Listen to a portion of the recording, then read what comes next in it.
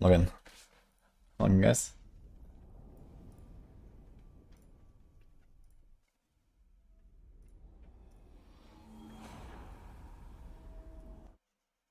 Yo, we got a sub from Super Murdoch. Thanks for Prime.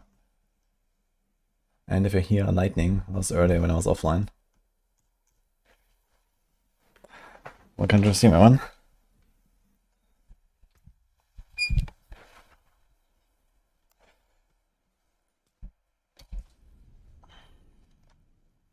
Update is not out yet. It will be 5 hours and 16 minutes. But we have work to do.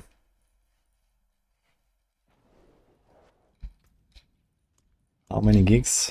Full game is like 80 or something. If you download all of the high resolution assets. Oh, I actually have a percent total armor neck already, I just realized.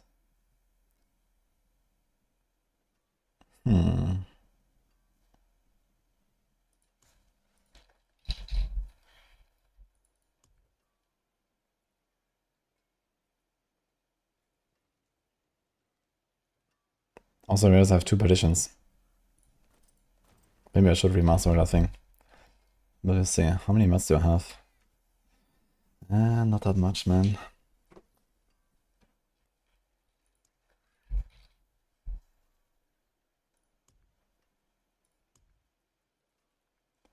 We had a temerity, right? Where's that? Here. And this was the Starless.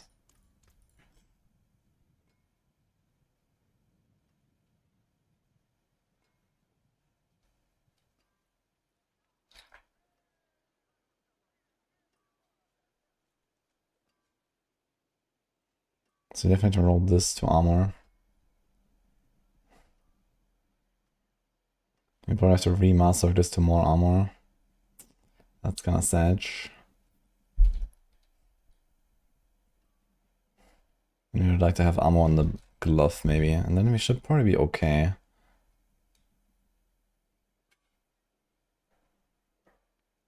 Okay. 6 minutes for this.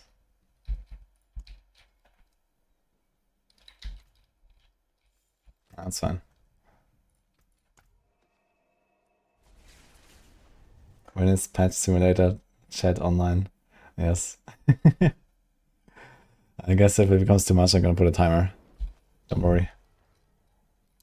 Yeah, they said 14th, but that's a lie. It's tomorrow. It's today. I got 3 whole Paragons.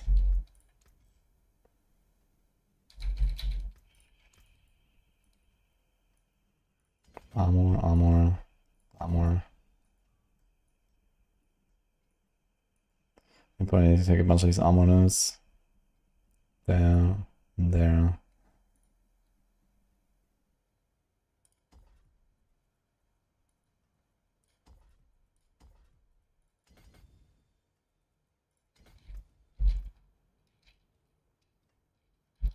Yeah, I mean, they never patch on Wednesday.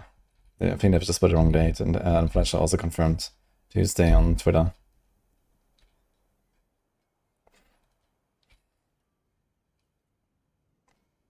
Okay, one thing I need to try while we're doing this here.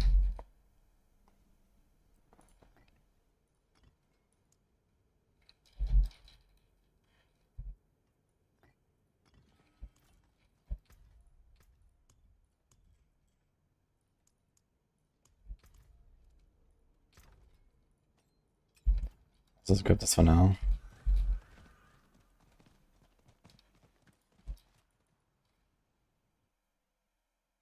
I think anyone will beat Pit 150 this season. We are like, I don't know, at least at 1 times 1000 damage multiplier away from that or something. So no.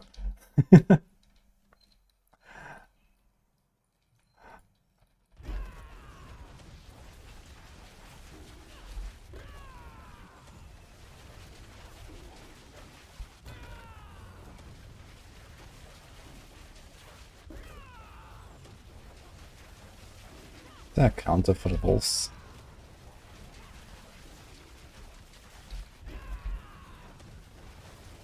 A lot of balls.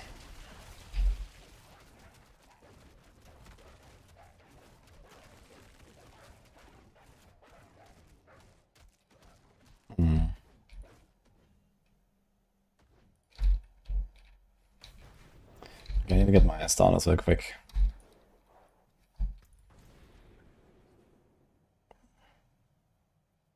Hello, Cat Tiara. Wait a minute, Bleach on an 80 stream streak, what the fuck? Okay. Hello. You play Crash again, it's gonna be a benefit for the build after the patch. Yeah, the Percy's Tempo builds get +2 ranks to everything, which is kind of cool. Like the Capitec builds. So all your cooldowns will be easier to manage. You can probably even take out some points from some of the skills and, you know, really distribute them if you have some passives to take. So that's kind of nice.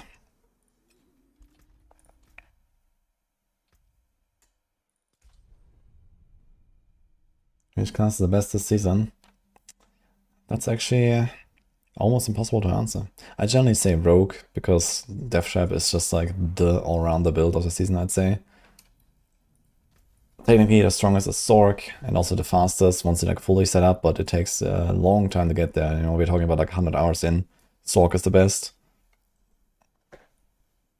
And other than that, I mean, everything is really balanced right now. And today there's a good chance that Spiritborn is going to become the strongest, actually. So let's see. We have some cooking to do.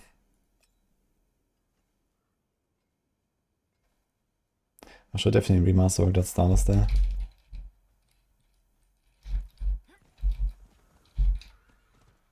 What's my res? Okay, how much res can we get here? 1, 2, 3, 4, 5. Okay, that's looking pretty promising actually. That's 7.5. We are 19 away. Okay, we're missing a little bit.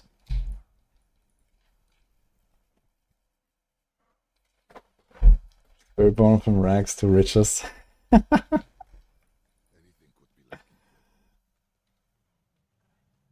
So that's 20 hours on your Sorc. Rogue is better at 12 hours. Yeah, basically. Like Rogue, you know, you just load it up and you start blasting. And Sorc, yeah, Sorc is fine. And then Sorc really pops off after like 100 hours. But, you know.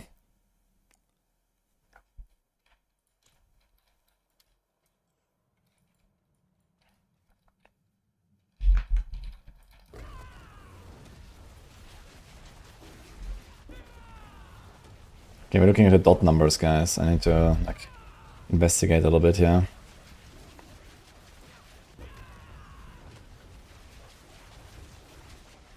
See, like, 30 billion ticks without stagger. 42. Okay, 40-ish.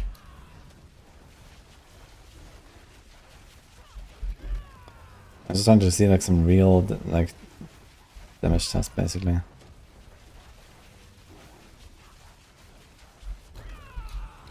But I actually have to change my runes without moving, because there's a chance that my positioning actually matters here. I need to take the quacks and maybe try this again.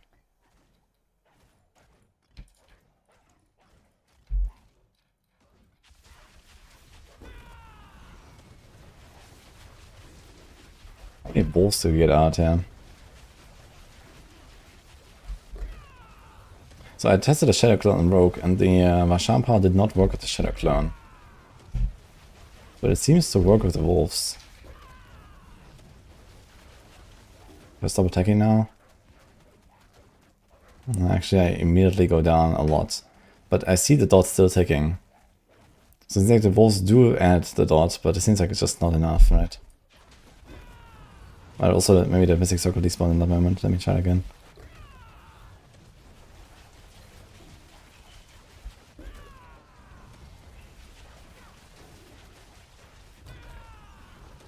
Okay, let's wait for the next Mystic Circle and then...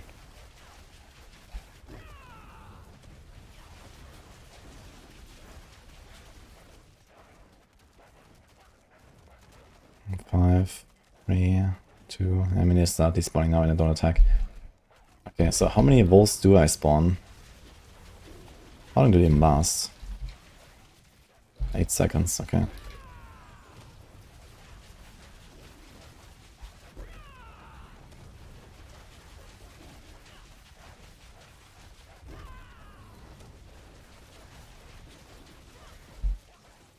Two, 4, 6, 8. We have like 8 to 10 wolves maybe.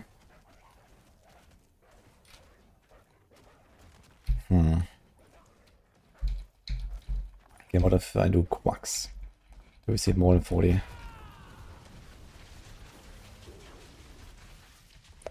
Definitely does seem higher. At least 9 procs.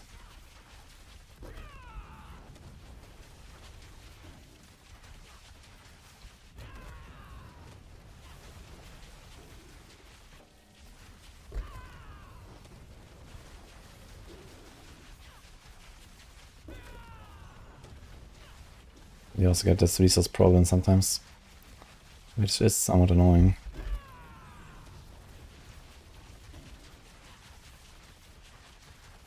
I see 60 billion though, without the wolves at all.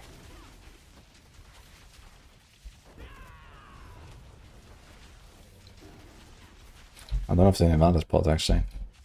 Should have done that, it helps a bit.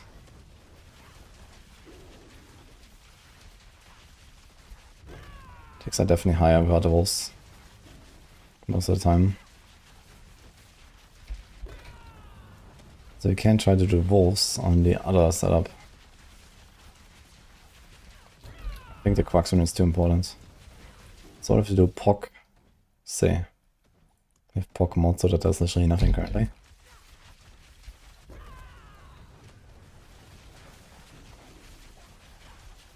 I see like 6 wolves, 7 wolves, 8 wolves.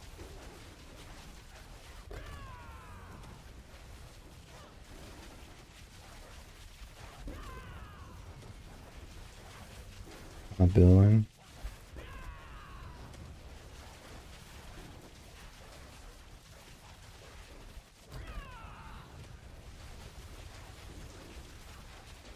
Without a stagger.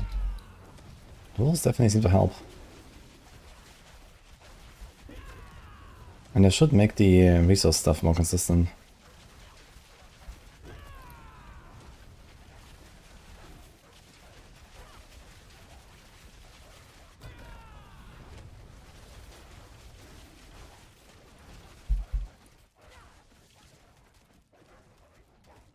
They don't look like bigger though.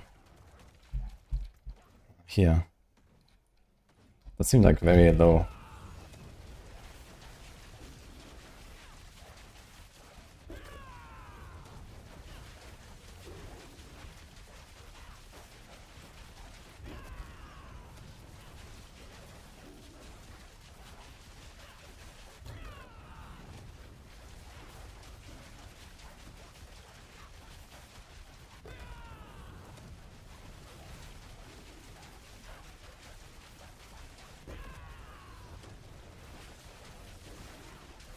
Okay, pretty consistent, go to like 80 billion on Quarks procs and like 40, 50 without.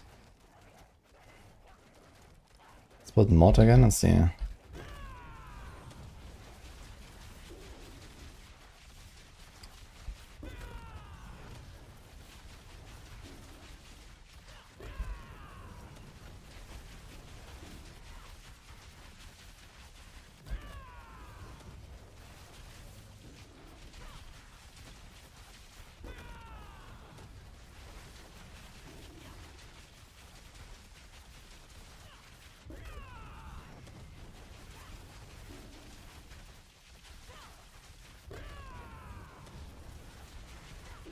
It seems like the wolves actually help.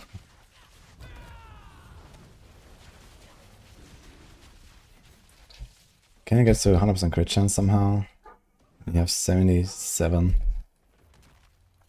We have GA crit already. We need more crit here and here, then we could get to 100%. We can only see the Jaguar and the dot. That would be nice. I guess I could put the crit power here. Then I just have like a cleaner idea here.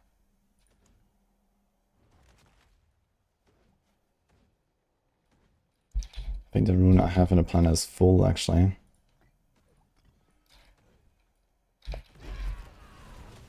How do you farm Forgotten Souls from their bosses? It's the only way.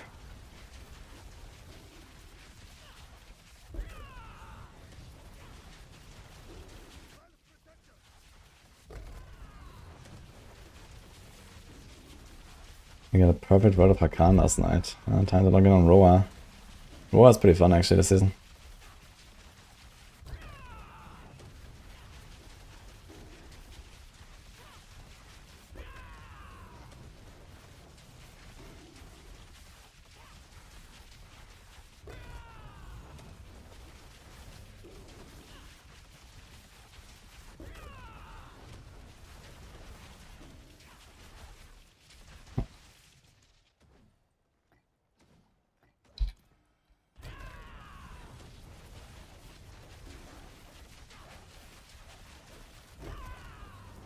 I mean, I should be proccing a Jagger Hall.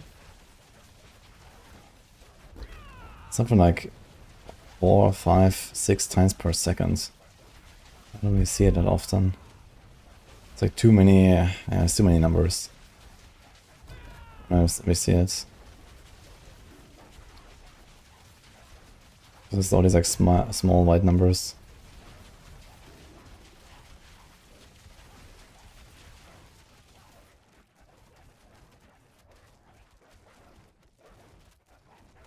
It also seems like the wolves don't actually contribute to the Jaguar Hall.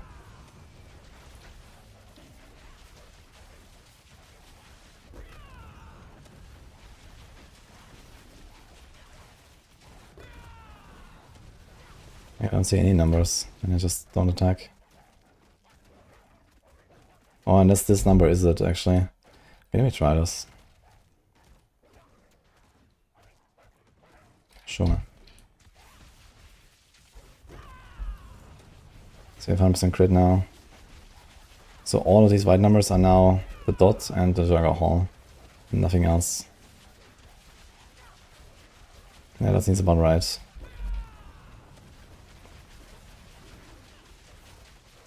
It's actually interesting how the Jagger Hall is like so much more damage than the dot. That's a bit sus.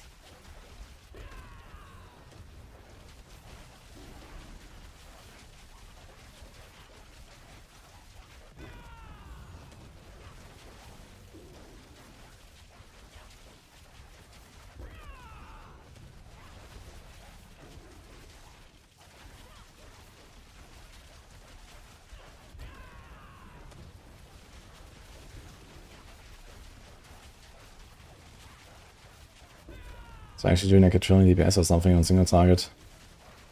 Kinda makes sense, I guess.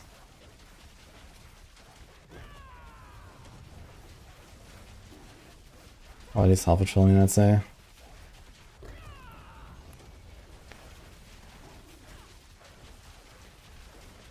And most of it is actually Jagger Hall.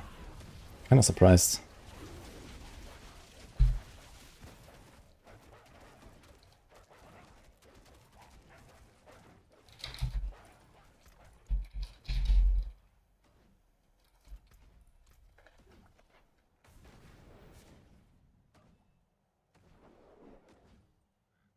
There's no campfire about the patch. It's not like a mid-season update or something. It's just a small balance patch and stuff, but some things actually get affected pretty heavily. Yeah, this is the Vashan build. We're gonna elevate it to #1 today. Let's go.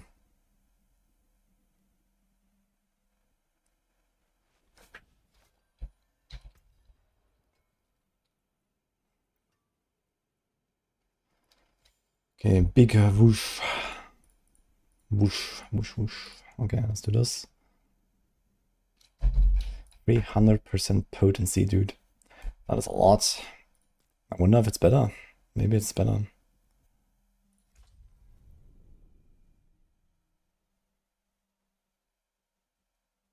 Will this patch benefit all versions of Quivody? Yes, actually. This patch benefits everything on Spiritborn but the poison builds. Everything goes up like 10-20%. And this build goes up by like ×2, ×3.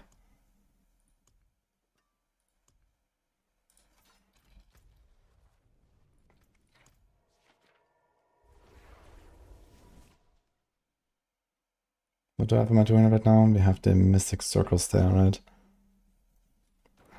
Okay, let's try. Do this. We do this.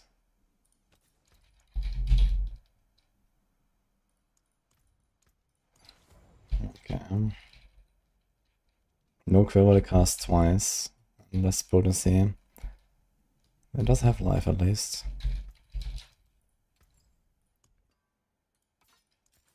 May the light keep you.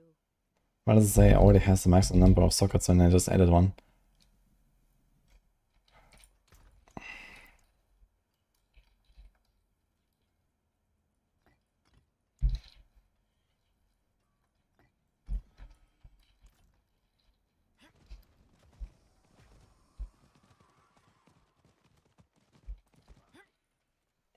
Thank you, Donkey.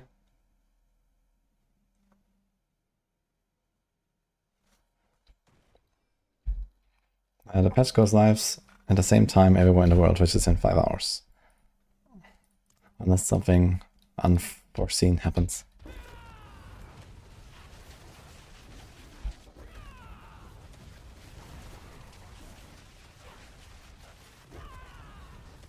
Yeah, the dot ticks definitely seem way lower.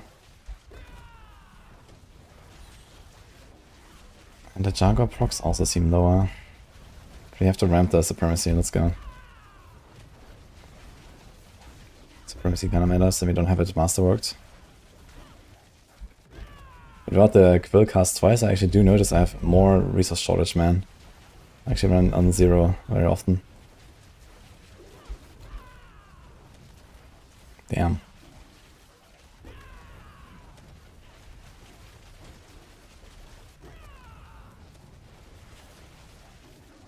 Let me try Ohm.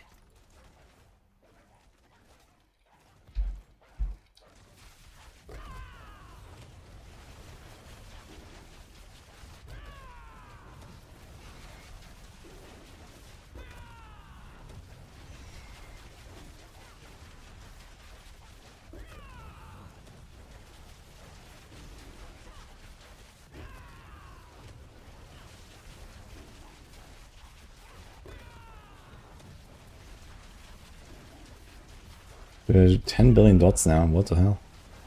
That's actually insane. The Juggernaut is a lot more, but the numbers are not higher than before. Actually surprised. I thought it would be way closer.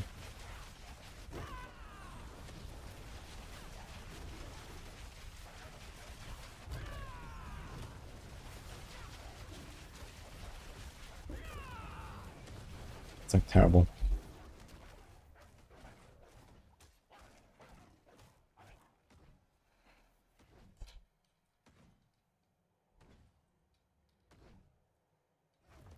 And it's also 1.0 attacks per second instead of 1.1.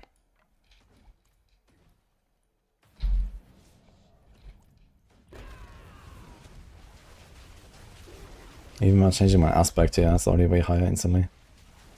Plus the resources, plus the Quax rune. Okay, so this definitely wins.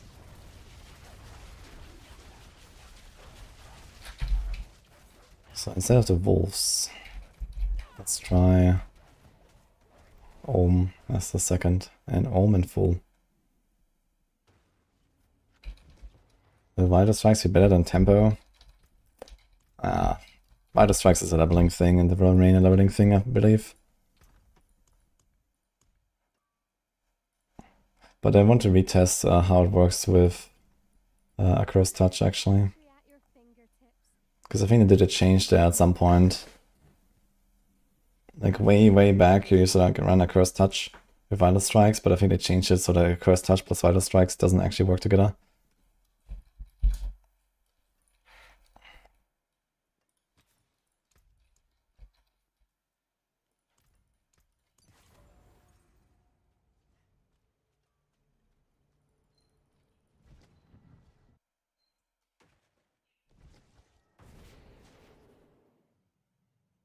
The peaks of Vital are much higher.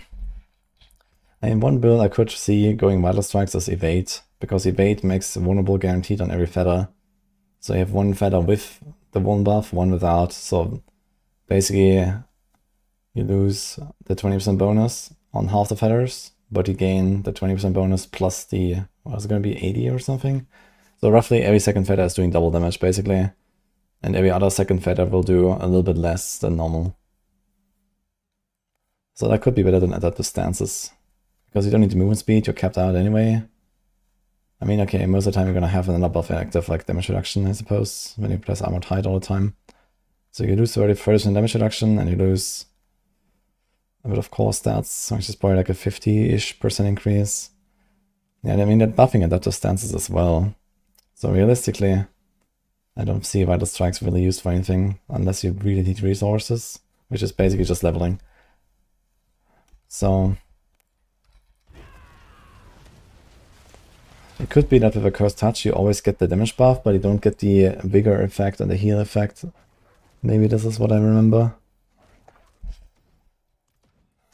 But I mean, you don't use the Cursed Touch for damage really in any build.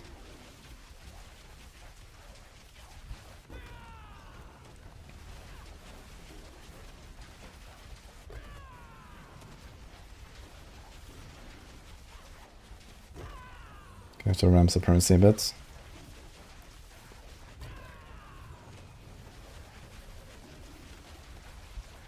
I'm playing the Vasham build right now, it's my chunk build.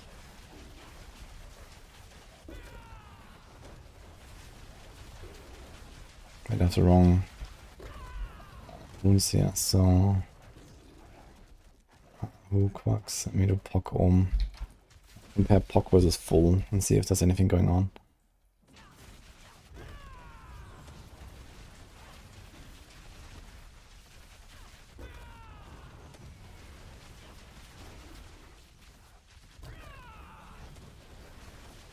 There's no mention of them changing Vasham powers, so right now I fully expect that it's gonna be OP as fuck later.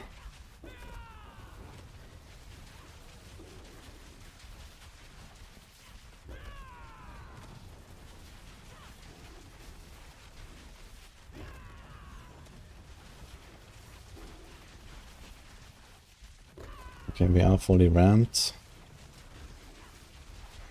Doing 50 billion ticks. With quarks, I guess, right? 50, 60.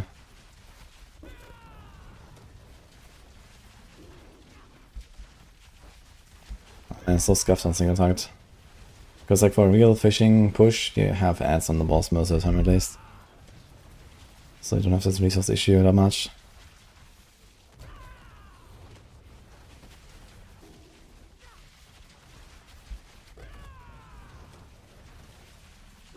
But yeah, we basically have to get like an uninterrupted window of like 2-3 seconds of attacking, I guess, to really see the damage. But yeah, we're getting to like 50, 55. Okay. Cool.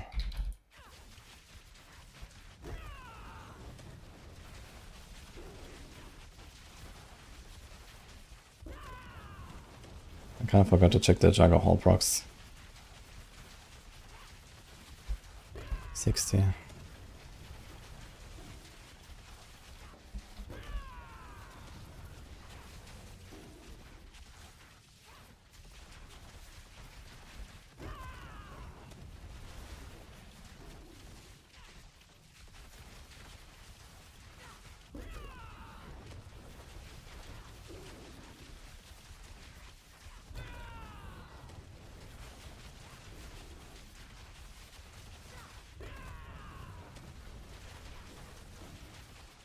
Okay, so the numbers on the dot seem very similar. I'm gonna double check the Jagger Hall numbers as well.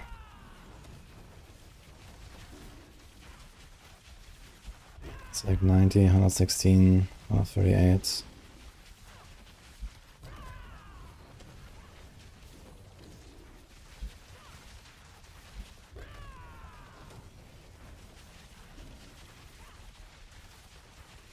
$51. Now we have a stagger.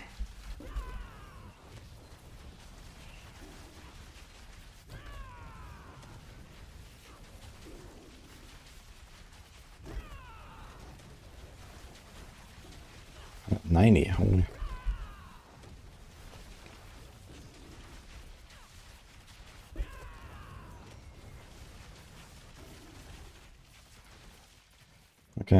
Let's try Ohm again. I need to check the Jaguar Hall numbers.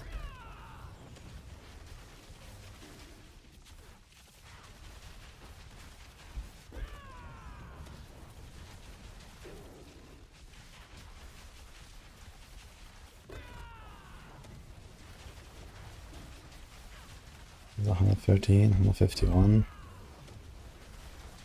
168, 188.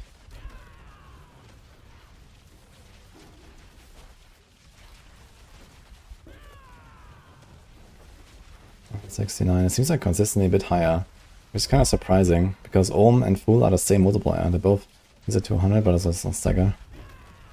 Ohm and Fool both have 15% multiplier, so there should be no difference.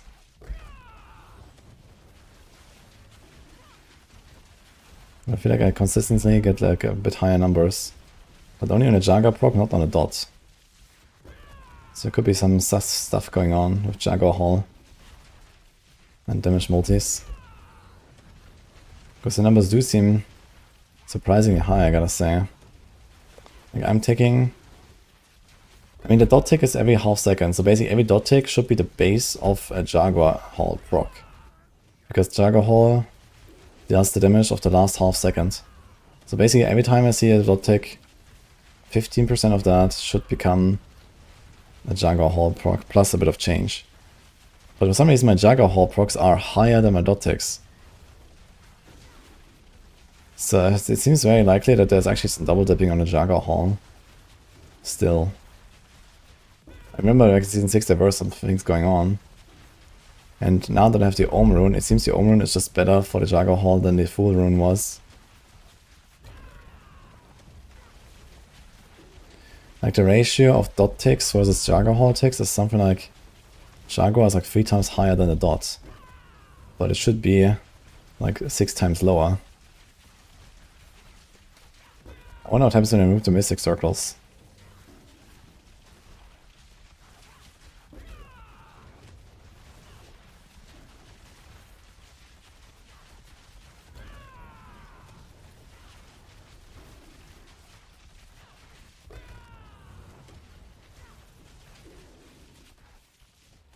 Before I do that though, we're gonna do more dogs. Let's see that. So we had like 55 to 60 billion ticks. And like around 200 billion on the Jaguar. Let's see this again. And like a hit should also help me with the resources.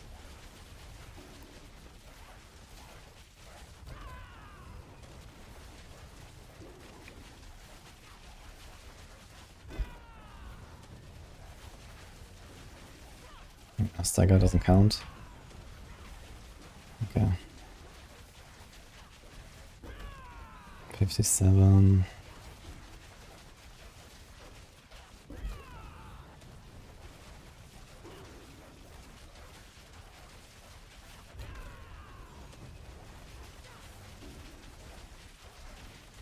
$70 billion tick there.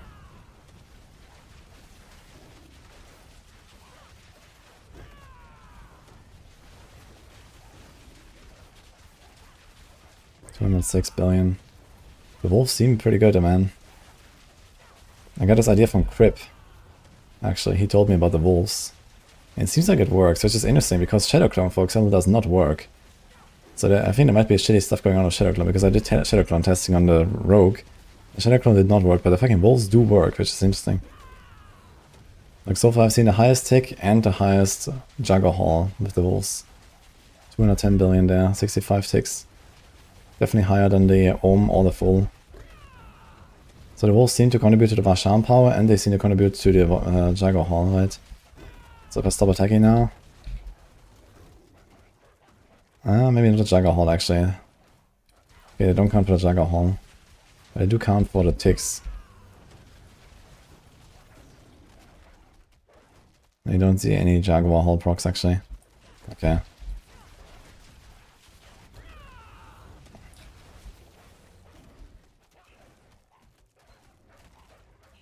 Like right here doesn't count for this, right? Yeah, right here doesn't. Okay, it's the wolves. Okay, I want to try one thing though, which is... minutes almost, by the way. Hi, Jet Rockets. Hello, RP. What if you use Gorilla primary? Hell no. I mean, the Gorilla... Okay, the Thorns proc might actually give us more... But it seems like the Jaguar Hall is the real damage here. You see, like, it's ticking... Like, if it ticks for 50 billion, that means 100 billion DPS. Because it takes 2 times per second. But my Jaguar Hall procs are, like, you know, 5-6 times per second, like 100 to 200 billion. Like, Jaguar Hall procs are way more. So we said that the Jaguar Hall procs are roughly triple the tick damage right now. So if you remove Plane's power, let's just put something useless. This will lose us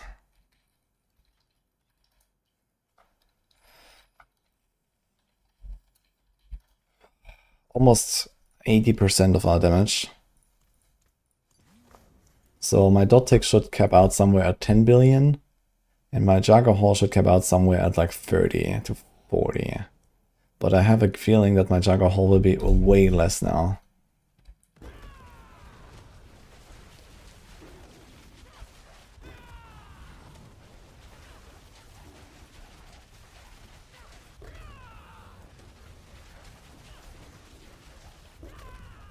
Need to ramp supremacy. After the second, we should be fine.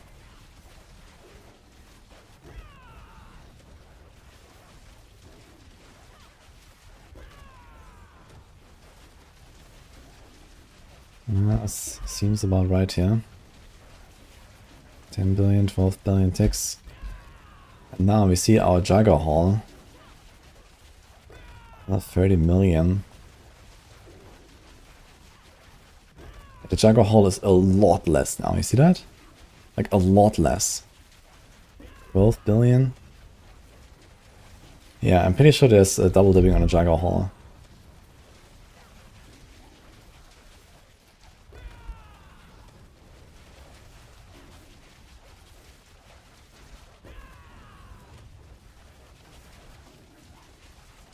I saw 10 billion and everything else is below that so far on the Jaguar Hall.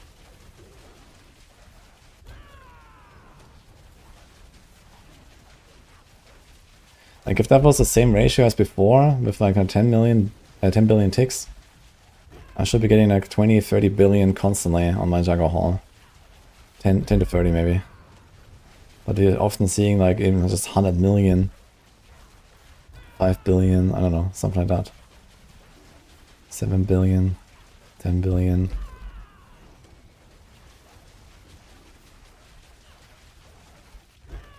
So the question is, does that check out? You have 10 billion ticks, translating to roughly 10 billion. So it's like almost 1 to 1. Now if you add like times 4.5, times 5 let's say, you get 50 billion ticks, so we are back to where we were. The Jaguar Hall was like times 3 of that.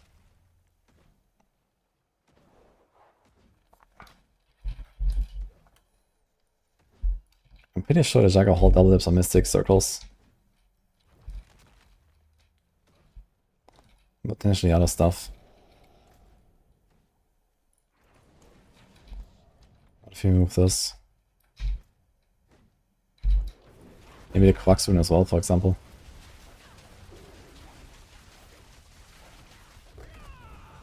Shit, we don't have the crit chance now, right? I need 8% crits. Where's the pot? 6. Fuck. How much is the int? Strength has crit. Give a strength instance.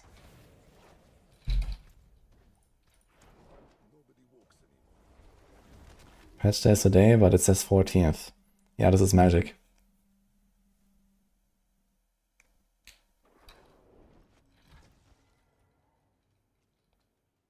Quack. Rune. Okay, 100 strength. Is that enough? Like I said, 2 crit, pork. I'm still playing this. It's a very fun season, actually. It's like probably the best season so far. Okay, so... Wait, did I take the pot? Okay, we have 100 crit. 100 crit, okay, so we see only the Juggernaut again. So I removed Perdition Helm, which is 60 multi. So if there's double dipping on that, then our Juggernaut should go down by another factor of 60 and 60 again. 1.6 and 1.6. It's like times 2.5 roughly. So let's see, we have 230 billion ticks now on the Juggernaut. 4 billion ticks. Sorry, on the dot. 4.5. And my Juggernaut is like very low now, you see that? 10 million? Actually, my Juggernaut seems extremely low now. What? I mean, the 4 billion ticks, my Juggernaut should do 500 million, roughly. But I very often see like 20 million or some shit. Which doesn't really make much sense. 1.5 bill.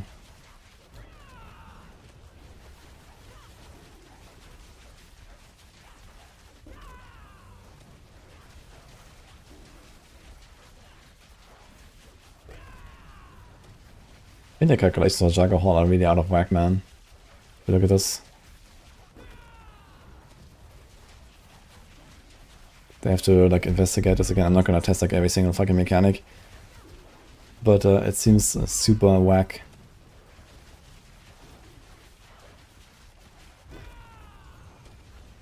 Maybe I should just redesign it slightly to make it something a bit more, you know, consistent in general.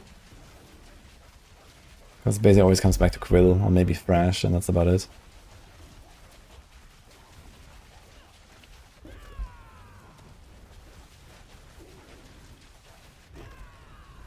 So that makes me wonder if you're actually gonna see that damage amplification that we are hoping for with the patch. Because if, for example, this generic damage multiplier also double dips into Juggernaut,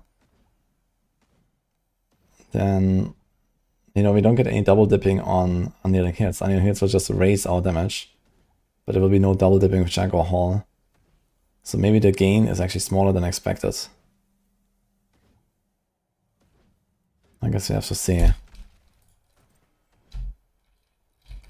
Because we expect to get it times 2.5, which is like 5 pitiers.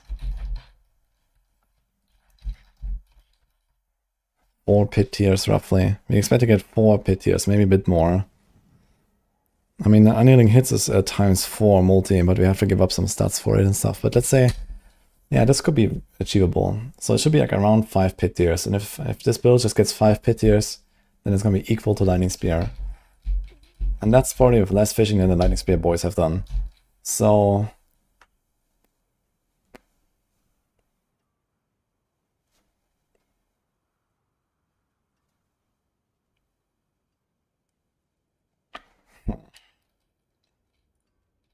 kind of weird because Supremacy is also generic damage multi. And I raised the potency by, like, it's a times 4 on just the Spirit Hall.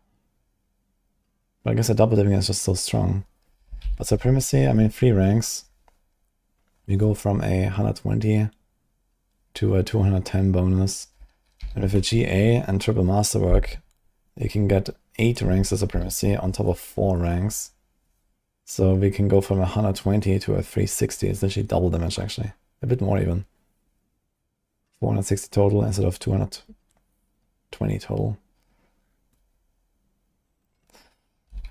So a good Wushnak power should kind of make up for it, but we also have less hits and less stronger procs, I guess. And this is not even like masterwork properly. You can get to 77% chance to cast Quill Volley twice, which by itself would already be like a gain of like at least a pit tier, maybe more. Plus we lose 0.1 attacks per second. Yeah, okay. I guess Wushnak power is not it. But it was worth a try. But what is it is actually the wolves.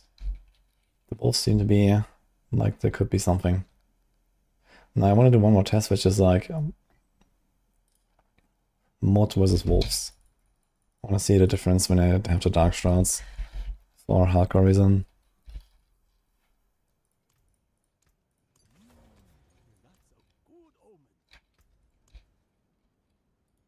Let's do this again. Hello Mabu Maru.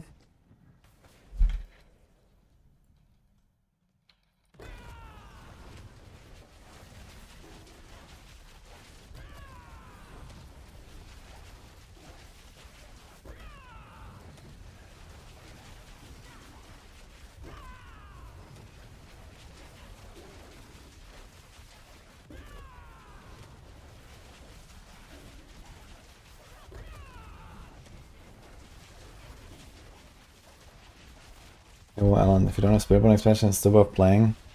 Yeah, I can definitely play, but it's best to get the expansion if you want to play a lot.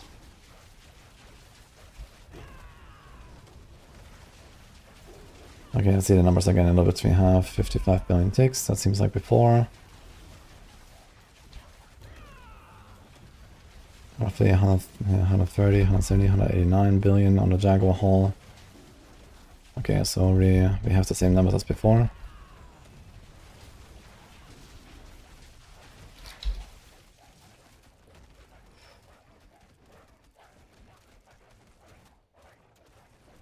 Now remove the wolves. Do that. How about those guys? Yeah, I'm not going, it's fine.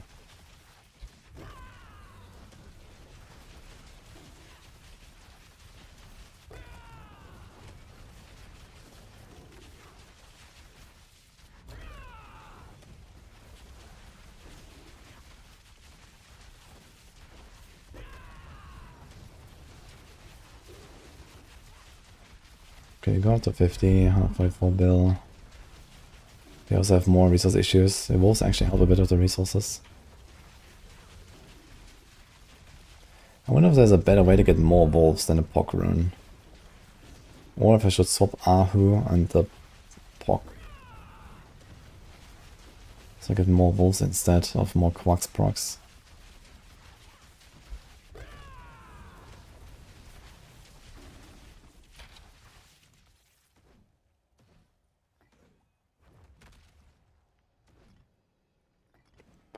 Say, ah shit.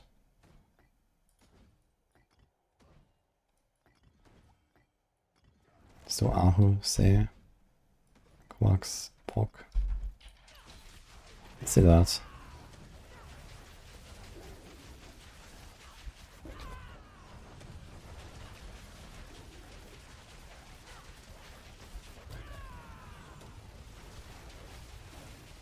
Yeah, it definitely seems worse. Quacks Ahu is just such a good combo.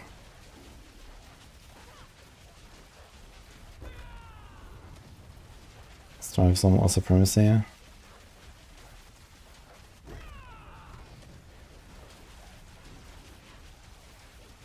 Ramp it.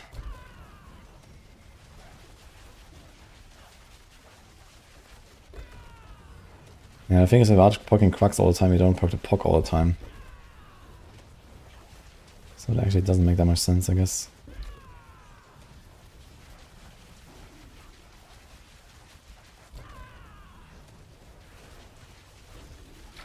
Yeah.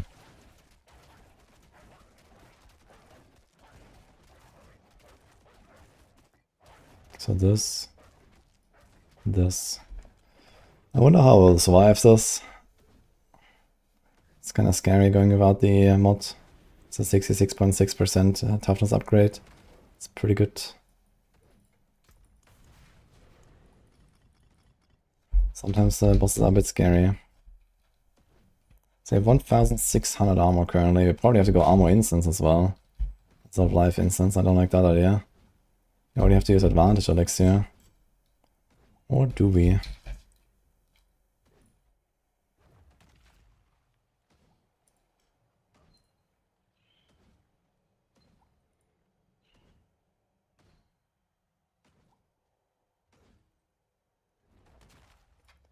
Which attack speed are we at? There's 115 right now. There's a ferocity going here. So you have 100% in cap 1.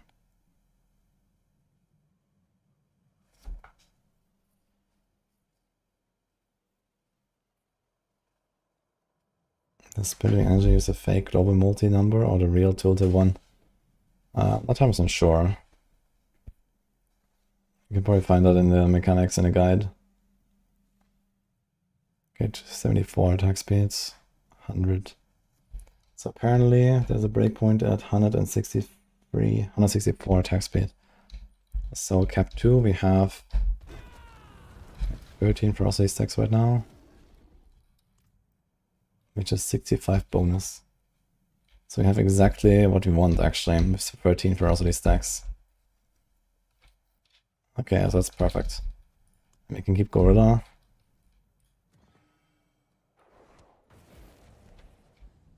I wonder if there's any other like potential double dipping shenanigans.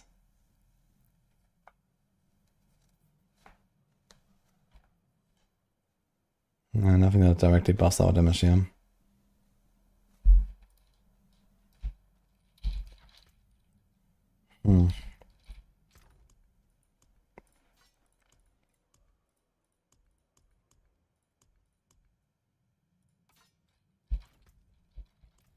How much armor can I reach with my current setup?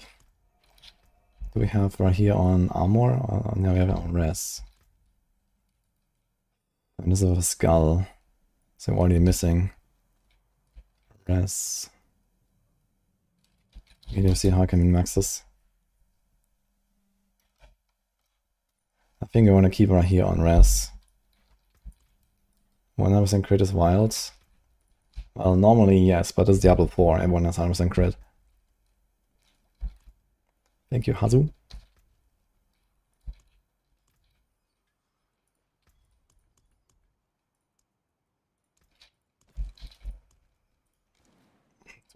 Two.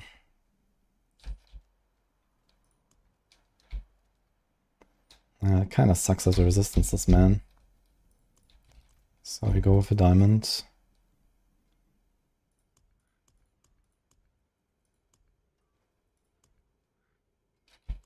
I carry the best shards of the heavens.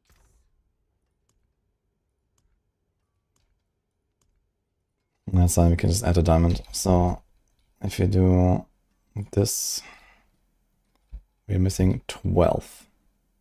Missing exactly the diamonds. If I take out that skull though,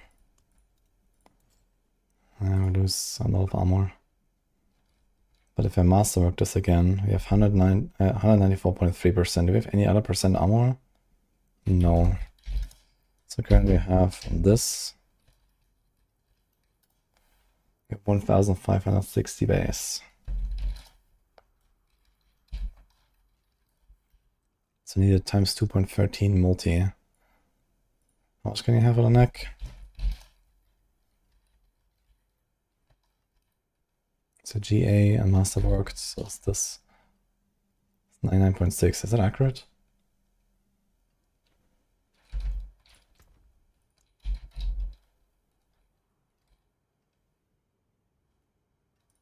Oh wait, that's not accurate. This is accurate. Okay, 48.35.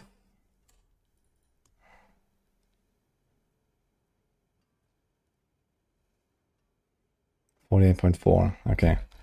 48.4 is the base. Okay. So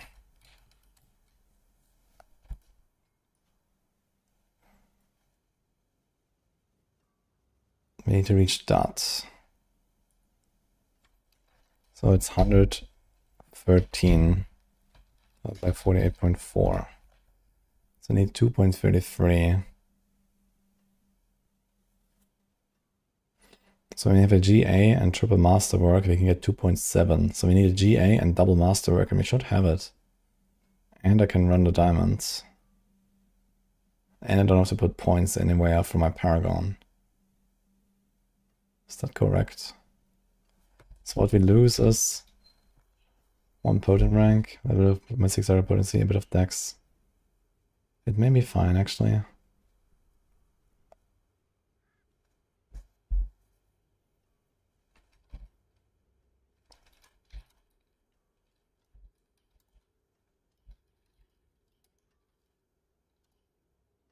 Yeah, so if 2 Masterwork crits on the armor, we are actually overcapped. I can probably even remove a few Paragon points and put them elsewhere.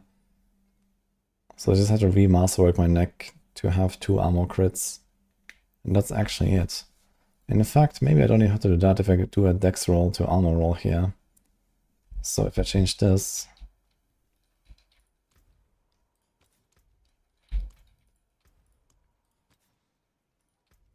That's 340 base armor. So we'd have this.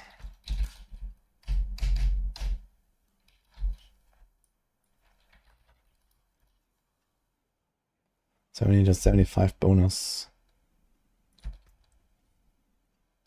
So maybe this is actually enough. It's a bit sus though. Obviously the armor increase. If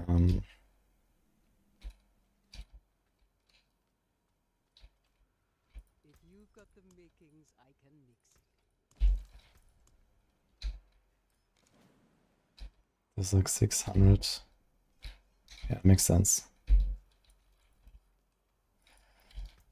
Yeah, with the current roll, 340 on the boots should raise my total by like around 750 armor. Just the boots roll. Kettle's hot. What do you need?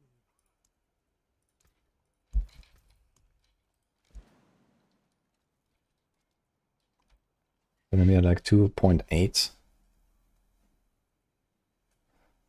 So I think 1 masterwork should be enough.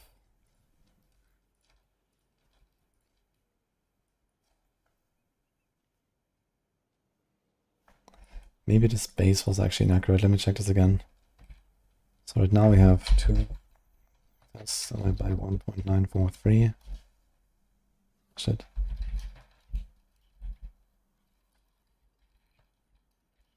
Are we in Torment 4? Yes.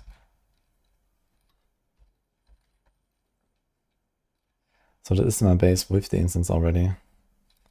Plus 340. Ah, it seems accurate.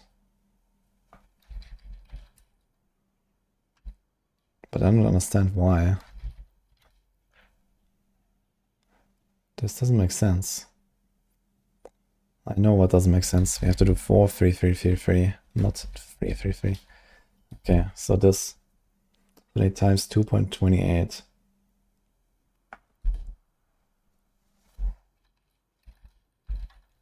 So it's a GA. This is rank 12. So it's still 1.5 masterwork crits we need to reach this. Which allows me to put out some points from Paragon again, basically. And without the armor roll, actually I need to redo this calculation then. So without the armor roll we have 1560. And when I hit this,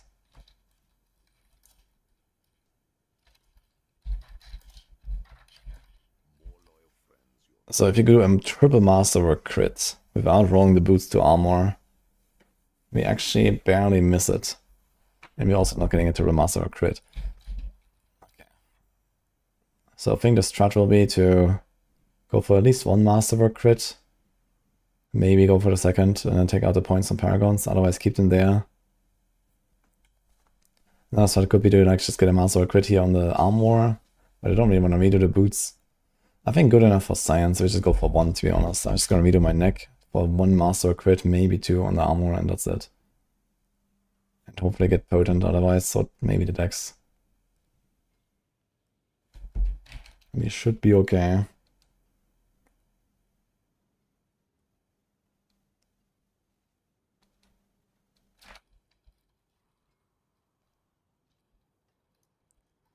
So they have this number.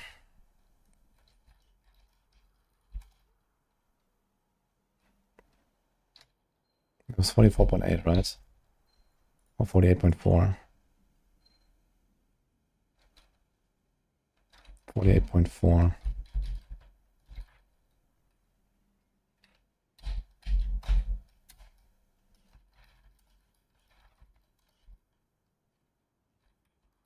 So this will be multiplied with 1 armor crit.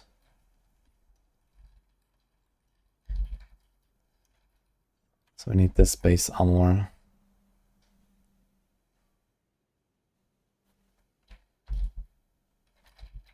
So you're missing 200 base armor. This means you're gonna be missing roughly 400-ish. 120 or something. So you're gonna be sitting at like 3 or 2.9k.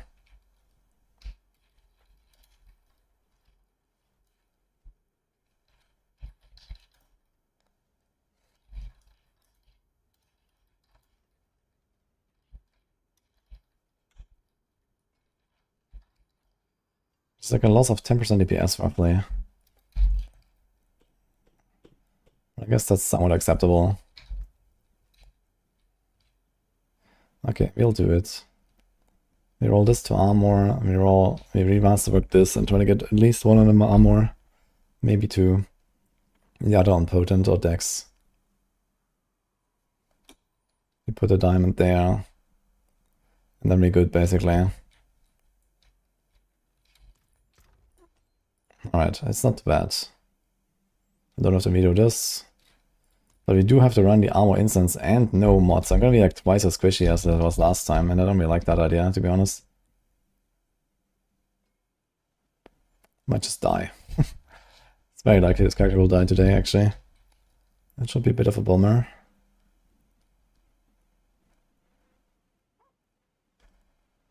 But the things you do for science, guys. Alright.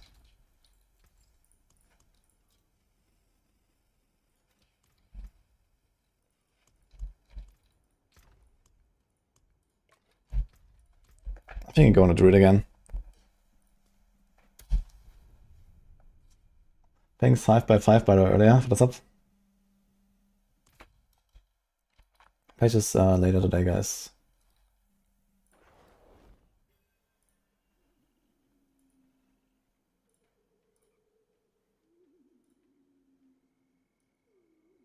Should be 4:13, so this is 252 minutes.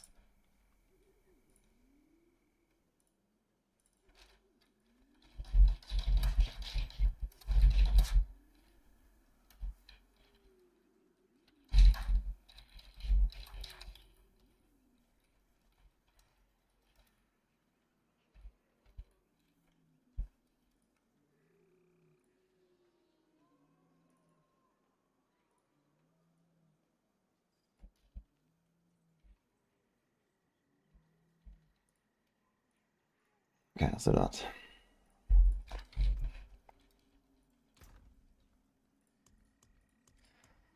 Oof. I have a very full stash. I need to do something before we start.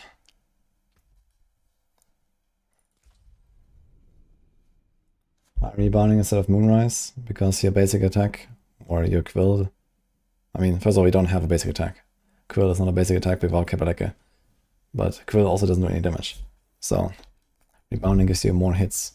And you care about the number of hits. It doubles your number of hits, which is double the damage. And not only that, it gives you also double the Juggernaut procs. So it's more than double the damage, actually.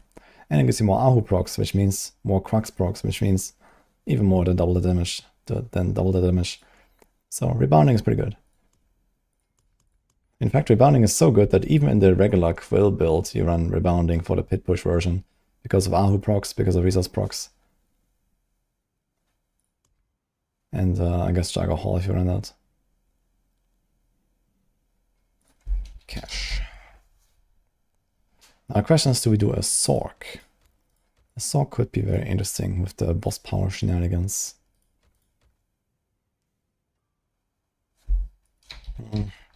We'll see. Still have to make a Sorc at some point.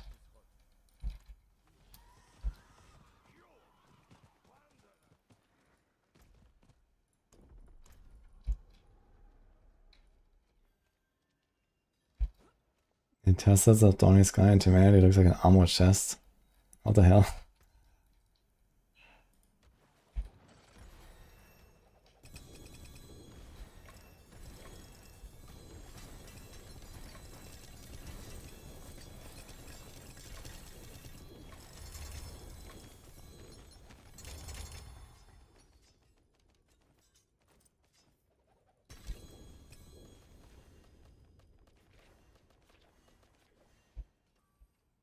Sanguivore. Wow.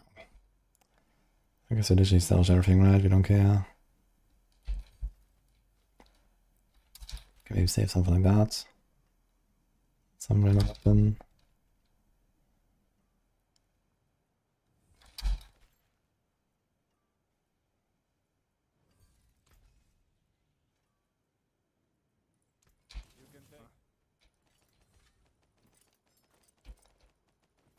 Spectral Ash caches do not exist currently.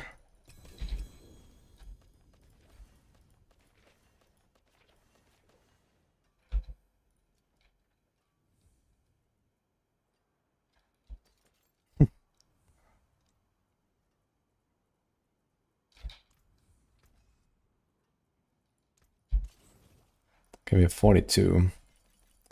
That's fine.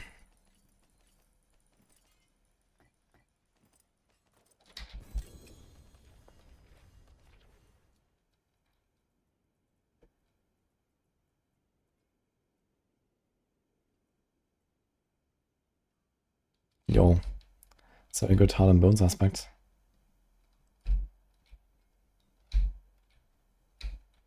Father bless. What do you need?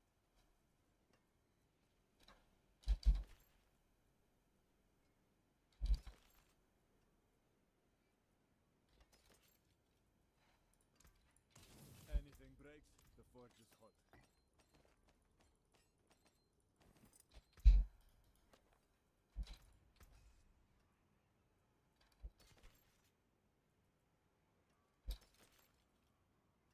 You actually don't need that many amulets, right?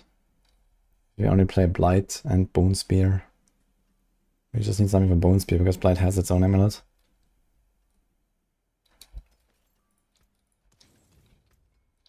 Let's go with that. Yo, there was an Aeon in there. Yesterday one guy wanted to buy Aeon for 220 million. I didn't have any. Unlucky.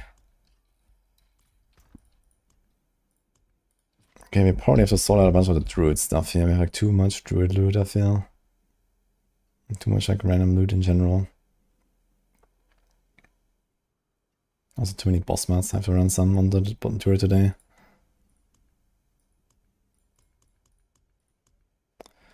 Maybe try to get rid of some of those.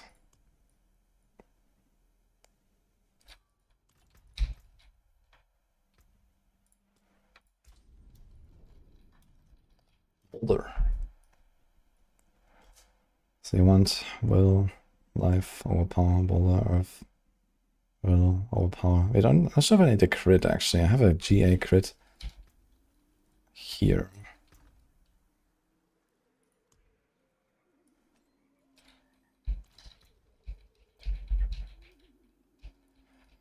In a perfect temper. We had 85. I don't need any crit on our offhand. If this is crit. If we do crit, temper, then we have enough anyway. So I can just go like maybe cooldown. Or will, life, I don't know what is a weapon? A mace. That makes sense, I guess. Mace is a bit slower, we do this. Totem. A lot of totems. We have that. I mean, there's like no other stat really to put. It would actually be nice to put something else on the glove, I suppose.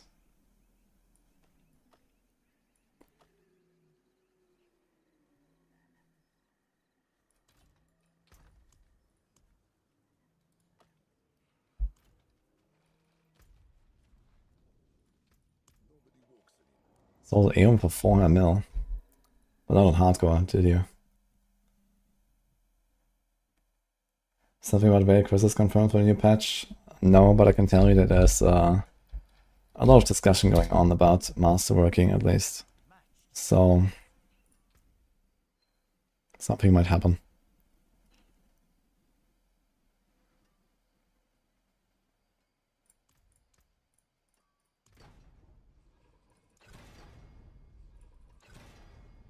Fuck.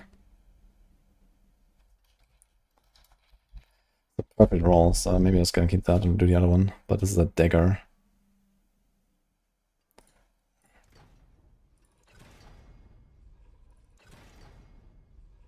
Okay. Earthiness. Noise.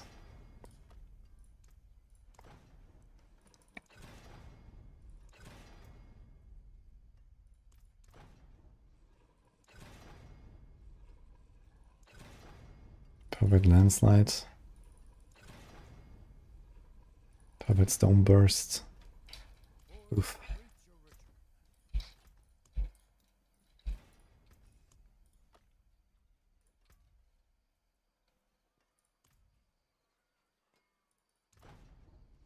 Boulder. Okay, let's try a bit more on the earthiness.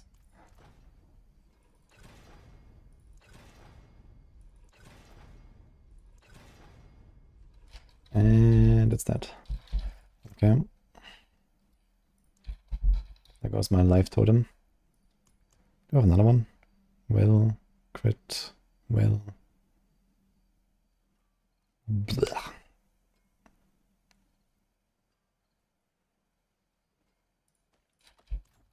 You need steel work?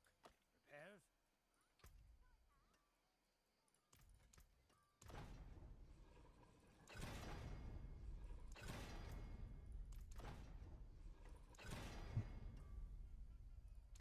Maybe it is fine, actually. As well as maybe it is actually fine. Is there like any other thing I can put there? I mean, technically I can do crit here, all power. It should be a little bit more. I think we have too much crit already. That's the thing. Dude, I should just like put the crit there. Like we have 7.8 and then also there's gonna be 7.8, so we're gonna be at cap. So the last one is literally useless. Unless we put it there and then we have no crit here. Or we put like a normal crit roll. Making core ranks. There's also more crit here to gain. So we never get an upgrade or nothing.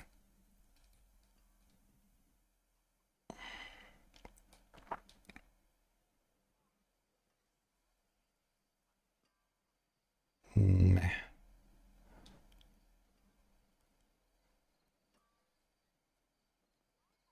Promise I have to masterwork this thing to 8.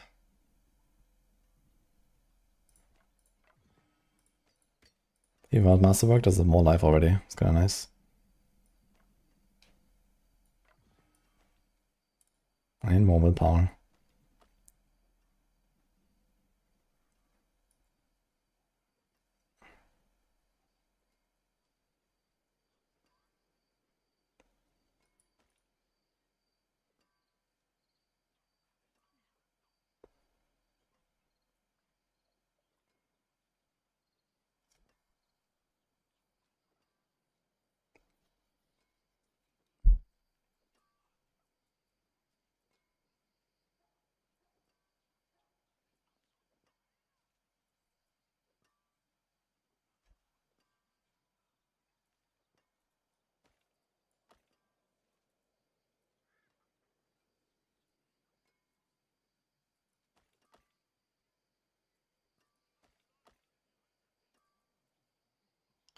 I think I'm unlikely to change my gloves.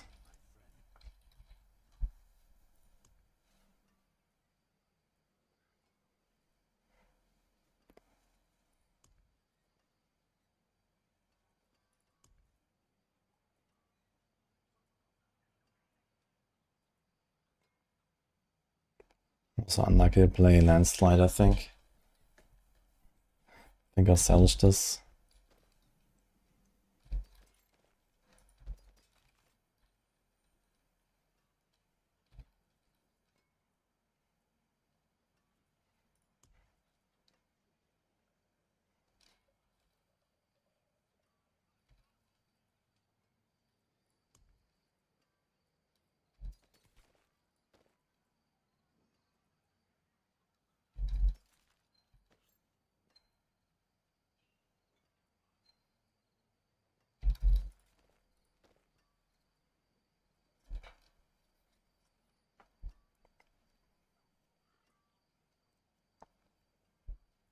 Might be worth some like Sorcs and so on, the GA crit, I guess.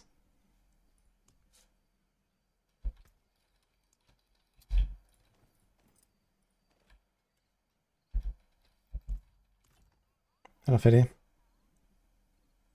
Imagine a 0.2 patch on Twitter will be next week. Likely. I think they're gonna fix the infernal hot stuff then and so on.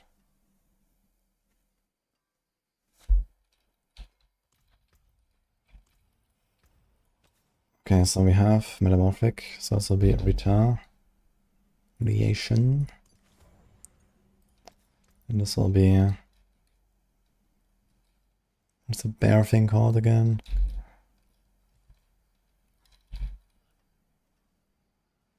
Changeling. Due to have a 16 out of 21.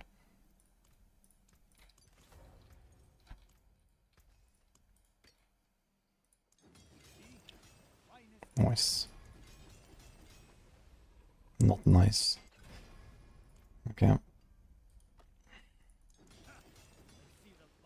Okay. Okay. Need something blessed? Cursed, perhaps? Actually, maybe the crit wasn't that bad. Okay, so the only thing you can get here basically is cooldown. This, all of this is useless, yeah. So it sounds yikes. Cooldown is pretty rare. But maybe we try our luck.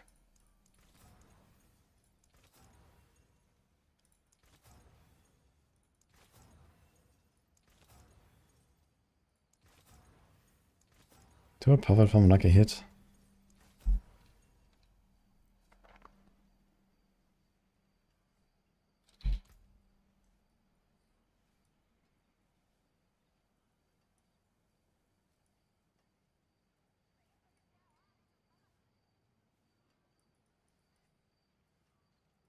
Not particularly.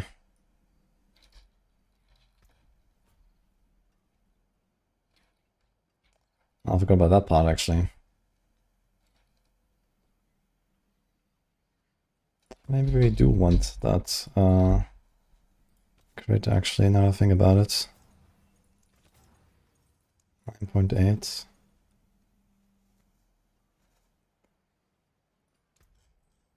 So we are at 80. 7.8. Yeah, I think we kinda wanna do this after all.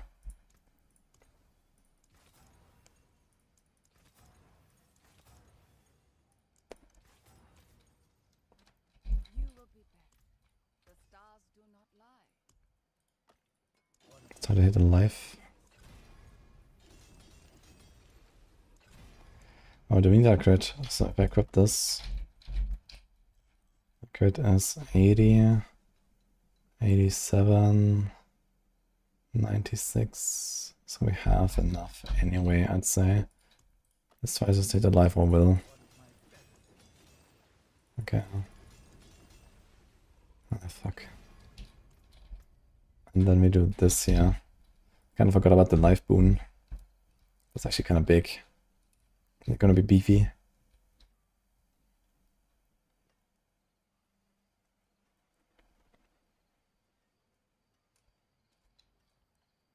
Yeah, we'll go on. Thanks, man.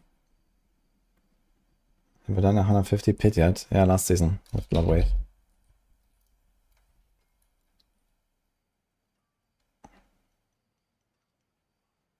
Wait a minute, these are 750 boots.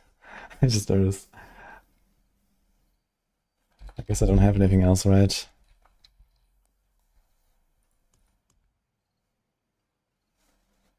Six spirit per second, is that a thing? Not really. Druid.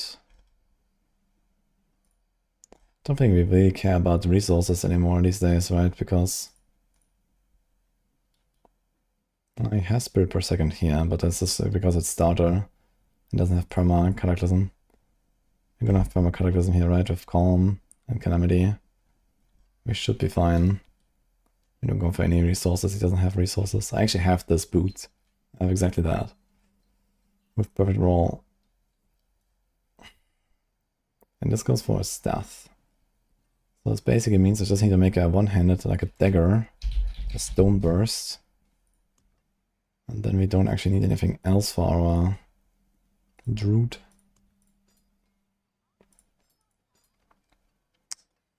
Hmm.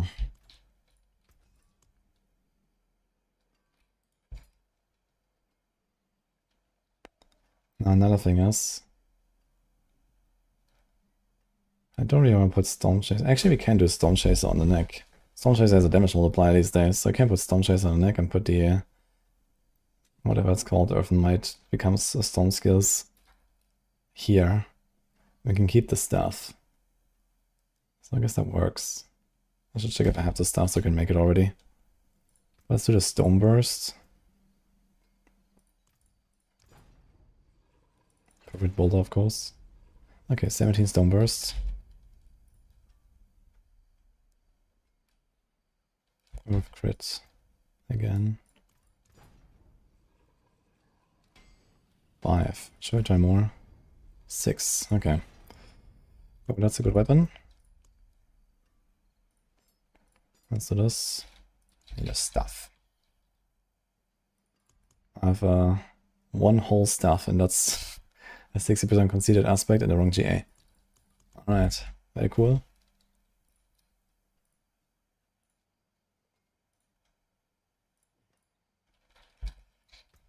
So stuff. So I can delete this. I can delete this. I can delete this. And this, and this.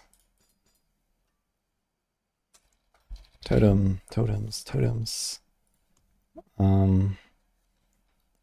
We don't need any more totems for anything actually. So we delete them all. This, and this. And this, and this. And this, because we have that for Stone Burst. We have no totem for Tornado. This one is actually sick. You also delete this one. And this one. And this one. Alright, what else?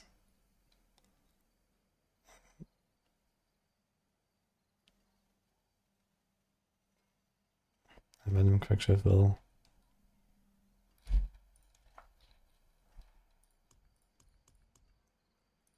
sort this a bit. And this. What about these rings? Unique ring, unique ring. Unique ring, unique ring. Nice. So, yeah, so literally nothing needs any rings. That's very cool.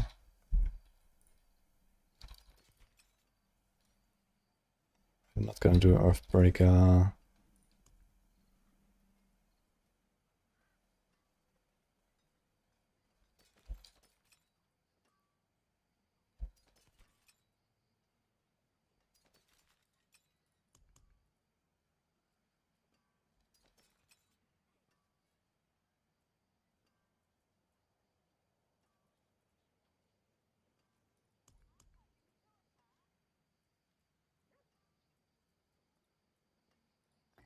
I have 2 Aeon runs, yeah.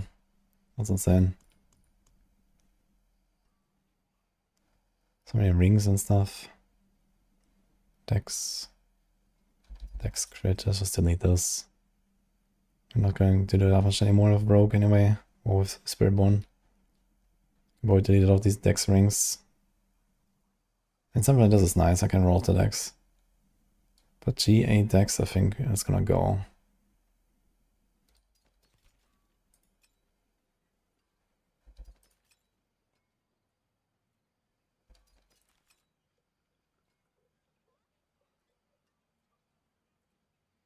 GA Int we're gonna keep.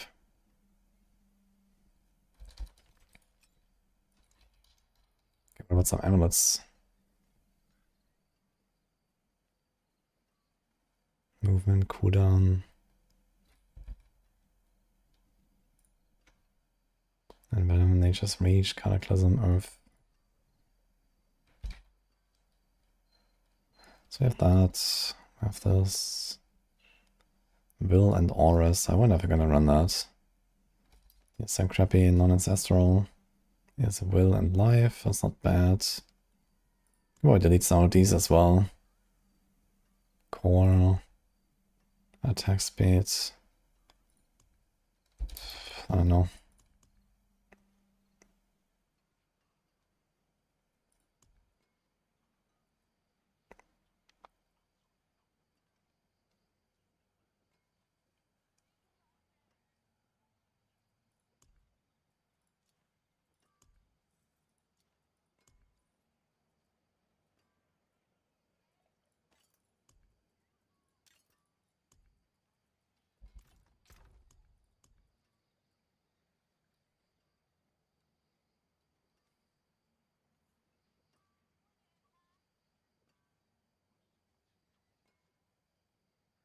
I'm not sure what my rogue has occurred currently.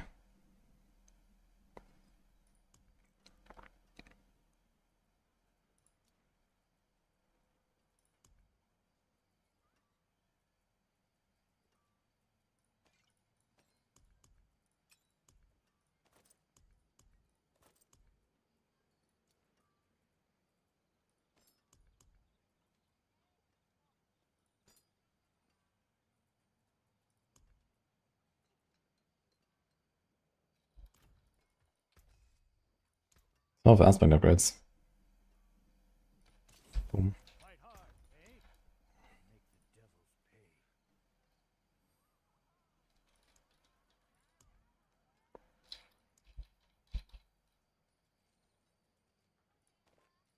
So we put this here, we put this here, we do this here. So you have this most important stuff. Random pants, okay. Random neck.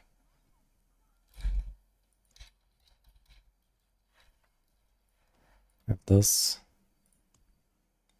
And this. Definitely gonna go for the heightened senses, right?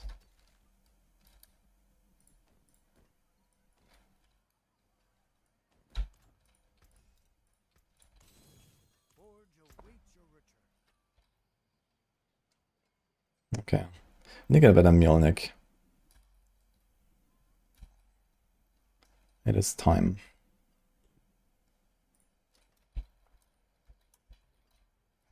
So this is Seer. Okay, then what else do we want? Dolmen Stone, I guess we're gonna give up. Basilis, we got Gaflan. Rivar. And Beast.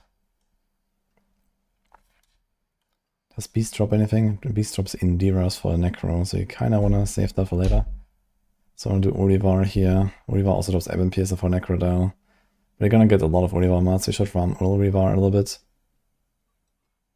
Ebon Piercer also drops on Grigor. Grigor drops nothing for us, right? Nope. So we skip this.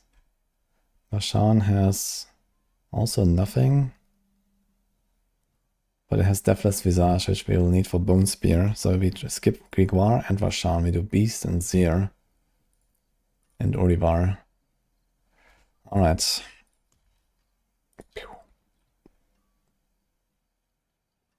Now I need a... some sockets. Ding, ding. I also need to put some runes. With Neoxan. I'll do Xal. Igni Xal. I think that's nice.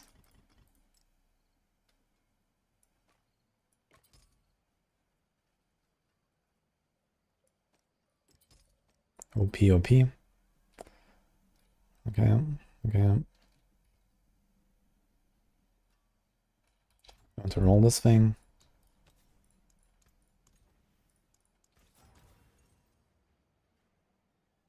$80 crit. 88. 98. Yeah, we have too much crit here now, but okay. Shitty boots. Shitty ring. Did I delete the other totem? Because if I get a Ancestor Mjolnir, you're gonna probably have enough crit anyway. I think I deleted the other one now. Nah, okay. I don't have to helps right now anyway. This might just be my Mjolnir forever.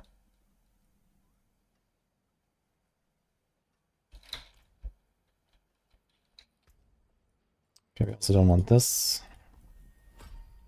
We do want this. We do this.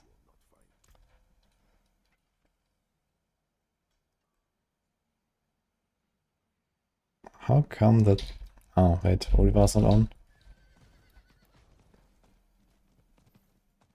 Uh-oh. Speak German medium. This is not the time, man. Na gut. Also 15%. 23 Sekunden, 26 Sekunden. Wir können ein paar Punkte rausnehmen. 1, 2. Okay. Resonanz können wir rauslassen.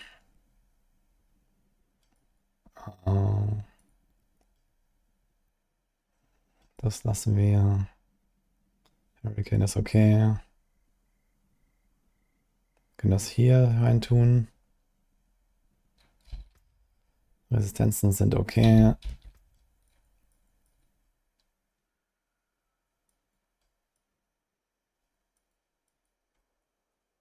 Ja, ich glaube, das ist entweder das hier, aber das ist noch für 8 Sekunden. Ungefähr ein Drittel Aufzeit. Können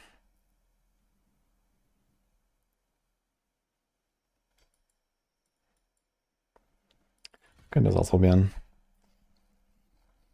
Das sollte eigentlich meistens funktionieren, wenn ich mich richtig positioniere.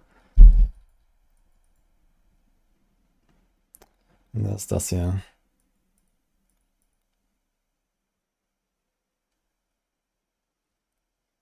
4% für 5 Sekunden. 8, 9. Ja, wenn wir mehr Abklingenzeitreduktion hätten, das wäre wunderbar. Dann könnten wir das dauerhaft oben halten. Mit nur einen von den beiden. Aber vor allem Bulwark. Ich glaube, ich mache das hier von...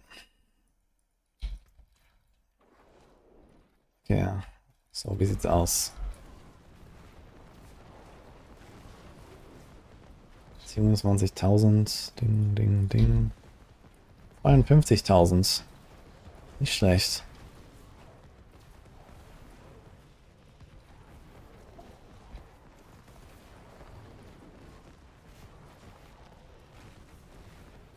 Okay. Let's go to Vashan. Let's see what happens. Oh, wait, we didn't want to do Vashan. We wanted to do Seer. Let's go Seer.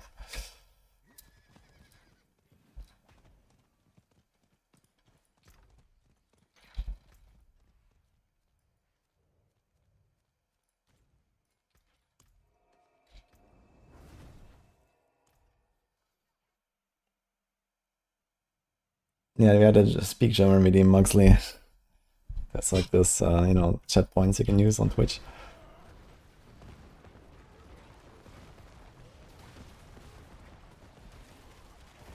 Okay, I think we should be chilling here.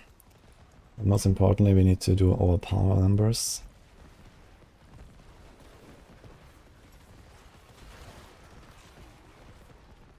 Crushing Hands is a nice build, yeah. Especially once you're decked out. It goes very fast in Tome 4. And even like speed farming pits and stuff, it's very good. Actually, we cannot profit from this. We have so many ranks on it. So that's unfortunate. We can do this. And we can do... I don't know what, to be honest.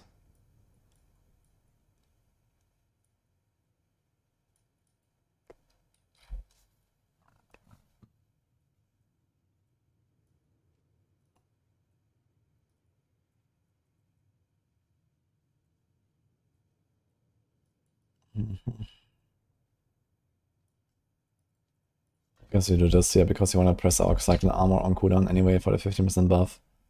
So you're gonna get this sometimes.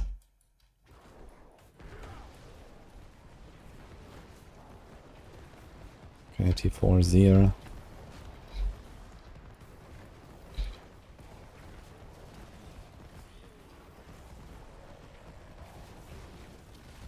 Okay, he's melting.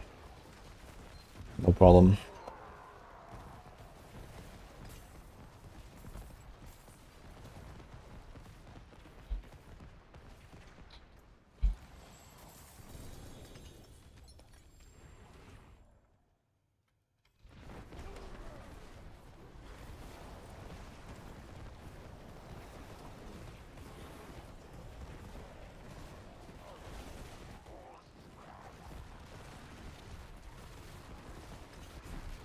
Pretty sure I could tank the hug as well, to be honest. I'm not gonna try. This patch fixes Varshan. What happened to Varshan? Belial.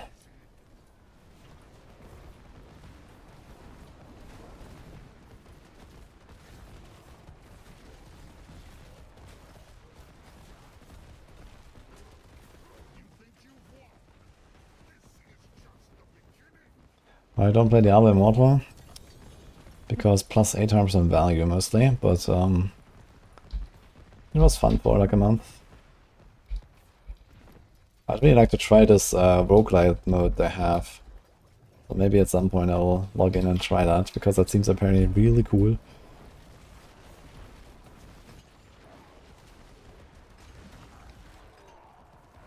Can do T4 Belial as well, I imagine.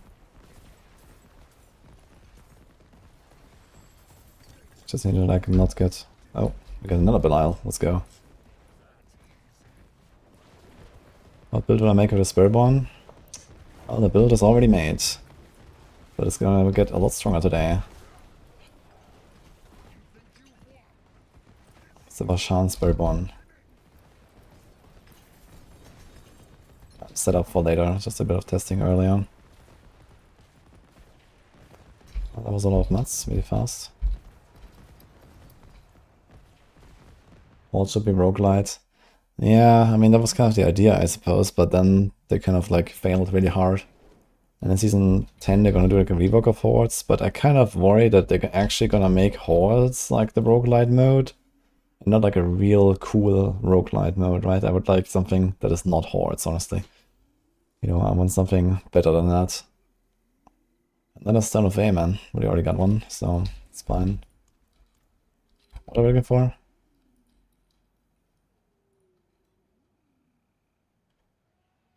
No, look.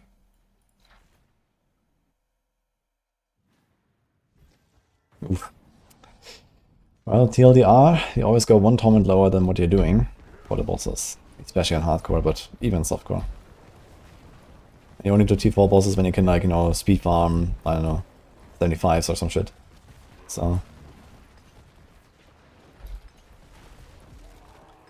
And yeah, I mean, make your character tanky, you know, have 50k life, 50k barrier, you can use blackmailer power for Giga barrier if you have Fortify in your build. Get the damage reduction effects that you can. You can use like a defensive glyph as well, you know, for that Druid. You can put Undaunted glyph, for example, these kind of things. Which I'm not running right now, actually, but maybe I should.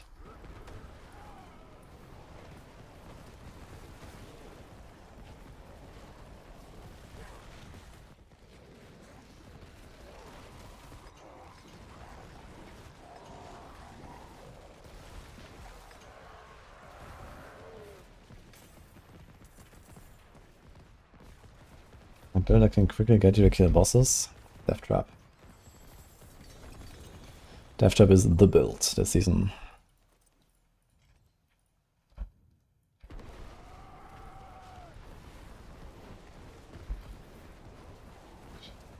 Yeah, we got the Vasilis now. Wonderful.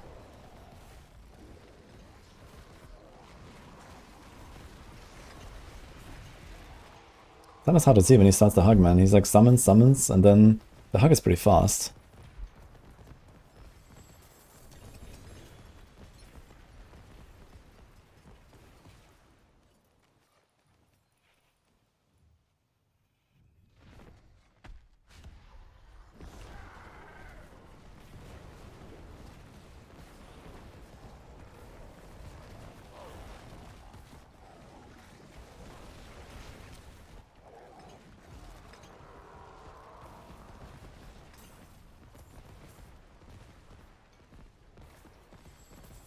It's so fun, it makes other builds feel worse.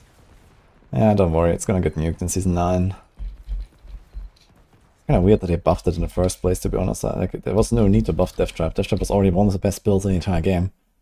And then they took it and just made it like 7 times more cracked for no reason. Like, what? Ugh. Blizzard, man. Sometimes they're kinda weird. Oh, I got a big helm. Oh, oh man. Okay. 64, dude. Any Vasilis enjoyers on hardcore? I have one here.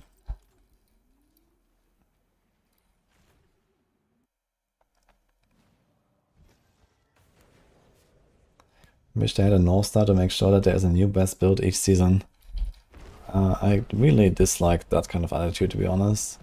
I don't think there should be like this one shining build every season, you know.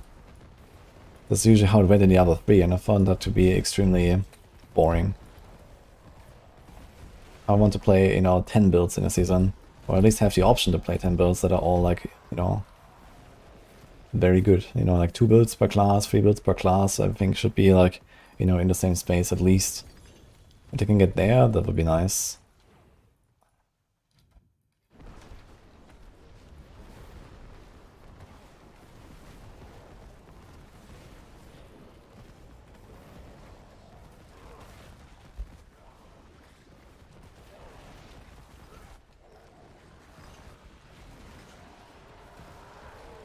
The more builds are viable, the better. I mean, we definitely have a lot of viable builds right now. That's why the season is so much fun as well.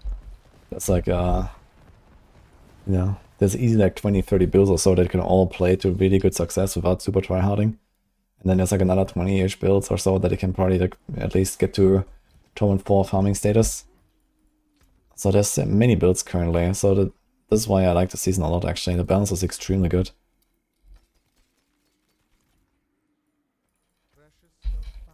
Outside of like the S tier builds, just making everything a bit too easy, I think.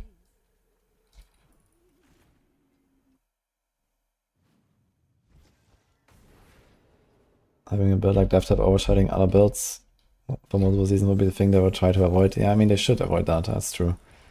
The Sorcs have it the worst, right? They had, like, for literally half this game's lifespan, they've had the same build so far. So that's kind of a yikes.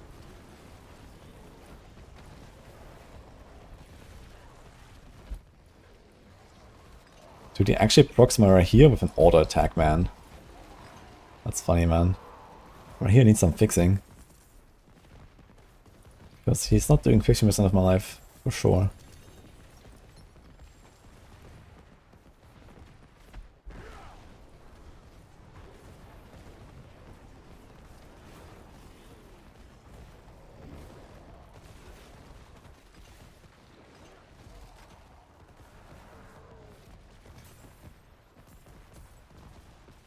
It just creates a false perception of build viability when the community considers anything below S to be F. I mean, that's a community problem. This is not a tier list problem, I think. You know, if people don't want to play anything below S, then that's on them, to be honest. In fact, I've barely played any S tier builds this season so far, and I had a fucking blast. So...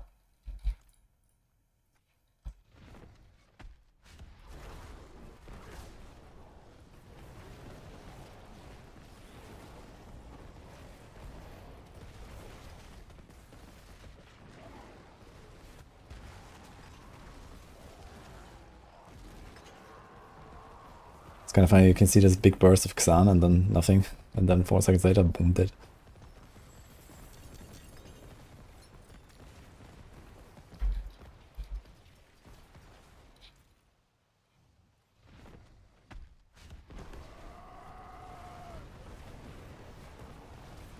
Negative damage bonuses make balance impossible. It's kind of the opposite, you know, it's very easy to balance things when you have all these like different bonuses that only apply to certain skills, right? You try to buff individual builds by buffing an individual item that only applies to that build, right? And that's why we kind of power creep the game really hard. Because every season they keep buffing something and then something else and something else. It would be very easy to balance things when you have these, you know, very precise in tuning knobs You know, like there's a certain unique that only applies for this build, there's a certain aspect that only applies for this build. It's actually very easy to achieve balance this way. It's just that it power creeps the game really hard as well when you do that. And I guess Blizzard just doesn't really have the right numbers to put on these items. But here, this is a Lightning Storm item. It cannot work for any other build. You know, if you want to buff Lightning Storm, you buff this item.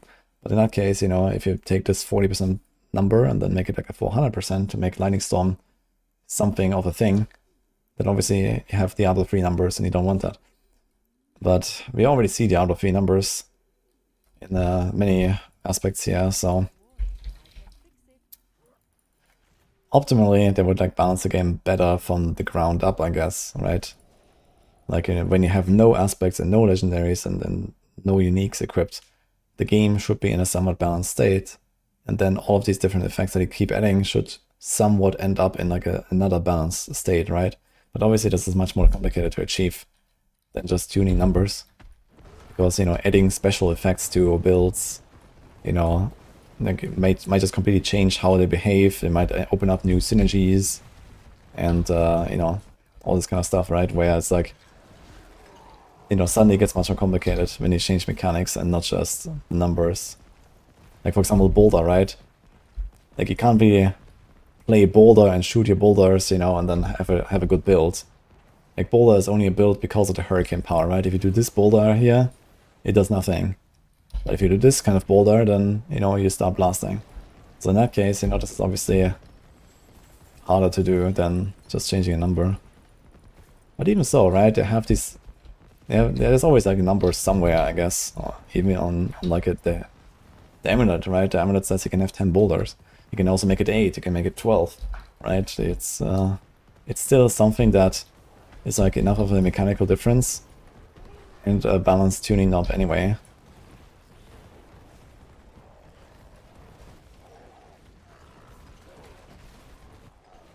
And I guess the main problem with balancing is that, you know, the devs are not always aware of what is actually the meta.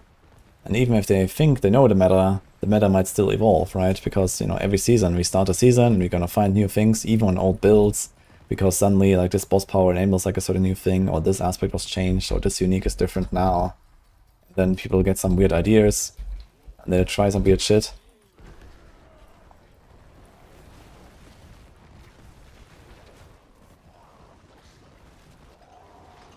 And then you would have to basically go back and re-evaluate the power of the build once the meta has shifted. And I guess that makes it difficult, because there's so many different options to make a character and make a build, right?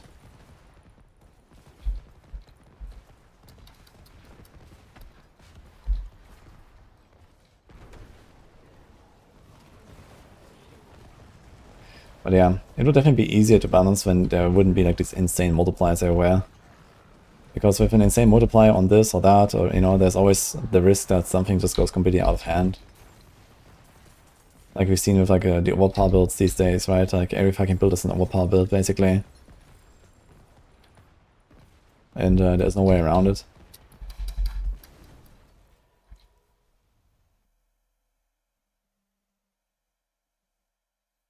No unique should have a multiplier. They should be functional only.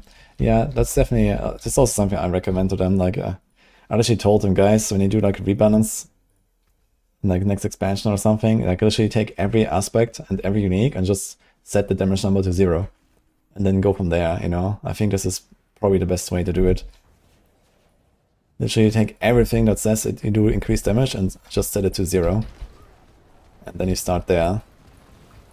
So we need like a hard reset, basically, on a lot of these multis. Like, it's okay for some aspects to just give you like a damage buff to certain things or something, or under certain conditions. But we basically have like insane power creep on everything, right? Like the fucking tornado aspect. That used to be... Okay, tornado now chases targets, which is an extremely powerful mod, right? The storm chaser aspect on Druid. Like, that aspect is like insane for our tornado Druid. But then they decided to power creep it and also added a damage number that is actually like higher than most other aspects in the game on top of that. You know, like the Storm Chaser aspect, having it versus not having it is like your character literally does like 5 times the damage or 10 times the damage from one fucking aspect. And then they decided to also add like a damage number to it. Like, you know, this doesn't make any sense. They just did it to try to boost Tornado, because every Tornado build has to run that aspect. And this is like a tuning up to boost Tornado. But the aspect by itself is just too strong.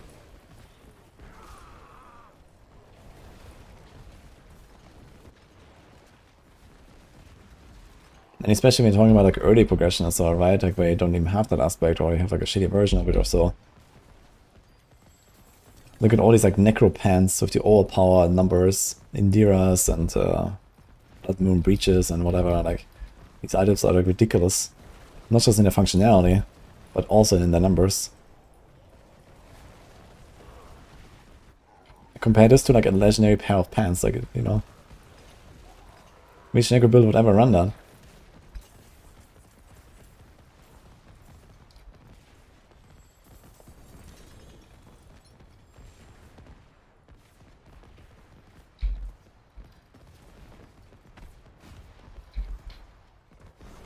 Hey, demonios.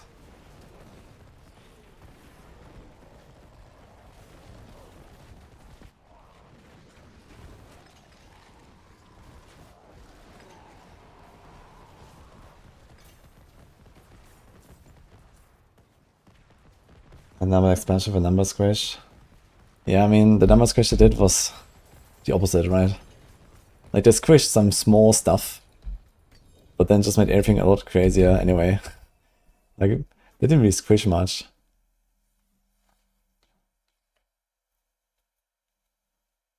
So they're stronger than Death Trap Rogue. On the high end, yes. But most people will not get there.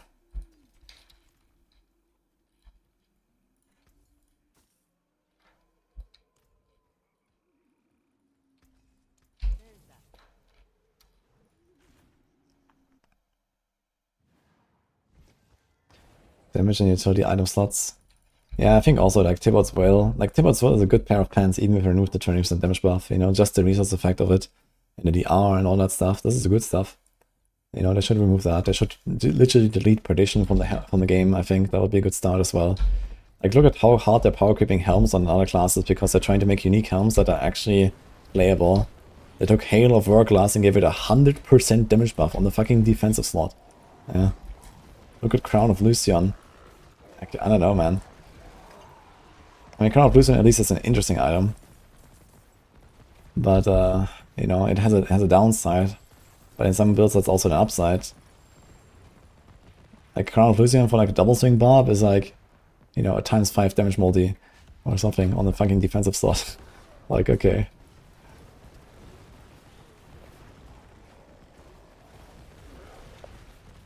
Can actually play it again later. Go do some double swing Barb this season, this week, yeah. I have all my stuff ready pretty much.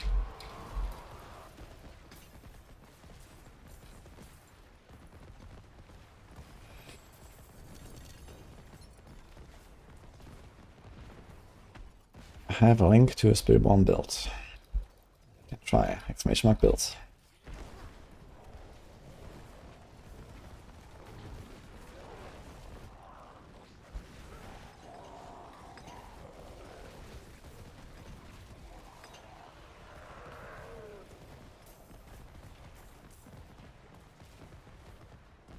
The Chinese guy sold you 200 runes for very people low market. That's some super shit. Yeah, I'm not sure what he expected. Question is, what are you doing with 200 runes?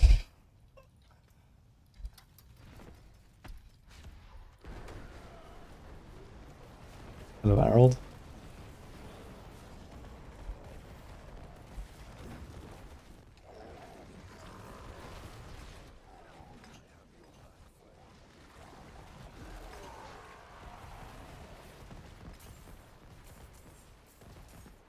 Classes shouldn't have main stat, they all should have some interesting use. I think the stat system in this game is okay. But I could definitely lower the values of main stat, I guess. It's also just like another, like, you know, random damage multiplier that doesn't need to be there, I think.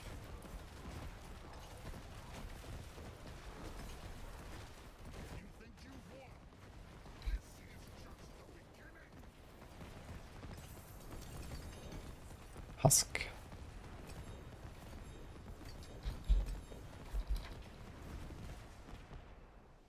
For a pure poison build, what is better, Rogue or Spiritborn? I mean, since like the Shadow Clone is so bugged with Poison Imbue, I think you don't really play Poison Imbue currently on Rogue. It's mostly physical with Shadow Clone. So I guess Spiritborn wins. I wonder if Andariel Spiritborn will work after the patch with unyielding hits. That would be kind of big. That would make it a very good build. I didn't specify Andariel's Visage to work with unyielding hits in the patch notes, but it could be a side effect of maybe fixing all dots to work with unyielding hits now.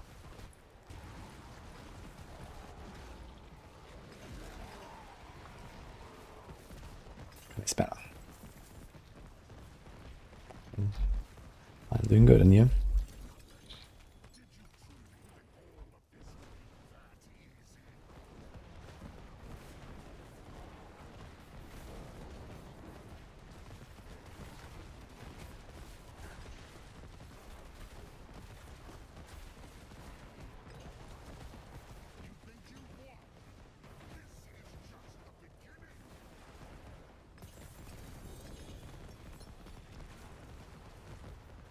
A lot of Belials.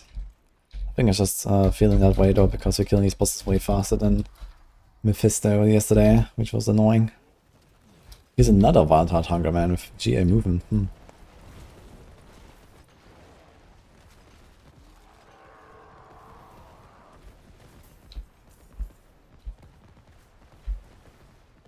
Nothing has happened to the Varshambles yet.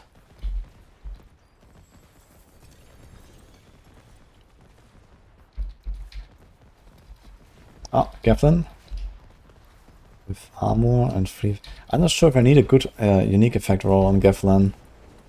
Maybe you're fine, right? Wait, let me do a bit of calcs on that. Maybe we can just use that thing. So...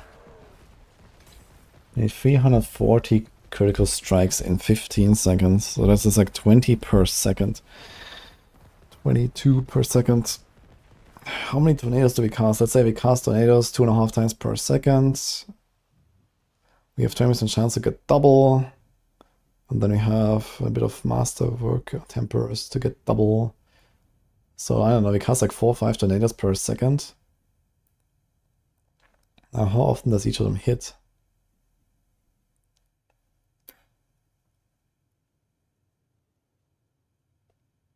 Each of them needs to hit like 5 times in order to activate this on a single target. You know, on bosses it would be very easy to do this, but if I find like one elite dude, it might be a bit of a struggle with this roll, right? They probably want a lower roll. It's also GA armor, and we probably want like life or humanity. Also only has 2 to humanity. I mean, bosses, it's gonna be very easy. You know, 40 against bosses on a good roll. I mean, you're gonna have that no problem. Even the minimum roll is actually fine on bosses. The question is just, what about one elite, I guess? If there's one elite... And also, I mean, sometimes I will be running and there will be downtime and stuff, so I guess having a lower roll is probably nice.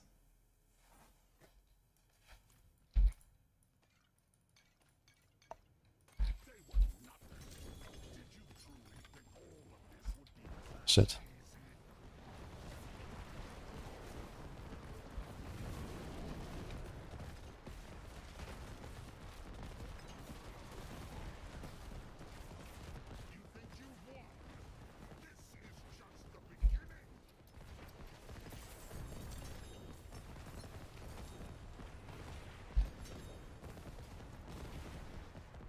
Is the hit current going down?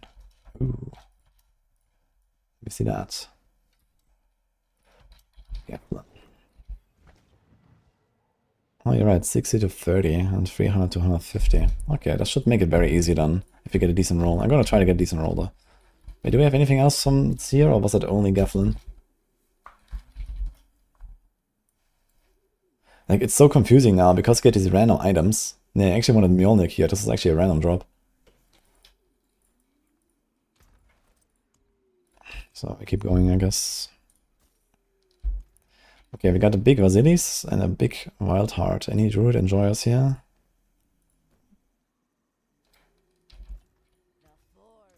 Butcher's Cleaver.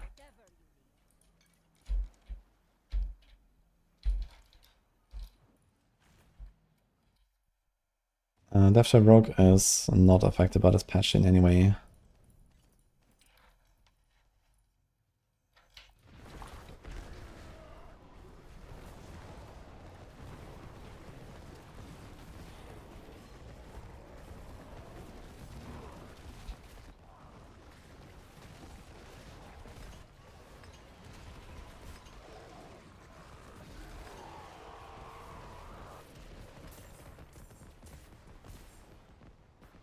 When there's a Gorilla ult, has anybody built a good build for it?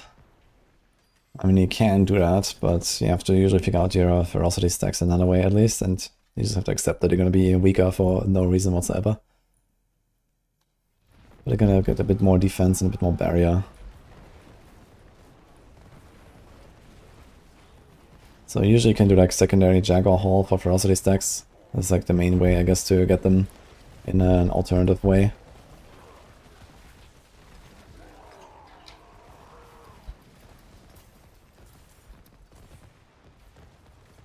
Dude, I'm never gonna get a Mjolnir ring, right? Alright. But let's try. It's 100% non-ancestral. You kinda need like at least a 90% plus. I guess if you're going for a ancestral, right? So one extra to Endless Tempest, more movement. Yeah. Perfect willpower.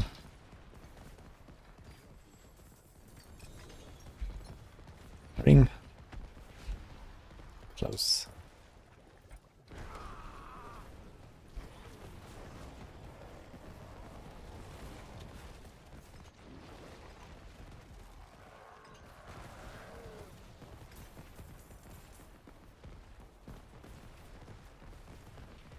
What?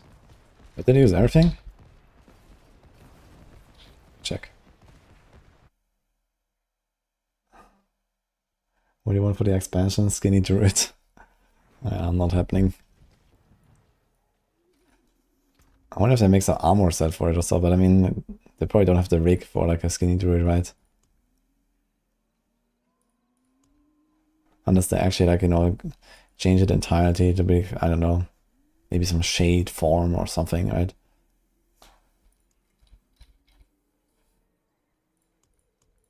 Okay, we still have 70 blood. And that's it, dude. I went for all the blood. That went really fast. I got absolutely nothing. The forge is ready for whatever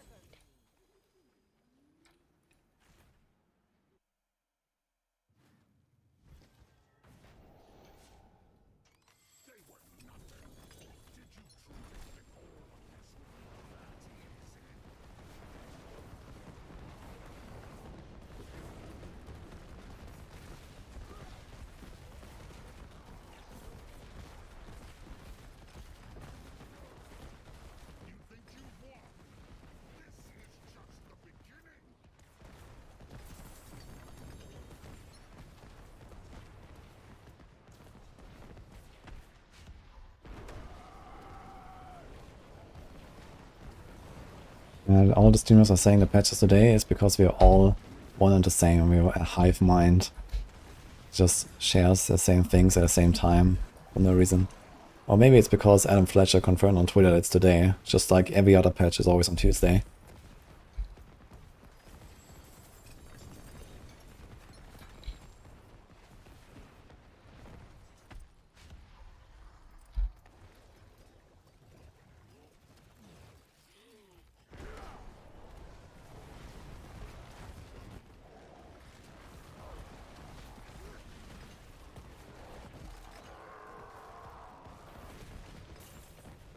The Seer Blade for Necro is an Necro minion back.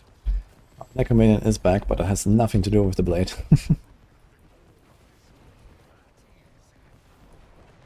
I mean, what means back exactly? I mean, Necro minions is always around since Season 4 at least. It has been pretty solid, I think, at all points.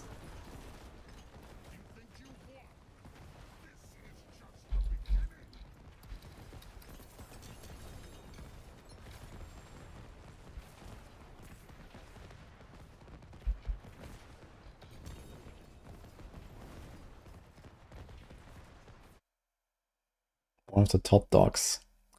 Not that, but that's pretty good.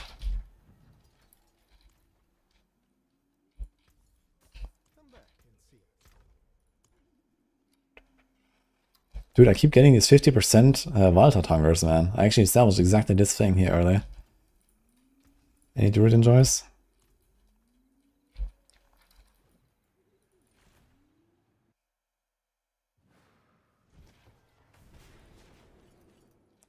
BJLS chest. Wait, it's LS chest the Shroud, or is that the Raymond though? Because people might be running Raymond, right?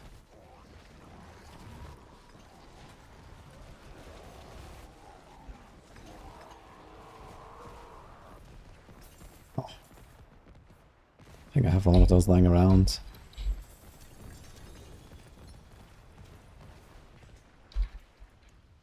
Okay, this T4 Zero is actually going really nicely, I gotta say.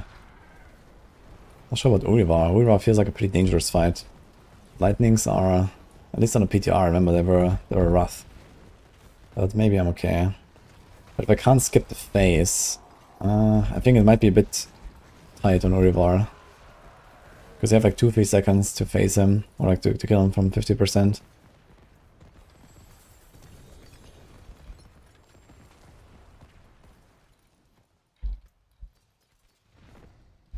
Nice.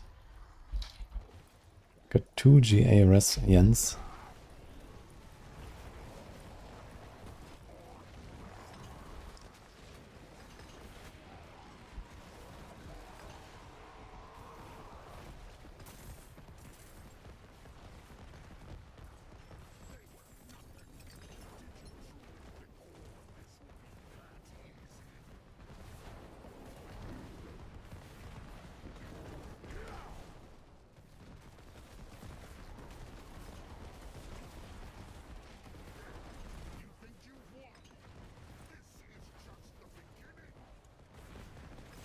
So all of the Zeers, we got nothing. Very good.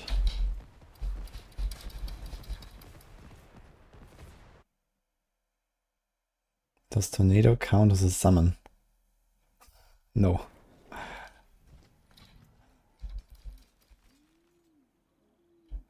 It's not 100%. Let's compare those two, I guess.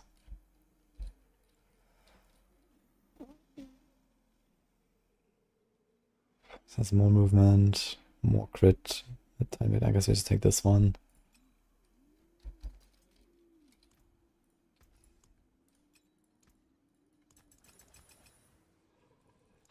Do we even want that crit? 80, 88, 97. Not on this build, to be honest. Let's try to hit it in this Tempest.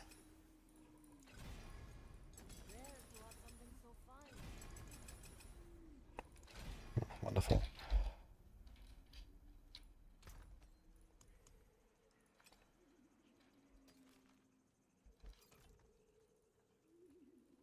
Many bless and thank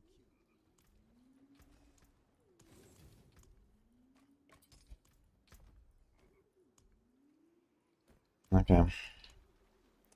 Well, that sounds like it's gonna be not Andariel's time. Urivar, let's go. Let's see how Urivar T4 is.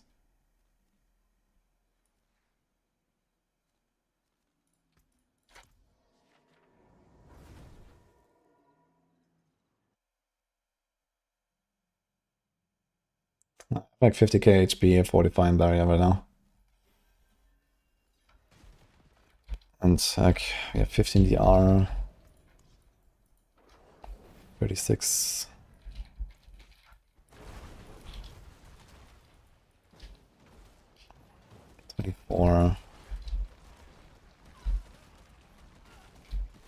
Actually, no, it's not doubled anymore, so it's 12.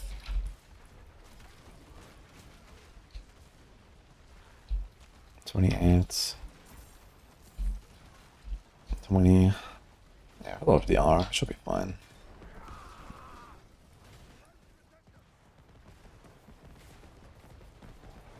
But I don't want to try to get hit by lightning.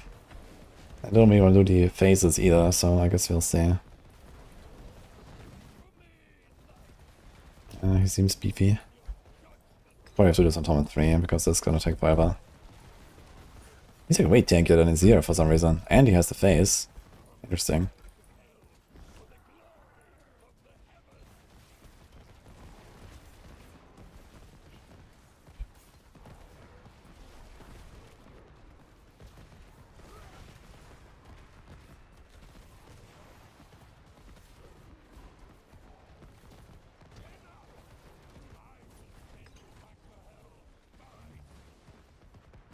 He does die pretty fast when Exile procs.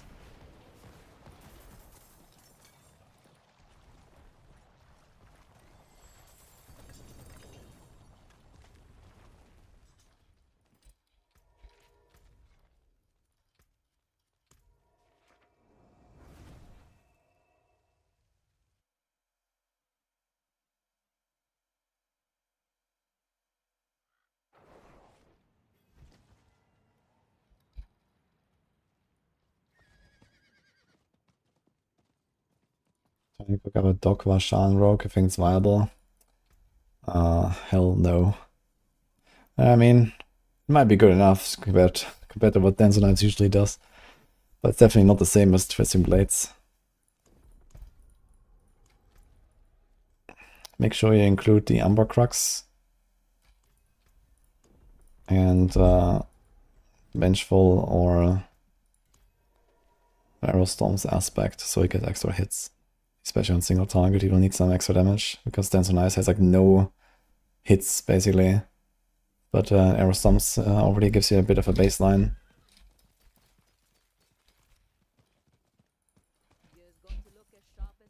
I'll do the Undercity real quick.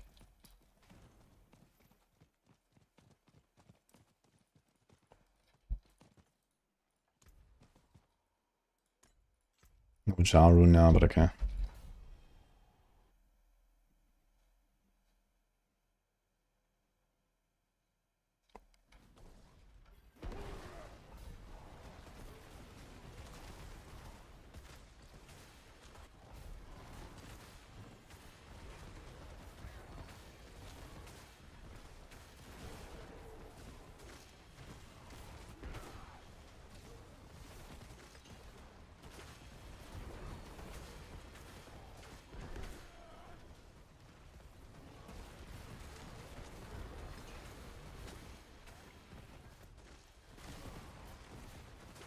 Make a little progress here.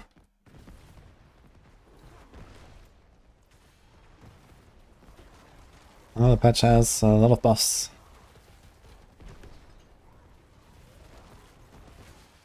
You get a buff, and you get a buff.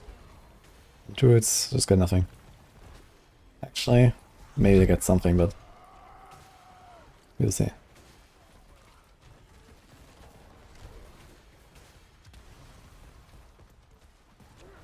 Various stability improvements. Sure. I mean, honestly, they have to improve their stability.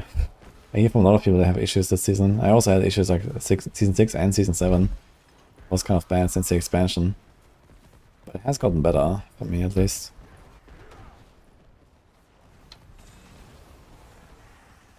What about Heartseeker for Shan? Not a great idea. Heartseeker's like, I mean, you do 2 hits per attack. Maybe 4 if you have double cast.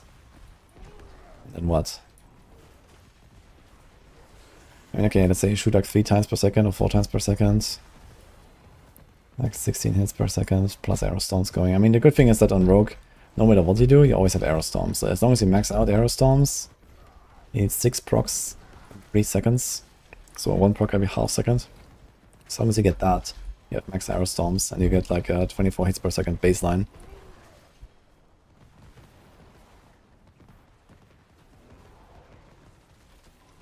So like this you can kind of make a lot of stuff work on Rogue, but you know, nothing will compete with TB, I guess.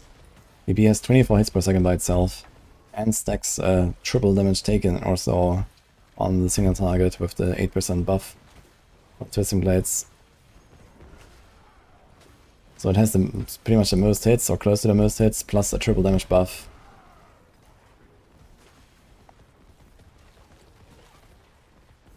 Plus, you actually like scale much better than something like Heartseeker in AoE or Dance. Because Twisting Blades actually hits a lot in AoE as well with the spin.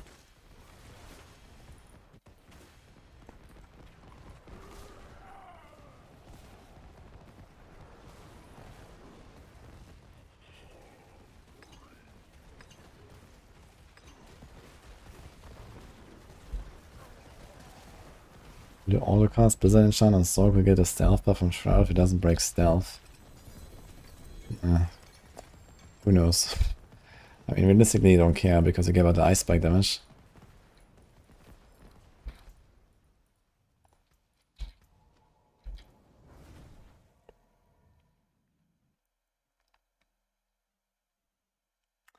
You are missing something, X-Call.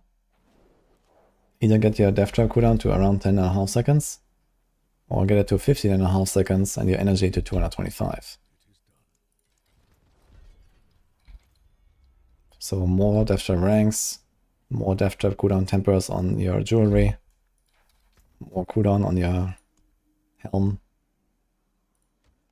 more energy from momentum or Masterwork on your Beastfall boots, or a potion, or galvanizing slasher resource aspect, or helm roll. Then you're gonna get there.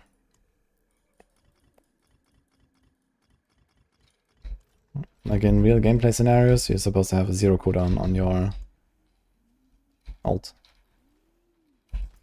Let's go back to T3. Yeah, 18 seconds temper is way too high, so you can't actually play the build really. So until you fix that, you should play with Exposure and Barrage. And then once you fix it, you can switch back to Momentum.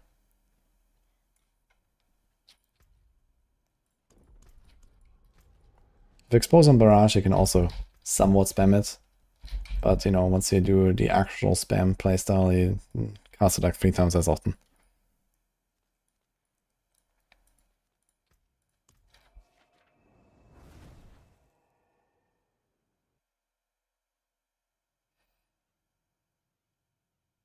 Yeah, if you have a Xan rune, use a Xan rune with a Zan.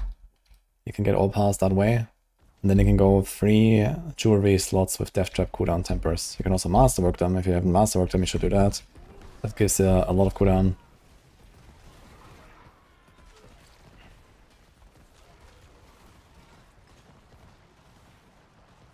$225 maximum resources is not that hard to reach. So you can try that. And then you get a 15 seconds of cooldown off with your preparation. Okay, let's see if we can like insta-kill. At least when you get overpower proc in the right moment, I guess. Okay, boom. Yeah, you're gonna do this on T3.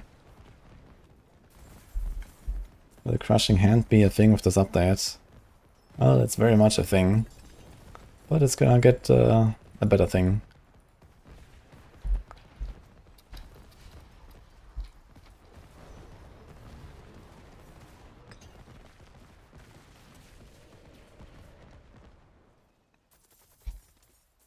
Equality is also going to become a better thing.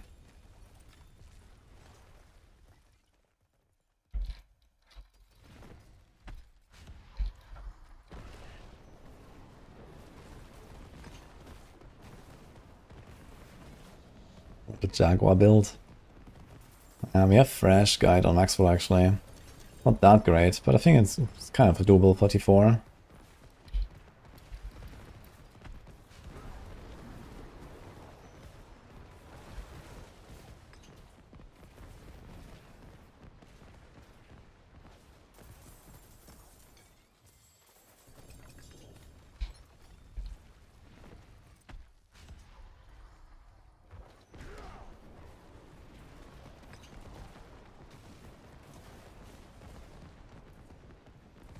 It also has 18 seconds cooldown, sometimes you pocket to get instant cooldown. Yeah, that's because you get an extra 10 seconds off when it kills something or when you get an overpower. But if you don't do 100% overpowers, then this is not something you can rely on.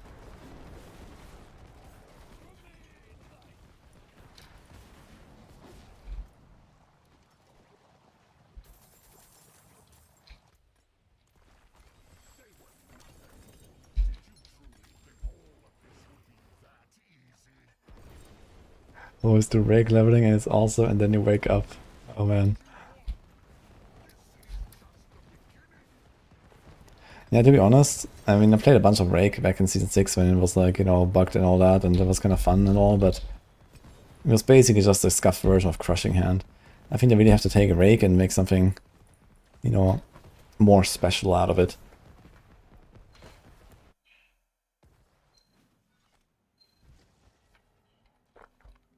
It does matter what torment level you're in for the Mythic drops on Belial.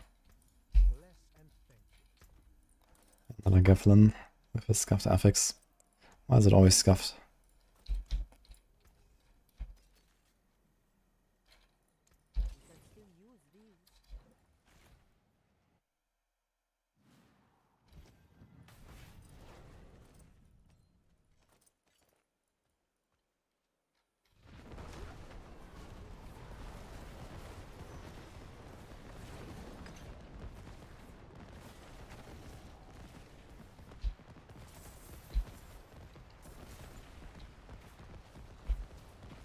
Try to masterwork the tempers, for example, X-Call.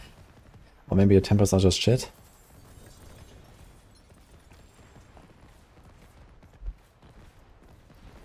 You also have the Beastfall boots that have cooldown. You can try that.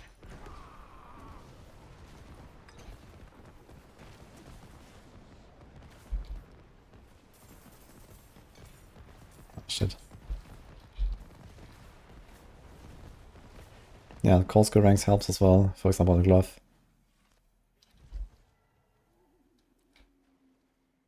How to trigger this? Close quarters combat, both attack speed. You need one melee skill and one range skill. Or in some cases you can use caltrops with the Myad Sharpshooter aspect, depending on the build. If you have like a melee build, you can put just the caltrops and that aspect and you can get it. Urivar. You have a lot of these.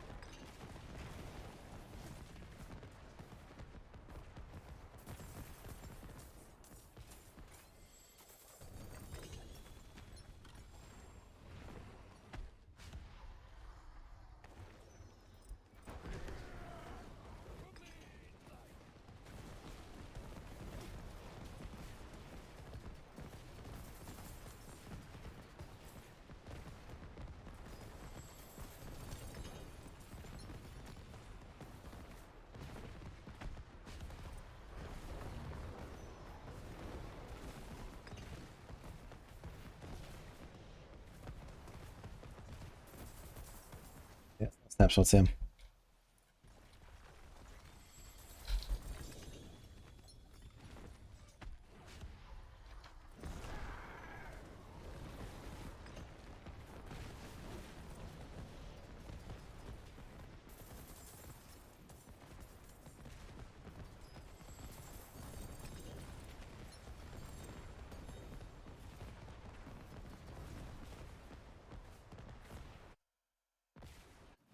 No, newbie citizen, thank you man.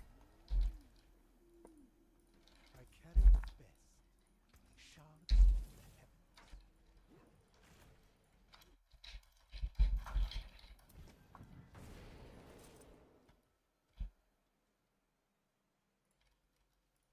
Welcome to my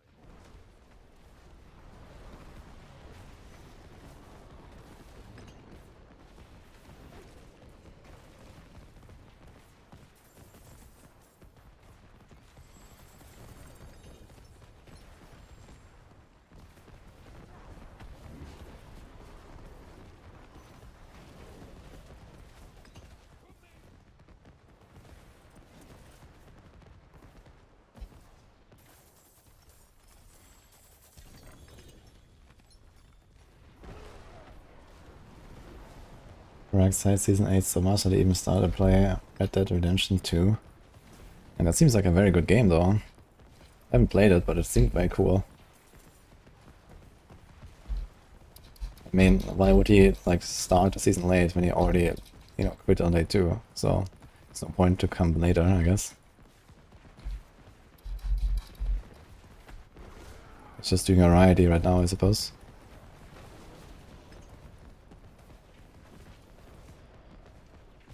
Top game. Yeah, maybe I'll need to play that at some point as well.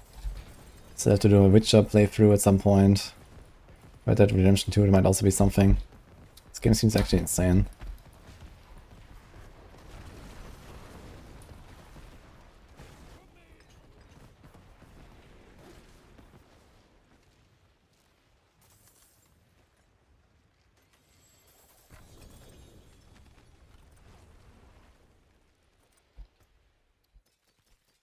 Using galvanizing slasher aspects, X-Core. With that I should be able to reach 225 resource relatively easily. And also can use Urivar main power like a cooldown reduction, so I can try that. Precious stones to catch the light. Come and see.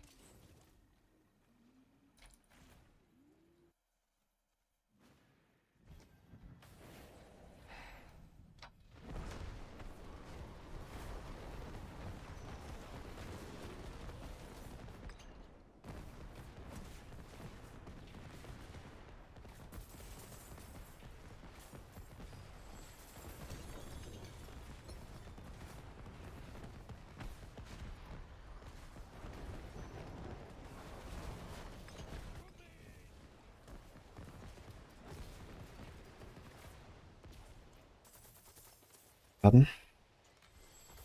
We're playing GTA 6 next year. I don't know, I'm not a big GTA enjoyer, I gotta say. I did play like, you know, old GTA 2, GTA 3 mostly. It was fun, but I don't know, haven't really played the newer games.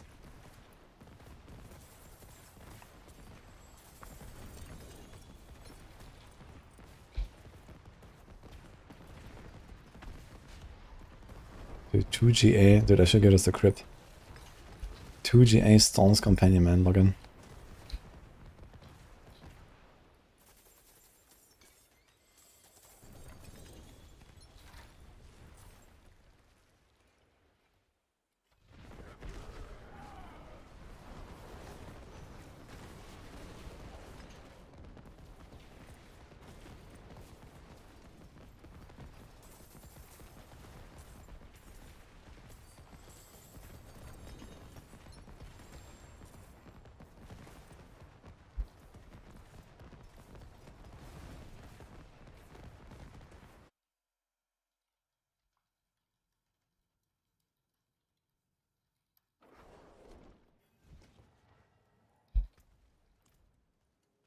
Precious stones to catch the light.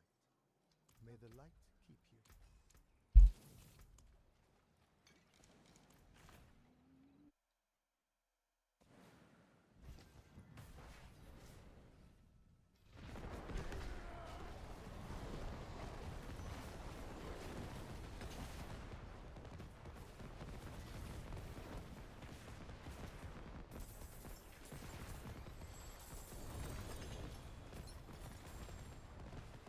I need to order some food.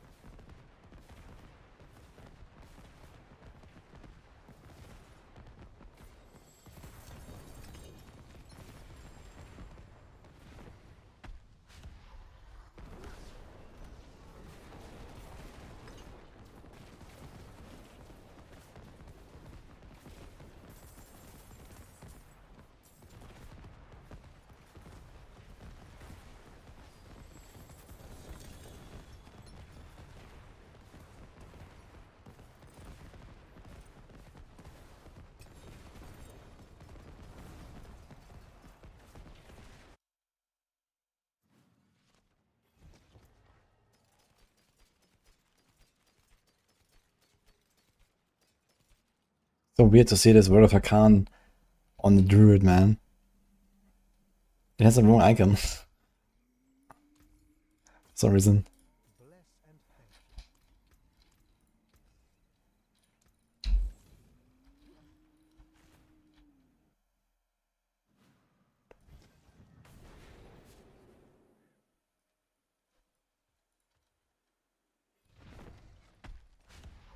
you. Okay.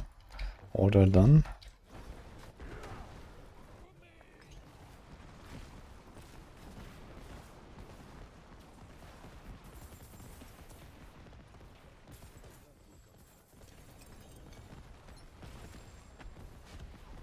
Darius Poison Brush is not viable anymore? No. That was in the expansion and Darius build was pretty dead. The expansion brought a lot of buffs to non-dot builds especially. Plus some bug fixes, for example Deadly Ambush doesn't work for dots anymore.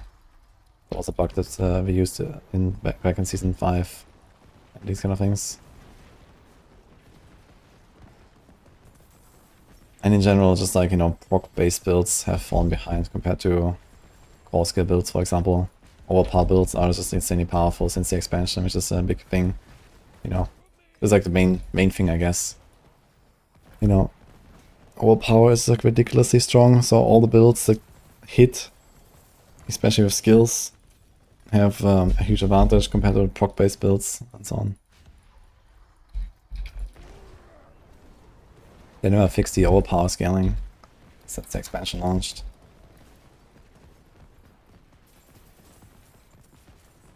It'd be nice if they did that maybe next season. That would like immediately balance out the meta a lot better, I think. And make a lot of builds more fun to play.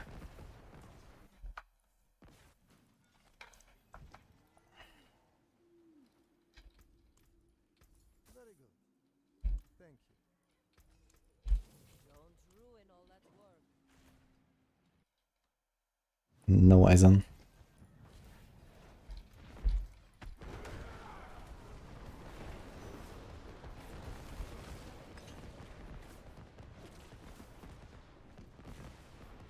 $106 done with Rogue, nicely. Huh? Why don't we use Fist of Fate on Twisting Blades? Because first of all, Fist of Fate doesn't work for dots, so it doesn't do anything for the Vasham power. And second of all, we don't care about lucky hits, so there's literally no reason to run it.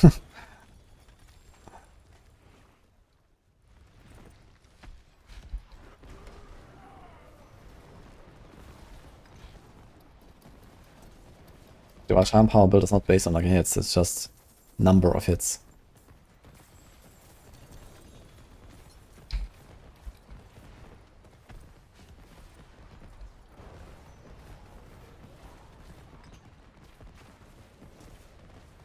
I'm playing Hurricane Overpower, but we might try this. Yeah, I feel like Hurricane build is kind of scuffed, man. I played a bit when it came out back in Season 4 and was like, okay, I'm kind of excited and stuff, but the playstyle felt like not very fun in the end.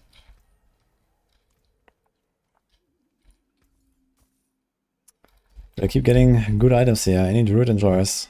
I'm gonna give this stuff away. If anyone wants this, I have Wild Heart, Vasilis. More Wild Heart and Vasilis. If there's any Druid out there. Dude, this was all the Urivars? No. Hell no. Okay.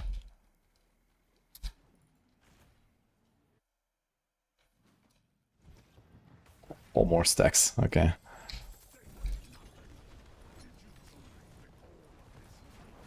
Poison trap, poison damage increase from 540 to 612%, man. Log in, guys.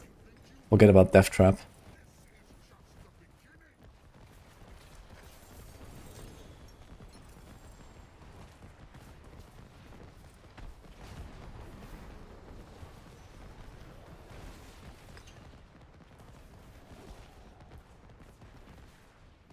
They released extended patch notes on PoE2 today. Quality of Light looks pretty good, but no builds buff. I don't need builds buff right now, I guess. I can do that in like the next big update. That's good that they're working on quality of life stuff in the meanwhile.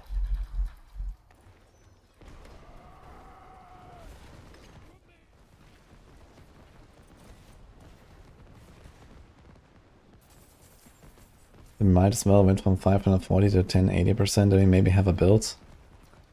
I think you can take the 540 to 54,000 and maybe we have a build. But before that, I guess not.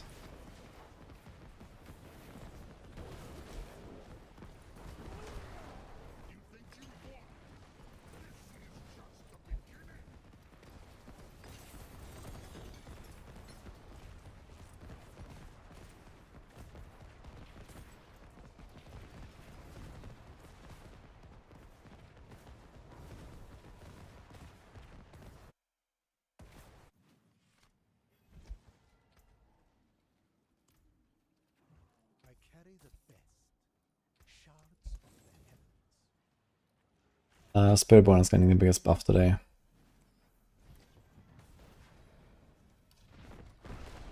It goes from nearly top tier builds to probably top tier builds today.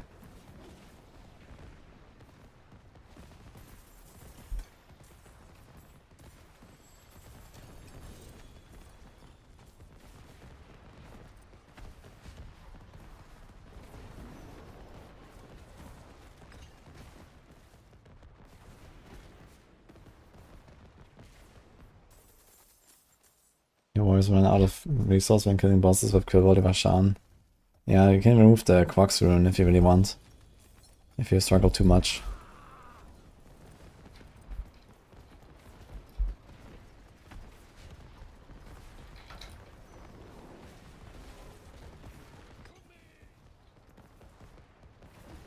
None of Basilis. Anyone?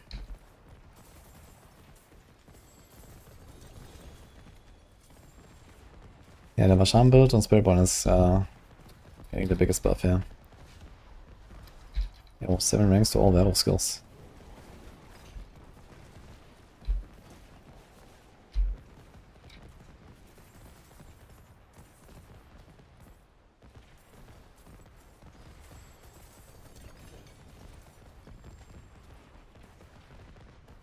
These Druid chests are actually very nutty. Both Insatiable and Mad Wolves. Use the corresponding key passives. Do they actually run this these days? Actually, yeah, right. Werewolf crit steals 75% increased damage. They have 100% crit chance. Tempest Roar with Tornado. You know, just get a 75 multi there. Instead of a 60 here. I guess most of them needs to go bash to Rampage, right? This is 40 damage, 40 attack speed, and then the Wild Heart Hunger makes it plus 50 flat, right? So Wild Heart Hunger puts it to 90 and 80. That's a lot.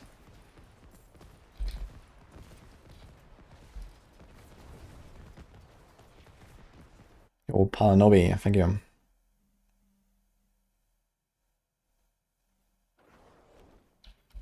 Yakuna's closer doing 120. Okay. I don't think that the Spiritborn build has been, you know, pushed to its max yet, but Lightning Spear is basically at the max because so many people are playing it, and there's so many tryhards pushing it. So you're gonna get roughly a 5 pit tier buff on a build that, as far as I know, has already done 112. So yeah. Plus, there might be some new tech. Plus, there's some double dipping going on, I found out. So if there's any kind of like small incremental upgrades, we could double dip on that and potentially go even higher.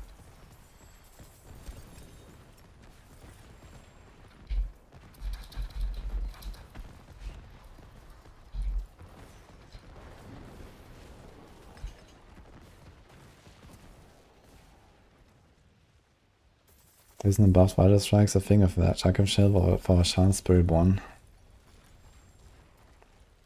I'm not 100% sure about the interaction between Accursed Touch and Vital Strikes these days. I know they changed it at some point and made it worse.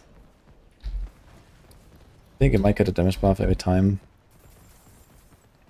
But yeah, I mean, Vital Strikes. I mean, you have Accursed Touch in the build already for free. But I guess you have the problem that we have to run Jackhammer Shell and a lot of cooldown. We don't really have a lot of cooldown. We don't even have Juggernaut boots. Because we have normal boots. And you lose all of the benefits of the Shroud, and the Shroud are pretty good. I guess I could map it out and see, but I mean, is it gonna be a... Shroud might be less than 80% damage buff. But the cooldowns are gonna be more scuffed, and you don't really want to make a cooldown scuffed, I mean, to be fair, for the Rashan setup, you can't really use that many passives as you can normally. Like, you can't use Furnace passive, for example. You only have Potent. Yeah, you can't even do like Brilliance and so on. So I guess Shroud is actually not as strong. But the cooldowns will still be an issue. Juggernaut Shell doesn't just give you like perma cooldown of everything anymore these days.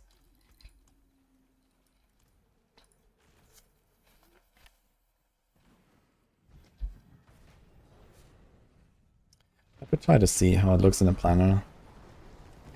But you also can't go Urival power to get more cooldown, for example, because you have to run the Flash Reaper power. We don't really want to go on Juggernaut boots because you have Temerity and we need Duelist somewhere. I don't think this will work out, to be honest.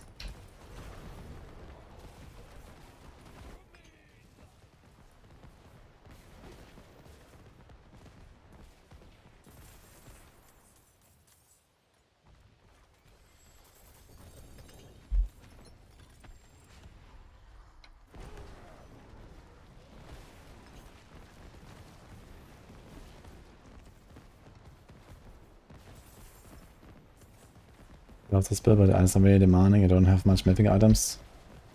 This barely matters, and this actually makes it harder to set up. So just delete those two mythics, you're fine.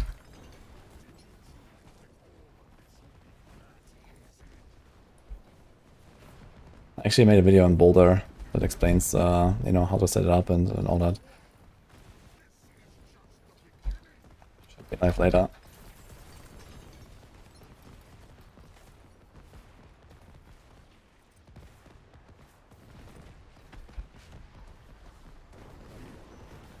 Is armor attack speed better for DPS on Rashan?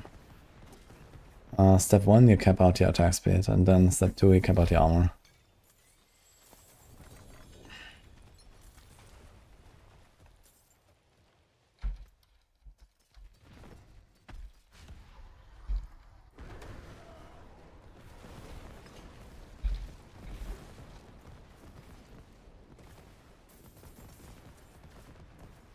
Yeah, if you have a normal ring instead of Starless, then you can put Cataclysm cooldown on it. So this gives you easier Cataclysm armor. So that helps when you have the Mjolnir ring. With Mjolnir ring you have no resource issues at all because you have infinite resource. Then you just need to make sure you have infinite Cataclysm. So with a normal ring instead of Starless, this is easier to do because you can put a temper on it. If you have no Starless and no Mjolnir, and the only thing you have is a Dolmen Stone and the Metamorphic aspect, you can already play the build. In that case, use Neo plus Lumrune to get resources. Once you have Mjolnir, you do Neo plus Zekrune to get your cooldown for Cataclysm. And once you have enough cooldown to have perma Cataclysm, you have no resource issues, no cooldown issues, then you do Neo and Xan. Another time. That looks worn. I can fix it.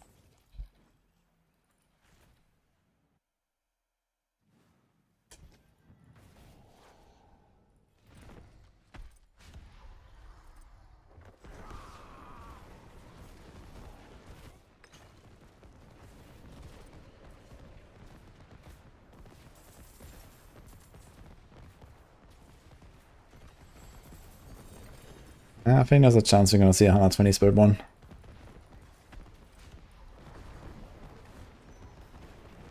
Why is Poison Type getting hit? Your full Poison Type build is absolutely melting enemies. I say... Screen or didn't happen.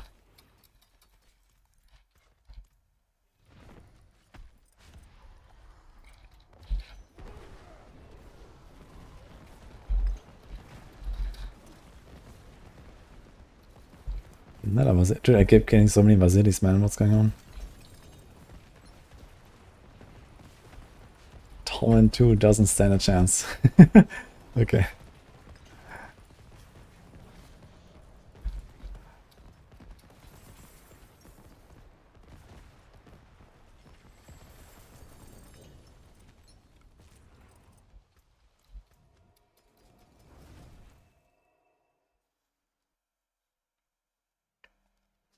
Well, the problem is not that so much that Marshan is overpowered. It's not even bugged.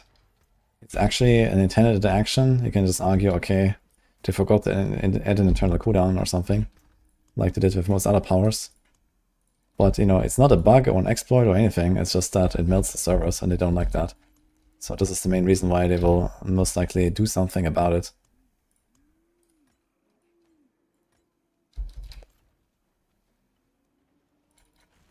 You're in Torment 4 of Poison Trap.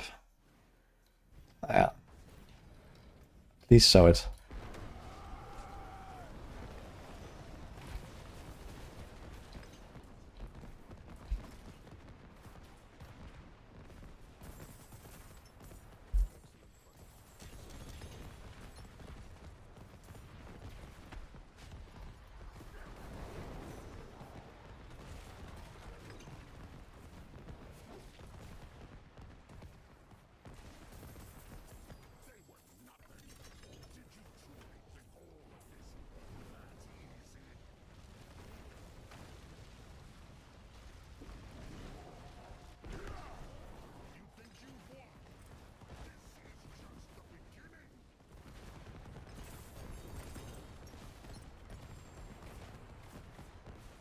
I remember back in the day, Infiltrator Aspect, Poison Trap. That was some funny shit, man. And then use Puncture to proc Exposure to reset the Poison Trap. Back in Season 0, I was trying to push Poison Trap for the lulz. And I did a tier 83 with it, man. In the old 9-dimensional system when like 100 was extremely hard. I was on hardcore as well. Pork.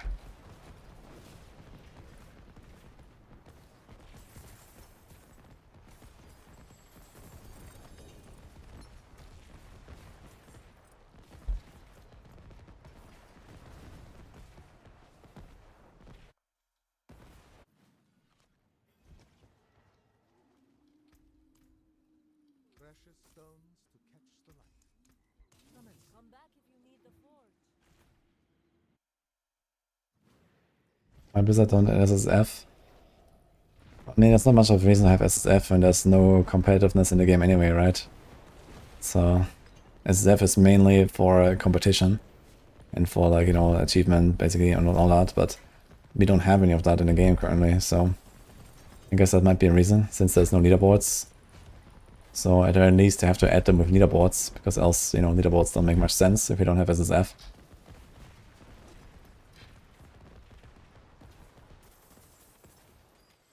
Kind of goes together.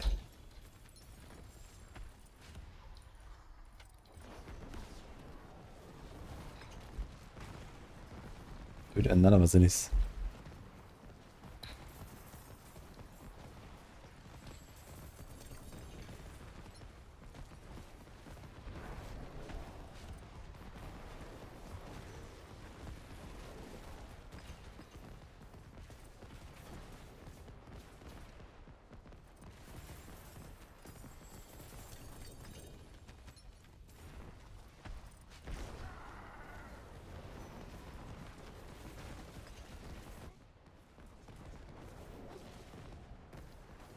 Deadeye passive are based on trap builds. Why do people take it?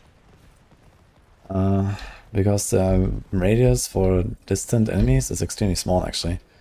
Like, they're smaller than my Hurricane. You know, I can actually profit from distant damage on this build here, for example. So yeah, especially while farming and stuff, sometimes you just like throw the traps and like stuff gets pulled, and it's not like exactly on you all the time.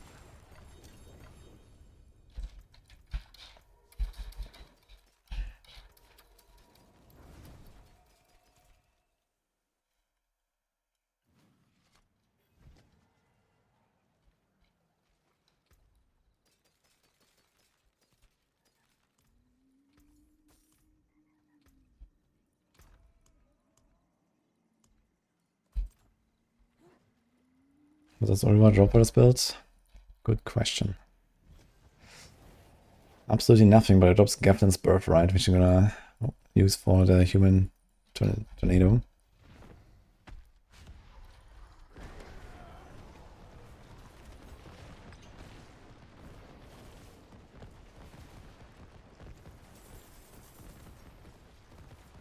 Yeah, I've played a good bunch of Boulder now.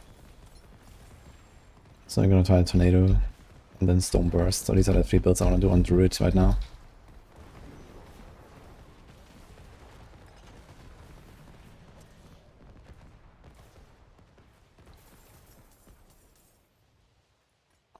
And the only Endiar build that is not like absolutely trash is on Spiritborn.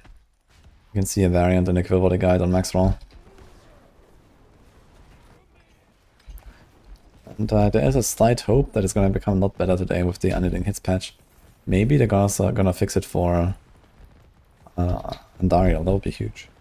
But I don't have an Andariel to test it actually. I need someone else to test it.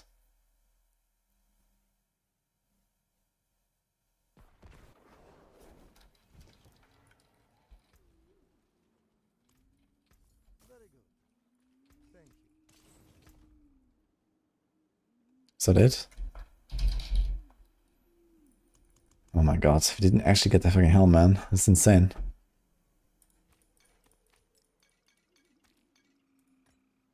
This was like 6 stacks of warrior mats. We got 0 helms. What? What?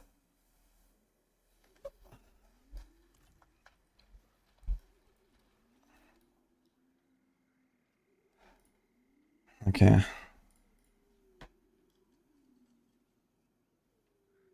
Beast also has the birthright. But it also has Endurance. It's Fist of Fate.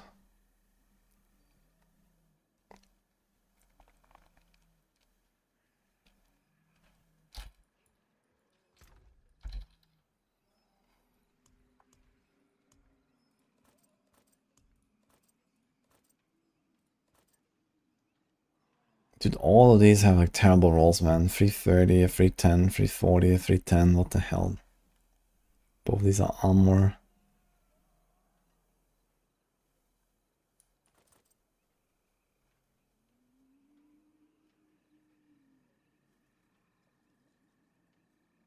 Actually insane how all of them are terrible. How much beast do we have?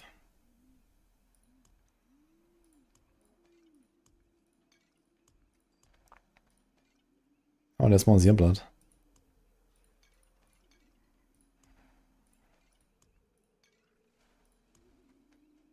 Okay, 4 stacks.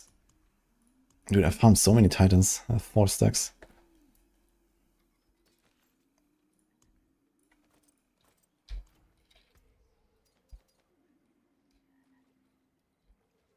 Is there a chance I'm gonna use the GA armor? Maybe, actually.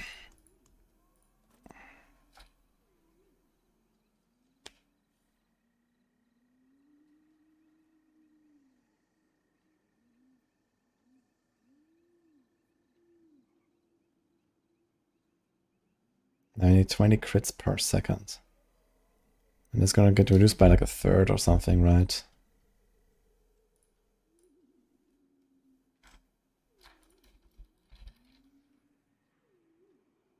By a quarter, actually. So we need like 15 crits per second.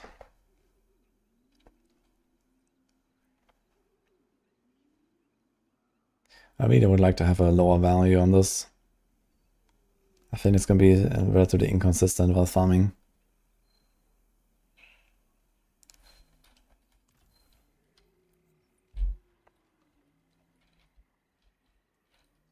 Ox, Sahina, thanks for the prime.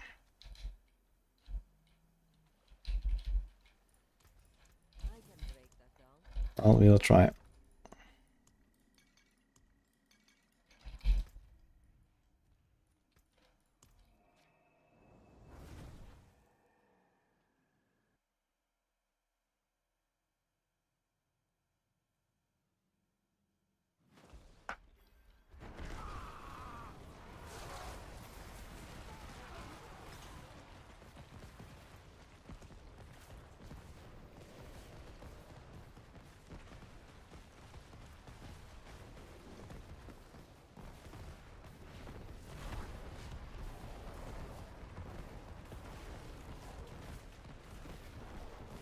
Did you replace Quack's for and Quill?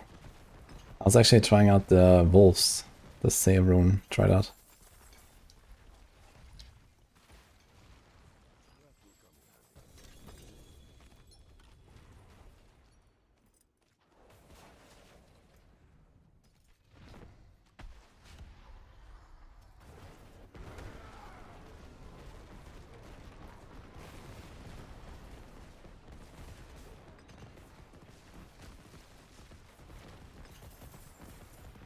I think your opposite haven't hit your stat once on level 4. That's actually insane. What? Doesn't it cost like only like, I don't know, 300 or something to get to 4?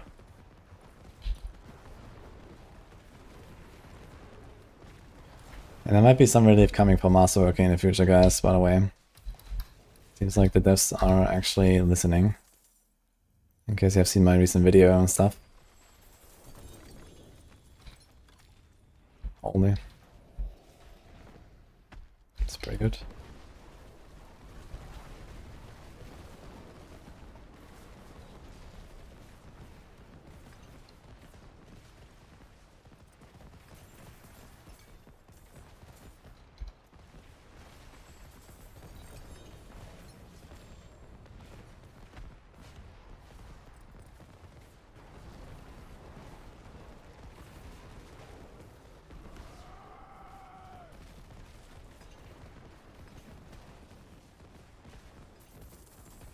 All the feedback. Hydrate.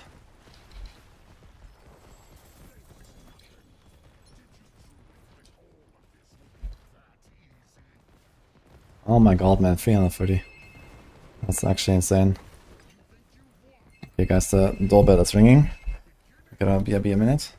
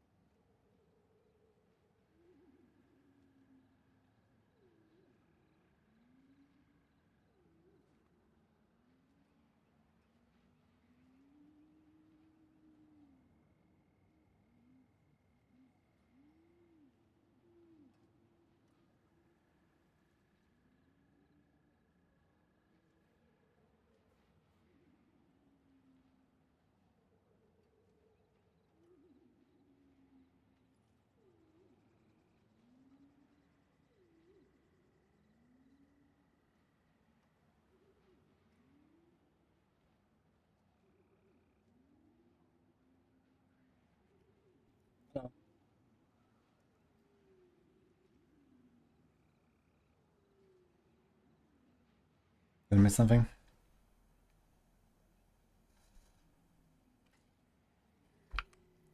Got some food, guys.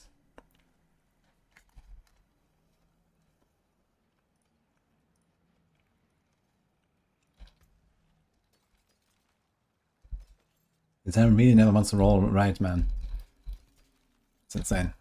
Precious stone. Fine deal.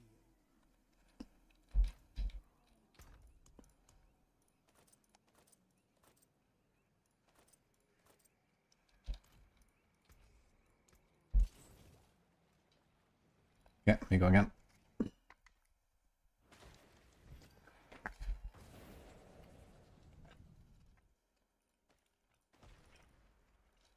You can do the T4 boss just fine.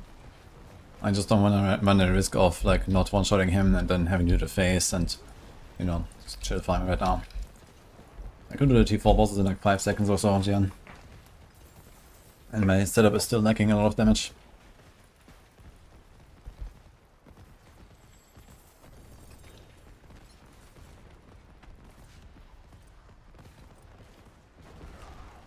Dr. Denny Macaroni, thanks for the sub.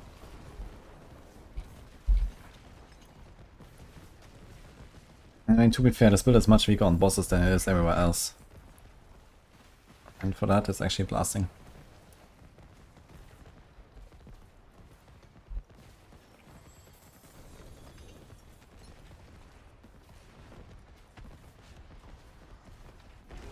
Kind of funny how the bullets just like fly away when your hurricane is over.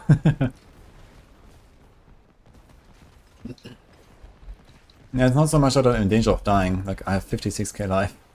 You know, I'm kind of chilling. 56k life, 56k barrier, like nothing can one-shot me besides maybe Belial Breath. That's not a problem, it's just that Urivar has a phase. And like while I have really high DPS, I sometimes have these bursts every 4 seconds. If that 4-second burst doesn't appear in the right moment on Beast, then he will go into the phase. And the same on Urivar, if I don't get my burst every 4 seconds in the right moment, then he will go into the phase. And then the fight just lasts like, you know, 40 seconds longer. So this is why I'm on T3 mostly.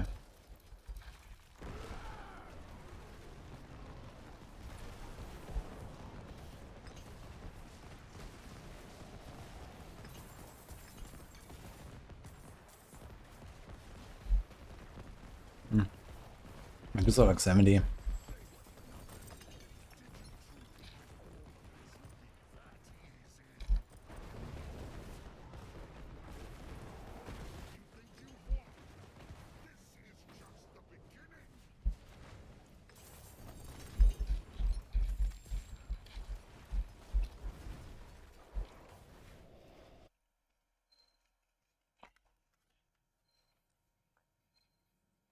The rocks around me are boulders. Very good. That looks worse. Can still use these.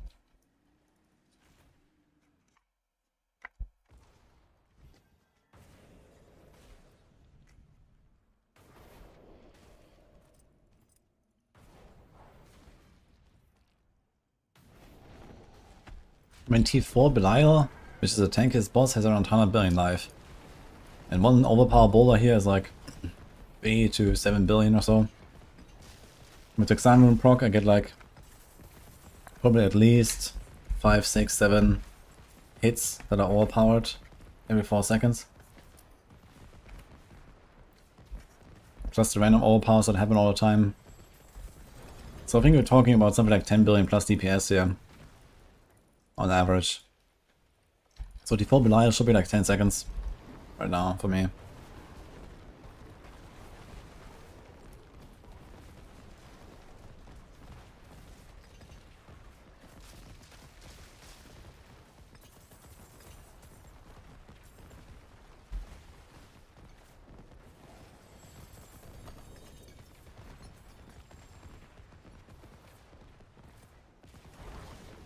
This is how you set them. It's a very shitty system, but it is a system, I guess.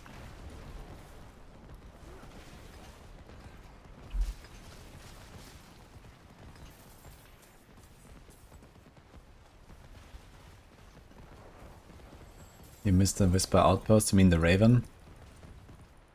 Yeah, I'm not sure why they didn't keep the Raven in the game. That's kind of stupid, I think.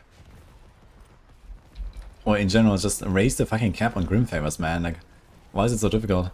Why do we have only 10 Grim Favors? Just make it like 30 or something and no one will complain, right? We can just turn in 3 caches at once. What's the problem?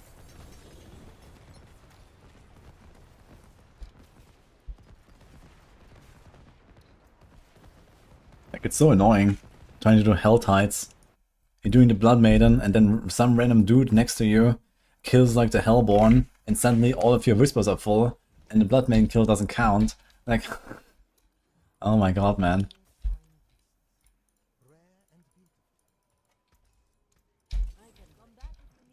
It's actually uninstalled Angle.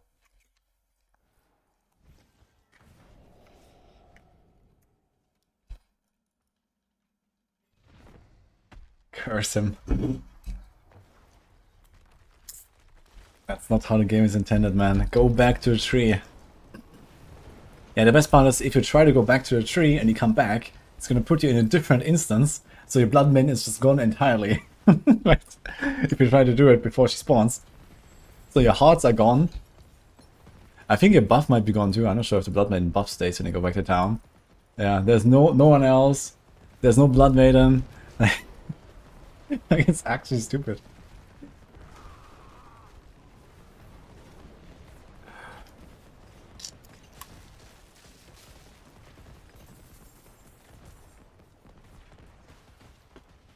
Yeah, 120 is gonna be tight.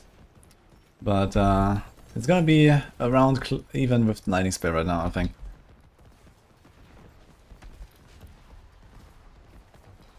So I expect like 117, 118 for the Vashan build, and I mean there's a new tech that may or may not be an upgrade as well. We'll see how that will go.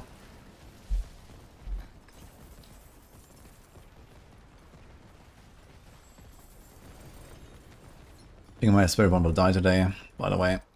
It's a bit unfortunate.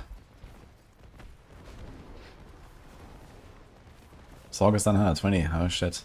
Yeah, I'm not sure if we can do 120. But maybe. I mean, the thing is, not many people have done the Spiritborn stuff because it's very recent, and you know, most people are not playing Spiritborn or have geared it. Plus, I guess a lot of the super tryhards are probably, you know, wary of potential fixes. Yo. So they might not wanna overly invest like they did with other characters.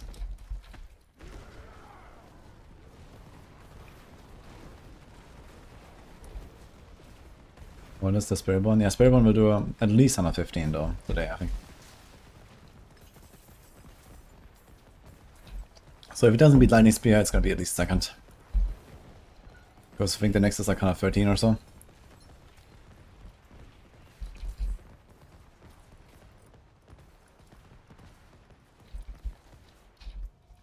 Apparently got a Tyrios. This dude got 2 Tyrios already, and this one actually doesn't suck.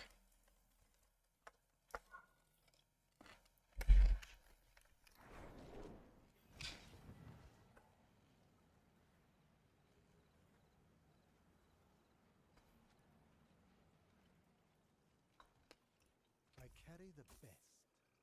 Come back and see it. The strongest one, Gertabilu. Gertablilu, sorry. Vashan.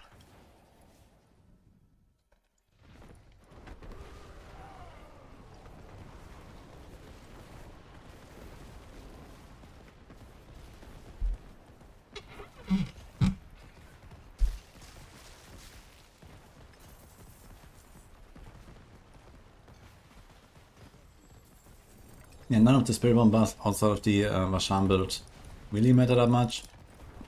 But it's like a nice, you know, 10-20% extra for most builds. So why not?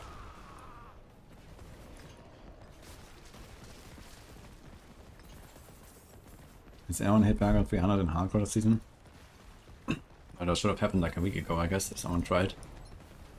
It takes roughly 5 days from season start to do it. If you try. So that should have happened a long time ago.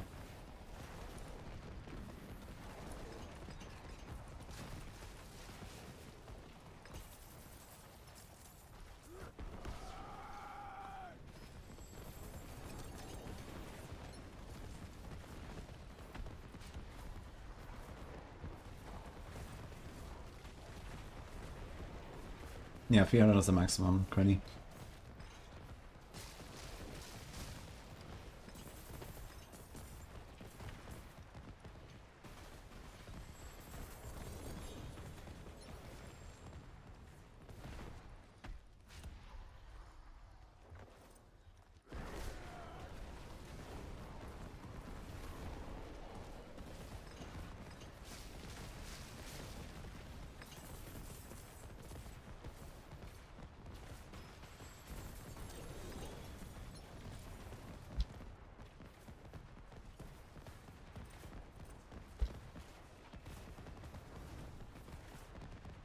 I have Neoxan and Ignixal right now.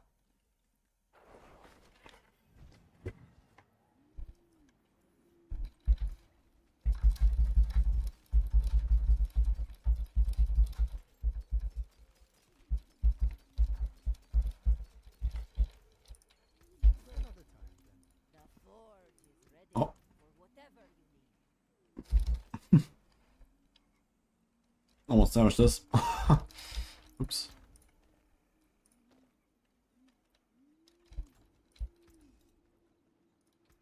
Just come back if you need the forge. Oh, it's the Lightning Storm Bracer.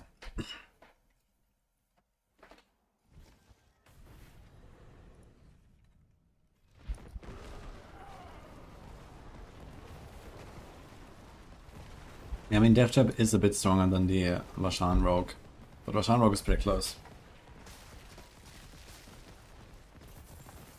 I think I put him in max, you can probably also do like close to 110 at least with Vashan Rogue. There's actually some stuff I need to try with it, when I think about it. Might have to go back to the Rogue.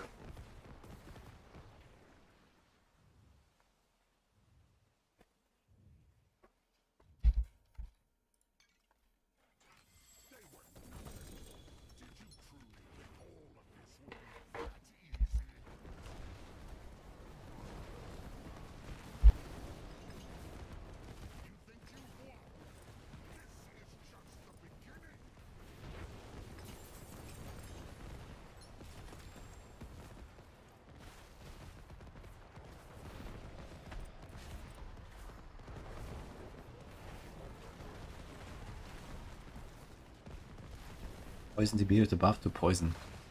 And they're buffing Poison Trap, which is like completely irrelevant. And they're not fixing anything with the Poison Imbue bugs that Juggernaut has, so nothing is happening basically.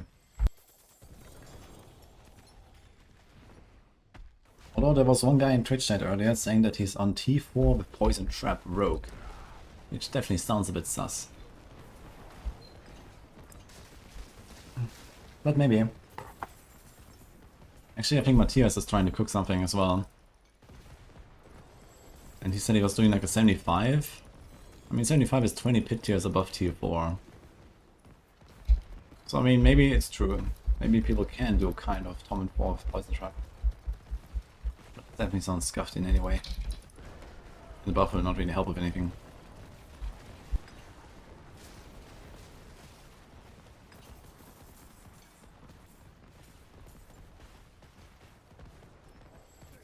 I guess it depends a little bit on like how they change the aspect and how it's gonna work exactly. Maybe they wanted to play like a crit Poison Trap build and then use the aspect to trigger like the total damage of the Poison Trap instantly instead of trying to wait out the 3 seconds.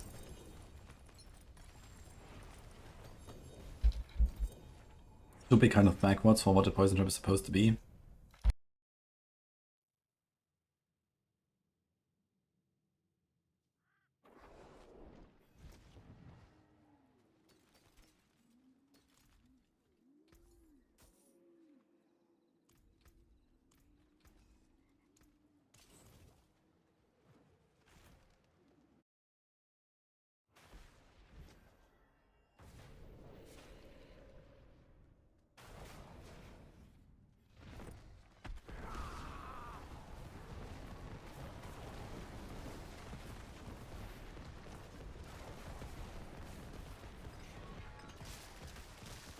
Most fun build on Spiritborn, I would say Stinger.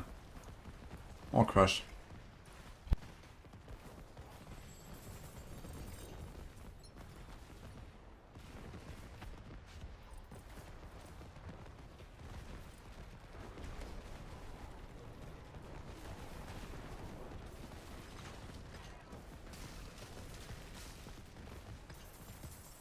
Druid is not struggling at all in T4.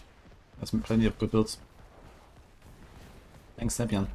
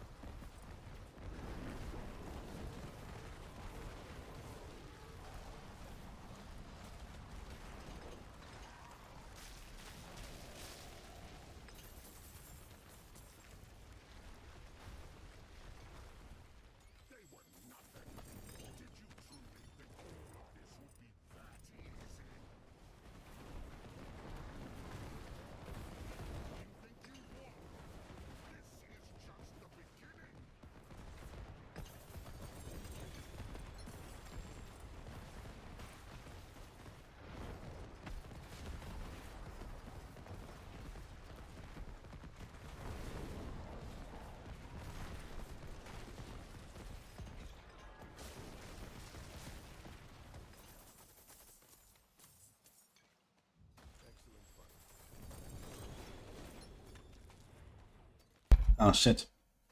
Okay, it doesn't have the right GA, but it's a helm. I'm gonna keep that. We only have 2 summons left anyway. Fuck.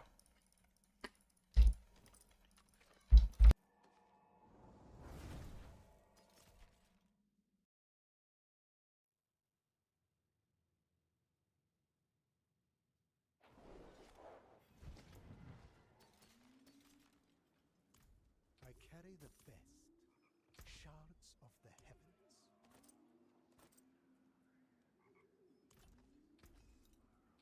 I can break that down. Okay, Mjolnir Ring, I think I'm just gonna give up. Same for Dolmen Stone. We have a good Stone of Aemon. We have a usable Geflin's Birthright. A good facilities, so you have all the uniques basically. I guess we're done with boss farming on the Druid for now.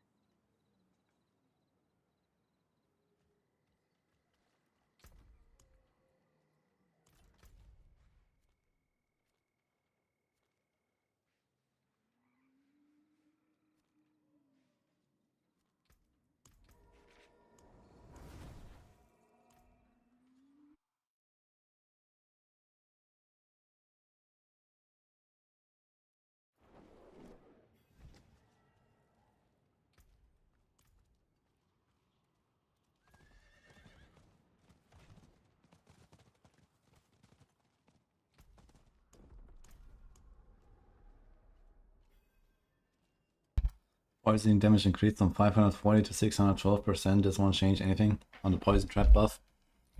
Yeah, it's like half a pit tier on a build that's like probably 30 pit tiers behind.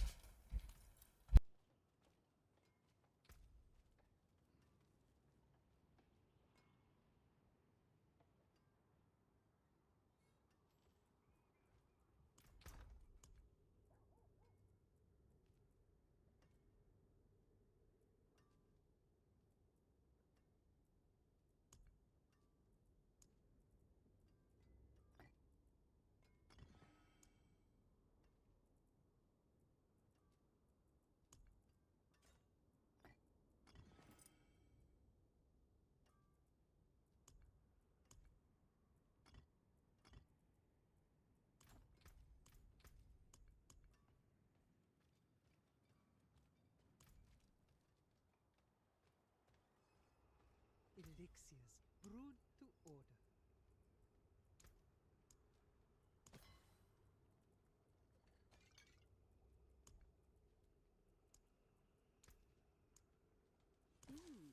There's a fine brew.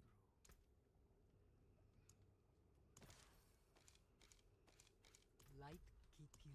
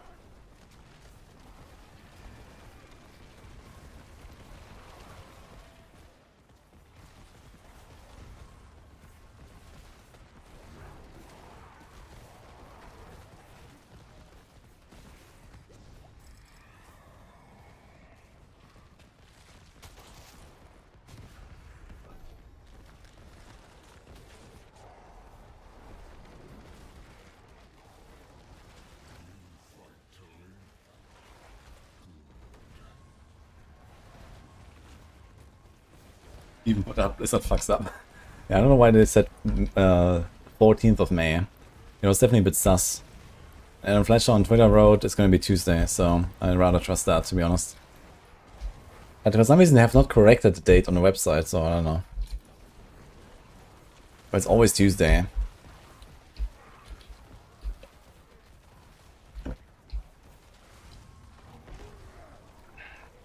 Yeah, hold hands start cramping, so like they're not clicking builds.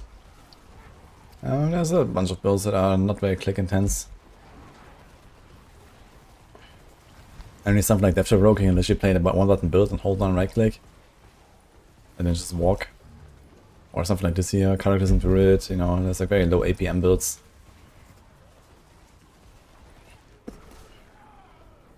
Happy to find exclamation mark build and make Castro.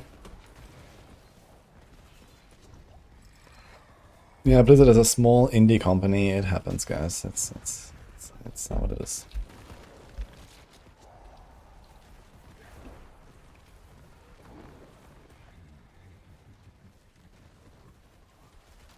Dang, a 788 million. Wow.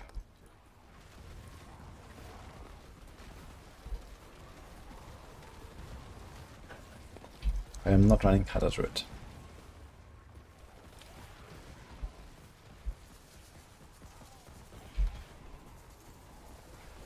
Okay, so Morphin Times about the Poison Trap buff. The Poison Trap has nothing to do with, like, any other build, you know?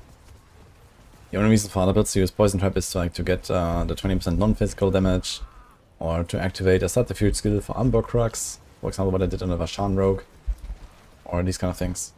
Like, Poison Trap itself does no damage, negative damage. And, well, the Poison Trap build gets buffed by something like 15% with this patch. But the thing is, the Poison Trap build is so much not a thing that we didn't even put it on max roll in the season that it came out. So, a 15% buff will do literally nothing. What can do something is the aspect change though, because the aspect actually sounds like it might be a real improvement to what Poison Trap can do, because it says that all of its damage is done instantly, or something like that. Right, let me see that again.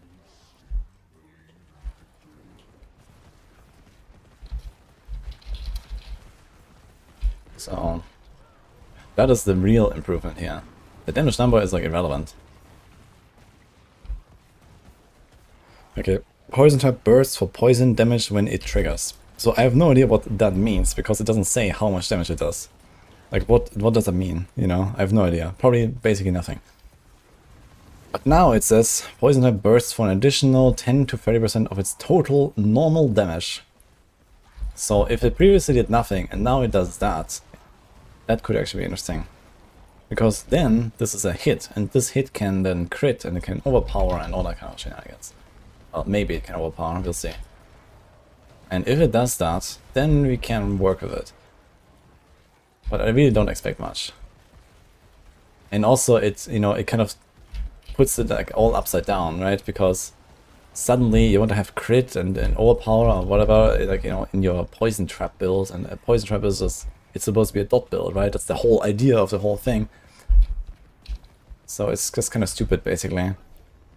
But either way, even with that working, and let's say best case scenario, overpower working, we are talking probably about like some D or C tier build at best, I think. So it will pretty safely remain a meme.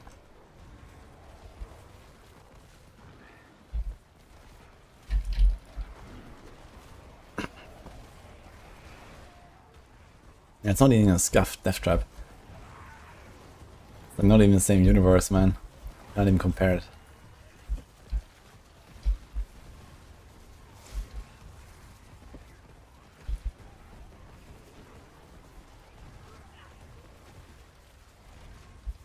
Is this worse than Polarize? Polarize is relatively solid.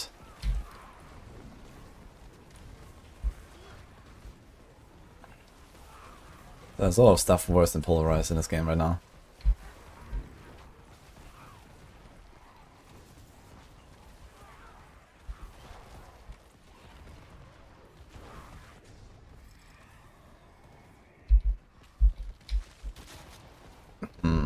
We're gonna do this actually. This is wave 6, so we have 5 waves of 3 Ether Lords at the start. Instead of 1 Butcher, I think that's better.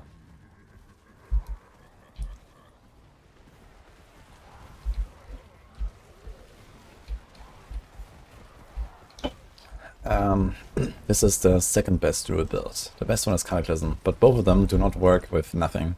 So you have to play something else until you get a few key items for each. In this case, Dolmen Stone and Metaphoric Stone Aspect. Those are the requirements to make this build function.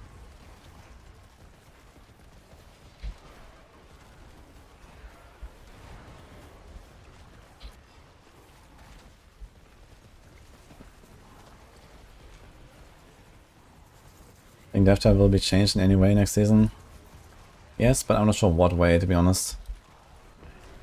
Like, they were totally fine with having death type 0. I mean, death type always effectively had close to 0 cooldown anyway, if you wanted, because of exposure, right? Exposure was in the game since, you know, launch.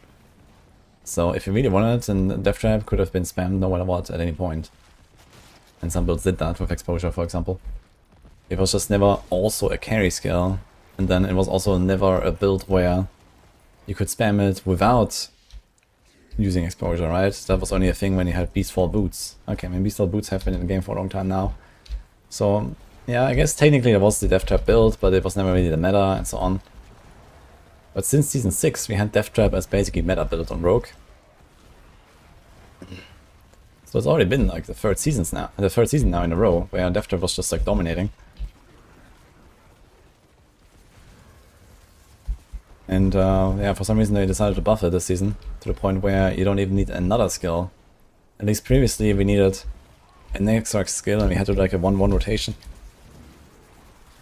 You know, it was like Barrage, Death Trap, Barrage, Death Trap. That's how we played it. And now you need nothing, now you just spam it.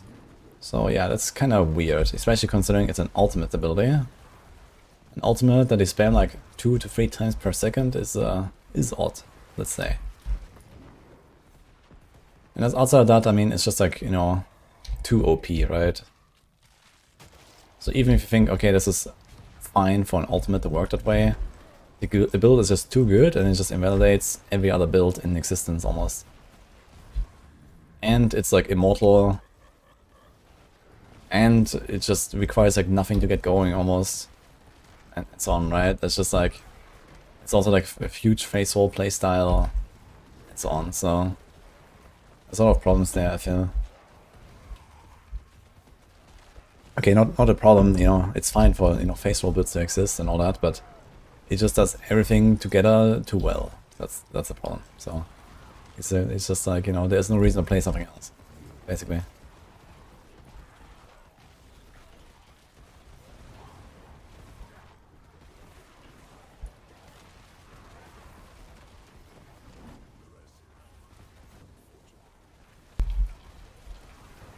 It's great fun.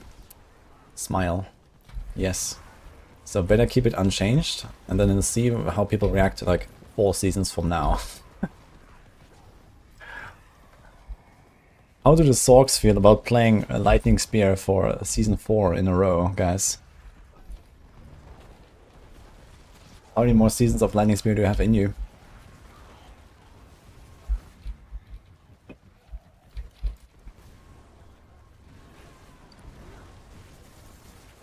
The Sorcs will learn to love it.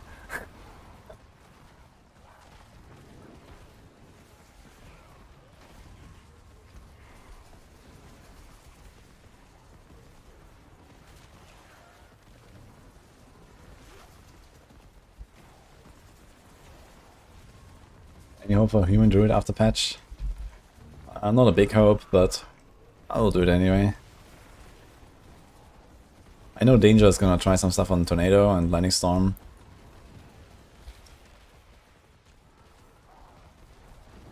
It's one of our max for Druid guys. He also made this build here.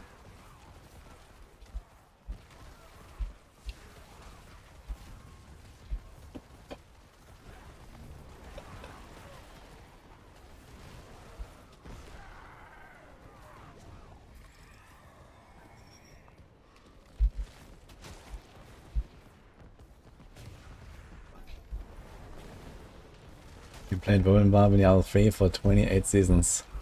I mean, some people are like that. They just want to play that one build, and I mean, that's fine, you know. I've played like 6 times Twisting Blades or something as well, and you know, these kind of things. It's fine, you know. But I'm also someone who makes like 15 builds per season, you know. Even if I play Twisting Blades every season, I still have 14 other builds, which are usually not the same. So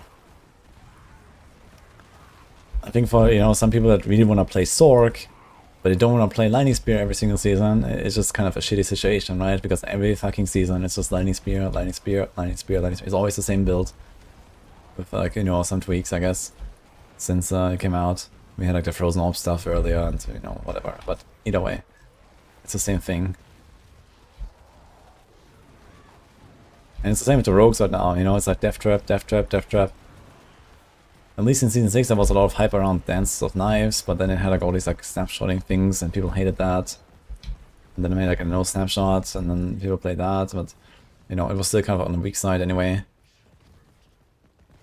Compared to like Death Trap, for example.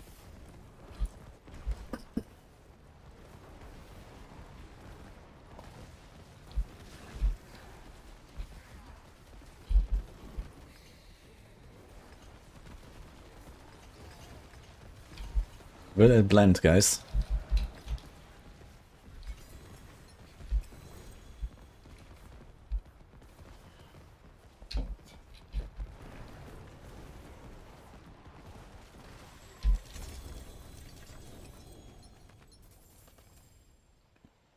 Rabby T, thank you for the prime.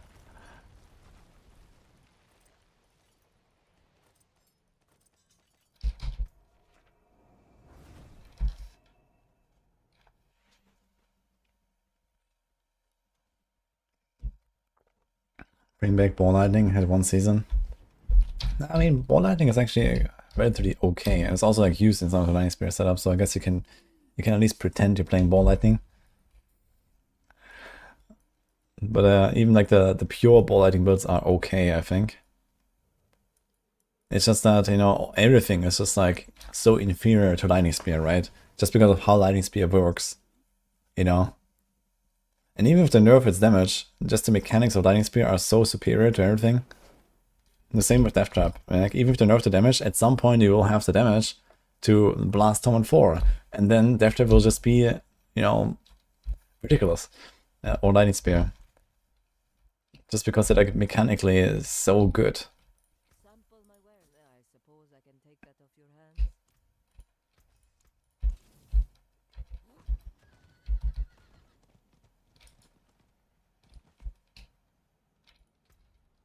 I have 17 caches, oh my god.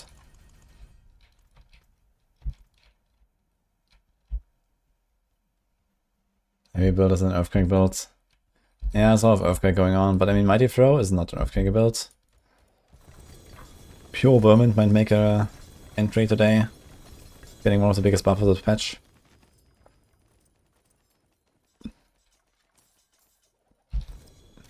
That's a lot of GAs.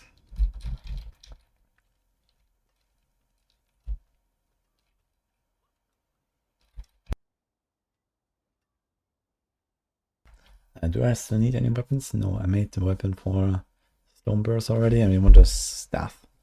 Actually, staff is something I want to save, yeah.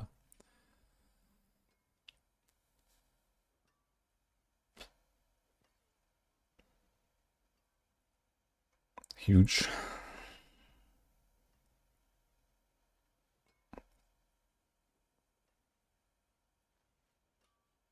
Another huge one.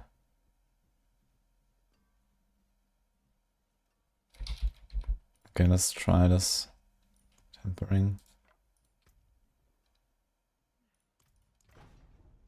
Oh.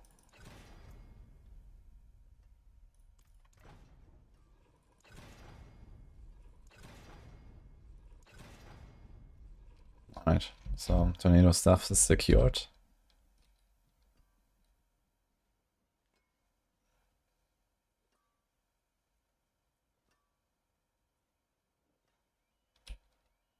Oh, perfect anti-climb burst, nice. There's a 3J dagger, by the way. You can flaunt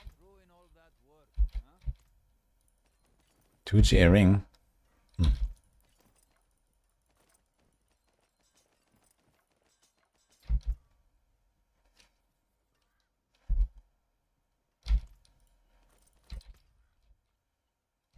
Is it Tempest Runner?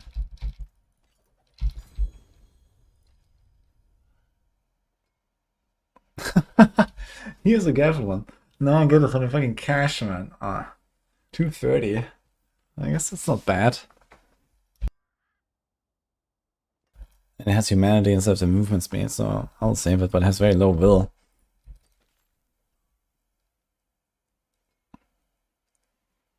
Dude, another perfect Altar. It's actually crazy how often I get these.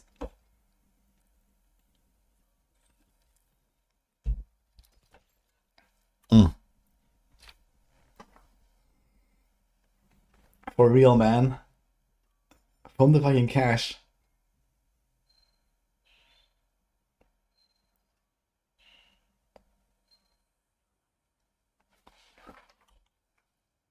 That's insane.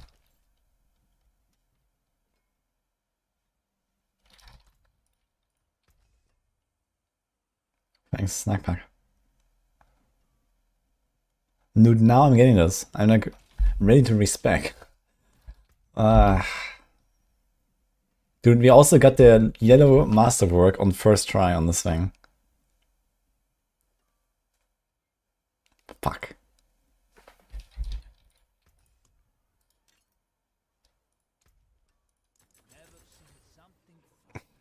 Okay.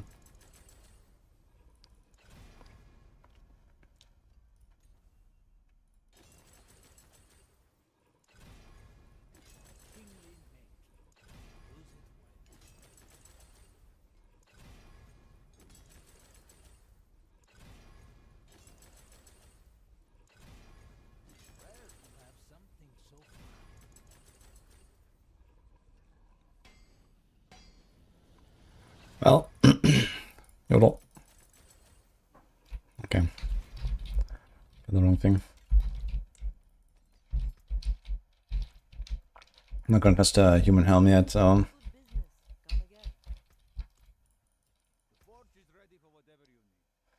I will just salvage this, right? Yeah. Boom.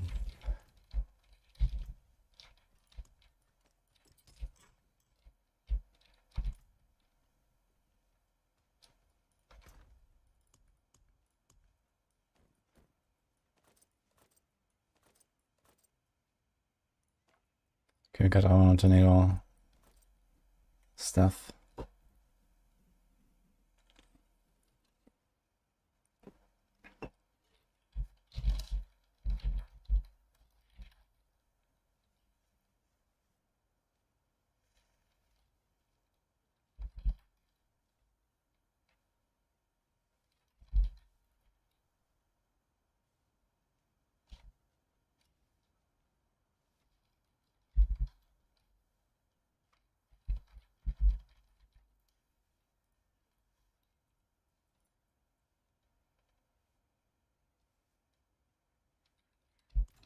Okay.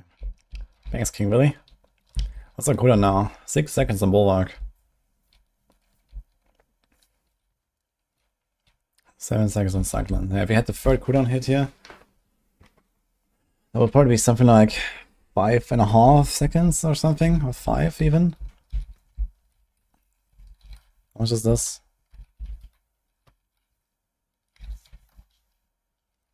31.4. Oh, wait. How much? 61.3.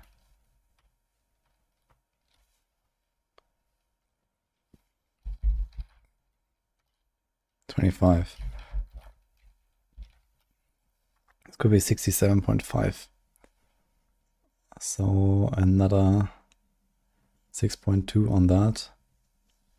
It's 39 left. So it's like roughly minus 20%.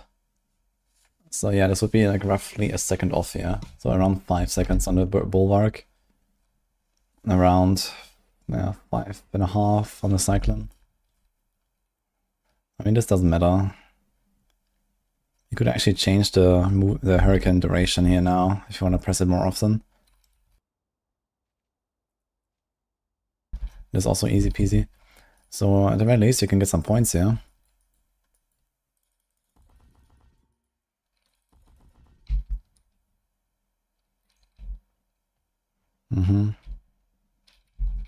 Do we want to change this?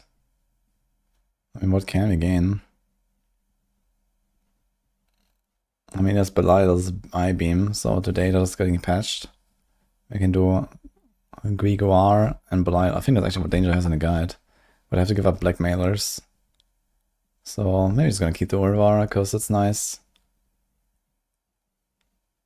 There's not much else here. There's like freezing. Does that apply to anything? It would help with suppressors. Stunned, immobilized, or knocked. Stunned, immobilized, knocked, slowed. So no. Freeze doesn't help us.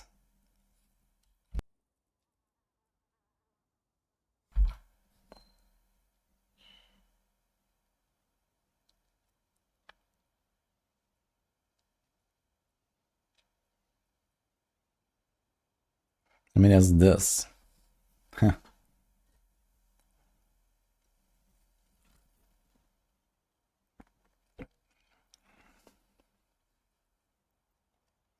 Like this, we can actually very easily test how well we do damage to distant enemies. I actually want to do a run or two and see. Because of Nature's Reach. We can also do this now. Can I take on 1 point there?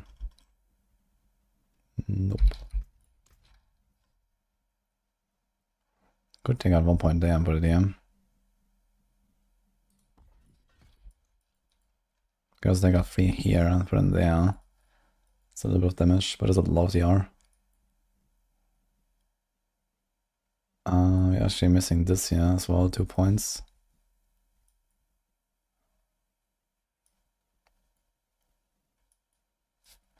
I want to see this in action.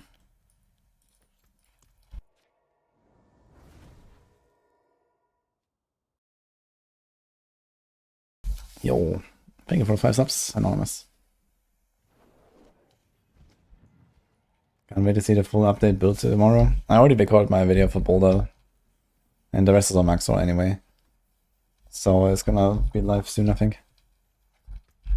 But yeah, I might do an update on the Rashan though. On the Spiritborn. Okay, what are my glyphs? 75. Let's do a 75.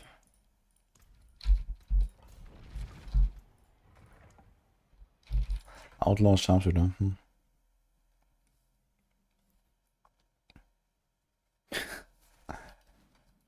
What big changes will the patch bring to the meta? None. But you're gonna see some more Roman Barbs. And some more Spiritborn until they maybe patch that.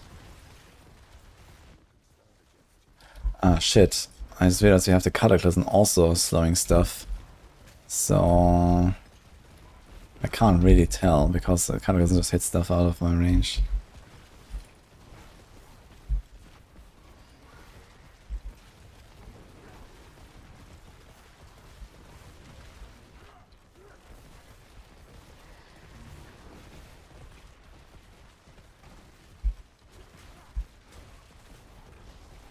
I guess you just put Urival power, it's fine.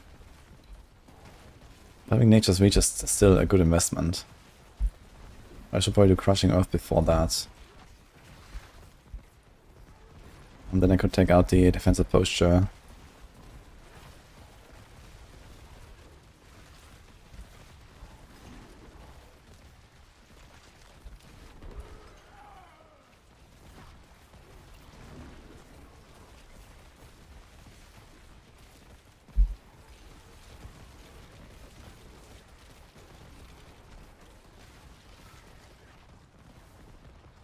I'm not auto-proccing Boulder, but I can cast it while moving, so it may look like it. It was changed, I think, in the expansion. You can now cast Boulder while moving, or maybe it was last season.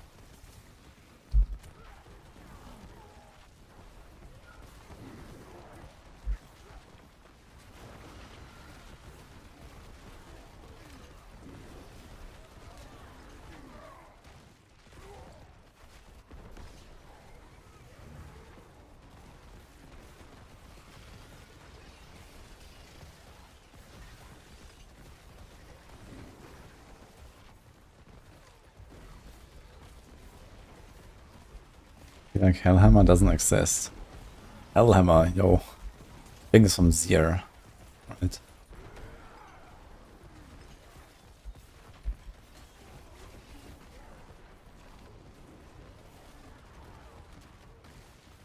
Saz, I don't really have a character set up for Lilith now.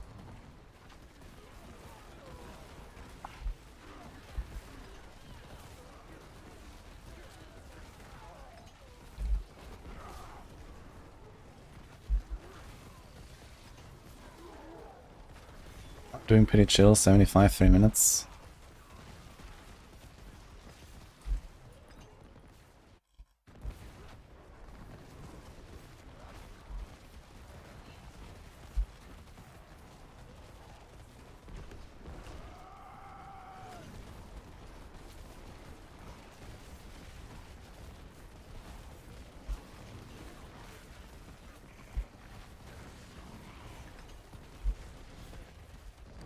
Bosses really don't feel that great though.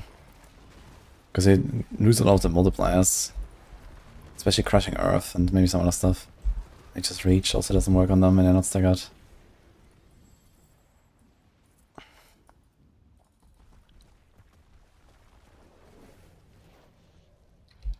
So let's do Uriva power again.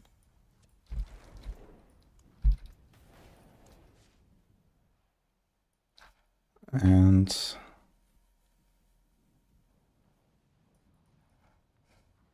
I guess if I really want more 45, then I should just do like another point here or something.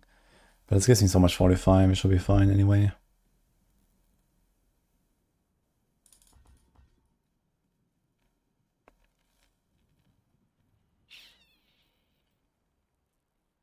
It's a 5 buff for 8 seconds, so it's like roughly half uptime if I cast characters on cooldown.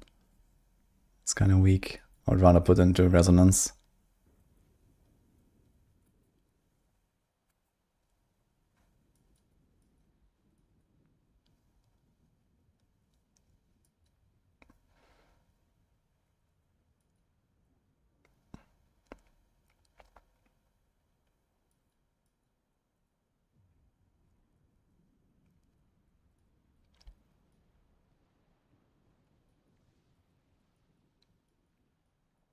Actually, there's no other damage passive now besides Resonance. And that. This is also maxed out. Okay.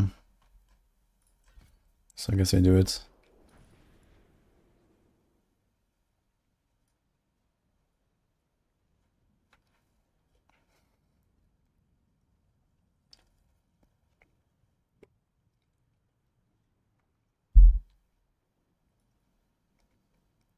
If we have the movement speed cap, we should probably do, right? I get 37 movement speeds. It's like 40. And then there's 28 here. So those two things together are like 75 move speed. You don't actually need much move speed. We're like easy capped. So if you don't care about the defense, you can actually take out heightened senses completely. All these 2 points and put them into resonance. And then you can still put another point in catastrophe. And then you just needed 2 more points. Not sure from what though. I mean, it's the DR after using defensive skill, but that's pretty good actually. 7 each. There's no other points unless you take them from Nature's Reach.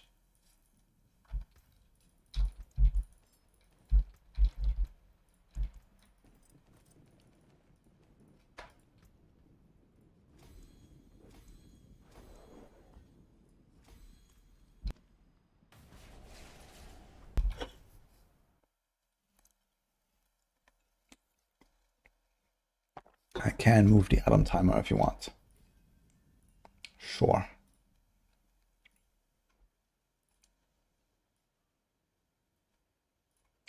Okay.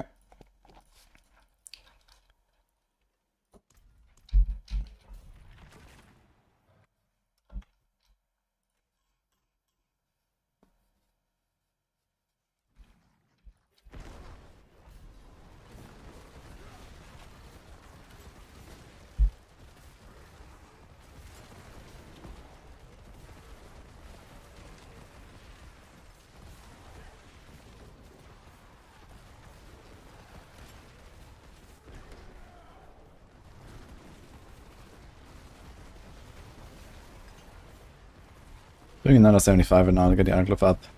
Need to check what I need for the Stone Burst and the Tornado though.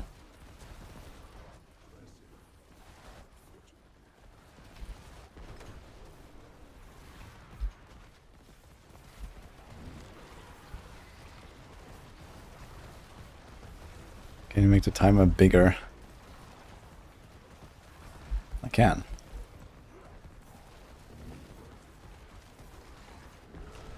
The people just asked me to move the timer, so I move the timer, not the text.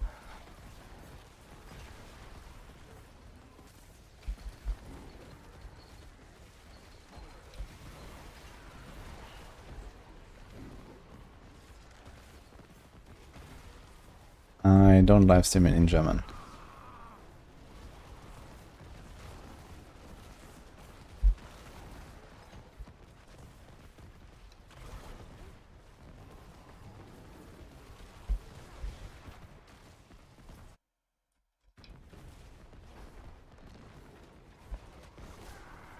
It's not very much to see in the abilities.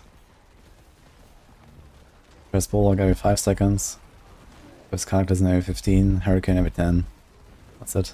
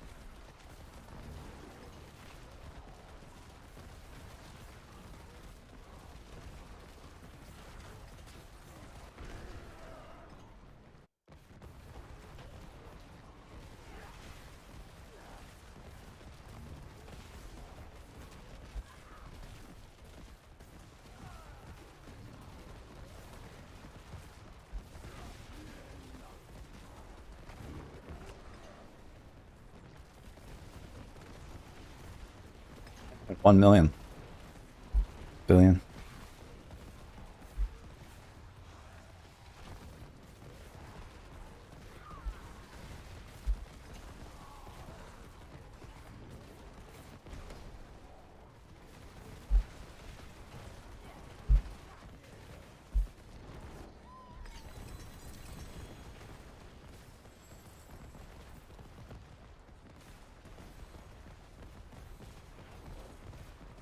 Hmm.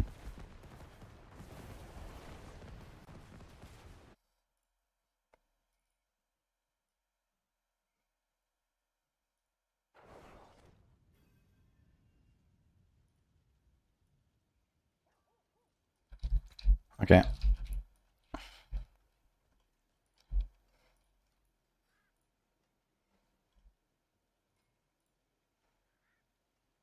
So go outmatch, we have Dominate, we have Open Sky, we have Spirit, and I think we have Headhunter.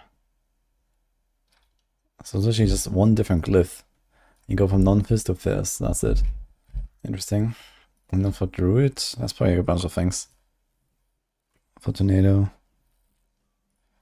Well, they also have Outmatch, also have Headhunter, also have Spirit, also have Earth and Sky, and then there's Poise.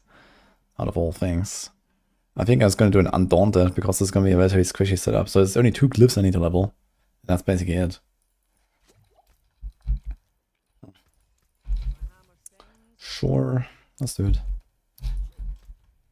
World boss in 13, by the way. Okay, let's go back down to like 69 and see how that is.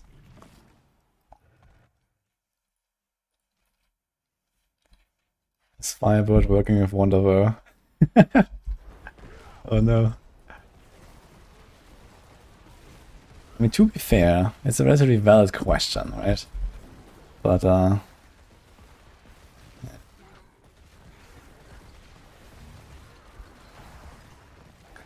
it's way too common.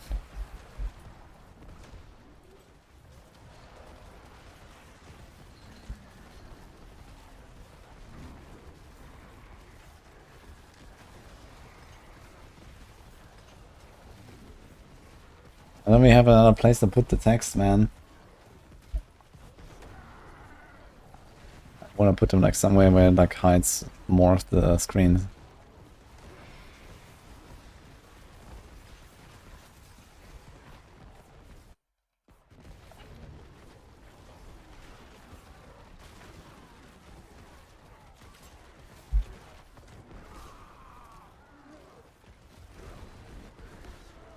I wonder if I can actually go faster if I go Igni, what? Soul, Sun. With Igni I should proc Decrepify roughly every 1.2 seconds. And Sun every 2.4 seconds. Right now I proc Sun every 4. So I think I might actually be faster if I rely more on Shred for movement and remove the teleport. I just get more of the all powers. I think this is actually what Danger has in the guide.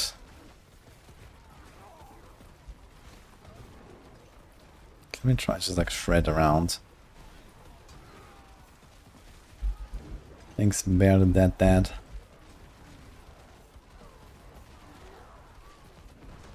Takes to the bottom left corner, but that's on a cannon.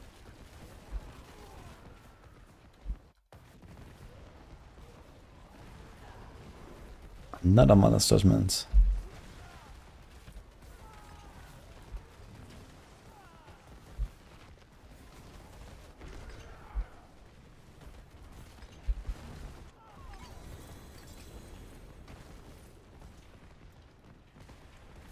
You already have Outmatch here. Undaunted. Wait, what about a human? It doesn't have human. 15 DR in human form. Maybe I do both. Because I have Headhunter here. Maybe.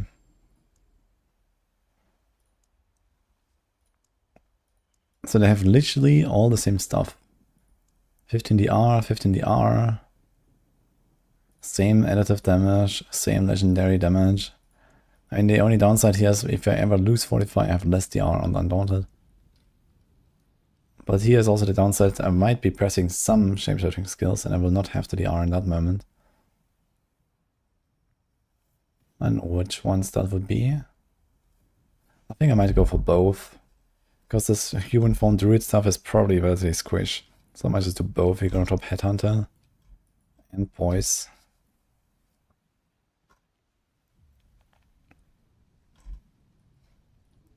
And then we'll both of these.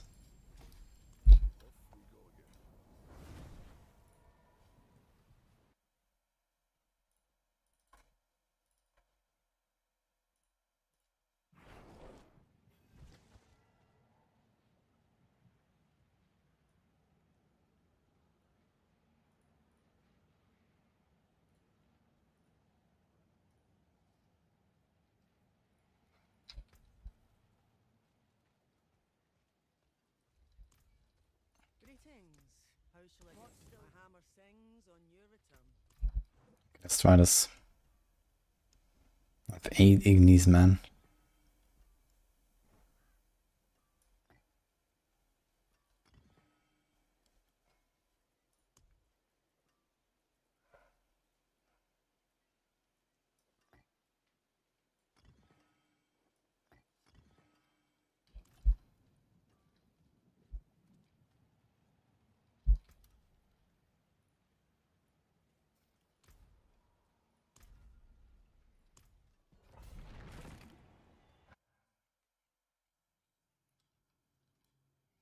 Epoch all power consistently. I get 1 guaranteed all power for every 7th cast, 1 every 8 seconds. There, which you always are. And then we have the Xan rune. So I was running Neo Xan, which means every 4 seconds I get like half a second of all overpowers, which is dynamic.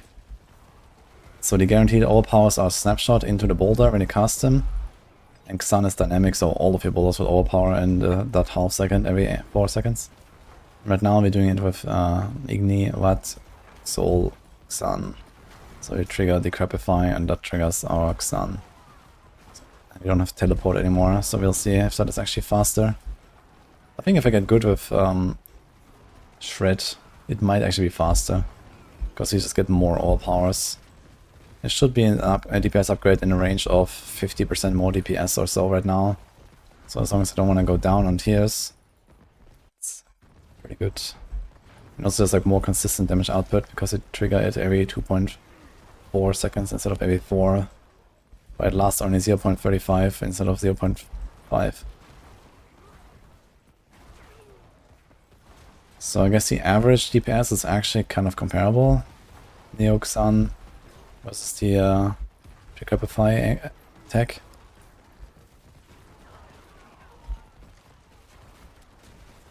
The thing is that most of the time I can't really teleport that much anyway, because I have to wait for stuff to die. But it would definitely save me some time here and there.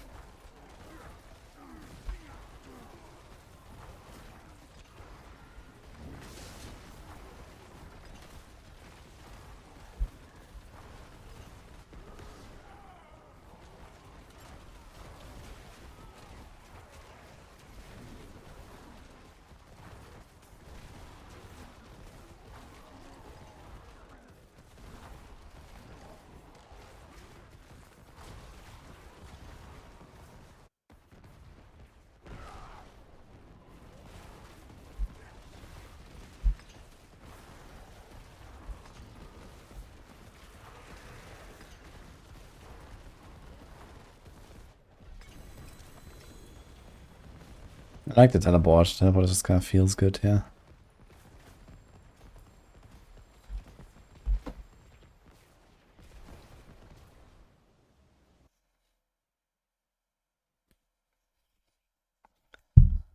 Stop client in chat.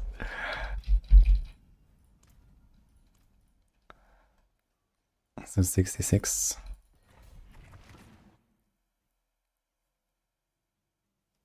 Why is this maybe chest good for the build? You never don't deal damage for 2 seconds. Yeah, this chest is never used for the stealth effect or for the stealth damage. Although there is one build in the game that actually profits on the stealth damage, which is Rain of Arrows right now. But every other build just ignores the stealth and uses the chest for the +1 passive, like God intended.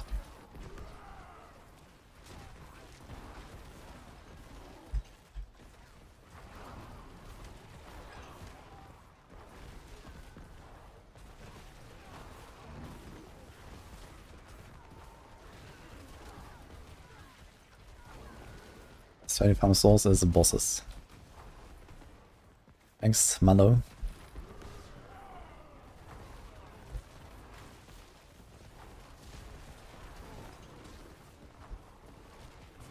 Druid in Torment 2. What build are you doing?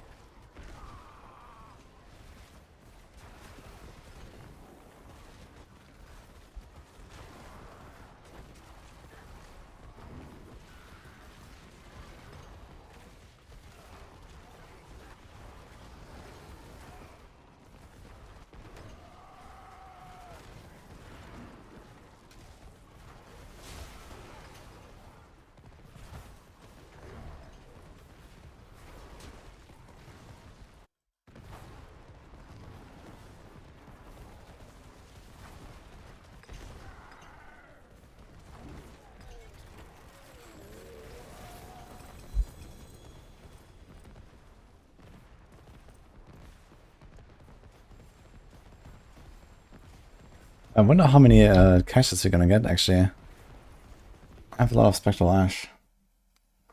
It's gonna be nice.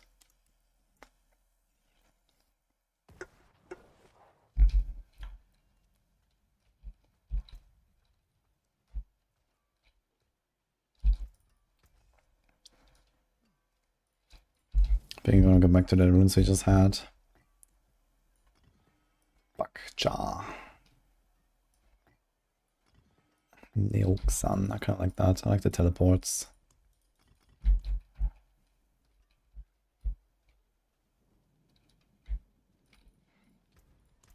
Drop Essence Tribute, get Longtooth Boss, die in his tornado. Same time he dies, he respawns and drops the loot.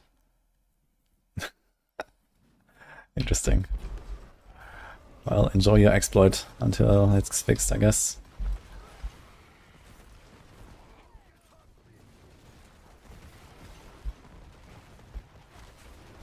Not a very hardcore friendly stat, it seems.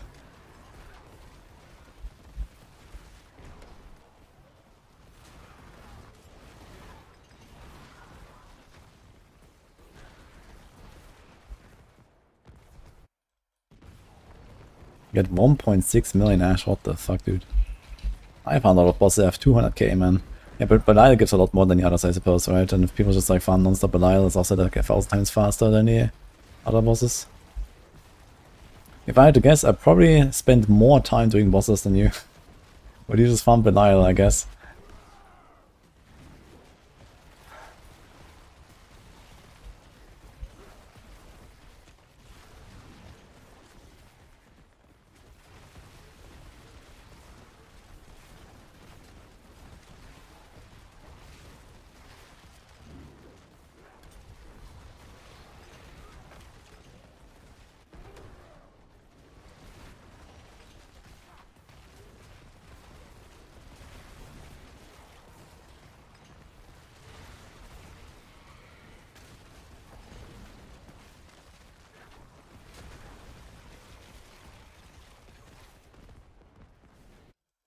Build boss in 1 minute. Oh no.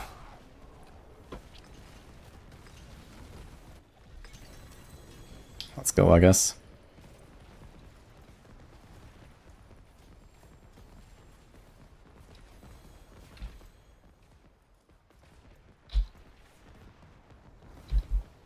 Oh, is that an upgrade? I think so.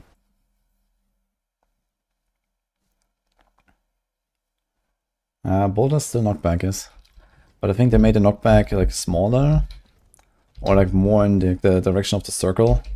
Like, I don't really knock stuff out of my boulders that much, it seems. I think that used to be worse. It's not an upgrade, I need Oh. I never imprinted it. Okay. Oops. I just got an easy, like, 3-tier upgrade. Or 2 at least. Thanks, Andre.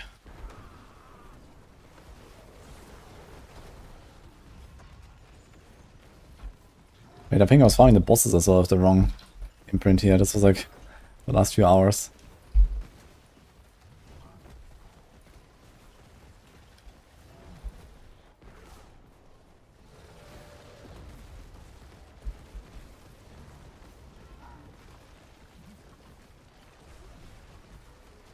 You can definitely benefit from the line modifier. Yeah, of course. Like, basically every all builds would go for the Belial modifier now, pretty much. As long as you trigger your main power every 2 seconds. Oh, not every build necessarily does that. Like, my build here currently does not actually trigger the main power every 2 seconds. And, you know, I have Cinerad, which is 25 instead of 30. I have Harbinger, which is 30, so that's fine. And I have Blackmailer. I could remove Blackmailer and go Belial. And then I can remove Urivar, and we go Greek. I lose 15 CDR and infinite barriers to gain a bit of a damage benefit, but I don't really care, so I'd rather take the invincibility. It's not even directly a 30% damage buff because I can cast my Bulwark less, with less cooldown.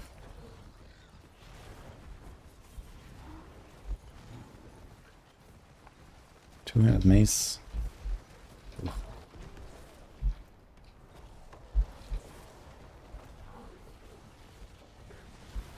Season harder to solo, higher pit levels.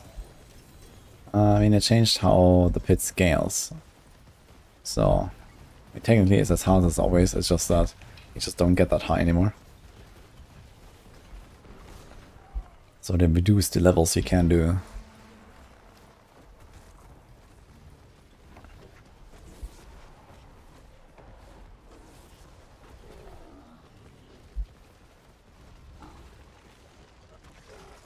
But on the other hand, I made it easier to level the glyphs.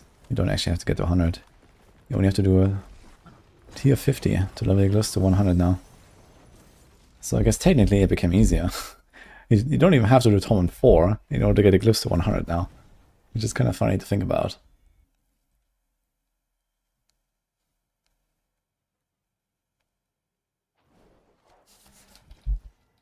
We're gonna do a bit of Geflin's Birthright shenanigans, Koala.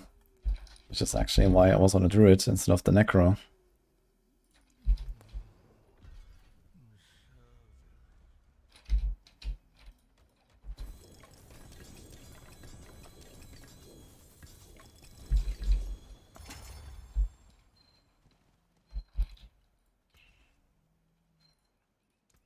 Okay, yeah, so not to forget the imprint. Oh, the last Templar, thank you.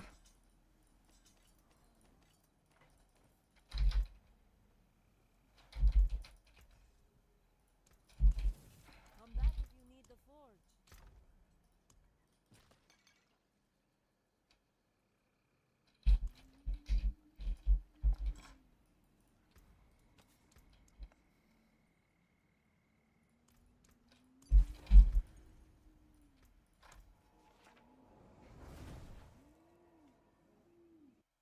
How do you proc overpower consistently without watching for provocation?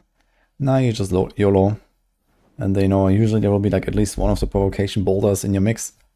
And then there will be at least one of the obsidian stem boulders. So by default you get at least 2 boulders that have overpower in your 10 boulders without watching anything. And then occasionally one of them double procs from the cast twice. So yeah, you have usually like 2 to 3 boulders that overpower in your 10 boulders. And then every 4 seconds I get like half a second of everything overpowers with 6 sun. Well, gambling rings is good for Mjolnir, but I don't want any rings. And gambling gloves, I mean we have a tornado glove. We have a stoneburst glove, I guess it's fine. Let's do this. Oh. Too bad, friend. Hello, shining beauty.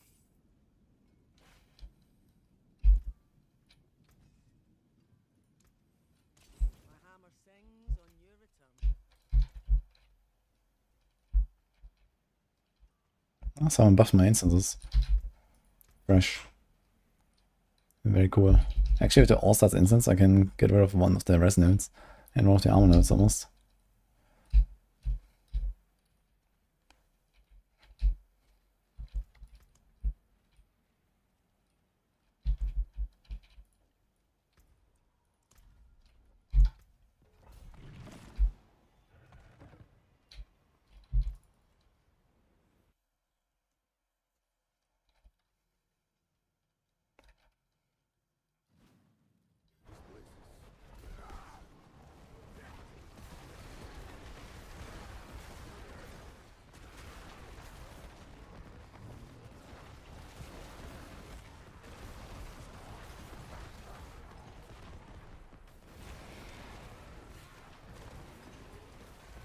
Gotta say, I'm really happy I chose Boulder Druid. It's a fun build.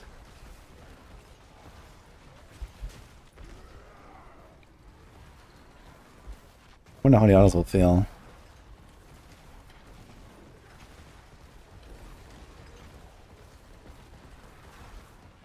Probably not as fast for pit and stuff, but you know.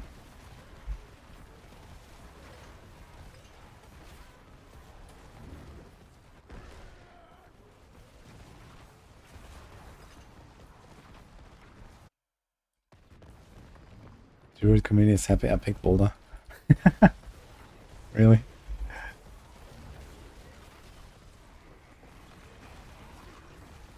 Yeah, it's a fun build for sure. Who here started a Druid because of me, guys? In the last 2 days.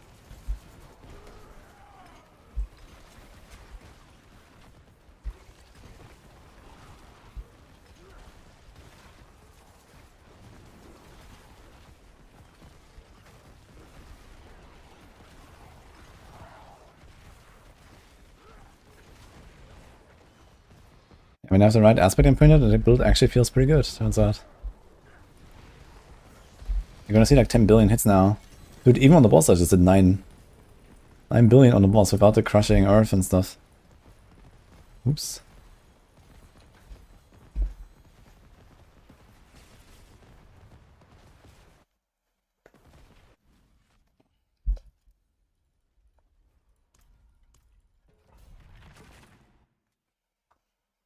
Yeah, I think we should probably set up a tornado. I have like an armory set up already for a tornado. But that was like when the character was like 1 hour old. So I need to like fix a few Paragon things and the gear and stuff. But I can switch it out relatively easily. I wanted to try some tornado action. But I'm also leveling the glyphs right now. I need to level the human and the undaunted glyph. So let's do that a little bit and then we can switch to tornado pretty smoothly.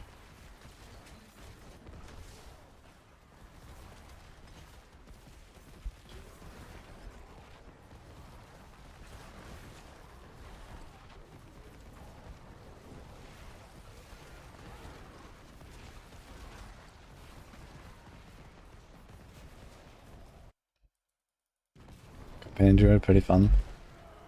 Yeah, if Companion Druid had like a bit better AoE clear. Dude, on these guys here, it's like 11.7 billion by the way. It's very nice. Like you have a lot of damage now. If I go T4 Belial, they're gonna kill him in like 5 seconds.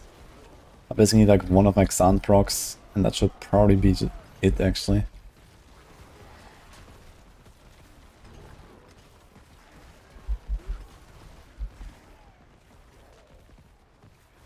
Maybe 2.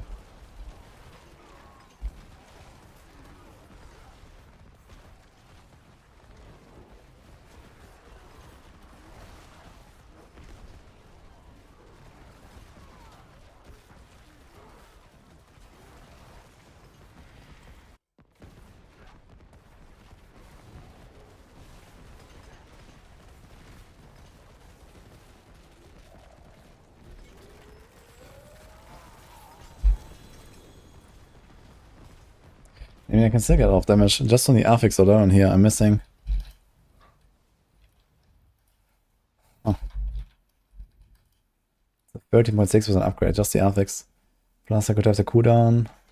Crushing F could be higher. This is literally, oof. That's fine. I guess I could have G, I will. No core ranks. Non-ancestral. Wrong masterwork. Like you could have 10 more ranks on the boulder or something.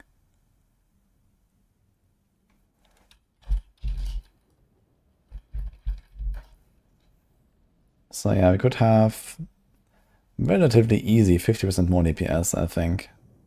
Plus this aspect here, this aspect here. Yeah, 60-70% DPS more is definitely quite doable. It's like 3 pit tiers higher. Like we can actually farm 70s like sub 2 every time. It's pretty good.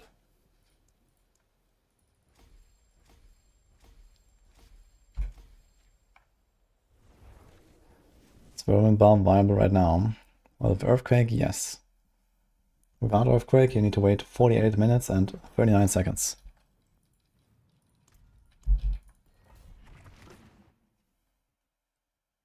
No Stone Shifter. Wait, what is Stone Shifter again now?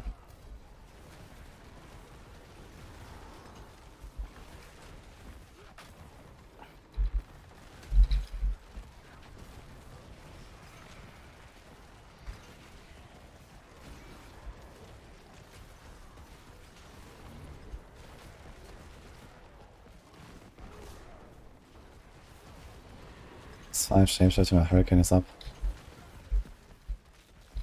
Wait, I need to check that. Oh, maybe I can do that. Wait, is that utility or is that offensive though? Yeah, it might be actually even better than ballistic. Maybe I put the wrong thing there.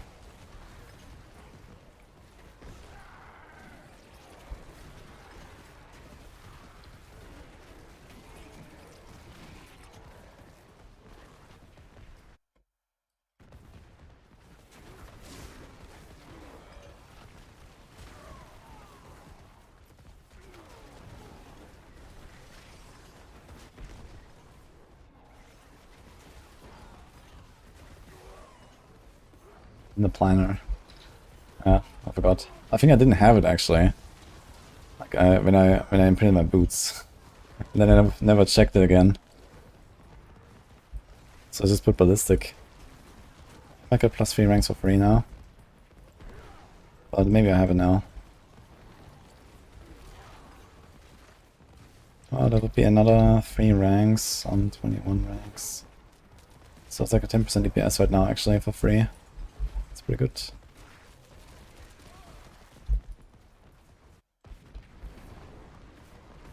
Yeah, I mean Hurricane is required to be permanent for this build to even function, so Storm Shifter is definitely good.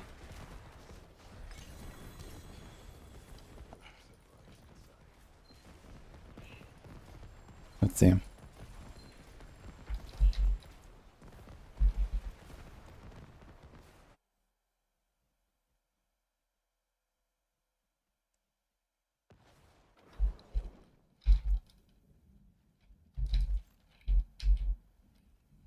Oh.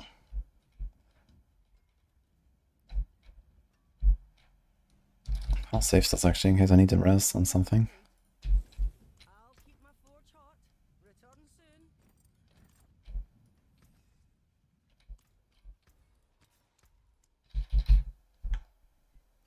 Dude, 1 out of 1. What? It has no range? Dude, fucking Dueler's aspect has 1 to 5. Yeah, that's insane. Okay. And this. Another 4% there. Yeah, a bit chilling, man. If I get like a better one here, I was gonna farm 70s or something. My magics await your return. I don't have an envenom ranked neck. But for every other build, I also do not have the same.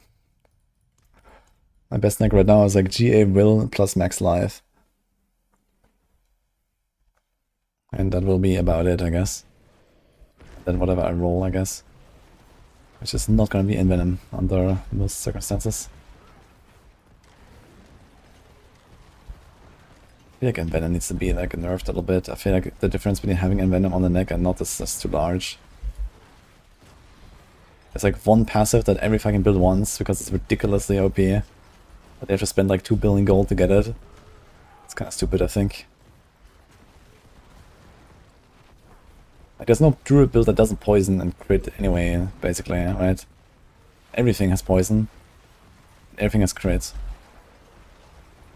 So everything has envenom.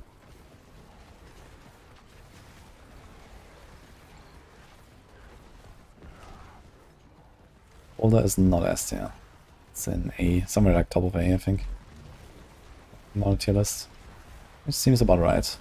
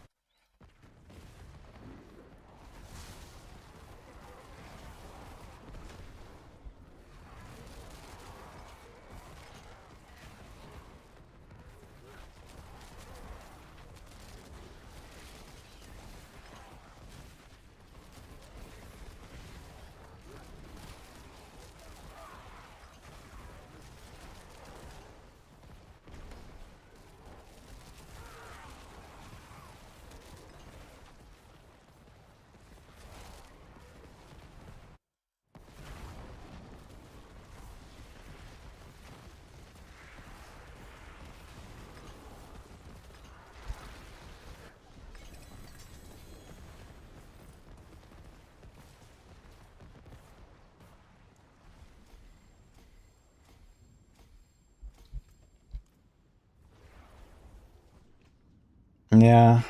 Yeah, in general, they have like a huge problem with dot builds being weak since the expansion. Because it's very easy to get all powers on every class now, with Xan Rune, for example, or Banish Lords.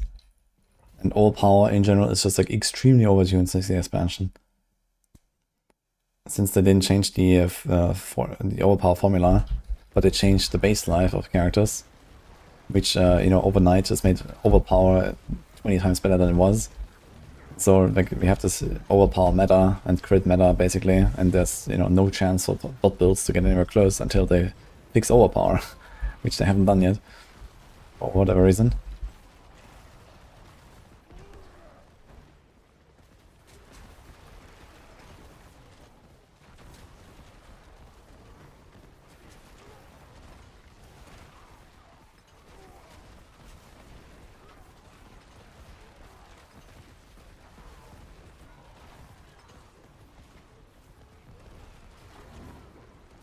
a lot of Druid builds, they all have it's more or less the same aspects.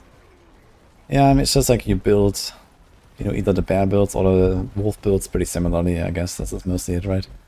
It's either Tempesaur or Vasilis, and then there's like some werewolf stuff or some bear stuff. Yeah, that's kind of how it works. Because I made all the Druid specific stuff like super OP.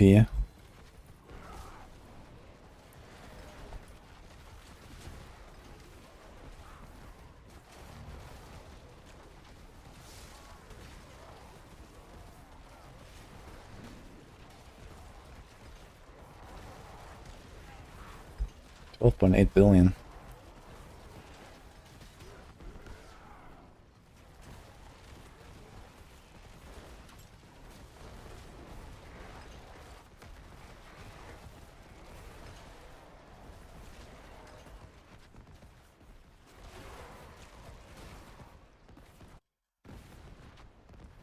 It's not quite a walking simulator. You do cast stuff, which is why I think it's much more fun than Cataclysm.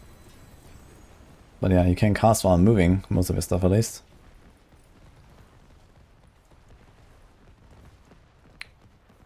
Okay, so Undaunted.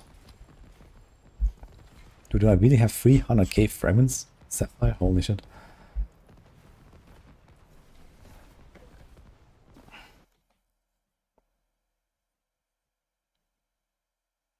Imagine if we combo this with Jar. Dude, you have excellent ideas, Patronus, today. You should try that. Maybe we're gonna try use the Jar. In 3, 2, 1.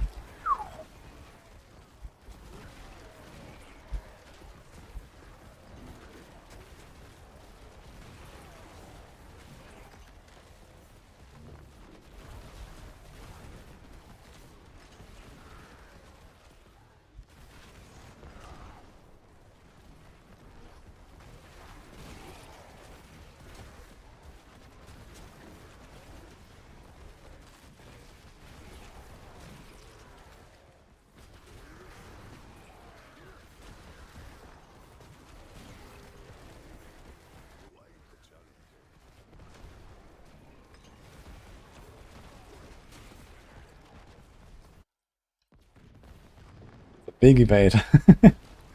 I mean, I have Shred as well, so I'm jumping around to Shred and then the Jars in between, basically. But sometimes you don't have monsters to Shred to.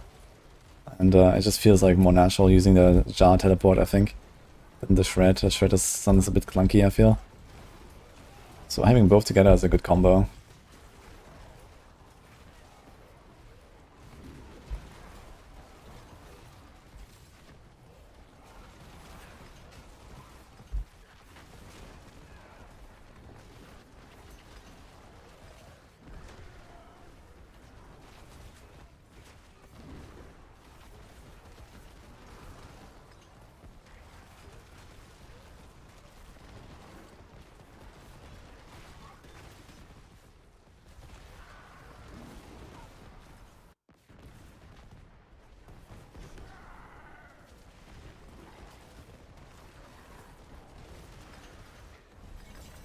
Okay.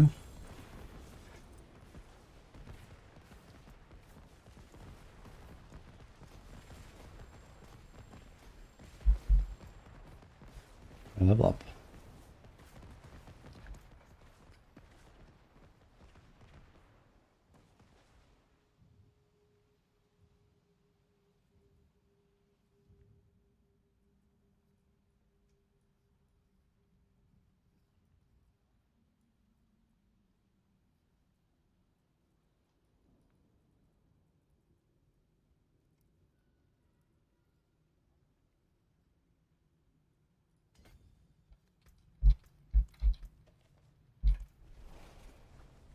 We're not going to see Vashan Druid.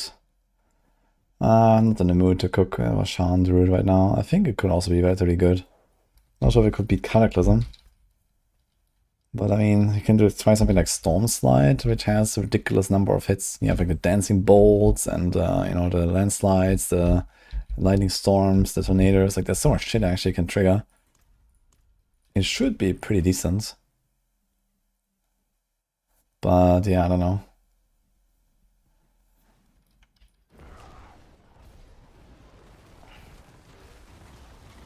Maybe I'll try something if it sticks around for now. But I'm not sure if other druids have already tried.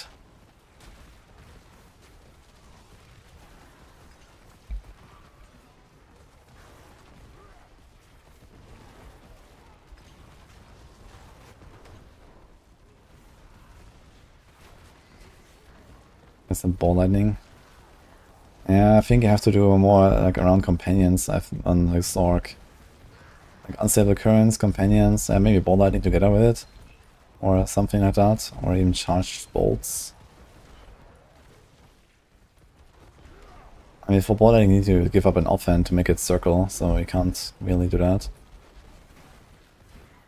But yeah, lots of hydras. Not sure how well Blizzard works for it as well. Maybe Blizzard could be something. If like every tick, every half second works. A lot of Blizzard.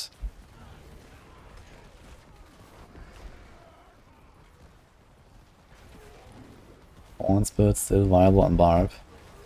I think we freshly moved it into F tier on the latest update.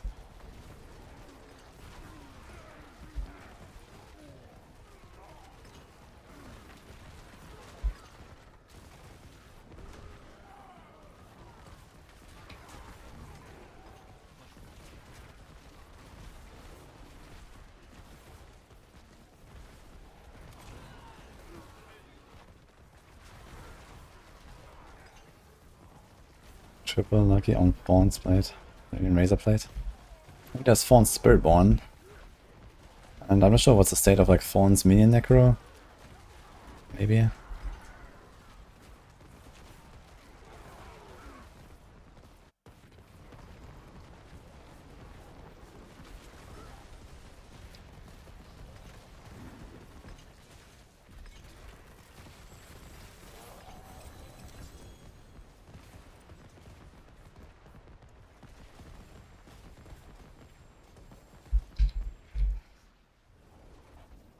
Wanna see basic builds?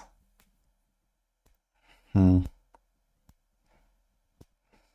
there's Bash Barb. I think we still have Bash. And there's also still Heartseeker. And there's Invigorating Strike. But yeah, Arc Lash is kinda dead. Firebolt is still kinda there. Necro never had anything. Like a rebuild will be fun, I think. Like Reap would actually be fun. I should make something there.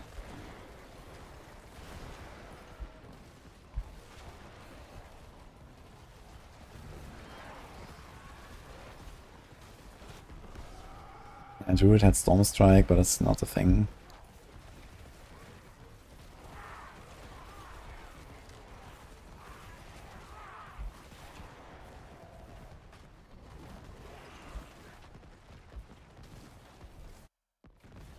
I think it's a basic build. Yeah, this is not really what it means though, right? Like basic attacks are just... they're different. But yeah, I guess the idea of basic attacks costing nothing or even generating resources has not really been relevant for a long time. I don't really see us going there again. I think resources will just remain a solved thing for every build forever now. It's a bit sad. I think there could definitely be like, interesting playstyles around, you know, generator, spender or something. At least some builds. We have that a little bit with something like Bash to overpower on the Barb or so, but you know, it doesn't feel the same if you're just like trying to poke a buff instead of generating resources and then emptying.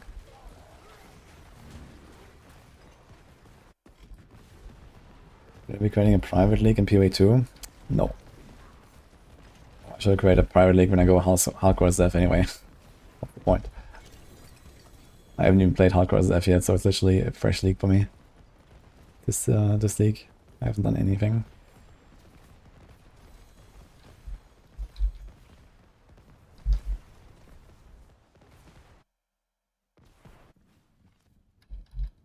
So Earthquake Barb going to be meh. The Earthquake Barb is not affected by this patch. In fact, there's no nerf at all in this patch.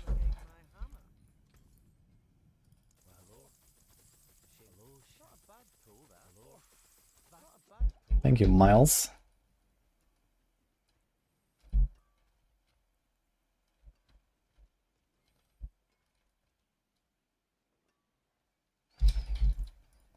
Okay, just in case. This thing even comes with a curse touch.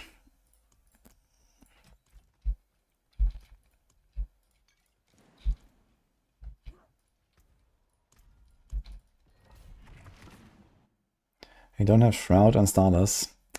Lucky for you, both of these items barely make any difference. So, just go.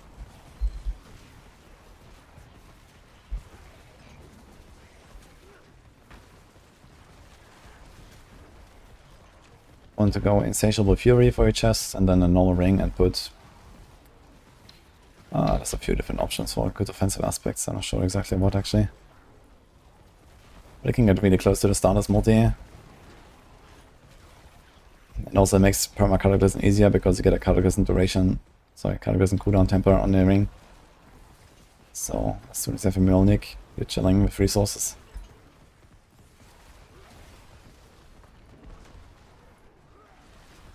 And Insatiable Fury is really close in power to Shroud.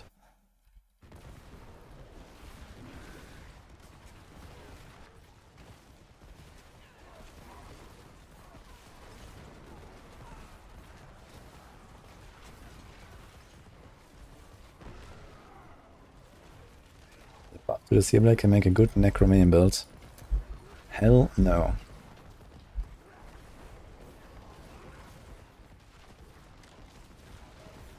I mean, the buff to the Seerblade, like, almost does nothing anyway. And that build is like so far from anything.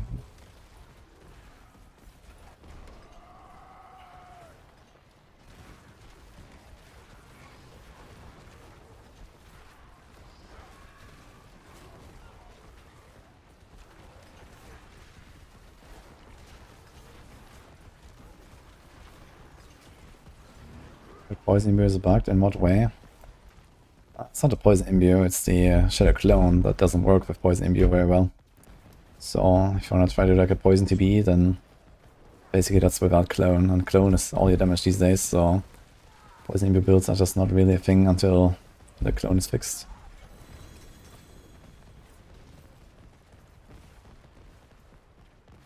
And they tried, but it didn't get that far.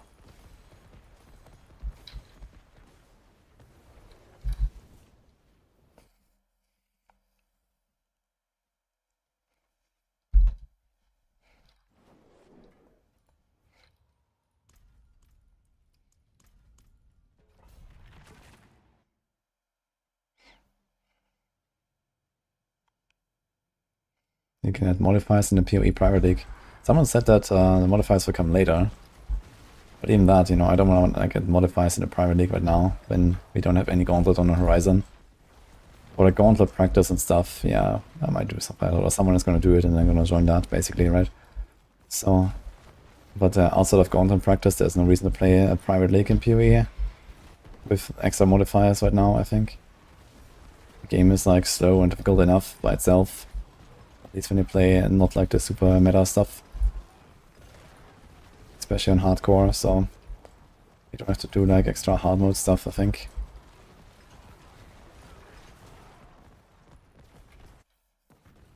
Think again, Miles, Christy.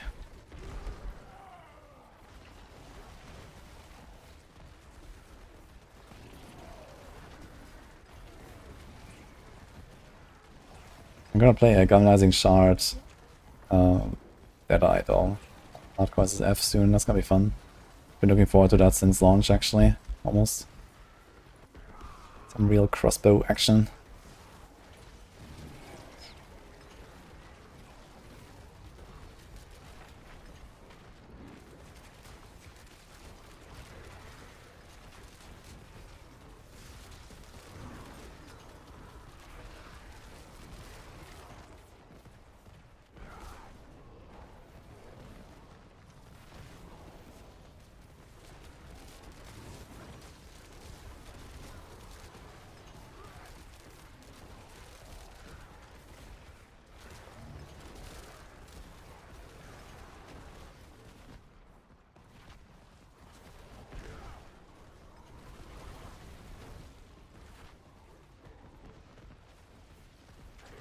Alphas feels good.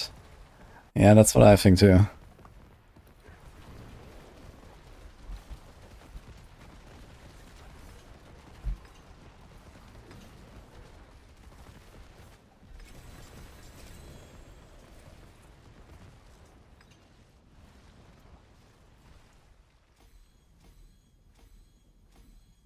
I didn't really have that many issues with suppressors actually. I thought it would be worse, but actually it feels okay. It's an easy build for a returning player. Start Dance a Nice Rogue and then go Death Climb Rogue.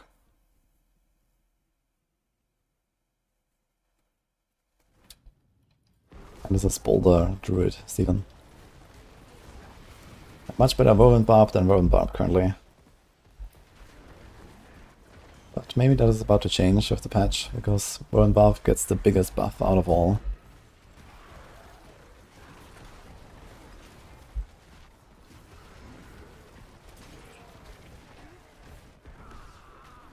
Shalaria.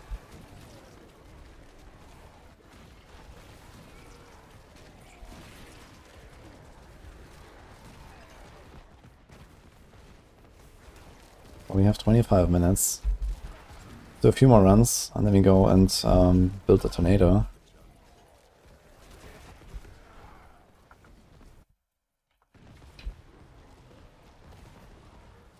Yeah, we're getting a huge buff actually today.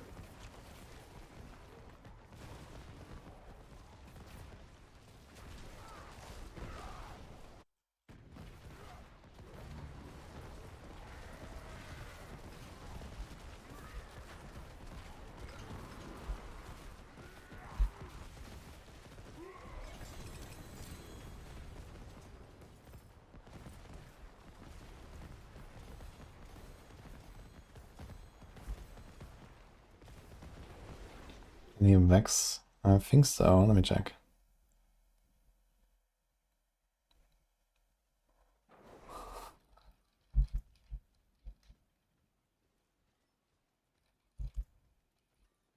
I forge more than what's left, you ask? Actually, I have 3 Vex.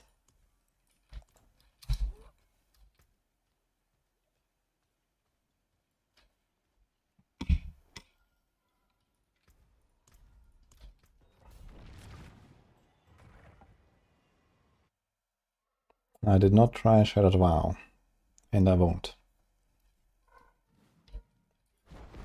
Stinger Spiritborn is okay. That's like a crazy build, but it works. I did this as my first build on Spiritborn actually, and you know, just went to like T4 this pretty easily. Doesn't have a crazy boss damage, so T4 bosses might be a bit of a struggle, but also doable eventually, I think.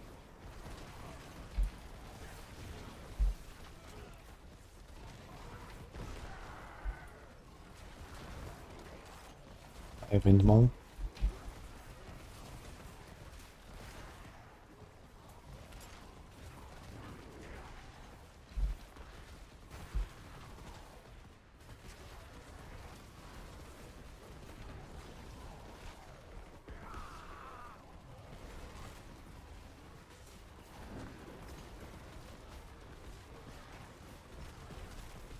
Yeah, especially leveling, I like Stinger a lot, or like early torments and stuff.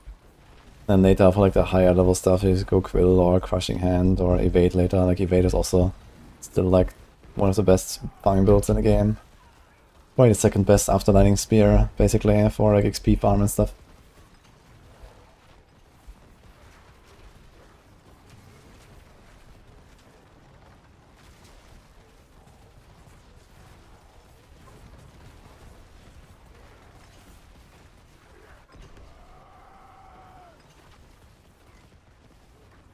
I'm not trolling, what do you mean?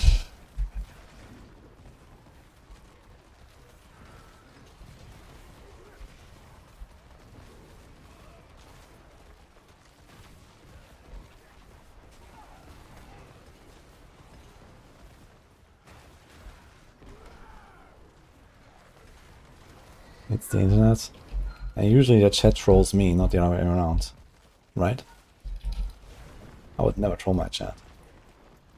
I certainly don't troll my chat with this. That would be just fucking obnoxious.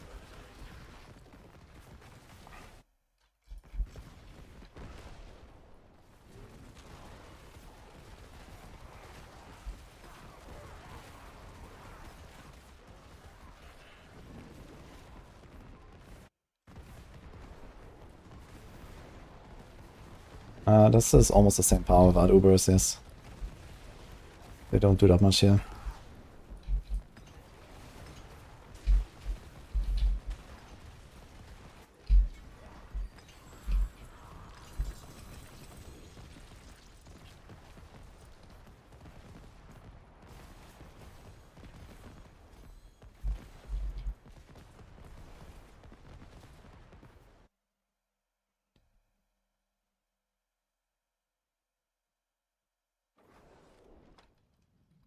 The boss power is a barrier, I guess.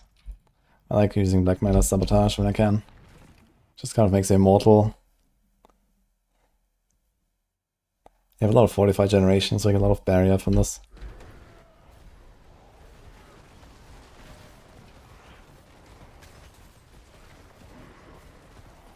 You also press Bulwark a lot and stuff, but yeah, it allows me to run Neo Rune as well consistently. I never take any damage to my life pool. Never lose my Fortify to anything. So I always have like the full overpower value. I always get my Neo Rune procs. It's kinda nice.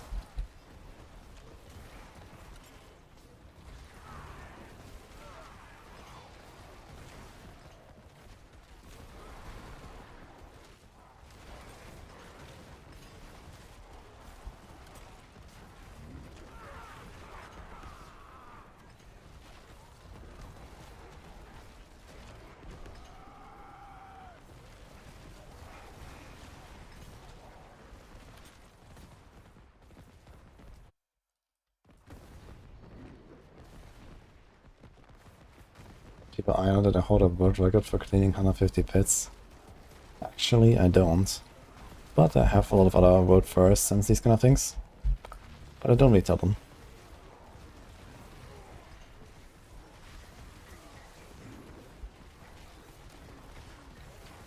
But yeah, like, you know, a lot of people in my IRL circle know that I'm some Giga Blaster, let's say, at least.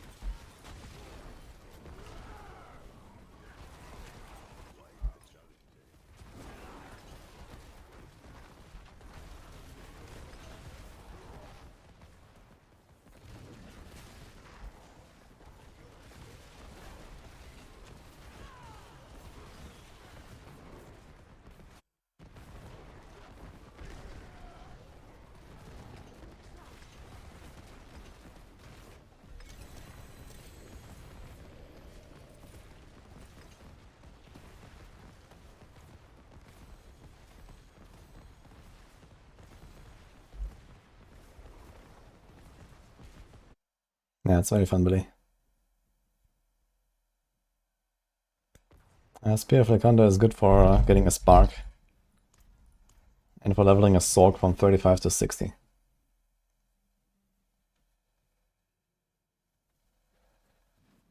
Having a life outside of streaming is impossible.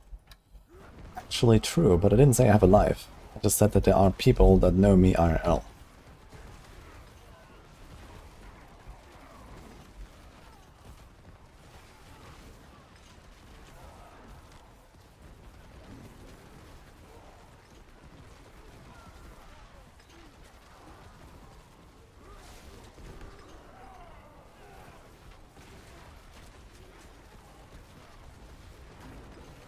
Like, you know, there are some people that inevitably know me IRL, like my mom. She cannot not know me, basically.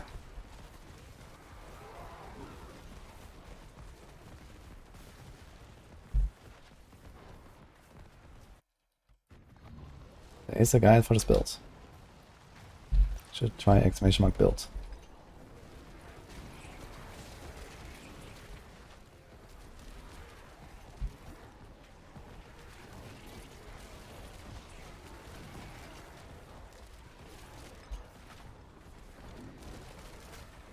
She doesn't call me Giga Blaster. But she roughly understands what I do.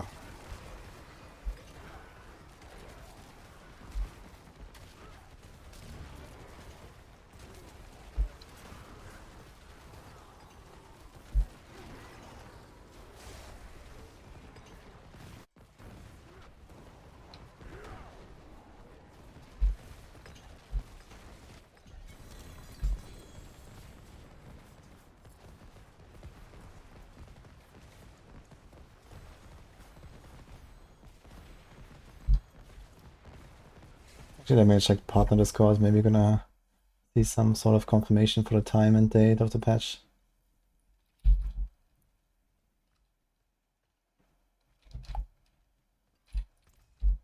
See some steel you need. My hammer sings on your return.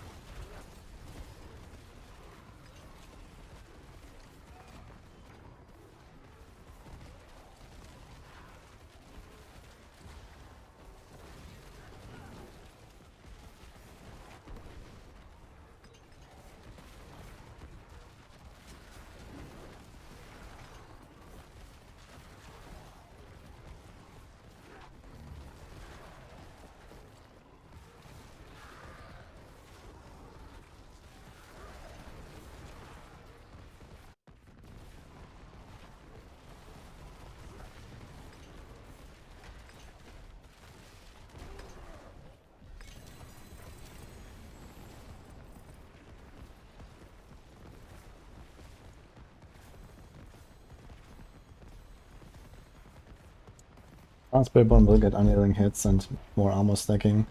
That will make it roughly 2.5 to 3 times stronger than this, which might make it the strongest build or very close to Dying Spear.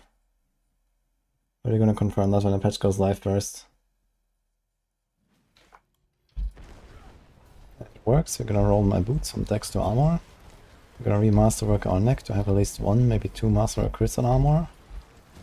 We're gonna put unyielding hits instead of vehement brawler. Then we start blasting.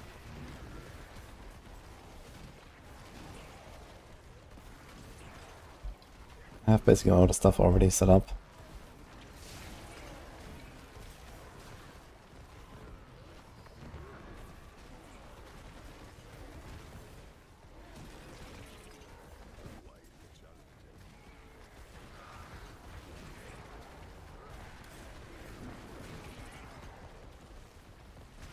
And experience not getting a nerf.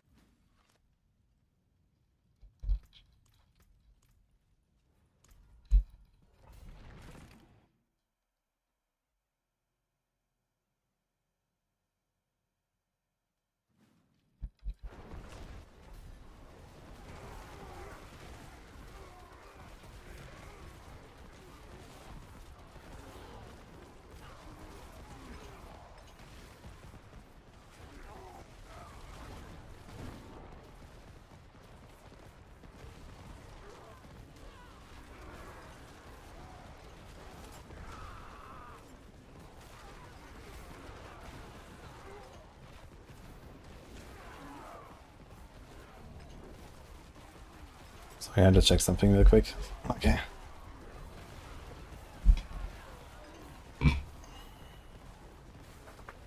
Sashan, boss power, deal damage. Just like attack speed and number of hits. And generic damage multis is what you care about. Yeah, whatever it says on your tooltip, you forget it. You don't look at tooltips in this game.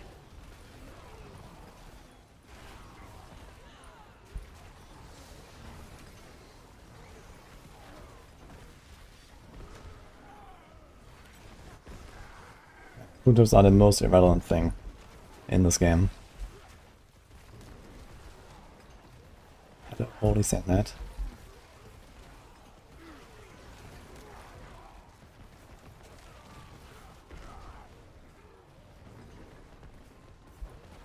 I can link the patch notes by the way for the YouTube folks. One sec.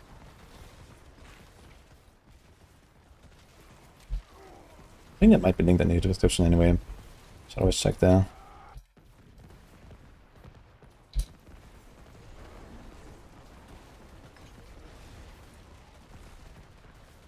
How do you do the damage math? Well, by knowing what works which way. Oh. Yeah, it's very complicated in Diablo 4 to understand how much damage you can deal and what is a better modifier than another one. That's a bit of a struggle, but yeah, tooltips are inaccurate as fuck, to say the least. So you should never look at tooltips.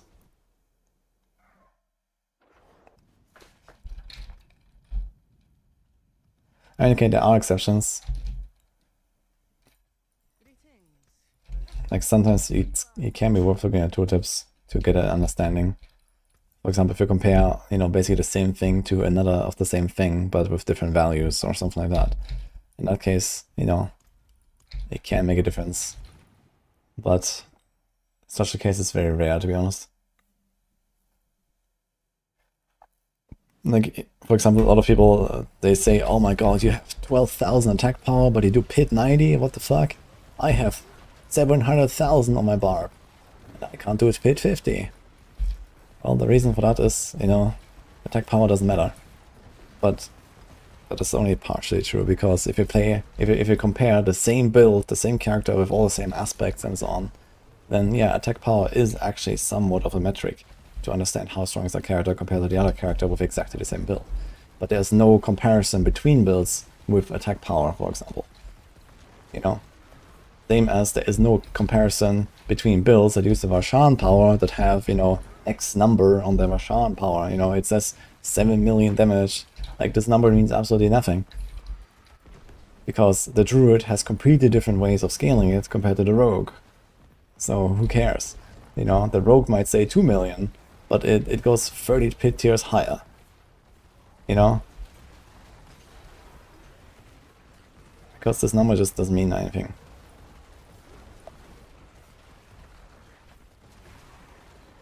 It's more like trial and error.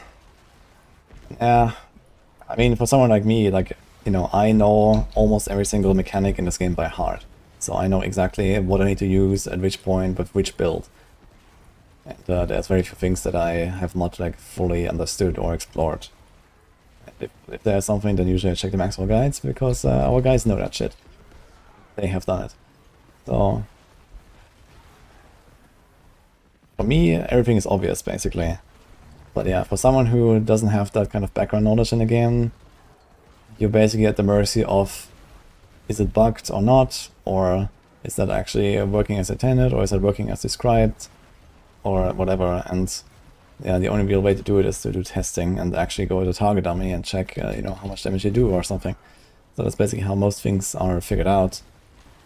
And then we know. But if you don't have that catalog of knowledge, then you're gonna start at a, you know, pretty shitty spot, basically, until you kind of catch up.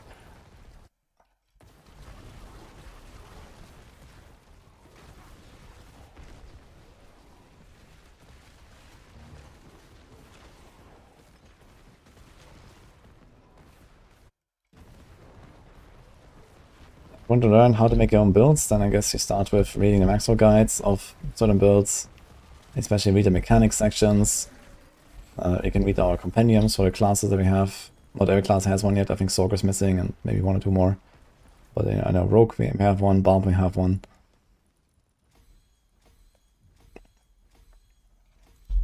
And, there's a lot to learn, turns out.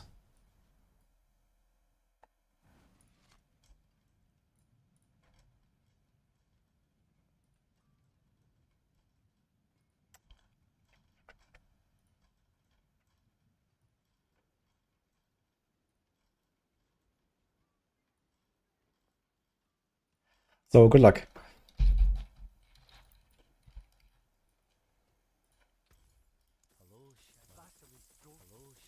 Not a bad pull, that.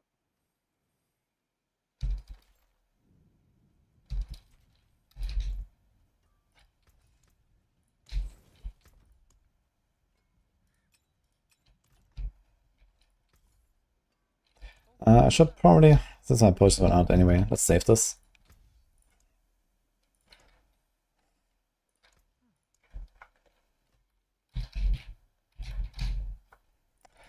Okay. Oh my god. So 2 items are left, which are the 2 mythics. Interesting. Okay. It's kind of funny, so when these items are deleted, it actually doesn't say anything. 1 item power, 1 armor, and just the aspect.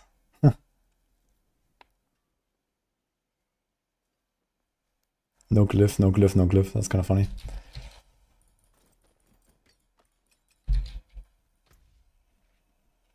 Equip.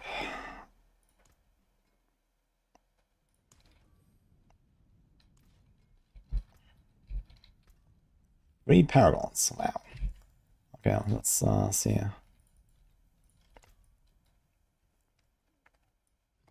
Sky.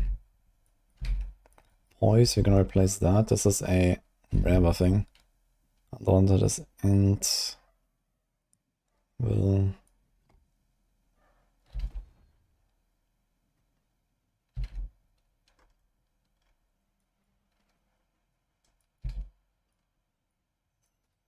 Headhunter is Will. He's Inner Beast, and we put this here instead.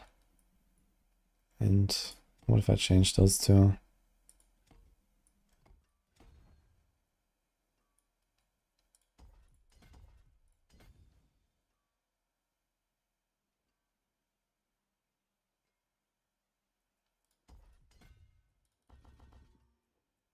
Okay.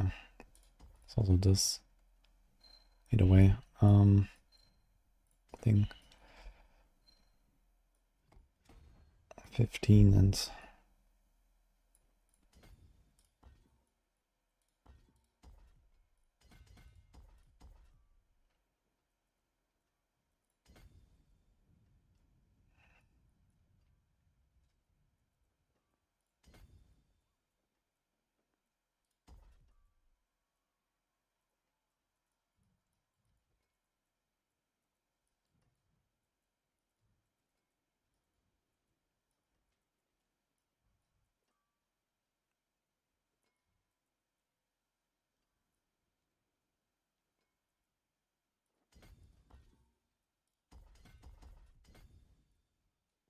why can't we connect this?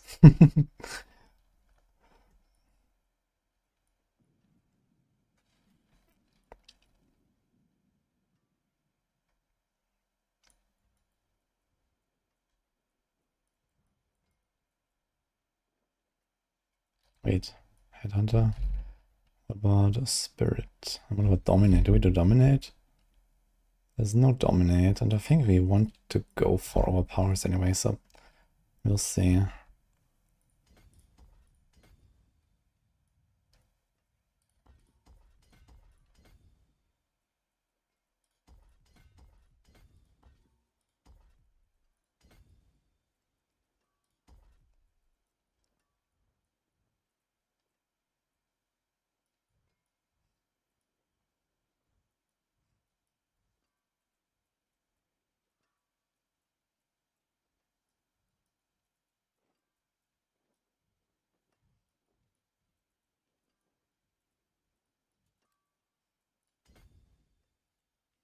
I don't think we care about max out Spirit actually, right? Maybe this entire thing because you have Mjolnir. Mjolnir. So you probably want to turn this thing actually. I don't think we care about that. Let's just do the decks here, whatever. Okay, so you go for this.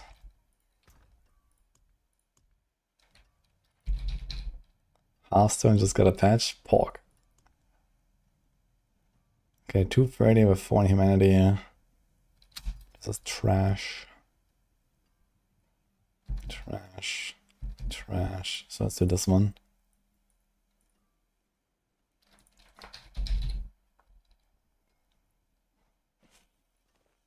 That's pretty good.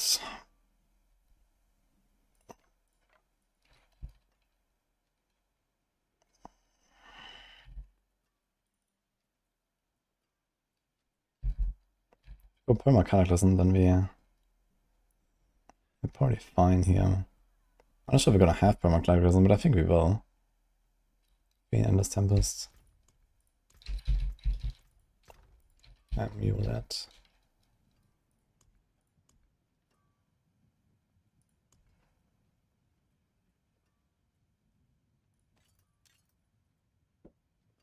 They have willpower life times 2.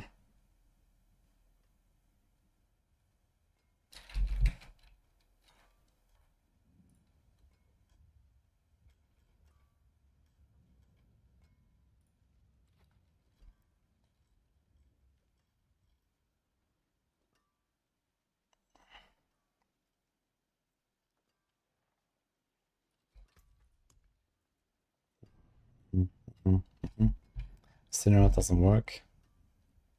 Crowd control duration bonus. Does he temper it? Yes.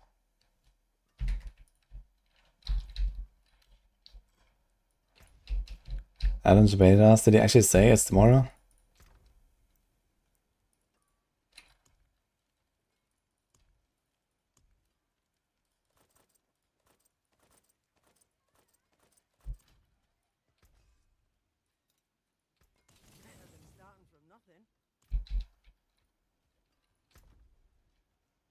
Another tweet.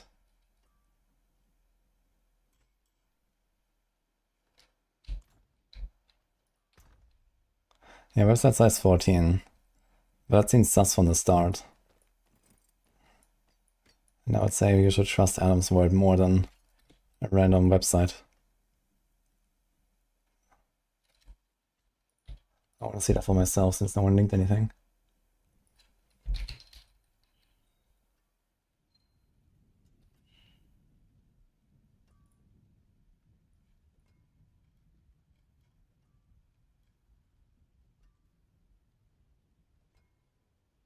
Okay, it seems like he's chilling.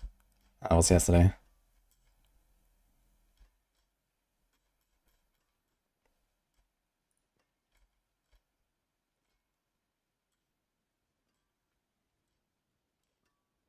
Don't see anything. So, let's stay optimistic.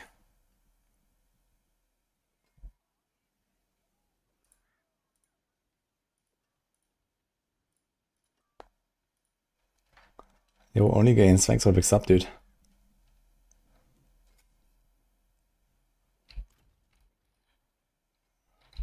I'm not playing Hurricane. We're going to do Human Druid with Tornado. Need pants and boots. I'm not sure what I will do there. Just normal Spirit per second. I don't think we're gonna go for Spirit per second, right? Because okay, how likely is it we're gonna have permat them actually? Like this is 40 seconds and lasts 14.4 with no Endless Tempest ranks. So we can actually do some magic, I guess, if we have to. We probably have to. Yeah, resonance is always something to remove, it's fine. So we should be okay. Skinwalker.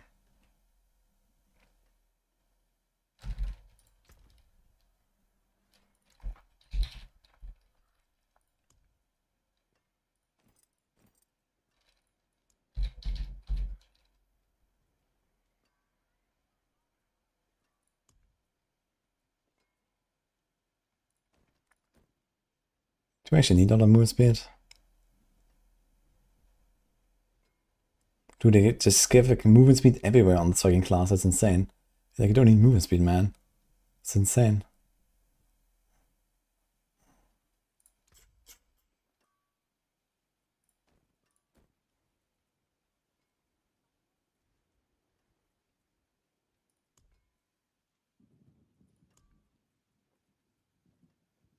I wonder if I could rack enough. I mean, we do physical, but it doesn't matter. What do we put there? Skin, Storm Chaser. What does he have on a starter? Ghost Walker. I mean, it's kind of whatever. Is there like any utility power that we care about?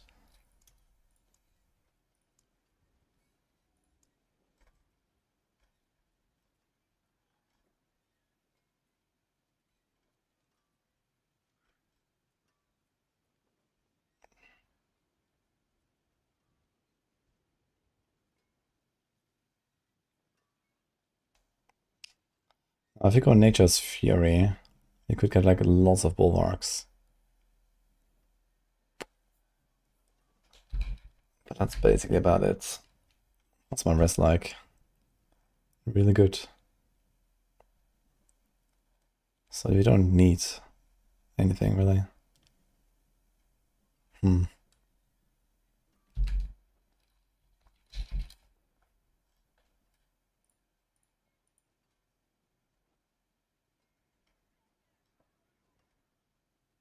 Yeah, not running Wild Heart seems like such a waste, man, because all these boots are useless.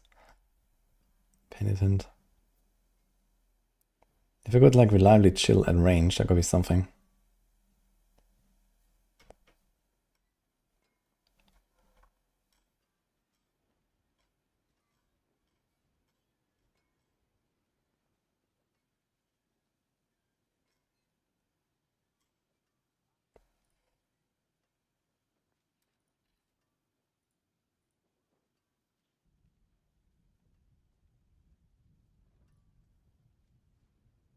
Items still exist, right? But I guess you can't get a GA of it because they're always rare.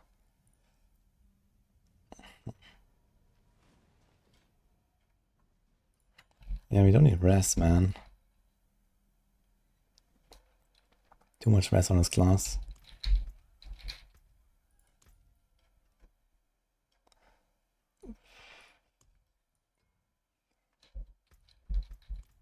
Which other two boots has the evade charges?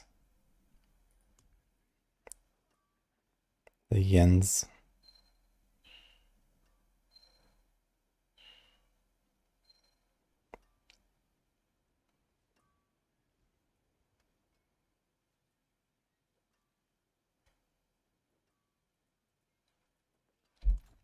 Dude, at some point I can make mythic boots. And mythic boots will just be equipped by every build in the game. How may I help you?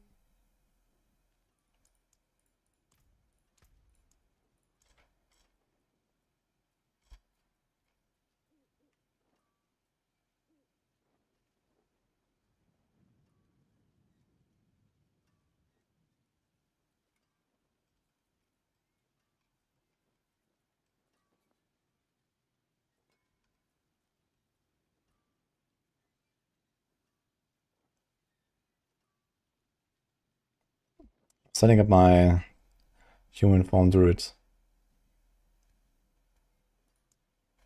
Because of the patch, I want to try this. It's getting buffed. Can't decide what kind of boots I want to do.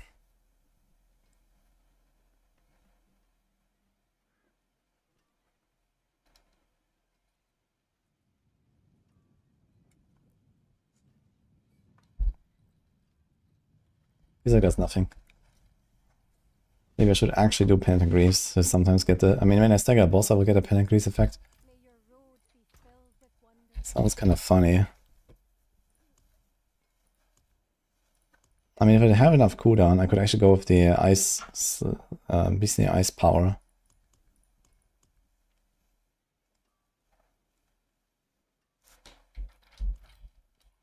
Let's see if there's any mention about the patch on Power Discord.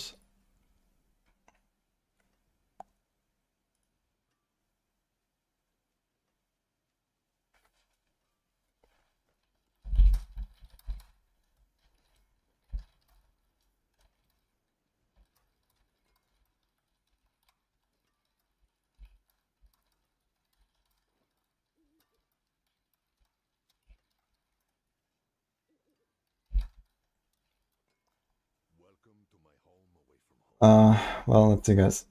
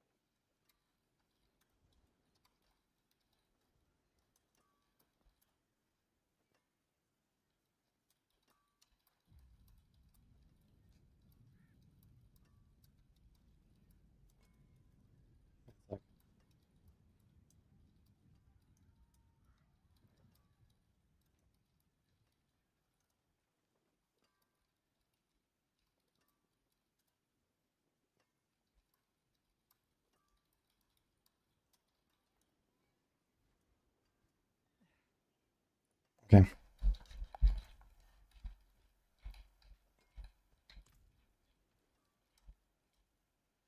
Another day with 0 Forgotten Souls. Well, the patch is not doing anything about that. Okay. There is an old partner Discord post from Adam that says the patch is supposed to go on Tuesday. So that was a few days ago though.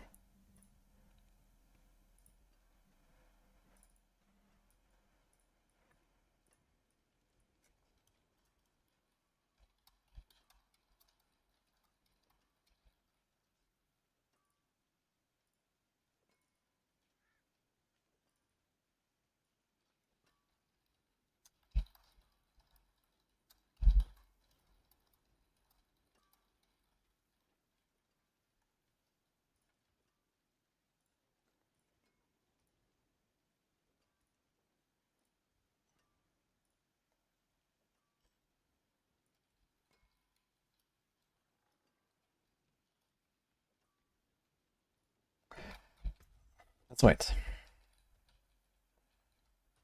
Let's try to figure out what boots we do.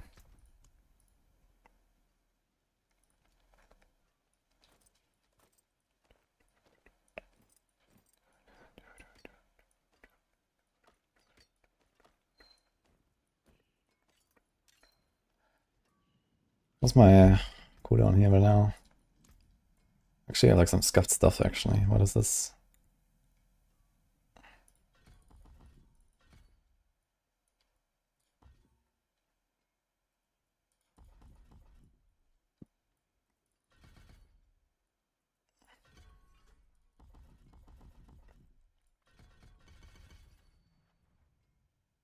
$49, $22.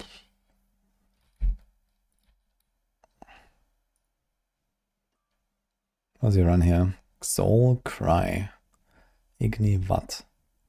I'm gonna keep going with the Bug Jar and Neo. Neo Sun. He's running Bloodhound. Oh shit, they added a damage modifier there. I totally forgot about that. 25% increased damage until we shapeshift out of werewolf form. Kinda nuts.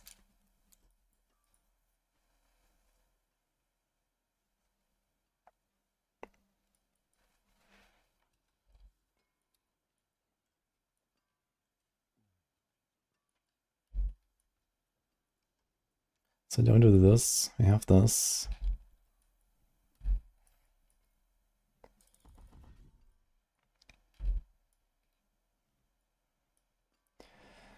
Ah, man.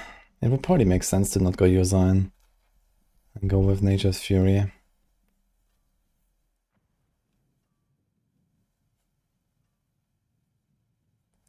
then we can do Symbiotic, we get a perma of Molvark. Can maybe even go Tibbot's Will.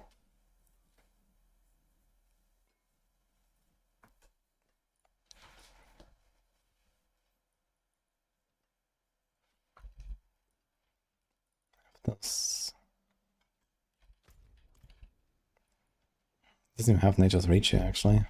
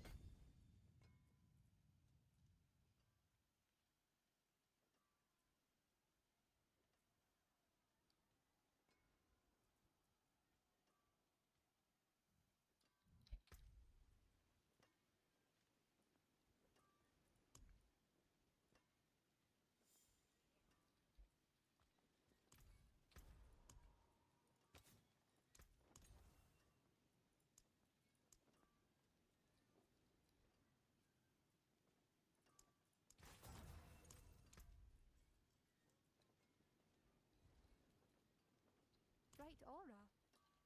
Brighter soul.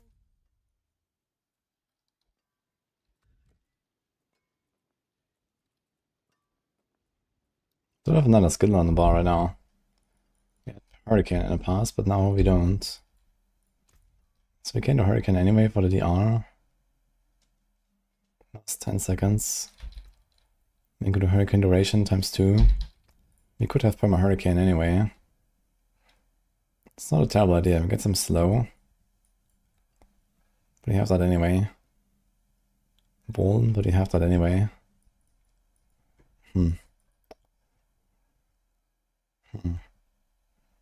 But that's 20 DR. Alternatively, we can do that, which is attack speed. But then you have to cast this every time. But it also means you shapeshift. But there's like no advantage to that. You can do a debilitating roar if you want.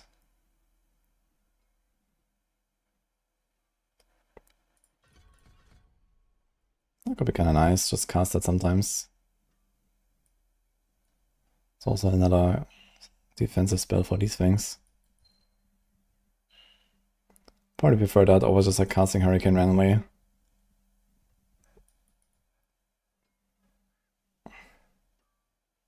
Well, do I? This is 40 DR for 4 seconds. And basically that's about it, so we can do this. We're gonna have that permanent anyway. 20 seconds cooldown, it's gonna be fine. Actually, it's gonna be 17 seconds cooldown, so 2 Hurricane durations will do it. I think I might do it. Can't do this.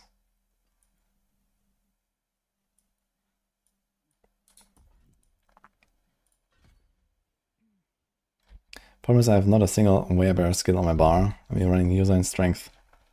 Beautiful. But it gives us 15% and 70 overpower, so roughly double overpower damage. Even without the 30% life. I think that's gonna beat Nature's Fury.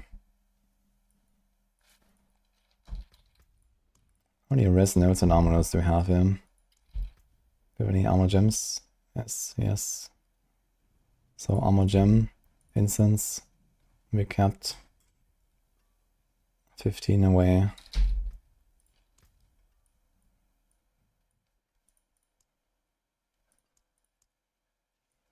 Okay.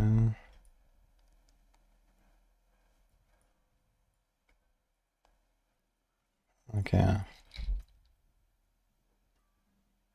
I can just get boots and have an armor roll. And then incense and diamond, and that's it. And then you could even take out a point from the passive.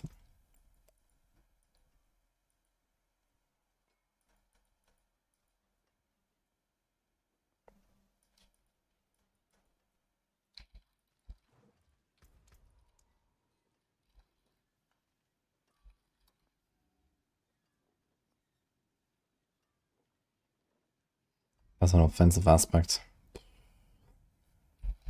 Okay, so that's not happening. My magics await your return.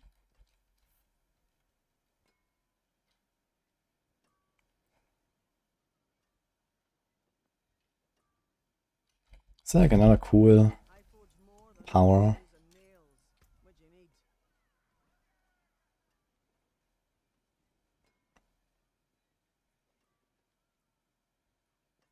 I'll keep Shows Nature's Resolve. return soon. Wonderful.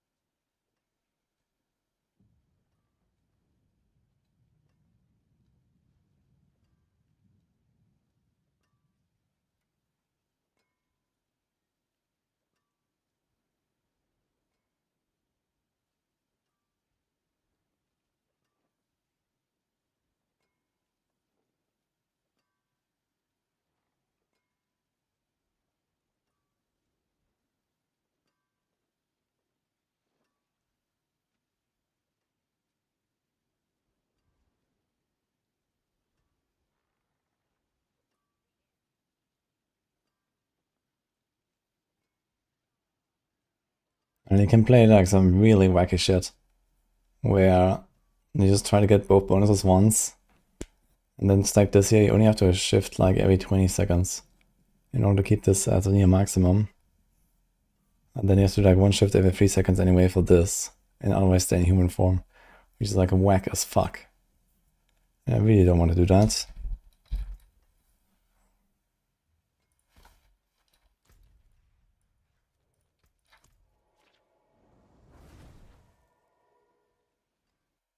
I'm setting up a tornado.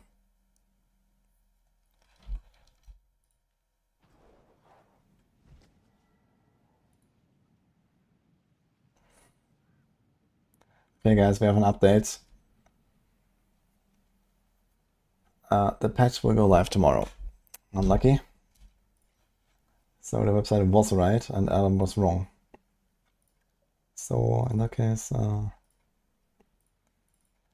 false alarm.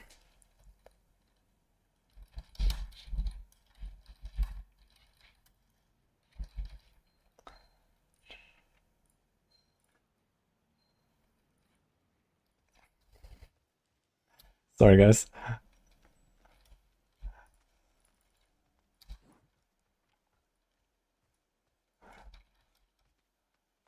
This is in the partner Discord because people were asking about it since there were a lot of people waiting. And they came back to us and said it's tomorrow. So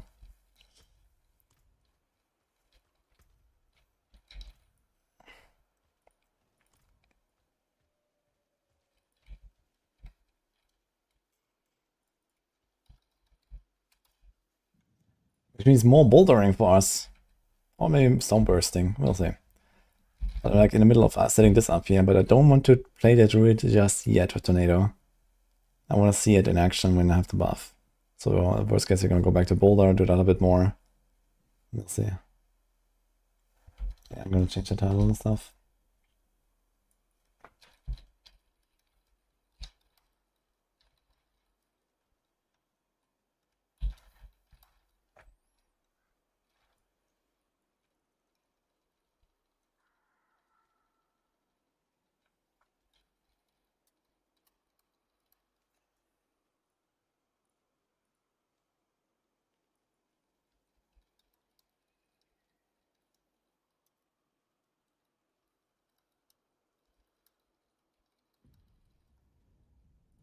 Alright.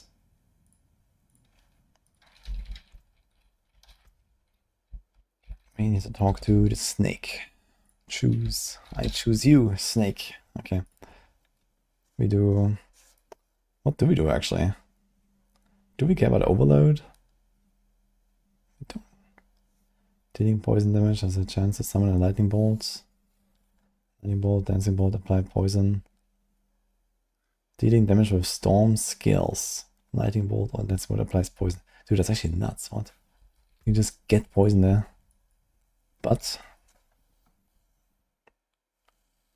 nature magic skills has a 40% chance to poison for 4 seconds. So it should be fine, right? It doesn't like 100% instantly apply to everything. But currently we also don't have envenom ranks. And heightened senses, heightened malice. While a poison enemy is nearby. So we just need to poison one guy and then we get a little bit extra for more. So TLDR, I don't think we go for overload. Even though it gives us instant poison and everything, we're actually fine. In fact, we are not fine with this. This actually only works for Shred and Lacerate. Yeah, what else can we get? We don't need that. We go this. 27 seconds, 49 seconds. It should be easy peasy. We also do this. And then we do this, I guess. So we talk to the eagle. Yeah, I think that's definitely worth it. I choose you, eagle. Do that. Thank you, Jack. Appreciate this up, by the way. Thanks, Adam. Yeah. Sorry, guys. I trust it.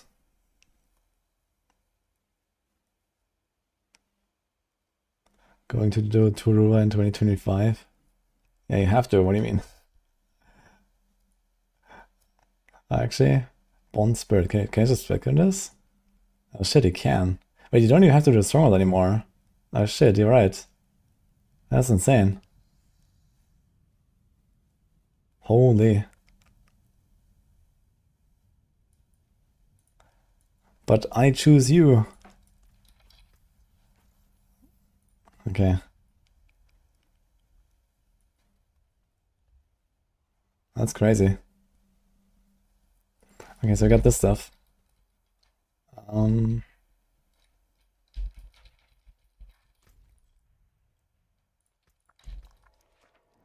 guess you can actually put a defensive power there. On the pants. Because holding a cooldown on Bulwark way too long for Tybalt's Will. The other option would be we go Temerity. Get our barrier that way.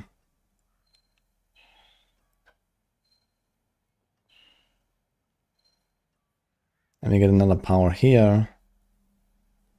Which would be not really much, to be honest. We can't really proc-relize I-Beam very much when we have Orivar. But we may not need Orivar.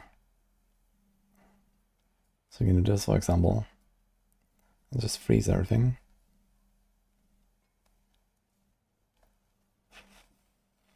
There's also Giga Crit, but I don't think we need that. There's damage to distant.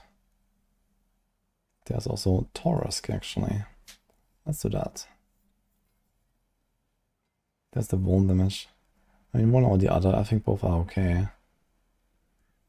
Kinda like the idea of having more attack speed.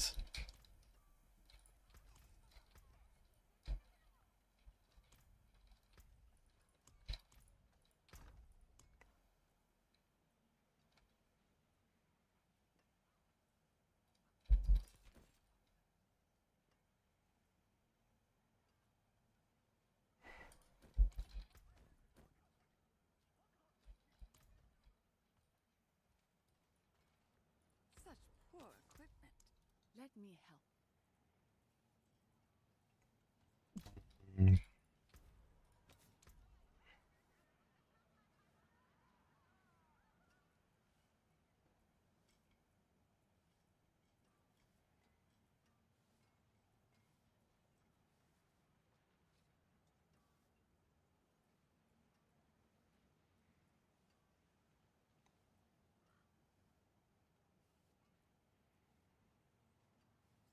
Okay, it's like no fucking defensive power that does anything.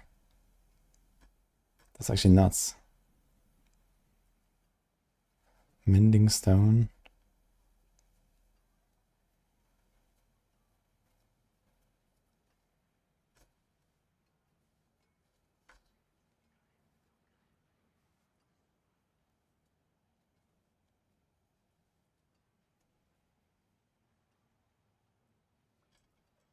Dude.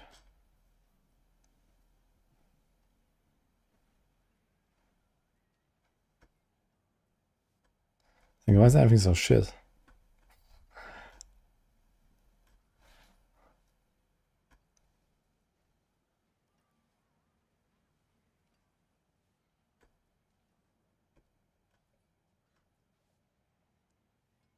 It's like Clonic Force, dude. Like, who cares about physical damage, man?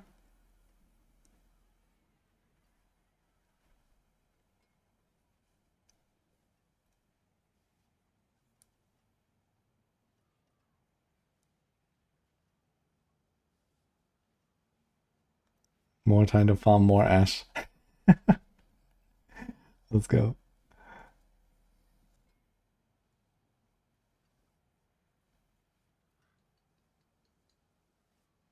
And the thing is that Adam actually confirmed in 2 different places it will be Tuesday. So I really expect it today. Plus it's always fucking Tuesday, man. So I guess he just also thought it's always fucking Tuesday, so it's gonna be Tuesday. But it's actually not Tuesday. So we got bamboozled, guys.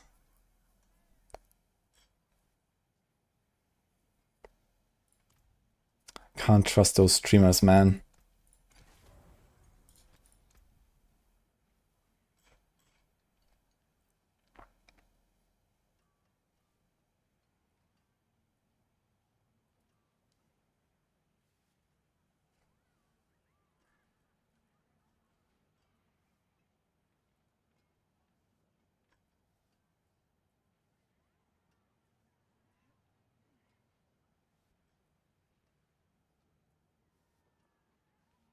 Thanks, see, look. Dude, everything's fucking pointless here.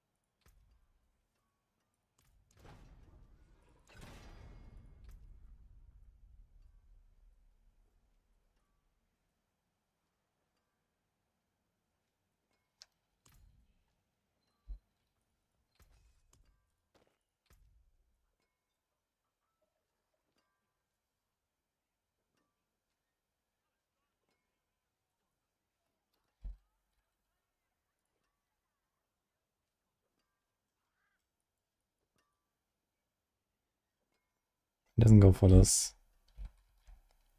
But I have 5 out of 5 and the upgrades. Because I don't need that necessarily. Can I do something else? We can do this. I got everything here.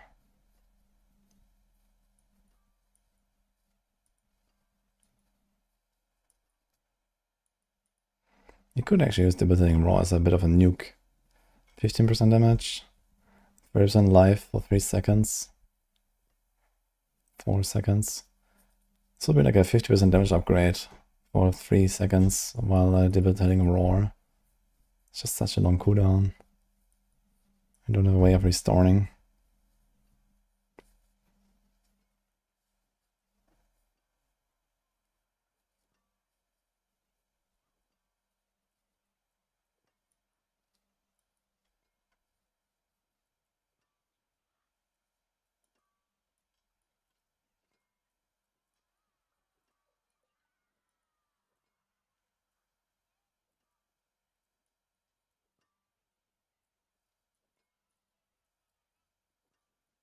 More loyal friends you'll not find.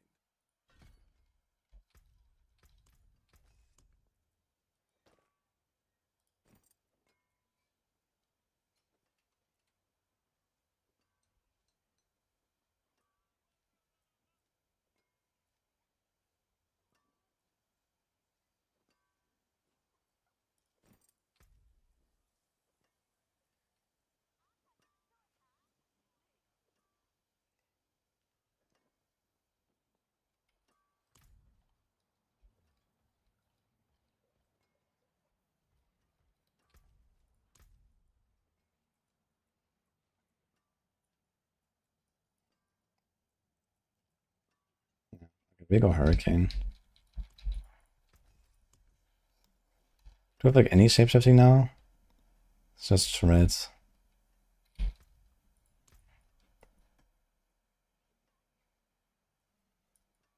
Which you could remove for this anyway, I guess. Maybe you could just do both, to be honest.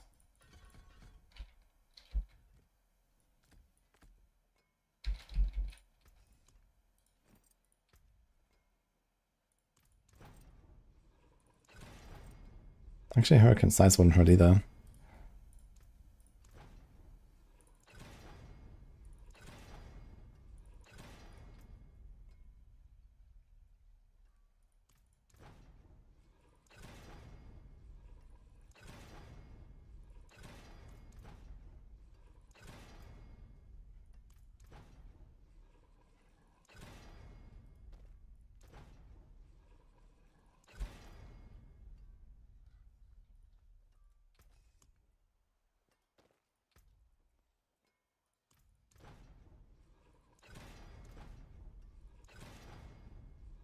Nice.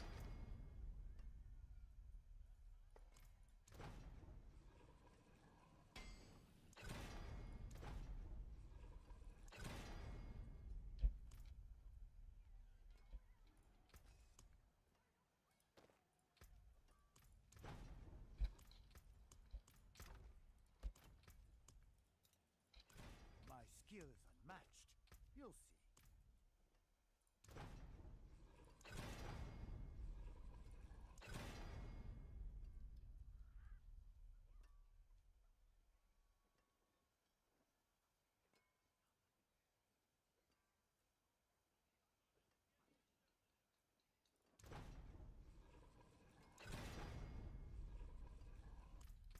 Yeah. 66 crits. It's gonna be like 15, so it's gonna be like 81. You put a crit on this, I guess. Heat the knife. We should be fine. This is fine. This is fine. Put willpower. Put armor. Put diamond. And that should be okay, actually. Need something blessed? Cursed, perhaps? Thank you, Leakamba, for Prime. Noticing unique on the pants. Yeah, there's only Tybalt's Will. Like, what else should I do in the pants? And we don't really have, like, Bulwark uptime. We would have Bulwark uptime if we go Nature's Fury. Then go Tybalt's But you have to go up user and strength. And that's pretty big.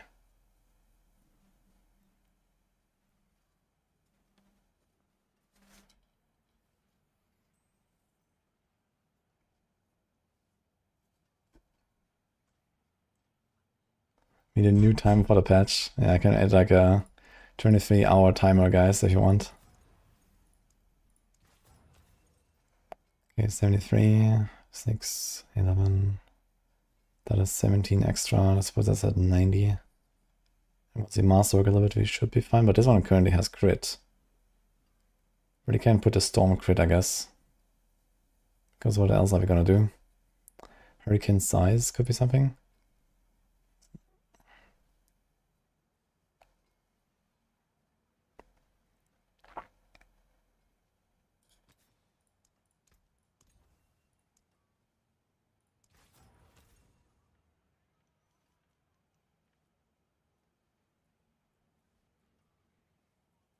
Need armor. First roll is perfect always. Feels bad. That's basic skills. Can we do that?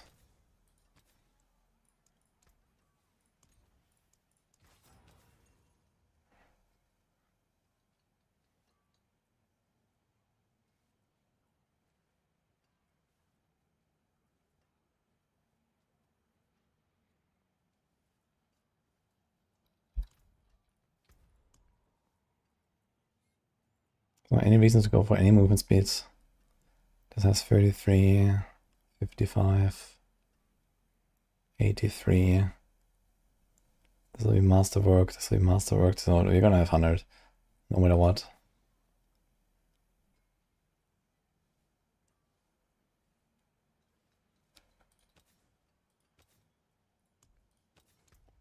So you can only do a utility aspect. There's basically none. Wild Bolt. Huge.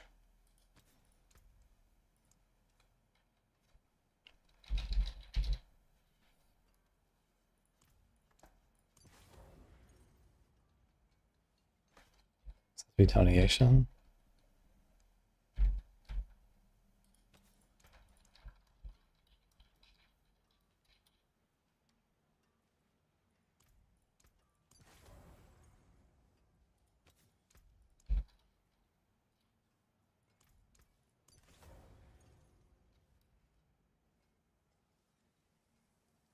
That seems so scuffed, man. Time to make some human into a tornado. I don't know. Ah, a warrior. Forge awaits your return.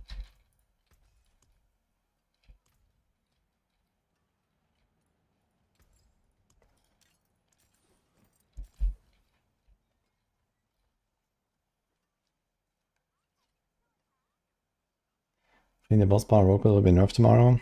I don't think so.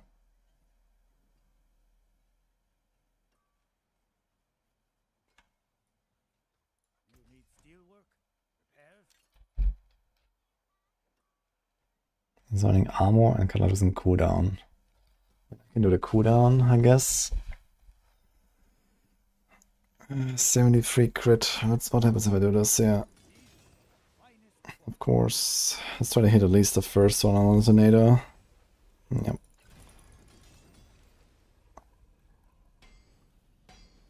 That's kind of a yikes.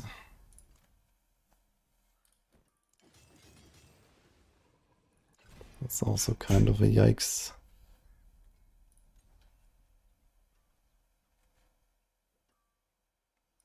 Although 66.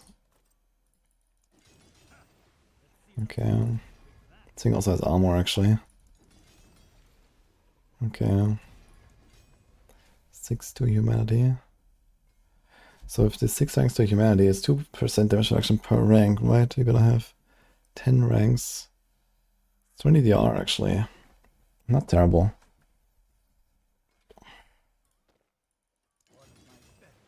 Nice.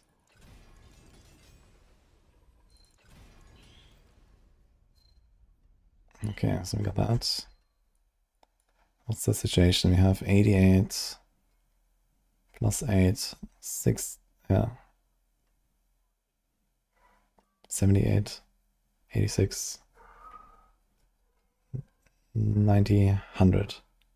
So you have 100. So you put Storm crit here, and color doesn't go down. We're gonna be chilling, basically. I think that's what we're gonna do.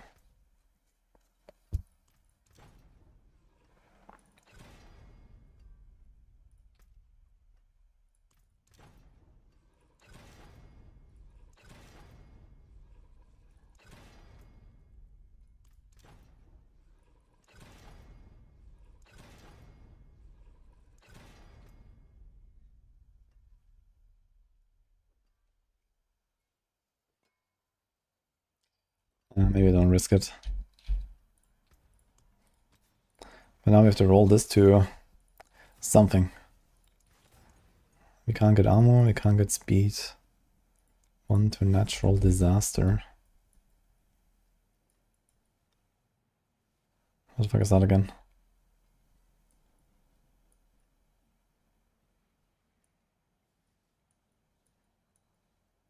Oh. Yeah, it's kind of like one of the worst ones.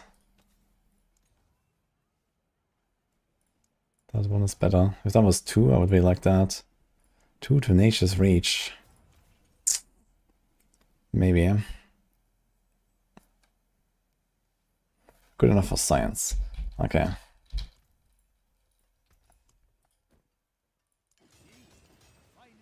Oh my god. That's a lot of speed. No attempt at defense here. So I'm gonna debilitating raw cooldown. Or we can do bulwark cooldown.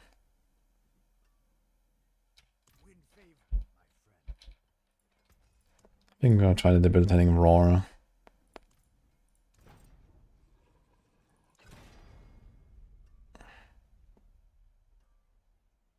Maybe duration doesn't hurt.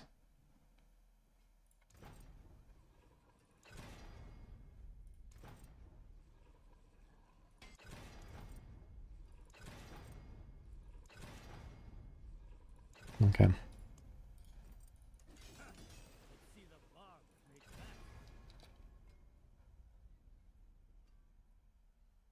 Maybe, yeah.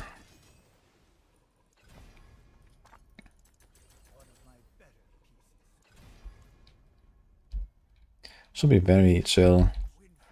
If my character isn't right, we just need like 7 or 8 procs of this. Not even 5 procs, maybe? I don't think you actually need to masterwork this. My god. I knew it. And then we hit alive. Oh my god. Oh my god. This thing's actually trolling. What? That's insane, dude. Okay.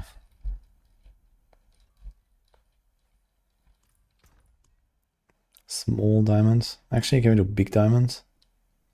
I think we can.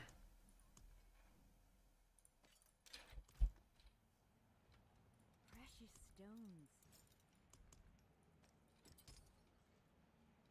So we're gonna be quite overcapped. By 5, actually. So we take out 1 here. And now what? This. I mean, depending on how fast we reset it. Maybe actually have decent uptime on this.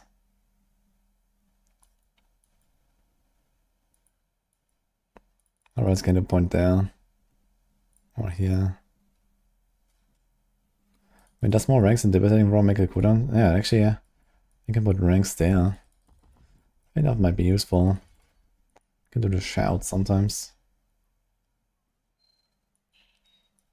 Can I remove 1? How about that? Can move 2. 16 seconds. Yeah.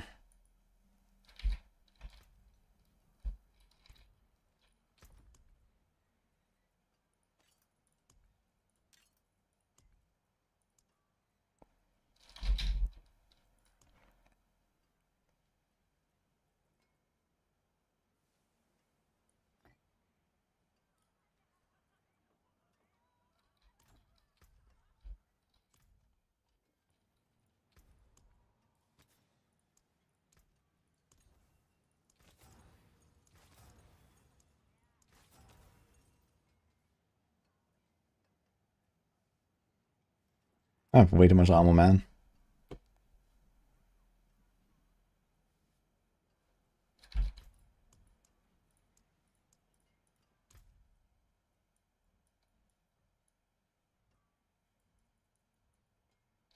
I just need 50 more armor.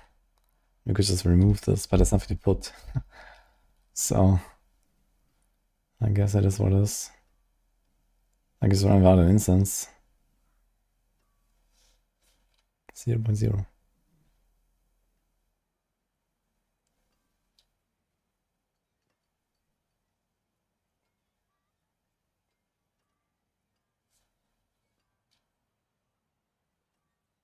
Dude, what a combo of aspects, man.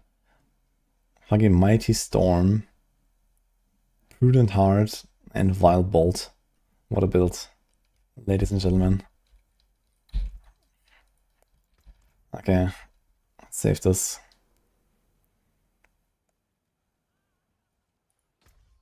Do-do-do. Okay.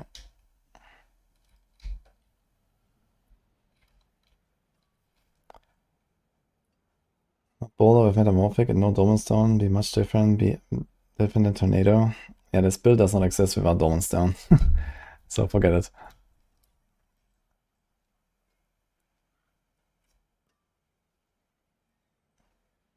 We need Shaco to start the skies. Death Trap, we need like at least 2 big cooldowns. So either like 2 Tempers or the Shaco plus a Temper or something like that. So depending on what neck you run.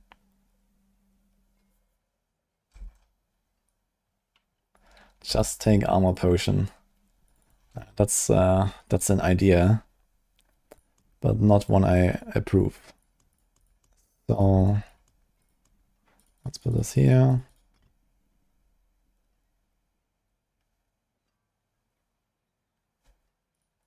Okay, we have everything saved. So tomorrow we log in and we start blasting. So the question is, are we going to play Stoneburst now? We've done a lot of setting up now. We have this ready for tomorrow, but I think we're going to do a Stoneburst later today. I'm going to do a bit more bouldering. This is good to go.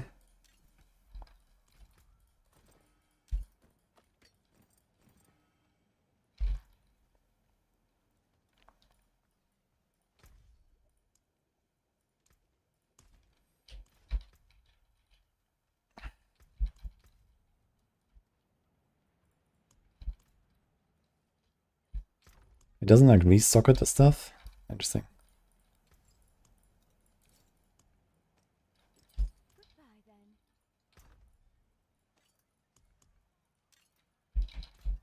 Okay.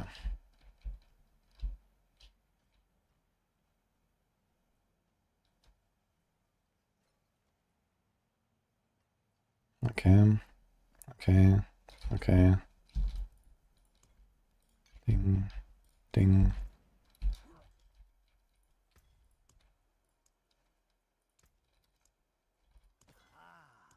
Excellent purity.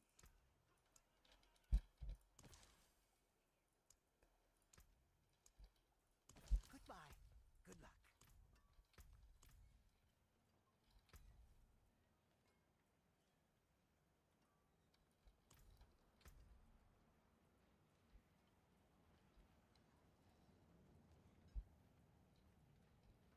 Alright. So Tornado is ready for the patch, but unfortunately there's no patch. So we do this.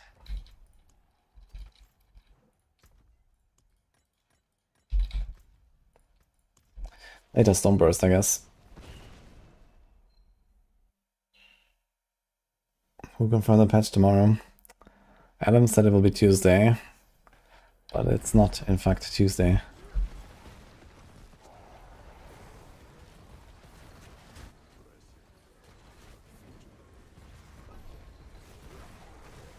And the tweet was wrong, and he also said it on the Paragon Discord, which was also wrong. So I guess he just thought it's Tuesday, but it wasn't.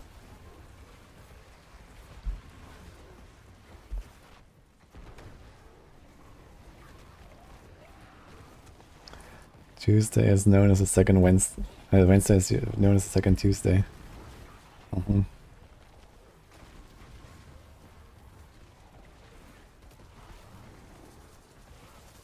Yeah, we have to wait for tomorrow, guys.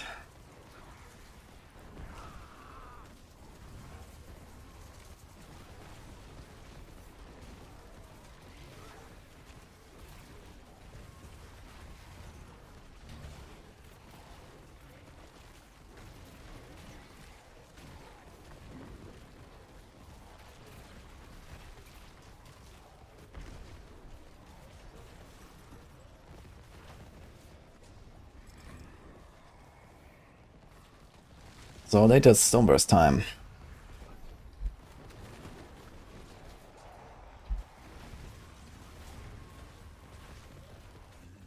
Every day is Friday as long as you have beer. Okay then.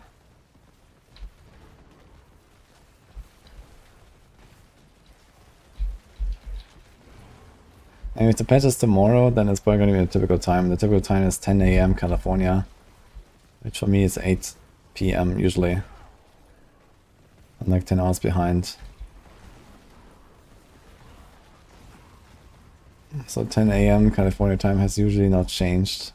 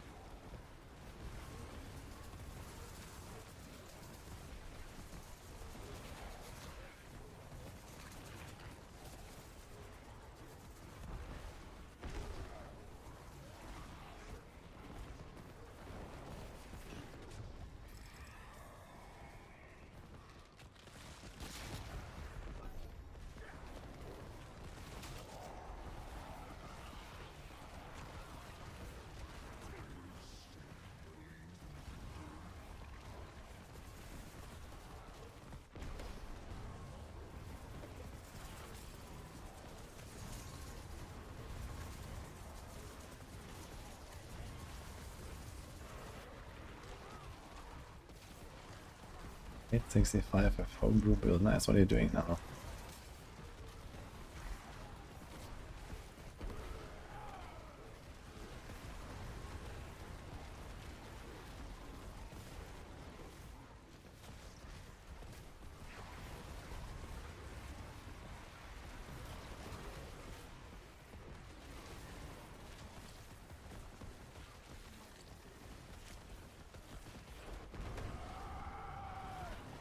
think my horde is bug. Uh-oh. What are we gonna do, guys?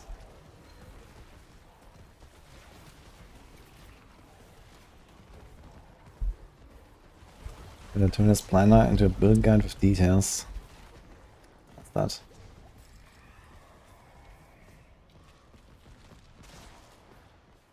Silver Shan. I can do that, actually. Give me 20 seconds.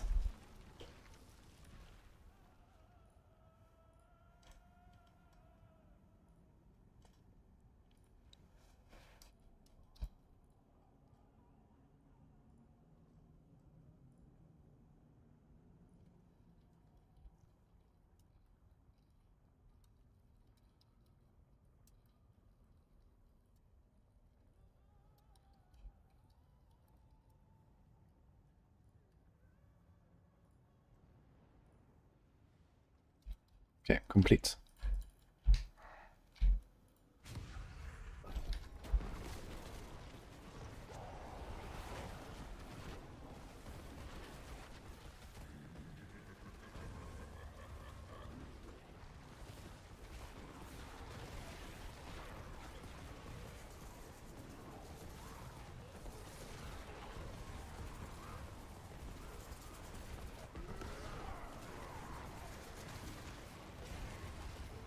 I have the Spiritborn rank after patch.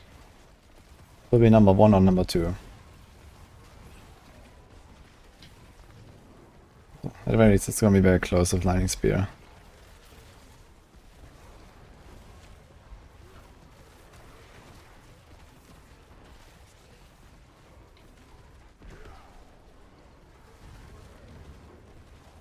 Yeah, for Druid nothing changes, just Cataclysm.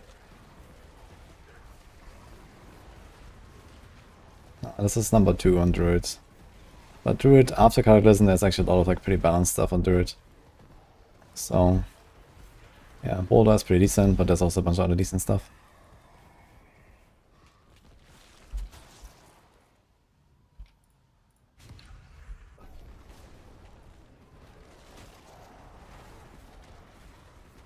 Nine was worth better after the patch. The patch will be at least a 5-tier buff. But there's also some new tech that might be another 1 or 2 tiers. Plus, you know, people certainly haven't pushed the Spiritborn as much as they have pushed Sorc. So that alone will probably also make a difference.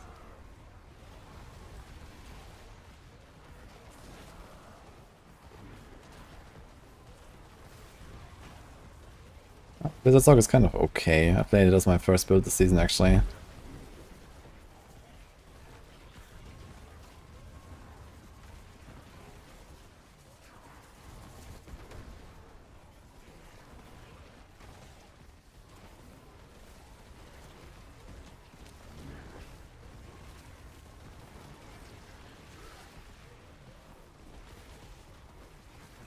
Leaderboards are on helltides.com.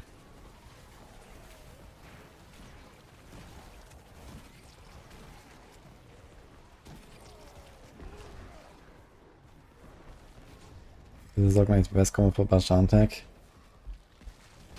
I think it's mostly conjurations though. You have so many, you know, you can have the Ice Blades, the Hydra heads, you can have like 30 Hydra heads shooting.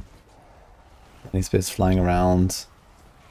I think that's really the best, but I mean, okay, if like each Blizzard, like if each tick of Blizzard contributes, you cast Blizzard, it lasts like how long? 12 seconds? 14 seconds? How long is a Blizzard with the upgrade? And then each Blizzard cast is like 2 hits per second. That could be pretty good for sure. If it works that way.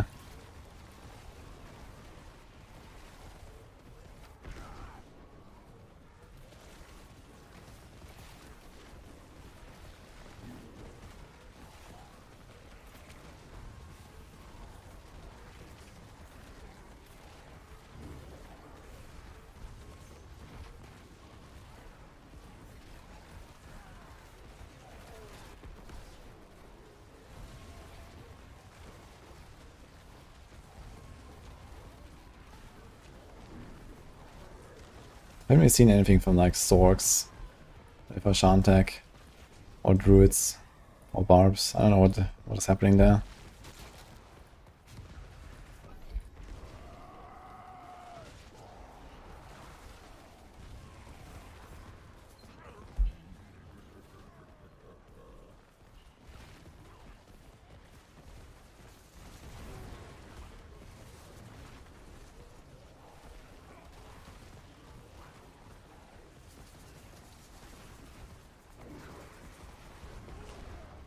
Shred boost boulder damage.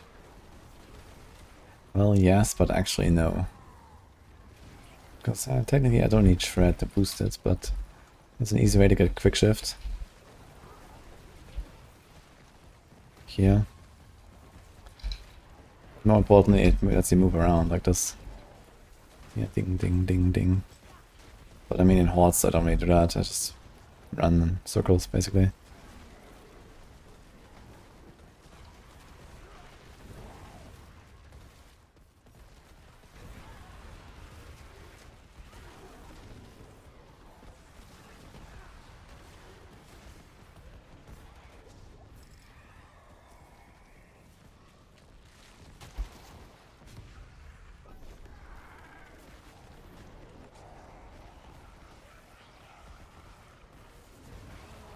Yes, enters.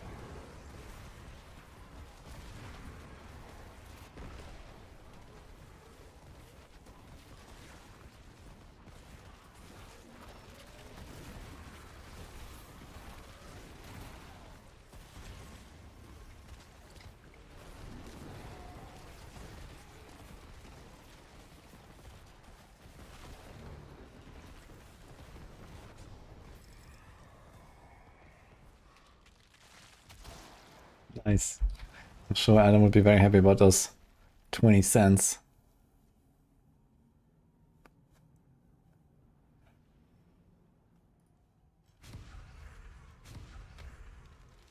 Let's go to Matthias, by the way. Are you ready to log in on Poison Trap?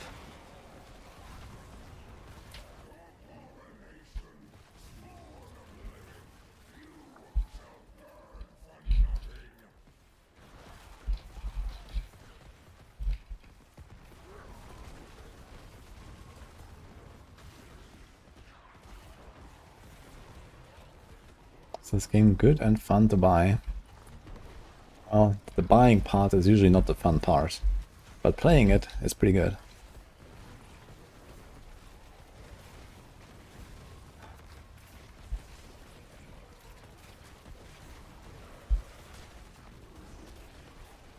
How long does it take to reach 300? Anyone knows? I know.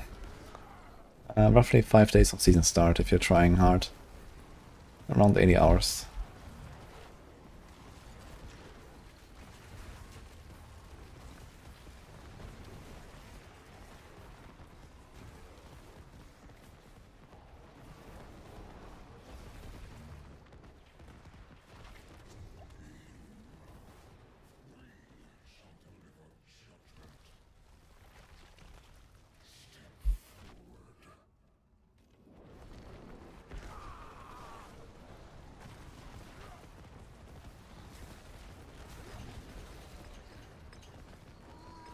Will it blend, guys? I think yes.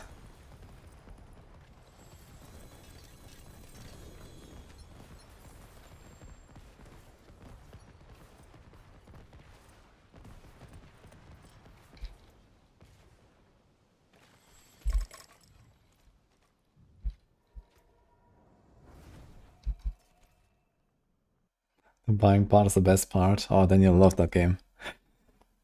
Dude, there's so many things you can buy in this game.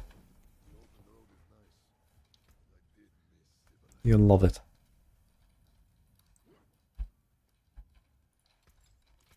Get rid of the Berserk collab, for example. What's left, you ask?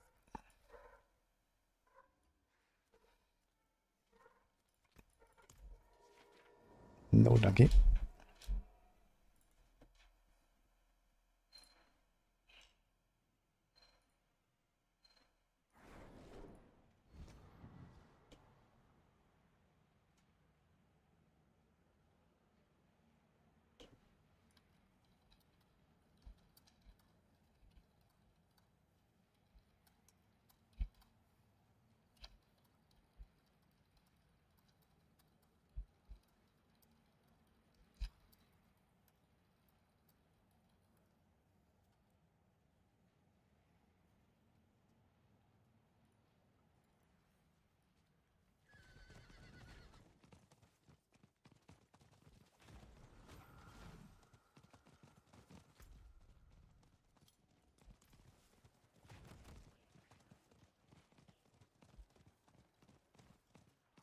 Okay, the site said 14, that's actually correct.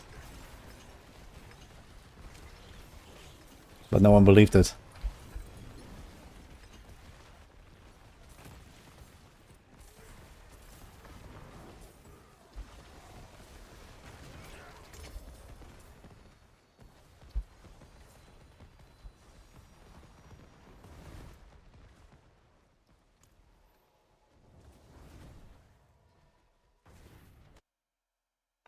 There's Centipede build for Spiritborn. I mean, if you're talking about the Devourer, there's one build that runs it, which is the speed farming version of Evade that I played recently, which is now also part of the Maxwell guide. If you're talking about just like Centipede stuff and Centipede skills, I mean, there's Stinger, there's Touch of Death. They're both pretty decent.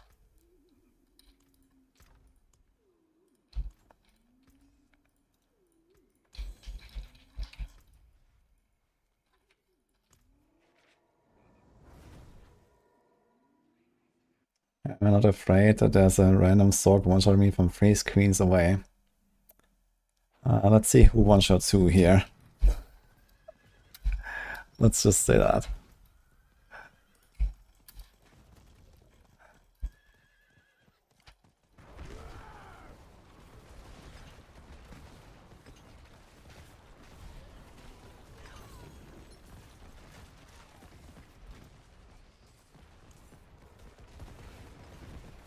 Thank you, Achan. Oh shit, we can't return in. Can I do one of these?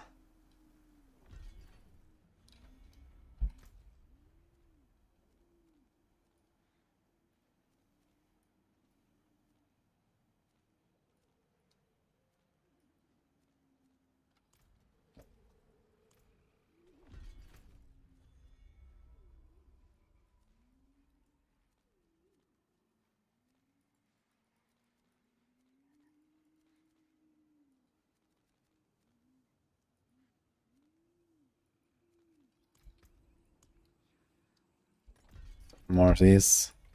Then do some pits again.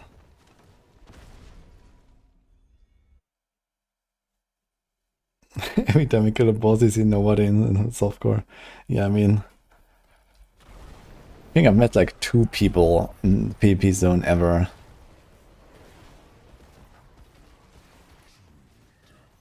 One time the guy scrolled away, and one time I killed a guy.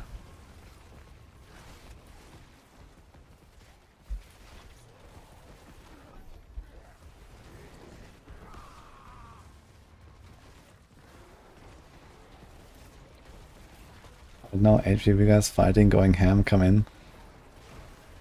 Yeah, we'll log in guys, PvP.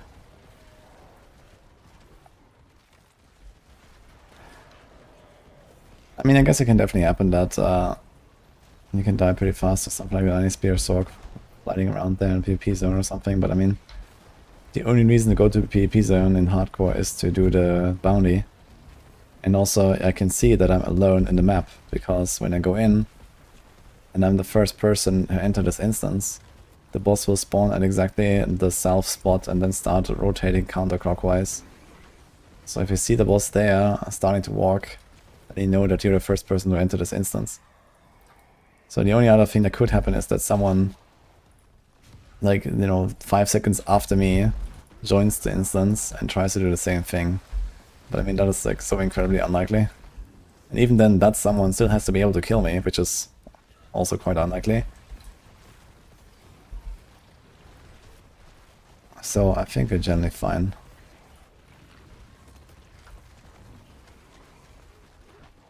We set up Vex for 70. I set up Vex for 70, we can do that.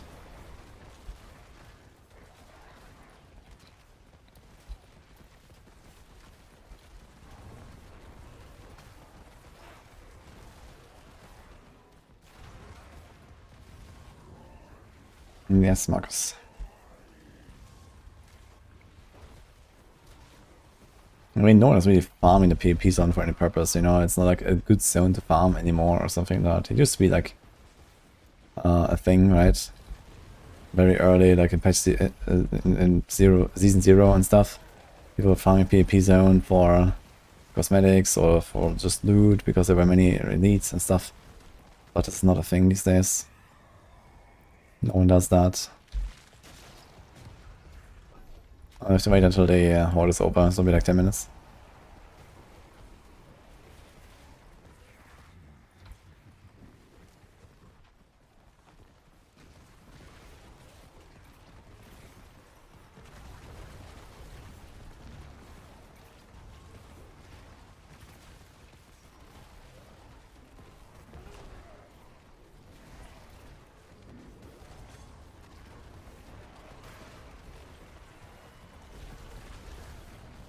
I got boots of GA Boulder. Nice. I got 750 boots of Boulder. Big.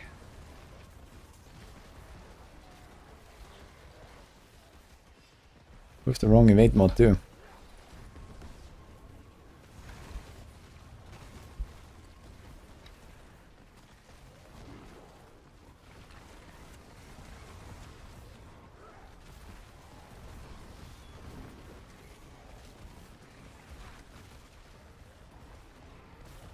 No TK.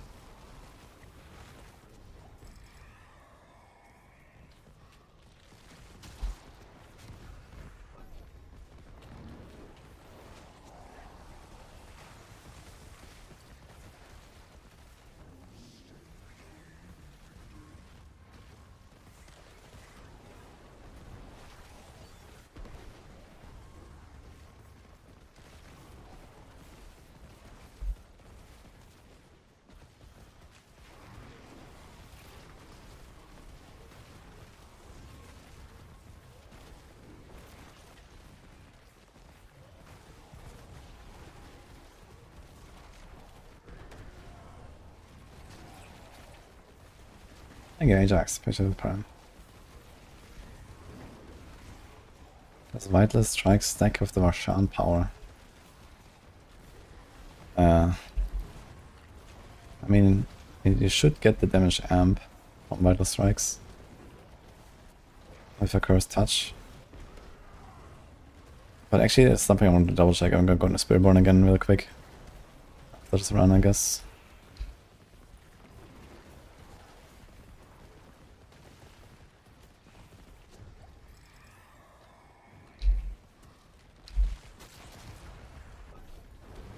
Someone was talking about this earlier as well. I need to verify this again because I don't know 100% what's happening with Vital Strikes in a Cursed Touch right now. I just know that it's not as good as I remember it. But the damage amp might actually always apply. Just the resource and the heal effect might not always apply.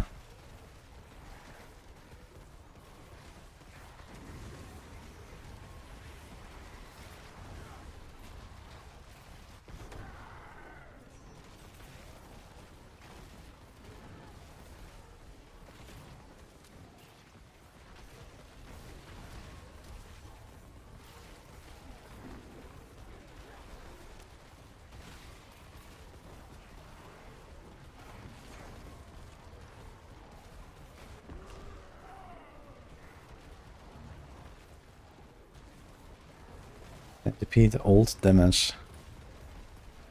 Forget it.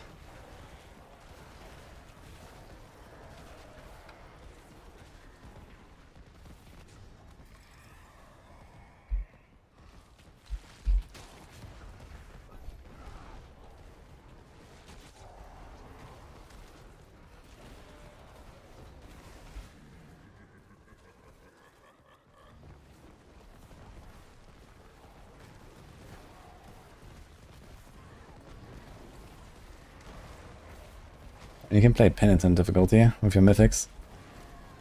Maybe Devourer kills something.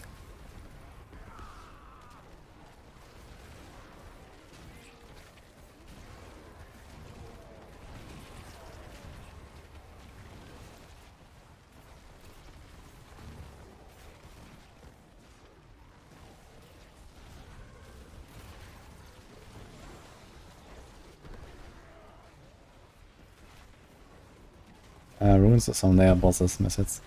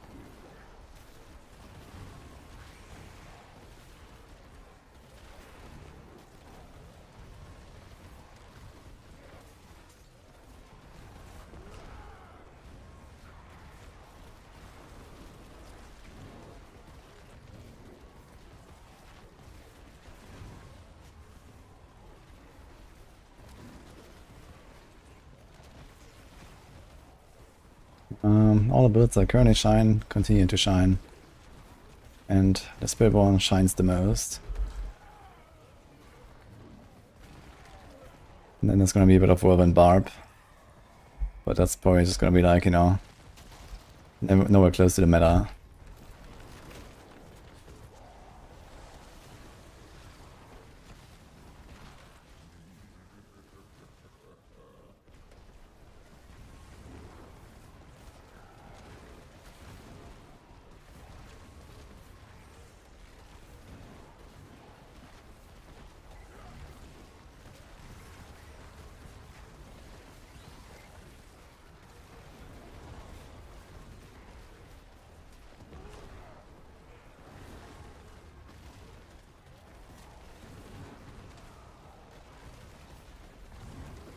I have a chance Spiritborn build.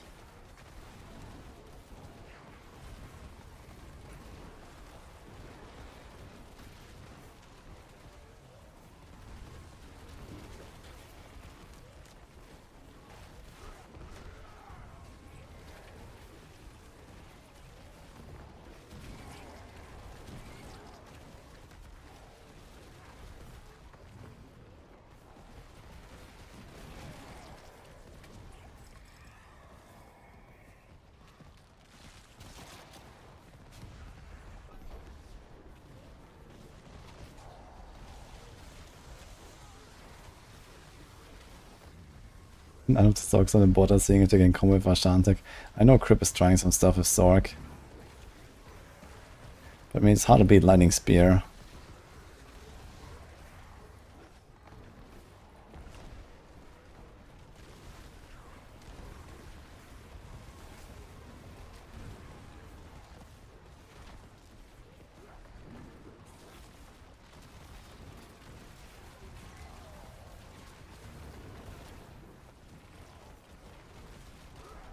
Yes, I did. Hilton Exile.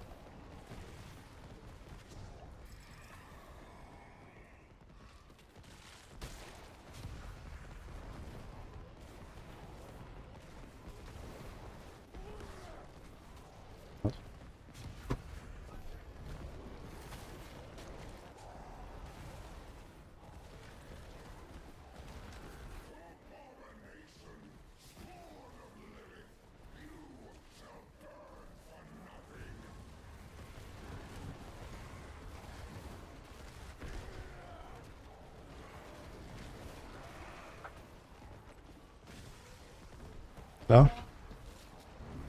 You're getting food? Mm-hmm. Is there anything for me? No, we have to get more. We have to get more.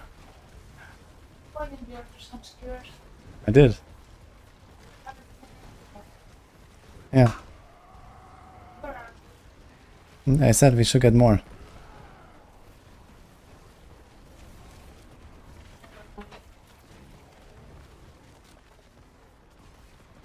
Thank you, Druff. Appreciate that.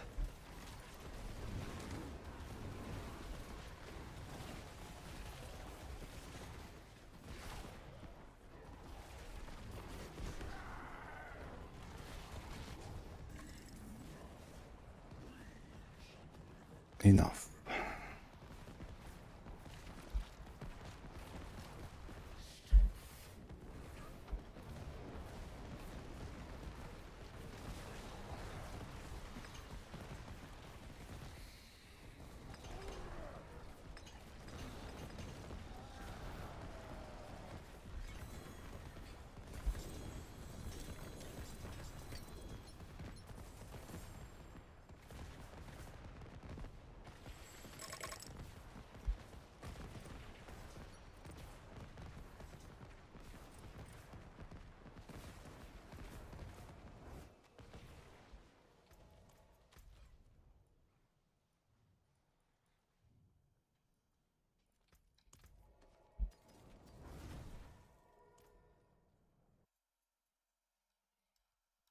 One second, guys.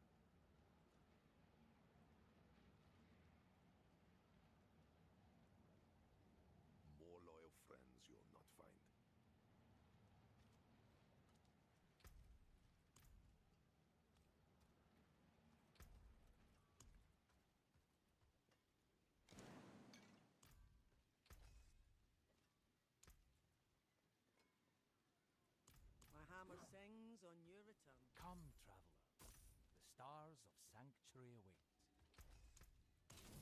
await. Okay. So I'm gonna be chilling a bit more here in tier 69. Have a few more glyphs to up. Not much though.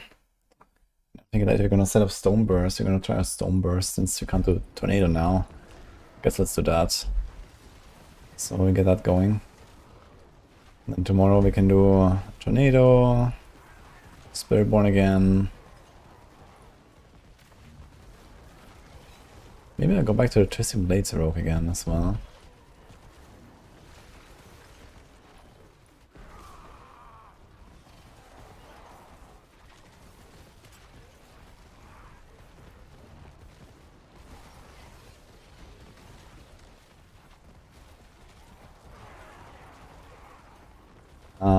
I just used like some random tornado stuff to level up, but I was twinked out, so... Okay, skill damage with non-physical damage? Yeah, non-physical includes shadow, that works. But I think Enlightenment is only strong for Fire Code Lightning, right? Not for all non-phys.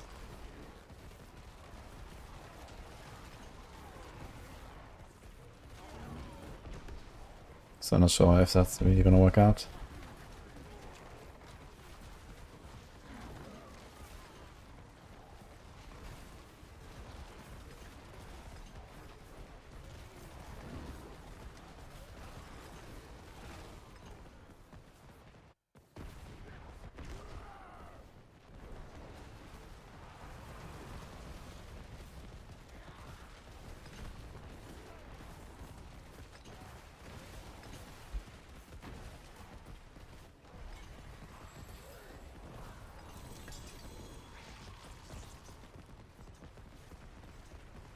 Oh, actually, most of the glyphs are done. 2 of them. I guess I can boost them a little bit.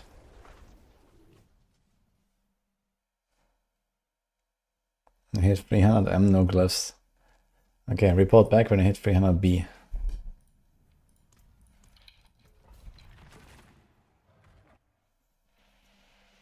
Is this bit better than pure Cataclysm?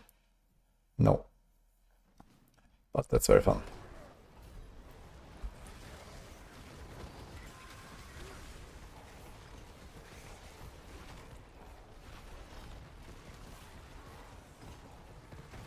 Going to farm Belial on T4. Belial on T4 should be no problem at all. At least if the character is like somewhat decked out. Maybe there's missing gear and stuff. But it should be pretty much insta-kill. The thing is, if you have like a cold start with like no supremacy stacks and you know nothing, then you know the damage is gonna be a bit weaker, I guess. But yeah, Belial has only like 100 billion HP or something. Like, I do like a trillion DPS or so on the boss with no stagger.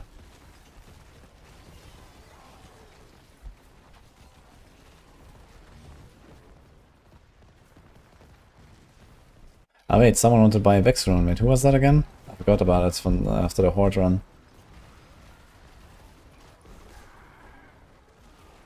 6 Qual runes, 80 million. If you're selling 6 Qual runes for 80 million, I would absolutely do that. They're rare runes, they're not even legendary. So they're worthless.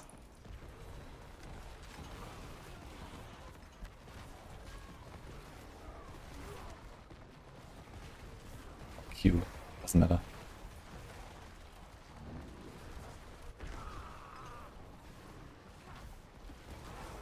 I didn't do the vital strikes yet.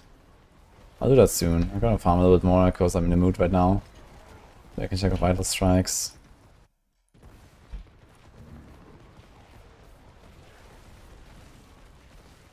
I'll lose my glyphs a little bit.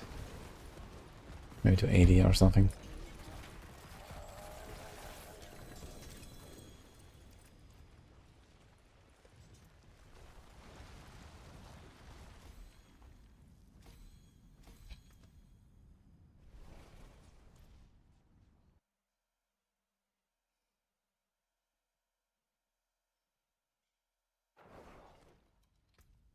And the Rogue has a little bit less boss damage than the Spiritborn with the Vasham build. But even on the Rogue, it should be really fast to kill ability for Belial. Like, seconds, basically. And the build is so powerful.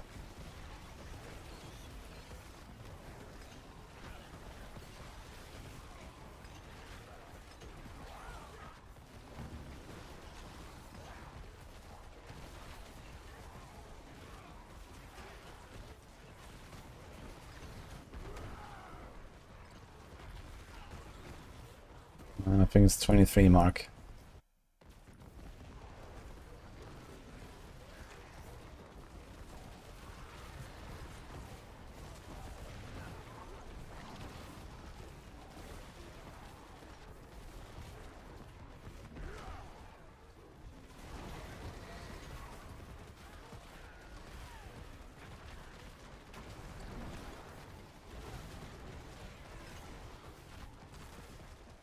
Maybe it's 27.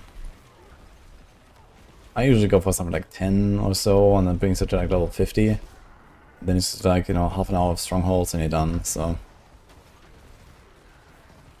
And on the way you also get a bit of loot and stuff.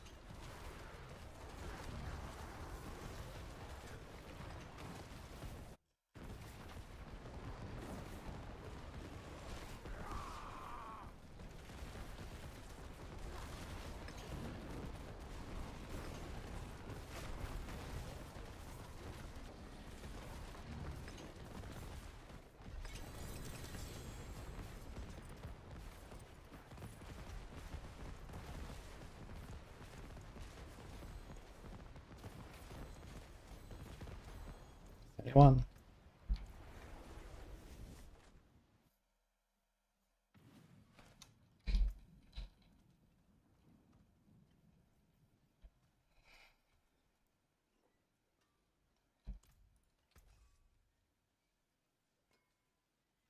Huge aspect, man. Utility aspect, by the way. 60% increased damage. Seems good. Left you ask.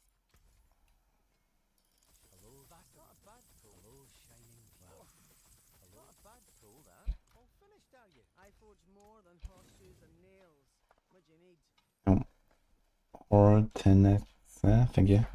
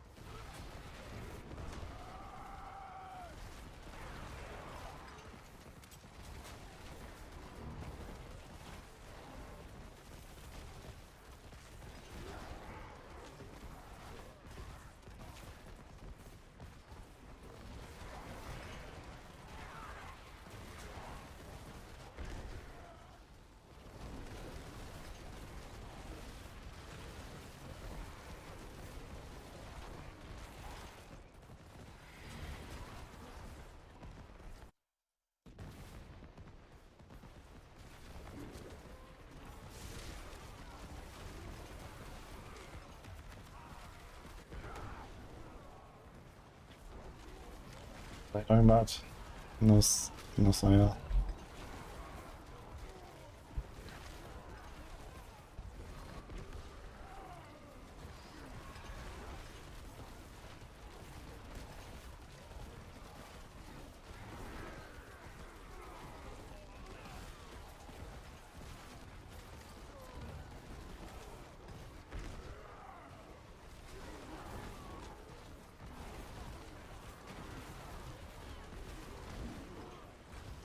Enjoy the billets.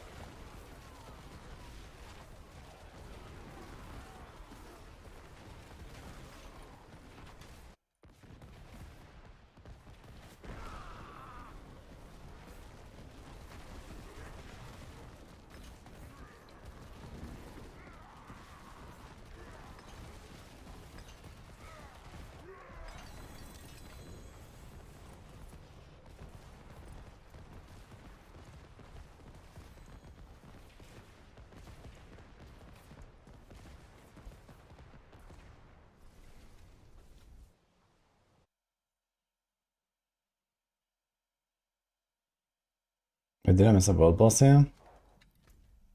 Oh no, we have in 44 minutes. Nah, it's kind of worth doing the world bosses these days. Because you can get the mythic tributes. Not sure how often. Maybe a 10% chance or so though, which is not terrible.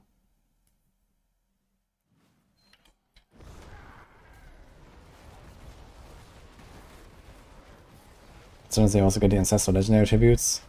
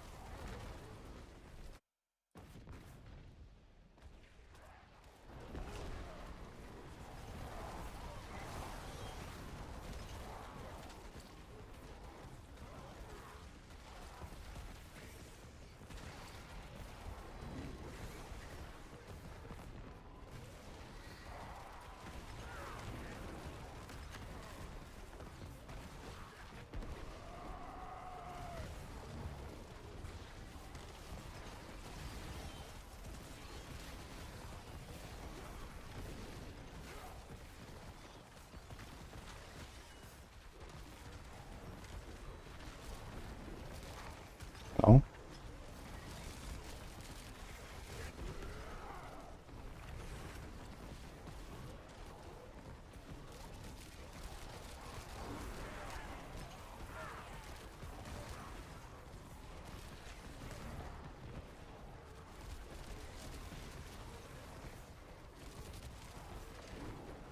Thank you. You want more?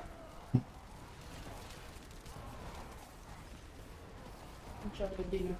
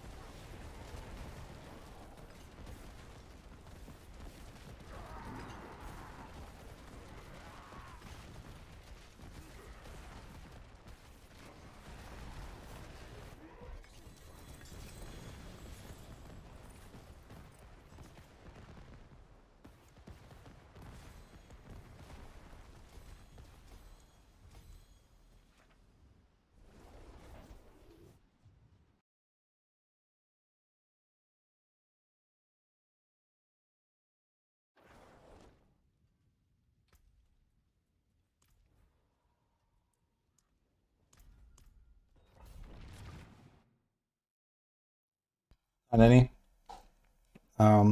Their bosses is usually the way. For any material, basically, besides opposite.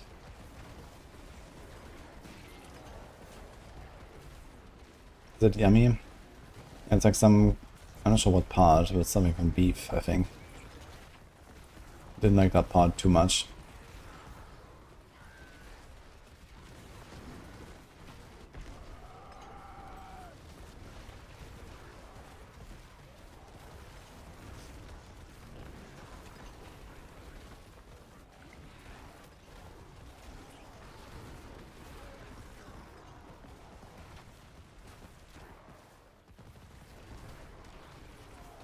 Imagine playing a game where scroll will to move its biz. I don't see a problem with that. I've been scrolling for a decade. But it is kind of interesting how I prefer scroll wheel over WSD. But only in this game. And D3, I guess. So for some reason in both games I just kind of feel better with scroll instead of WSD. Well, D3 doesn't have it anyway.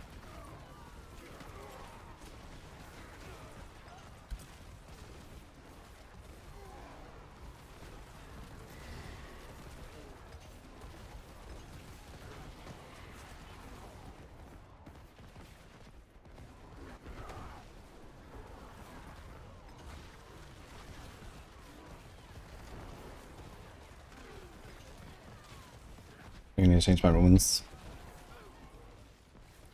Gonna go higher. Gonna go to 80 or so. Should be pretty chill still.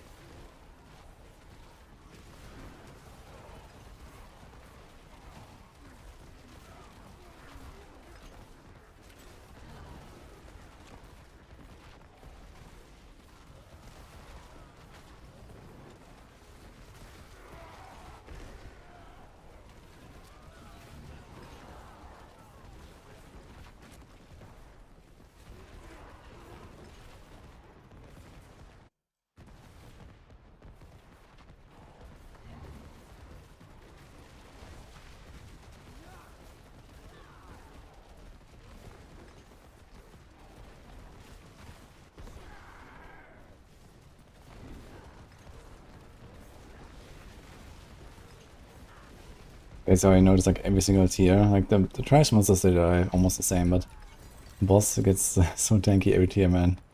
You notice it?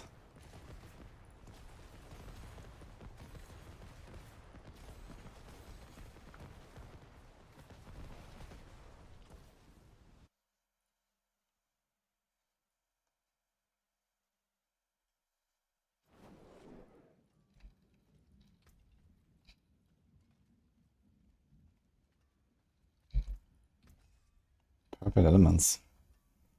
I'm actually, are we gonna run this on Sorc? Like all of the night dimension shenanigans going on? Is that like a thing? Better than starting from nothing.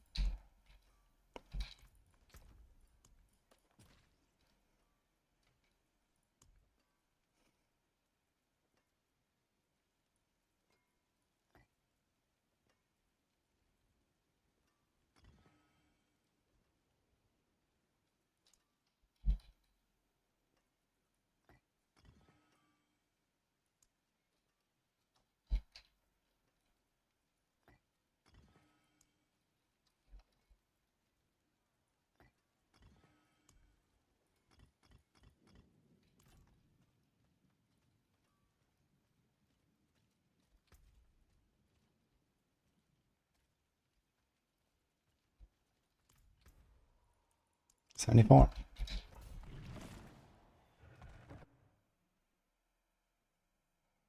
Sounds good, cheesegaters.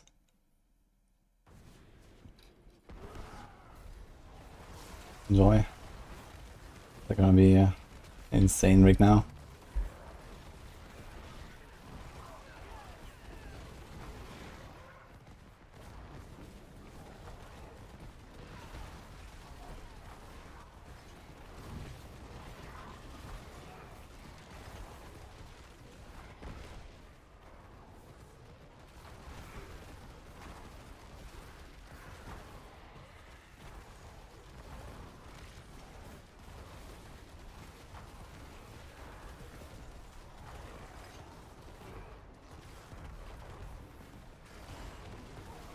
Good.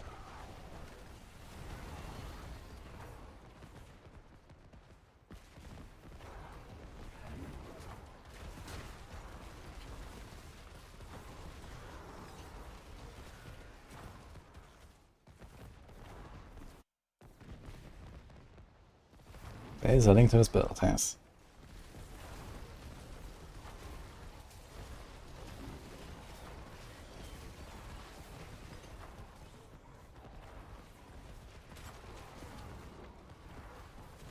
Patches tomorrow, yes. Jump, Buddha.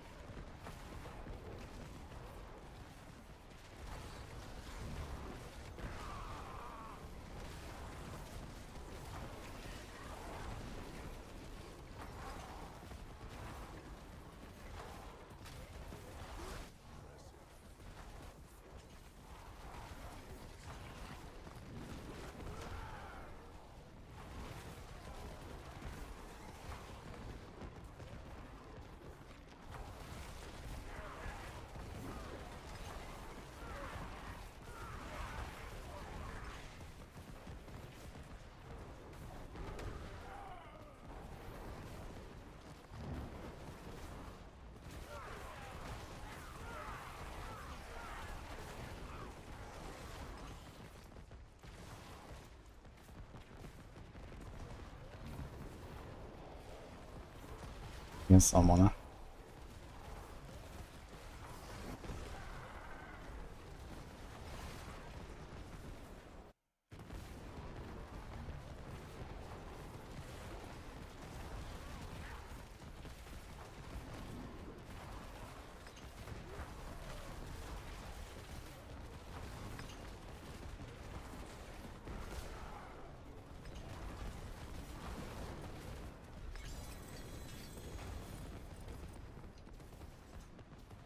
It's very lit up here in this arena. The character isn't going. Interesting.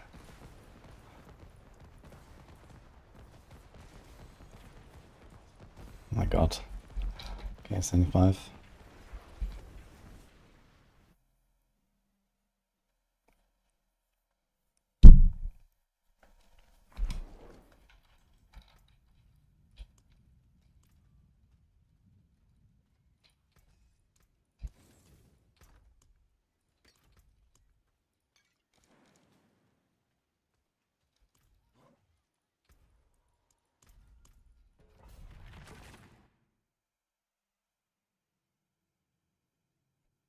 Spiritborn on the table for tomorrow. Yeah, I mean, so far nothing has happened to the charm power either, so maybe it's gonna leave it actually. Spiritborn's gonna be blasting.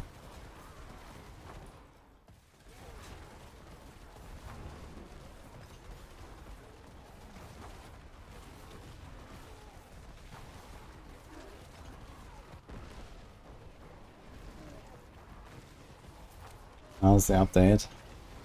I don't know. We'll see tomorrow.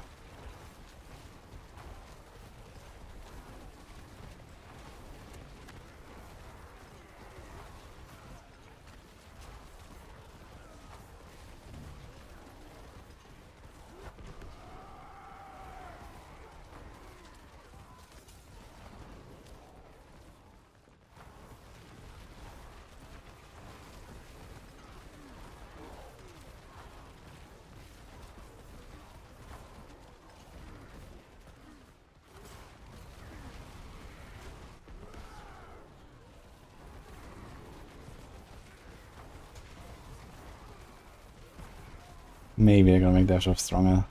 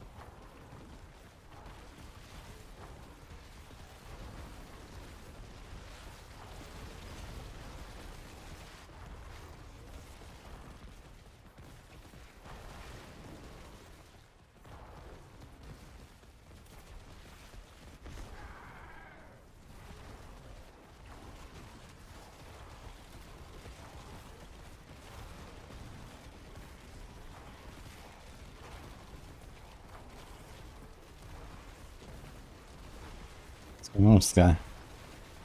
Bury him also on.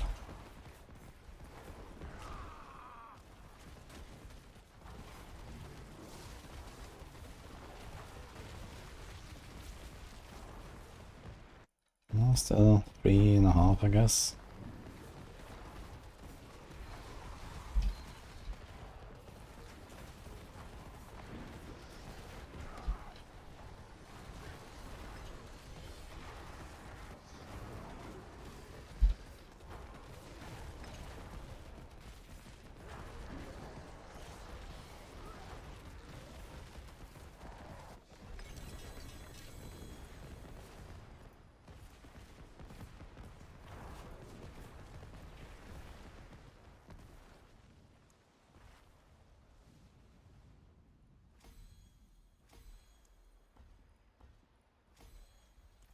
Okay, 6.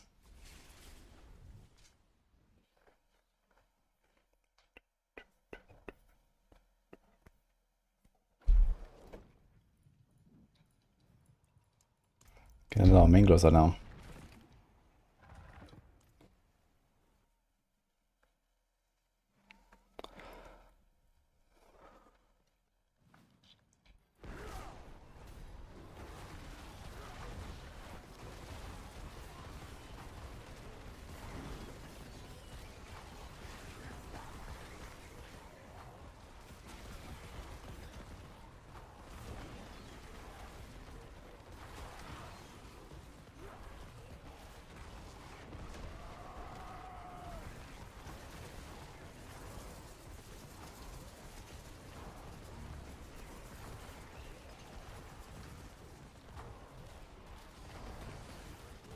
No bueno.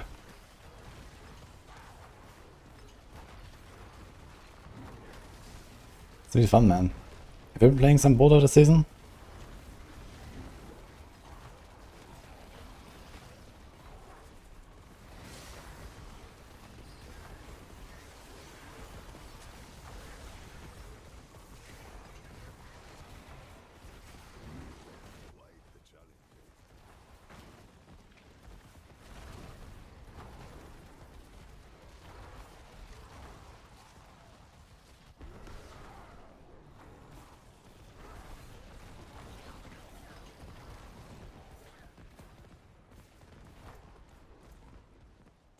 Check go here. Okay.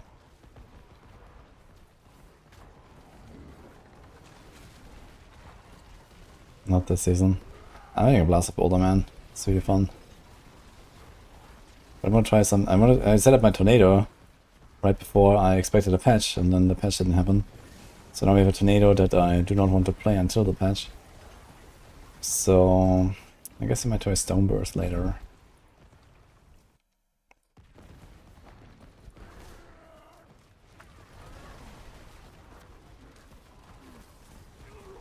I don't know how that is. I'll get my big totem.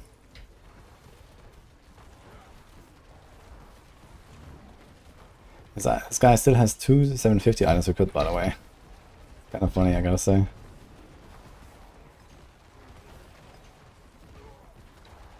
It's actually crazy how easy it is to get this boulder to be good. Like the mythics are also pretty small impact.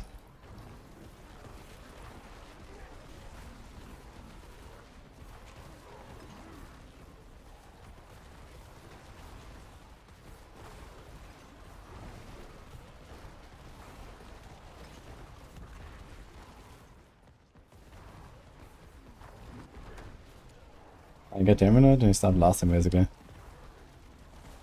That's what I did when I was level 60. I just came with amulets, got a Dolmen Stone. That was it.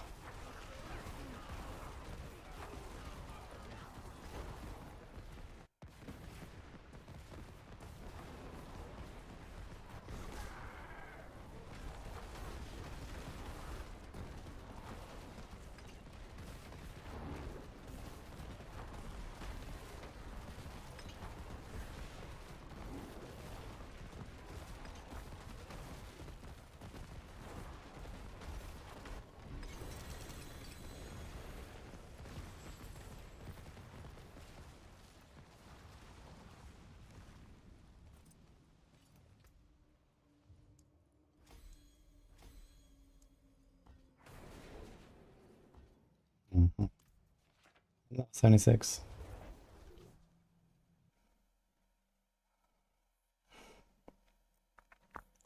Which item is the most important to get the right masterwork on Quill? Probably the neck if you have potent ranks. I forge more than horseshoes and nails. What do you need?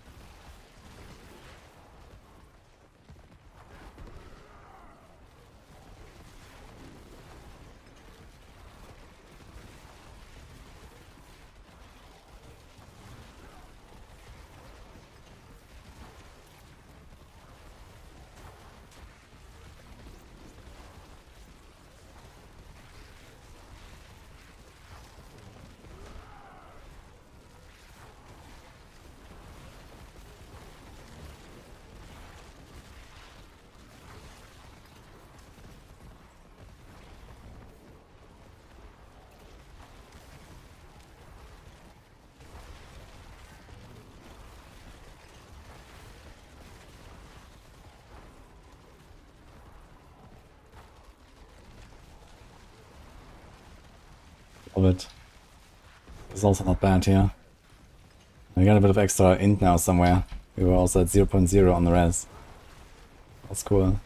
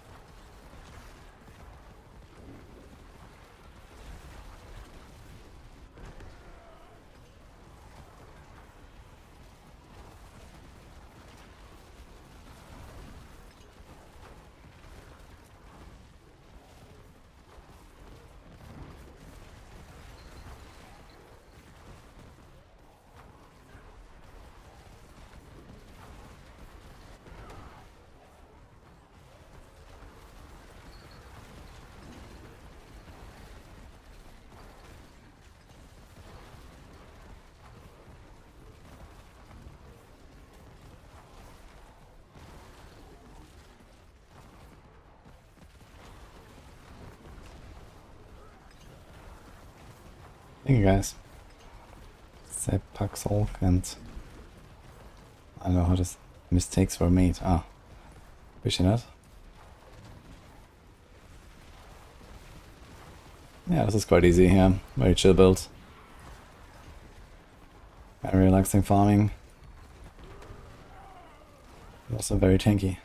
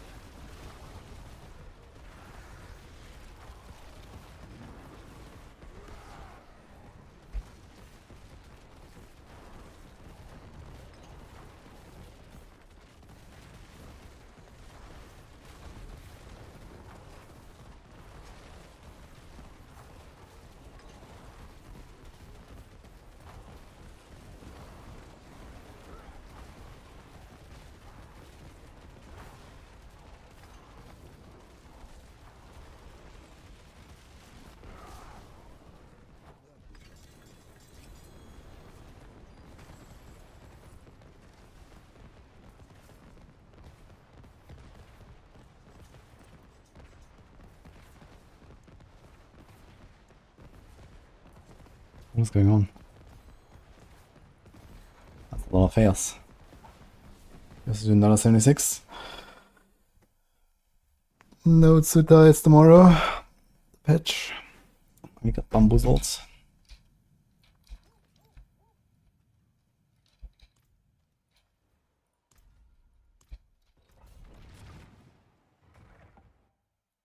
I know, we made the new. Yes, Damien, I have to put a link in the description, by the way. Also recorded the video.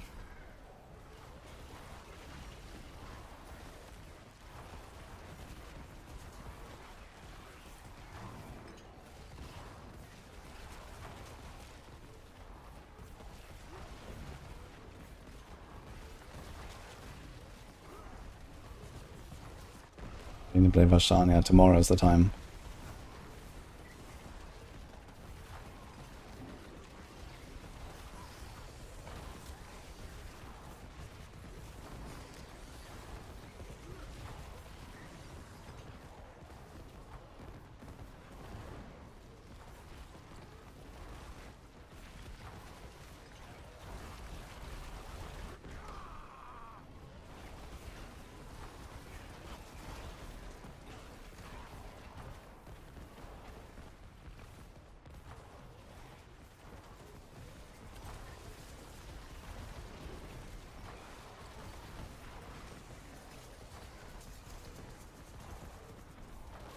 Spiritborn is a boss power build that came up like a few days ago.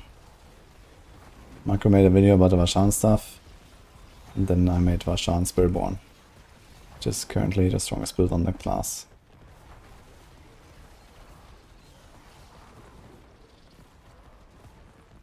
I think that exclamation mark build.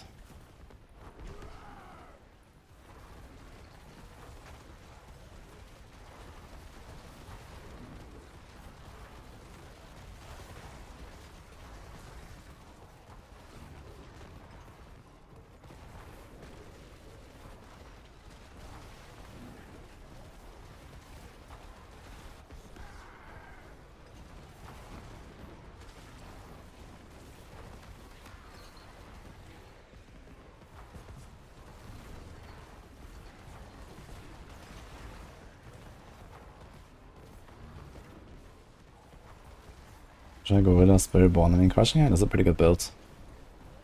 I can also push like pit 90 plus, I think. I was farming like, I don't know, 70, 75, so also like kind of like this here. It's kind of comparable to this here, I'd say. Crushing Hand. And speed and power. Thanks to time, push this up.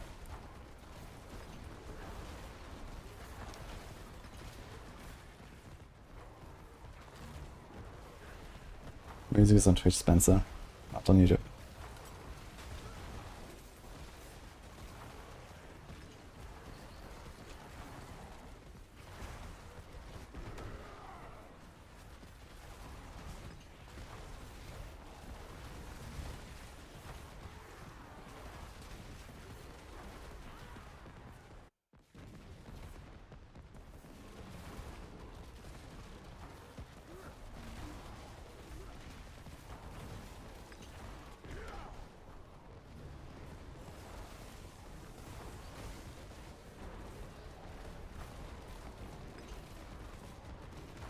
How much damage it does. Too much.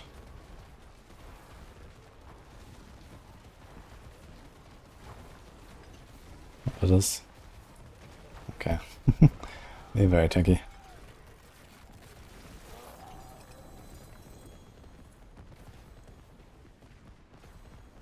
Okay, 77. And a sub gift from Uptown. Thank you, man.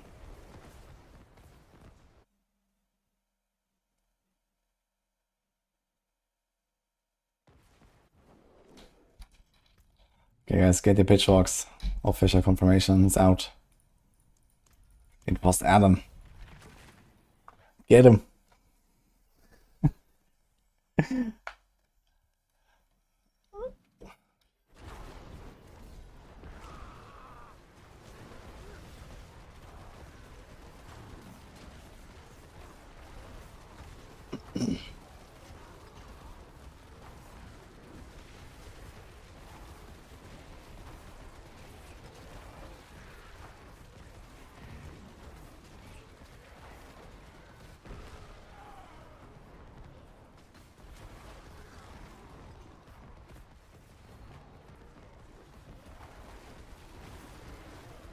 Yo, Bone Waker.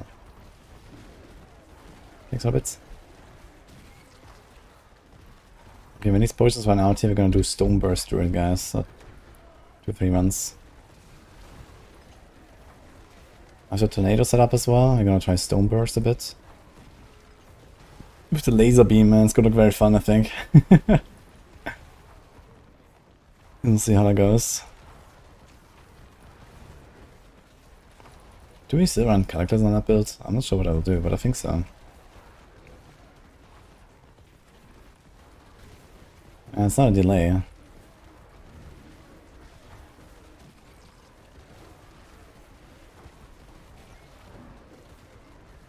All danger builds. Sorry, Border. Like, I really don't want to play Cataclysm. It just doesn't even look like something I would enjoy. I mean, if Helltide farming was a reality, then maybe I would play Cataclysm.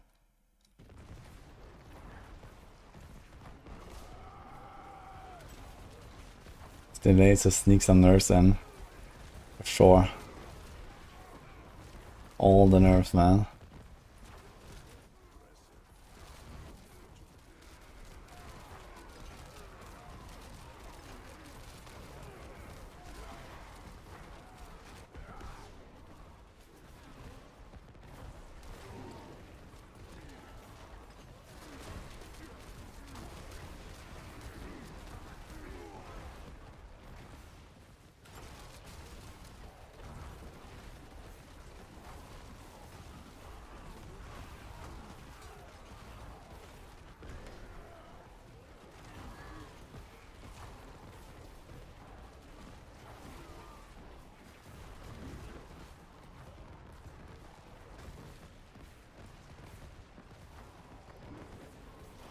Didn't have this enlightenment issue, so it would be hella weak. Not really. I think these like enlightenment shenanigans are something like a maybe 10 tier buff or so. So Sorc would be okay either way.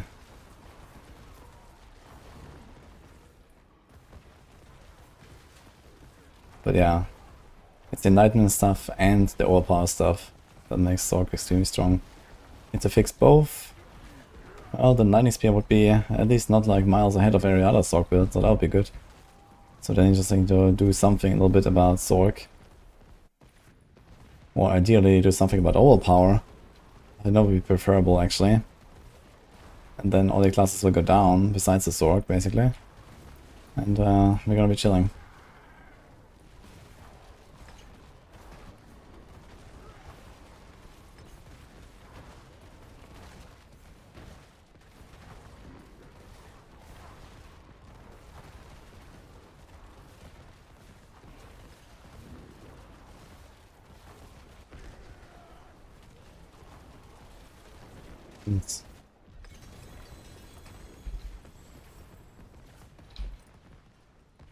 It's kind of hard to actually get Nature's Reach on a boss like this sometimes.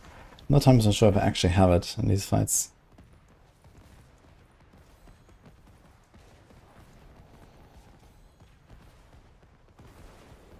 I don't know what that means, but thank you for the bits.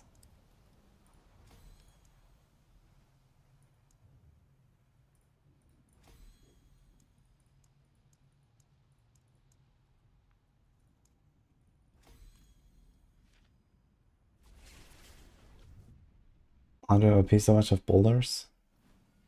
Every 7th cast is overpower. And every 8 seconds there's an overpower. So usually there's like 2 or 3 overpower boulders flying around out of the 10. And then every around 2.5 to 3 seconds I get Sun Rune for a third of a second. That overpowers all of them during that time.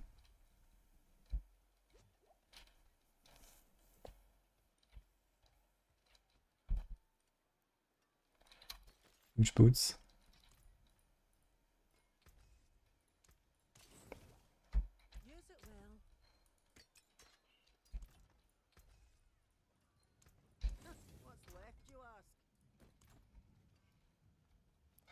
Okay, I guess that's one run, and then we are out of pots.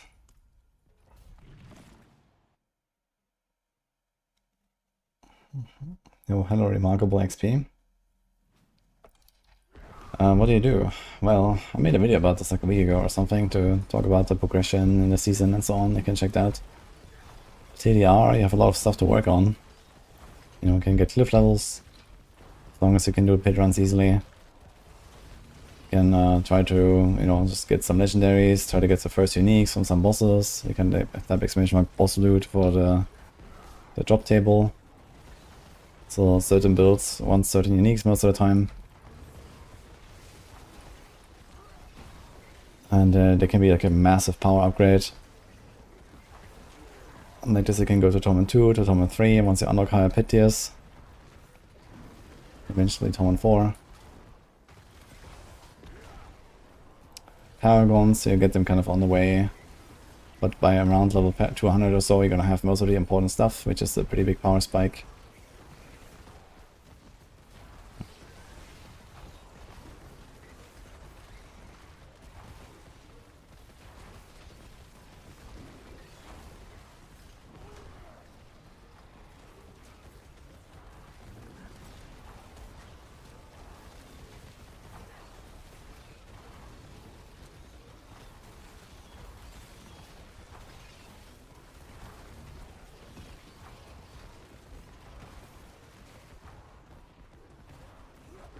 How much does it matter who was in party or solo?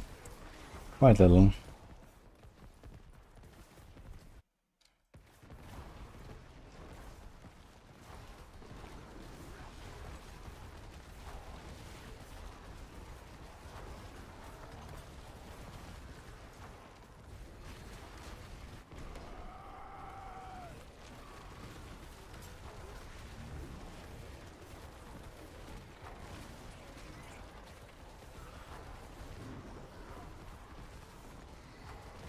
Well, you know which gear to keep and trash. Legendary has no meaning. Everything you find is legendary, basically. So you have to look at the aspects, look at the stats. Well, the aspects, I mean, you can change those at the occultist, but some of them might be upgrades for you, so check if you find better aspects that you have.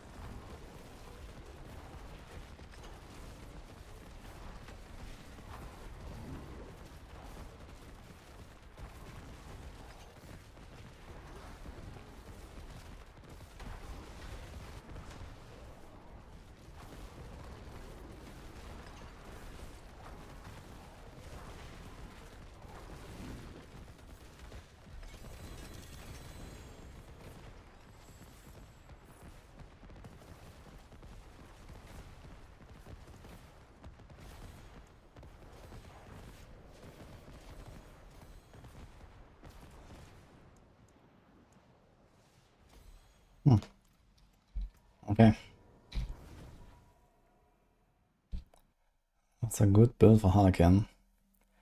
Well, the build in the game that profits the most of that item is Lightning Spear. But there's plenty of builds that want that item. See some steel, you better than starting from nothing. Okay. Stony. Let's see. Oh, we have a lot of stuff open here, including Stoneburst actually.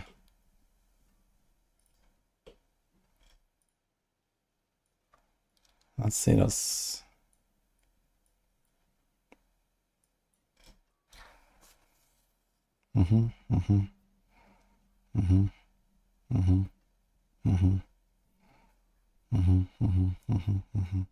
Okay.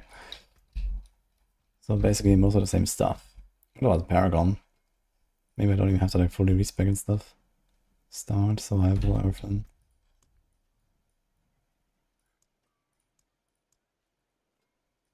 F. Okay.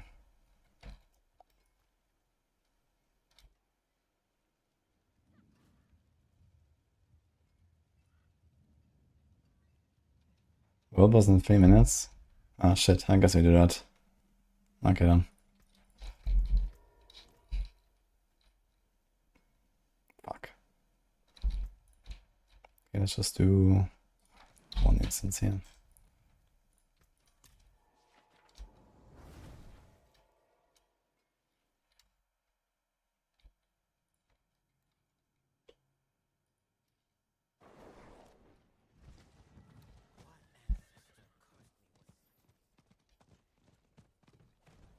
Yeah, someone was complaining about world bosses earlier. But actually since this season I really started doing world bosses a lot again. I usually never really did them. But these days they're kind of valuable, I'd say.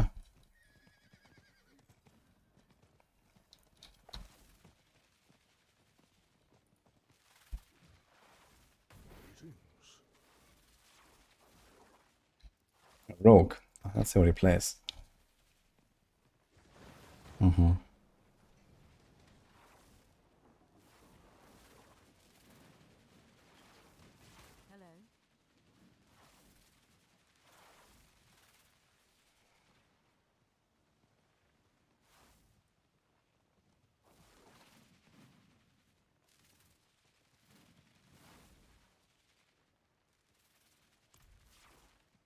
Some of people.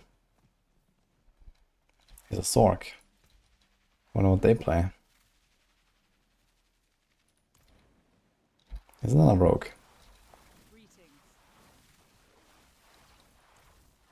He's not a rogue.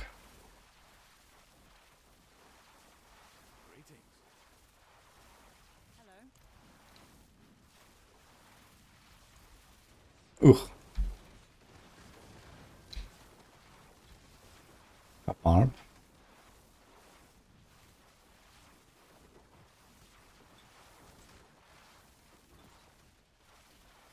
More 6, 10% left, 1D heavy hitter.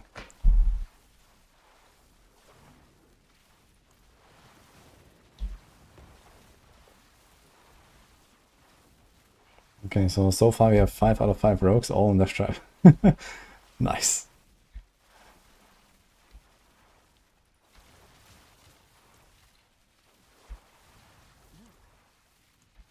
And 1 private. Yeah, there's a lot of people. Never seen so many people on the world boss in hardcore, dude.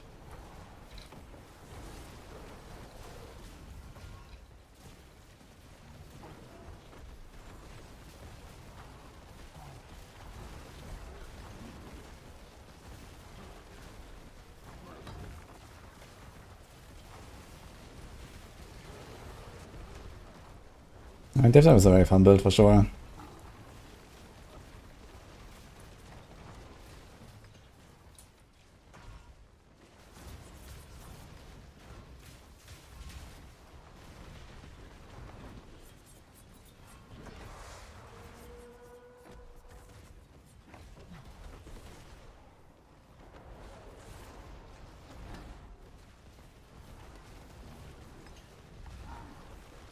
I'm gonna get 2 staggers on him. Maybe. Like a lot of people, so it's gonna be close.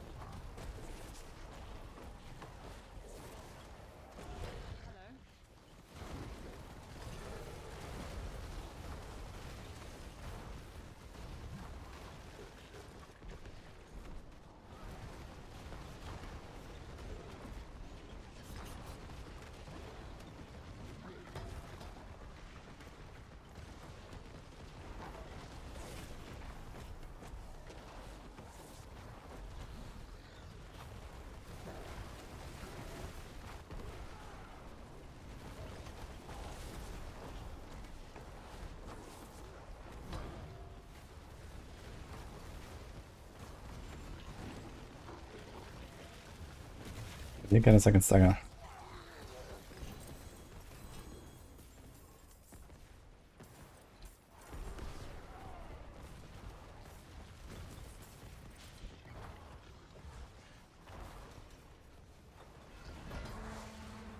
It's a bit late.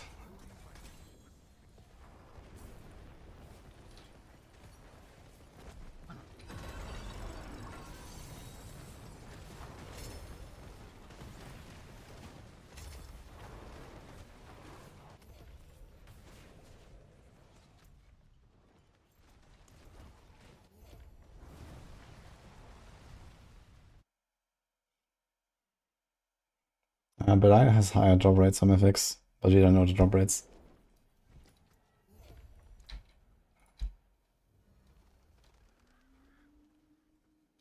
I sure the other bosses have the same. In the past, Druid and Dire had double the drop rate of the other bosses, and that might still be true. They also have the long immunity phases and stuff. How can I help? Where's that?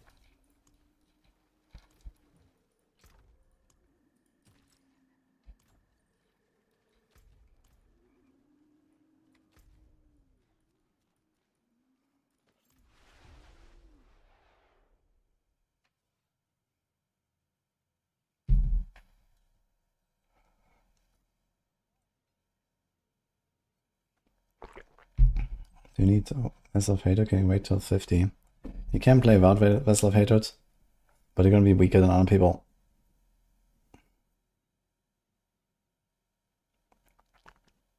Two for Belial and one for the other layer bosses. Okay.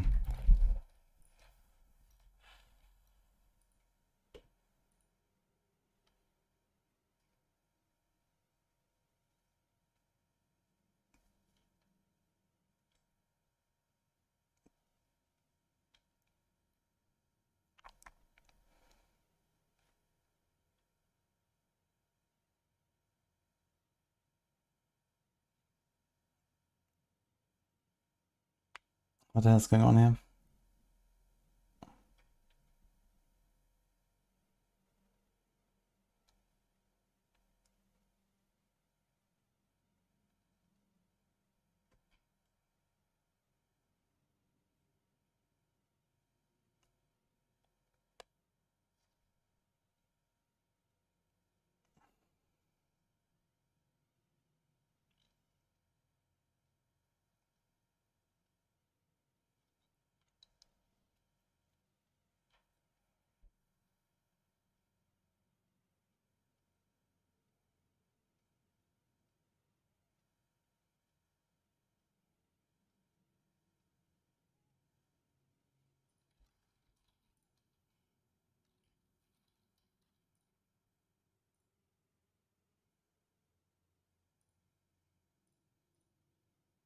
Ah, 10,000 memory, by the way.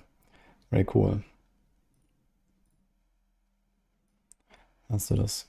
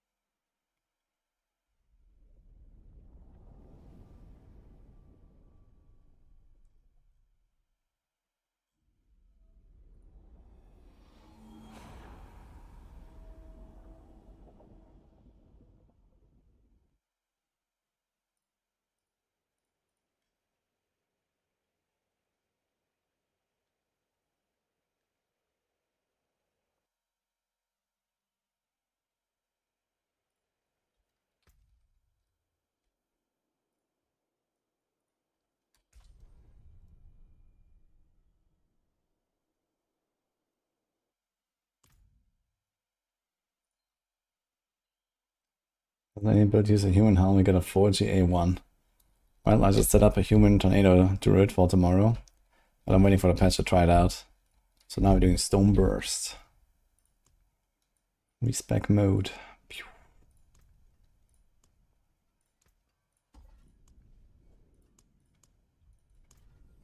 Okay.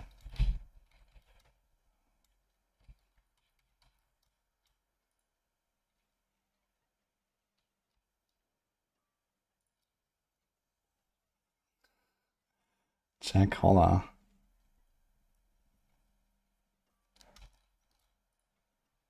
Maybe, but I'm saying about my character right now.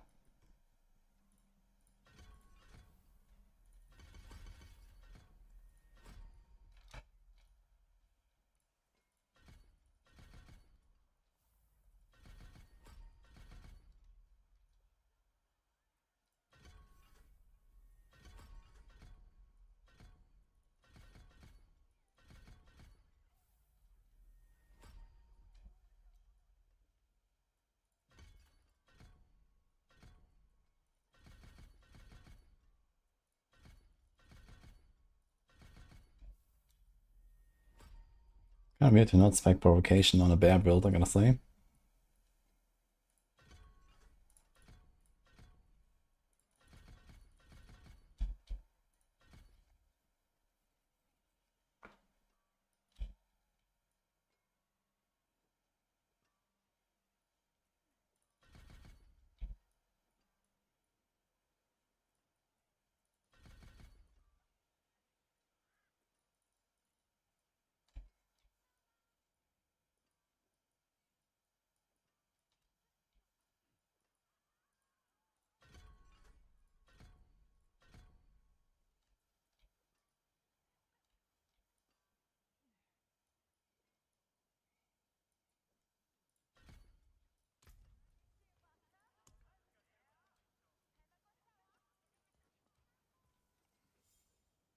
The bindings issue? What's with bindings?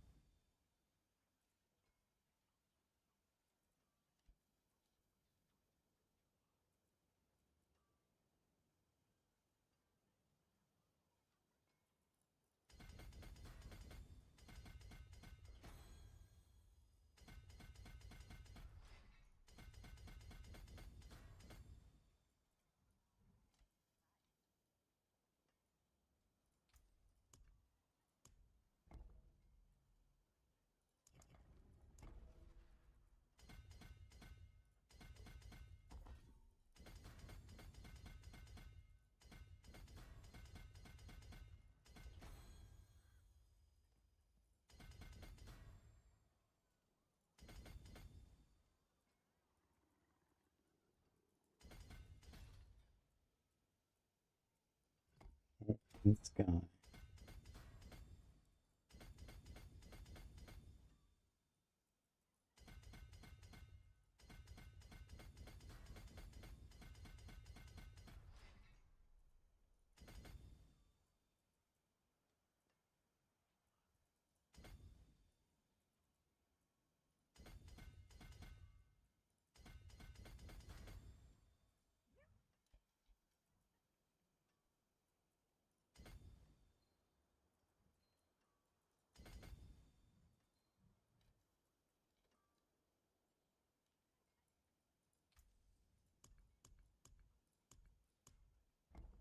No buck.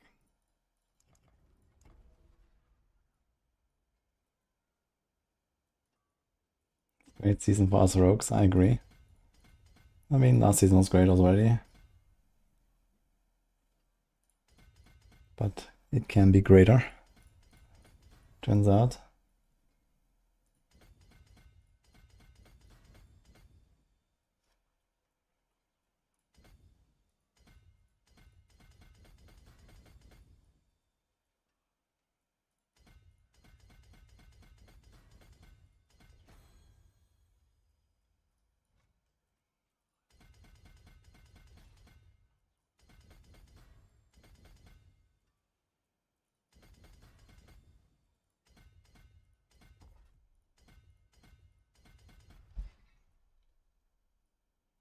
What is last season's tech for Rogue?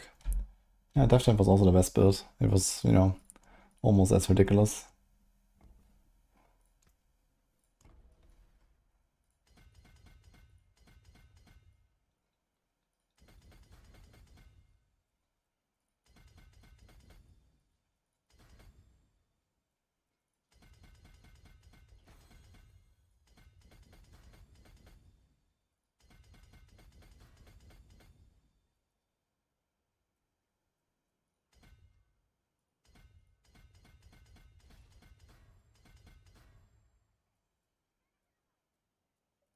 More loyal friends you'll not find.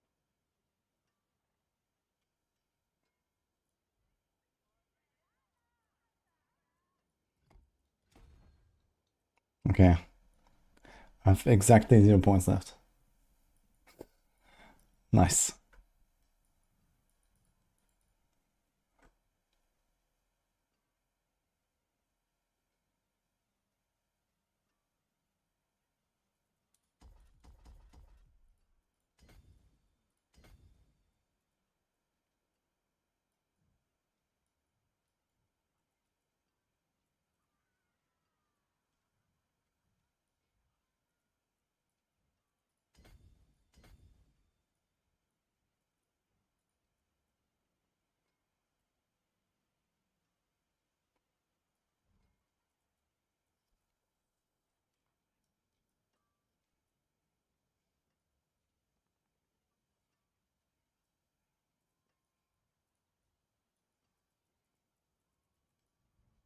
Okay. Very cool. And we keep that, we get this, we get this, we get this. Remove, remove, remove, remove, remove.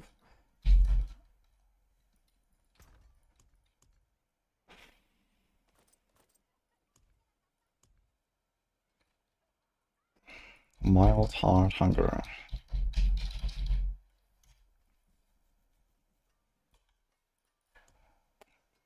So we got this, we got this. Got this, we got this. Do I need the GA movement? We have 28 doing Cataclysm.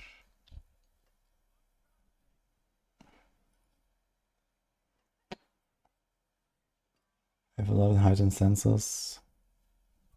I think we're gonna be fine.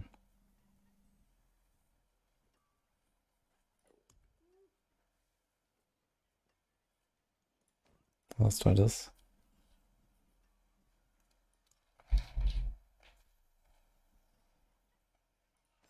Weapon, totem, glove.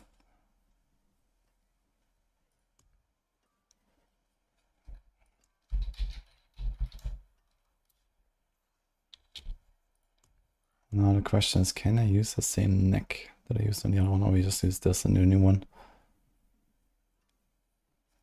This one has Storm, Crit, and Cataclysm cooldown. We do want Cataclysm cooldown, and we do want Nature's Reach. Fuck. But I think this has already been scrolled as well. And also this is gonna be for Tornado, which is gonna be tomorrow. So we have to redo this.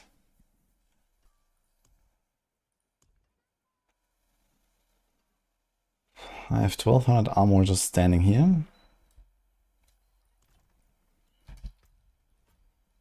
Like here, too strong. That's the rest. Oh my god.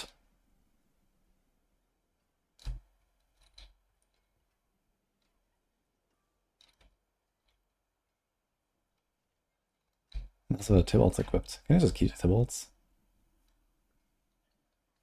I cannot. So Storm Shifter.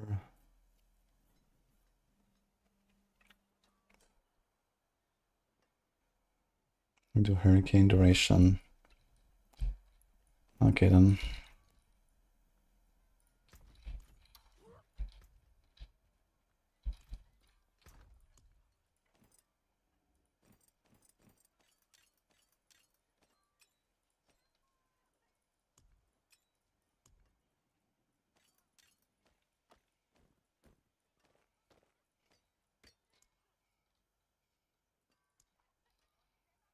No, I need neither armor nor rest on my pants.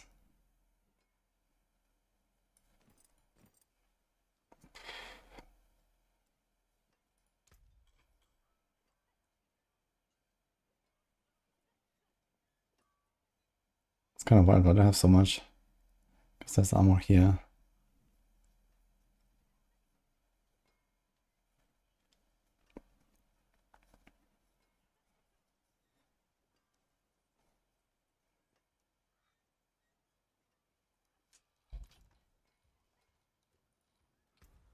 It's a bit scuffed. I can roll to dodge chance.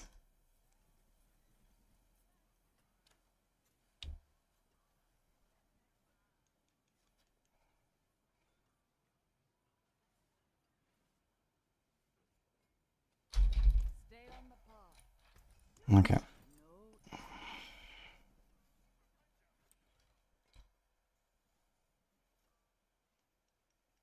There's no bulwark in this build.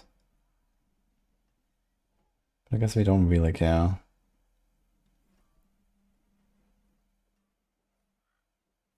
So we can't do any of those. There's also no cycling armor. So there's like literally nothing. You can do dodge chance and roll as the dodge chance. That's what you can do.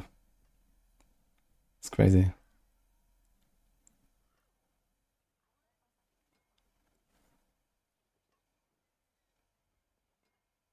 Bloodhowl cooldown. That could be something.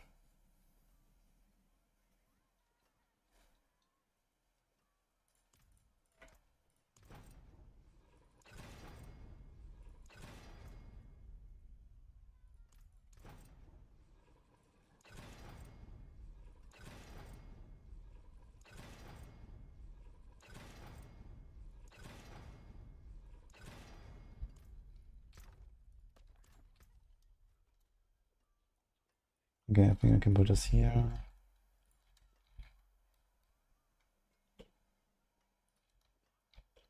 Close that.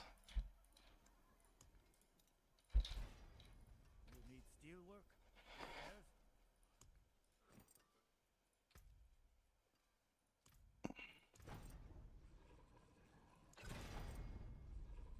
Okay, 38 is fine.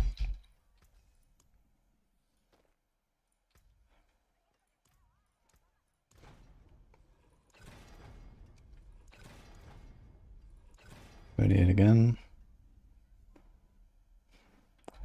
And I guess that's gonna be Earth crit.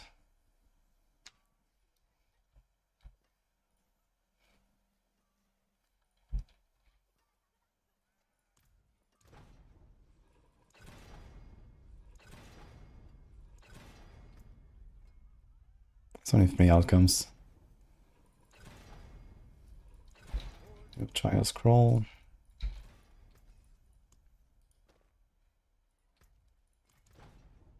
Nice. Earth crit. Cataclysm.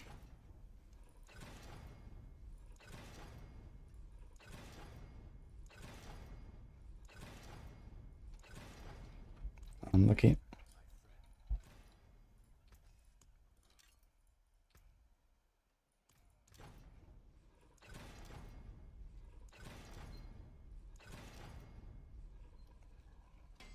.5. Well, it is what it is. Fight hard, eh? Are we buying or selling?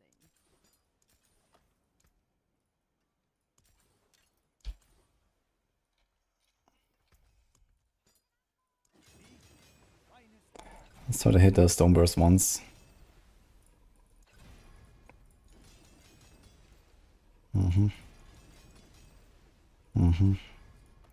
try to hit the Stone Burst. I kind of want the other Stone Burst.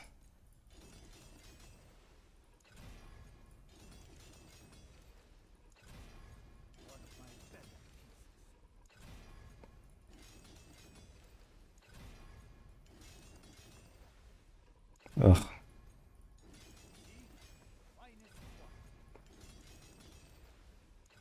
How many ranks are we gonna have? A lot.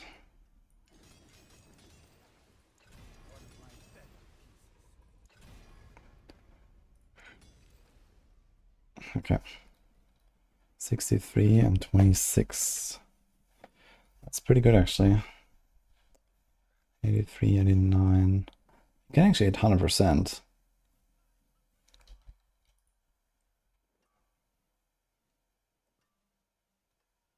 Huh. I guess you mostly want heightened senses and nothing else. But maybe the attack speed doesn't hurt. Gonna try to at least start with heightened senses. Ooh.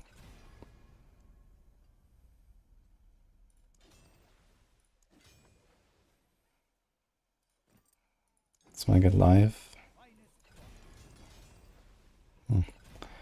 Okay. That's when I get stone burst. We want crit, or do you want attack speed? He has armor here. Why do I have so much armor? I just have a giga fucking armor. Is there something here? No.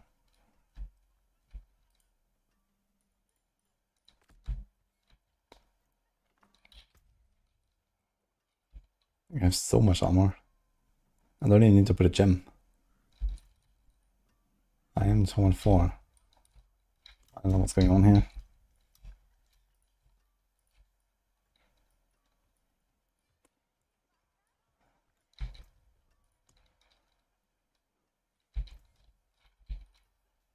Lady Sulis. I agree. Should I see Sulis?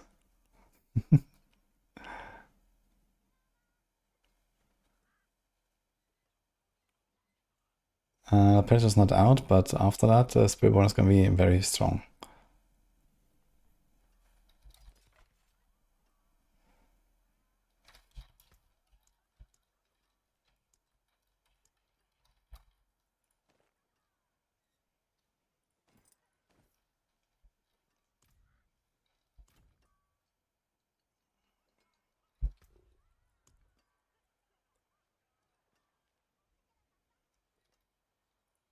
Alright. Into retaliation neck.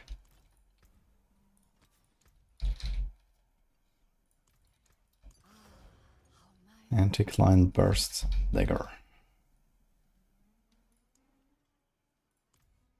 I have a perfect one. And changing stat. My god, my gloves came with the right aspect and the ancestral, but the aspect actually rolled the same range as the non-ancestral. Fuck. That's kind of funny. Oof. You will be back. The stars do not lie.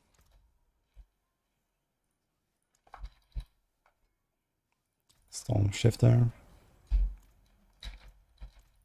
Okay, start to hit the stone burst.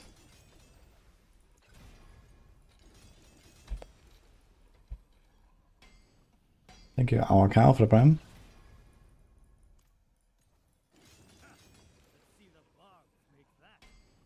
So now after a chanting after patch, will Spiritborn still be viable? I mean, Spiritborn existed before you found out about the Varshan thing, so yes. Spiritborn is generally pretty decent.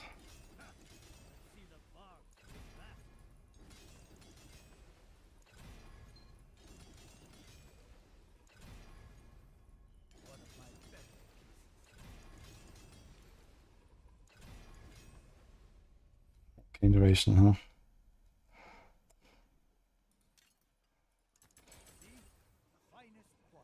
I'm not sure if I need that cooldown. 51, 27. Maybe we do actually.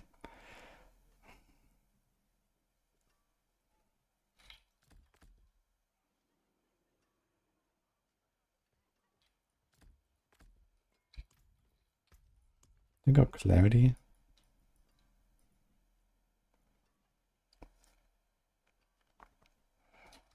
Hmm. My skill is unmatched. You'll see.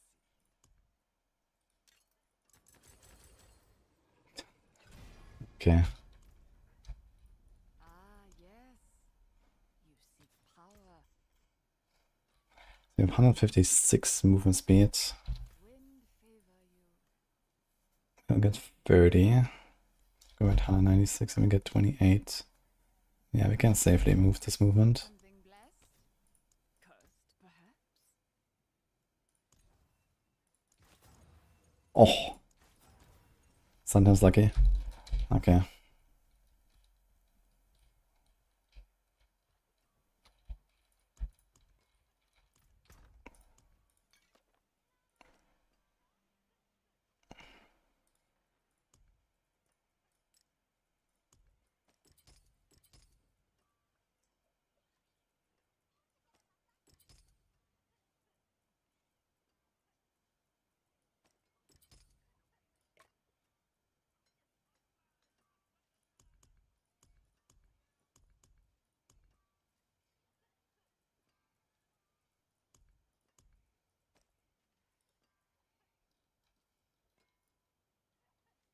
He's running Nagu and Exile, dude. Oh. And here Nagu and Zik and Bakjar. That's what I was running earlier.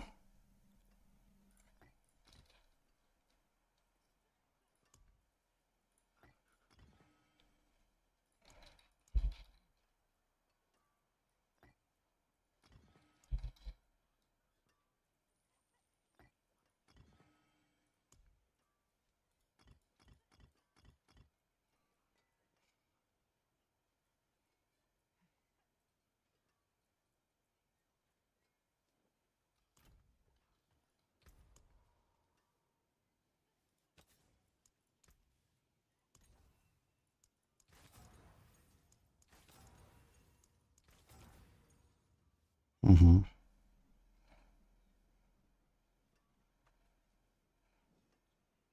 So they go attack speed now. Instead of willpower. What's my crit chance here? Oh shit. Why is it so bad? Okay, how much earth crit do we have? 8, 16,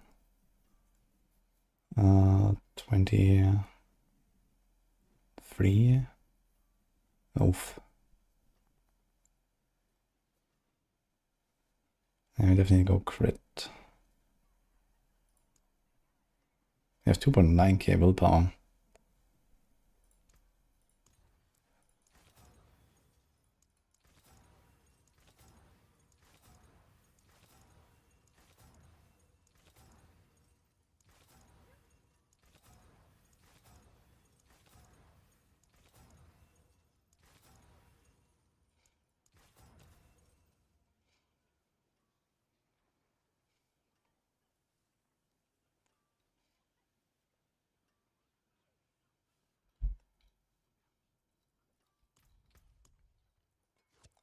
The Wandering Death. I mean, Belial will actually be a buff tomorrow, but not until then. To Harbinger, we do Blackmailer.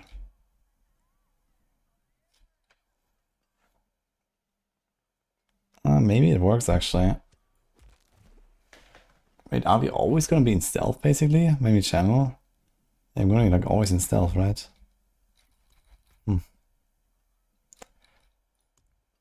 I wonder if it's better just go like Giga attack speed, like attack speed here, more here, and so on.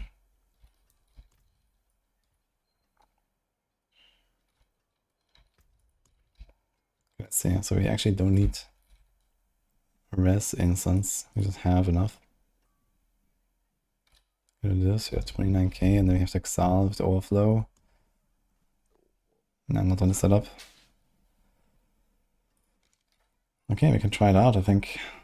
Yes, yes, yes, yes, yes.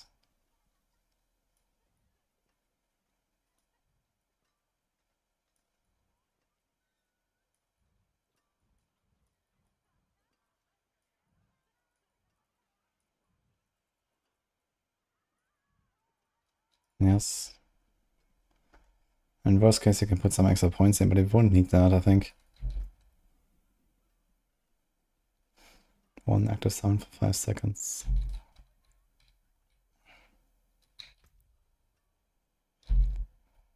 So right now we have 2 wolves and 3 ravens. So we get 100 per second basically. Same as Neo.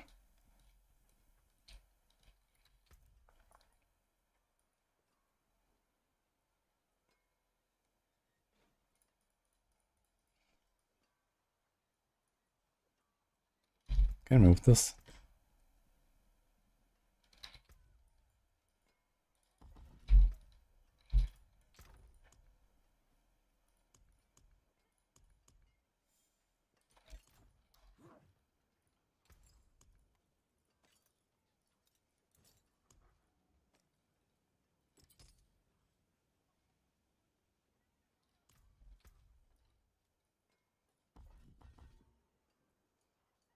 We got 3 points.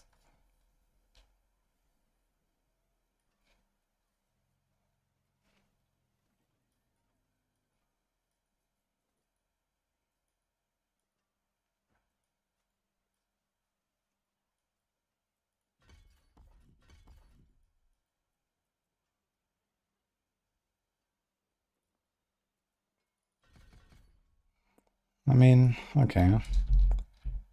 There's another diamond.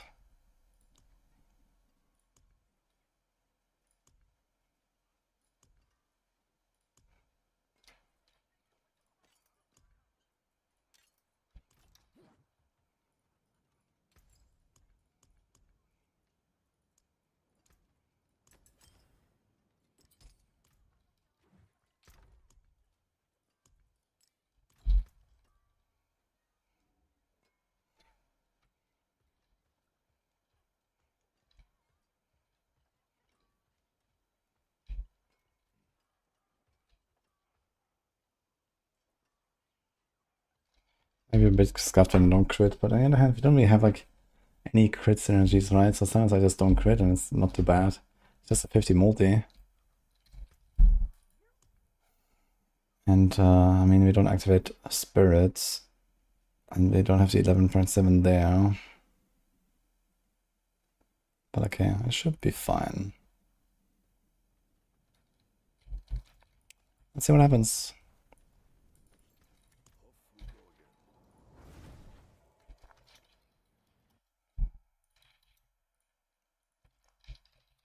Chronix, yo, sorry man, thank you for the sub. What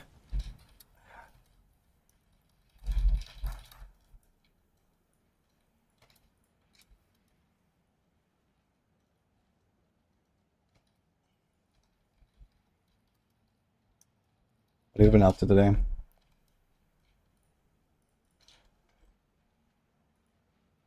I got Stoneburst already in the description linked. Nice.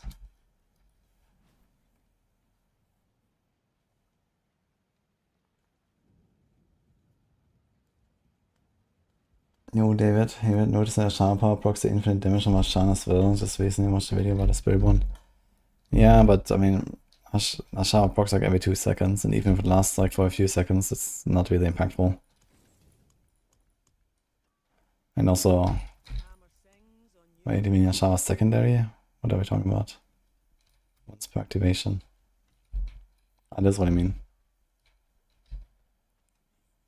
No, how does it work? Flash Shaper doesn't damage anything, so this doesn't work.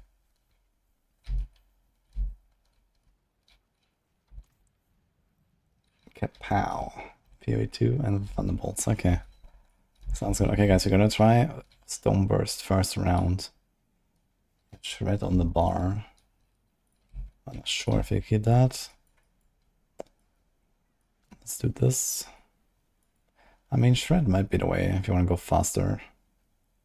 But this is gonna be nice here. Let's just open a, I don't know, 65.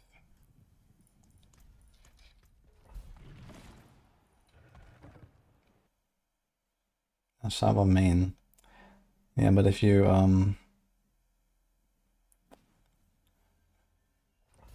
Shaba main keeps applying it, pump the damage by ×5.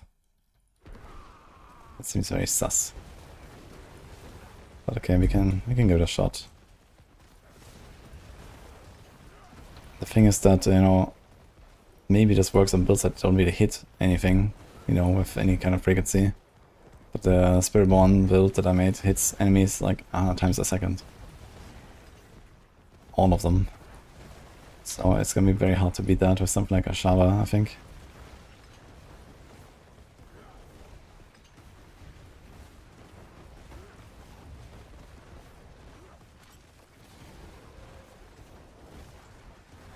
Laser bear, guys.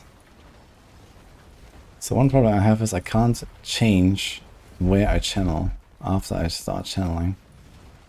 That would be cool. Dude, 30 billion? Holy shit. This thing is pumping.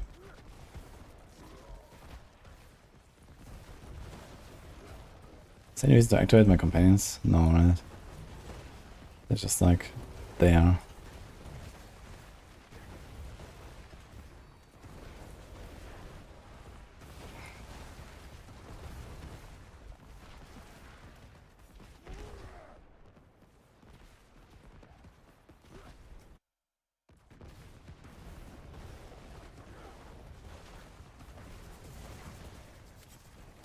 This is some big pops, man.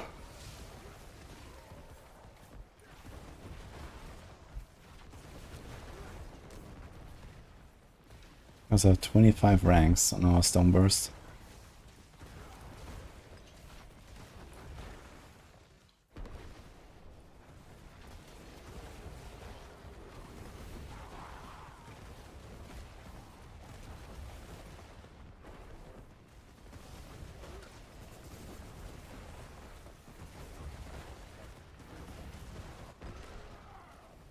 That sounds OP, Tysic. Wait, are you talking about me IRL or me in-game?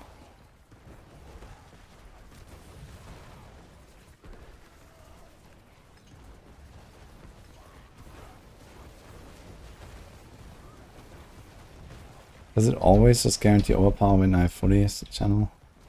Yes. So you have to channel to max size.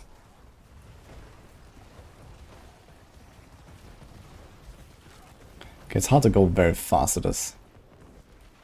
Because we stand still in channel.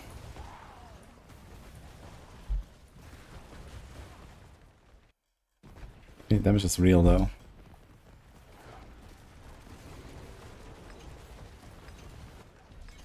Kaboom. Okay.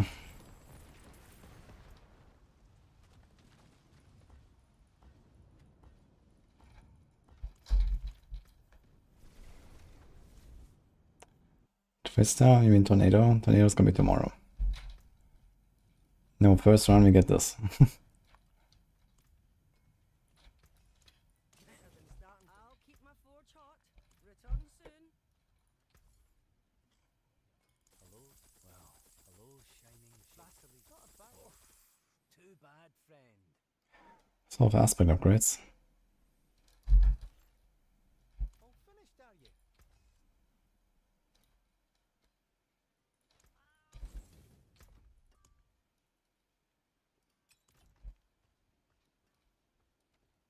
Stone versus Druid's #1 build at the moment. Wait, what happened? Still 70. Monsters pop like popcorn, yeah. This is kind of funny. It's my life, 33k, okay. With Exile rune, that's gonna be like 40 or something. Maybe more actually. Gonna get Giga Overflow with Nago and Exile, right? We have 5 companions. So we're gonna get 500 And it costs 300 Exile, right? Or 400. If it's 300, we're gonna get a 66% bonus on a 20. Should be 33% life. So yeah, we're gonna have like 44 or 5k life.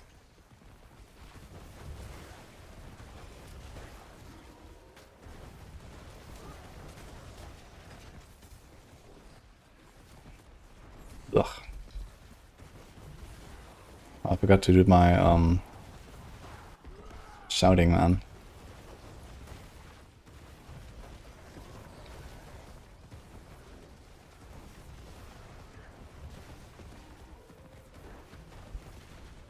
Dude, Violent Hunger with like the 0.5 DK per second is actually insane.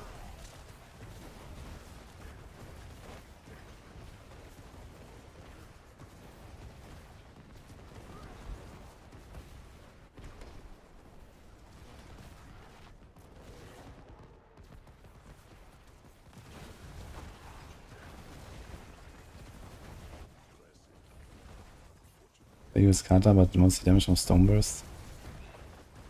No, they use Stone Burst, they'll get the laser beam, I guess.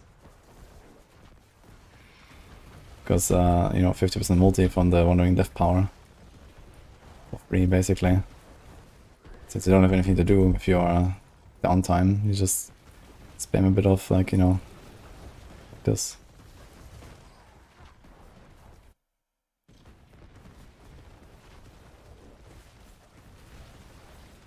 You need a greater armor, a greater affix armor neck, and more armor on your other pieces as well, Velvet. If everything works as they say.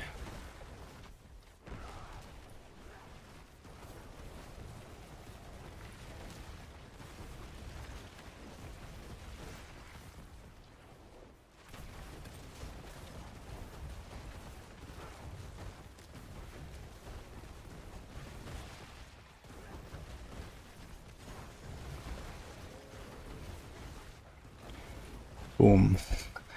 Rolling up like 50 spiders is kind of fun, to be honest.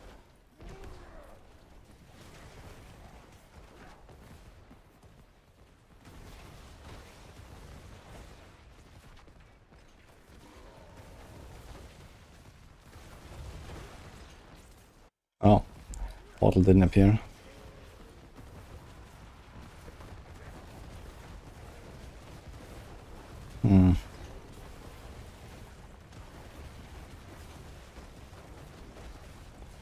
Yeah, it is a bit weird though, because you have to channel exactly how you want it to explode. Like, I feel like, you know, I want to start channeling somewhere and then aim towards the boss.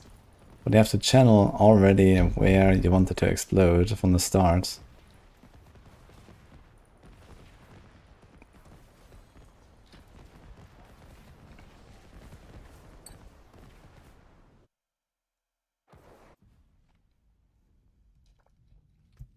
Thank you, Tysic.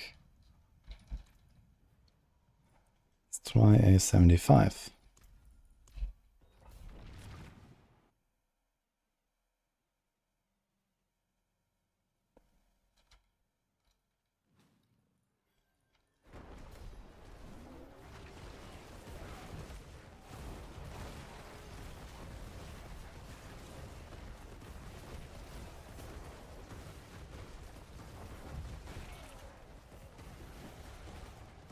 I don't get why I send us to these insane bursts as long as I just do like nothing. Not sure why that would be.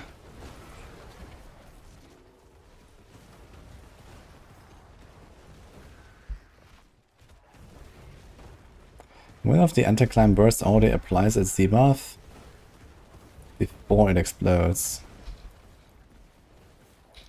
No, the detonation is only after the first cast, so it should not apply the debuff, right? So the second cast should be much stronger than the first.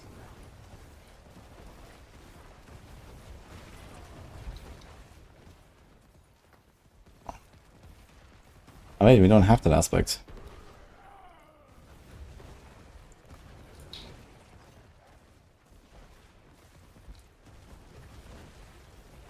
So you get random 15% DR for no reason on the neck, on the totem.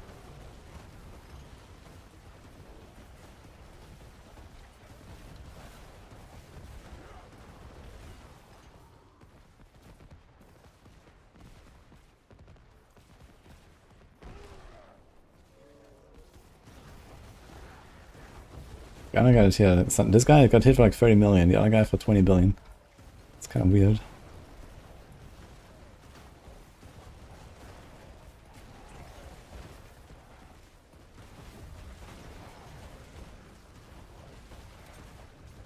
Why is there such a difference? Can't just be the poison application or something.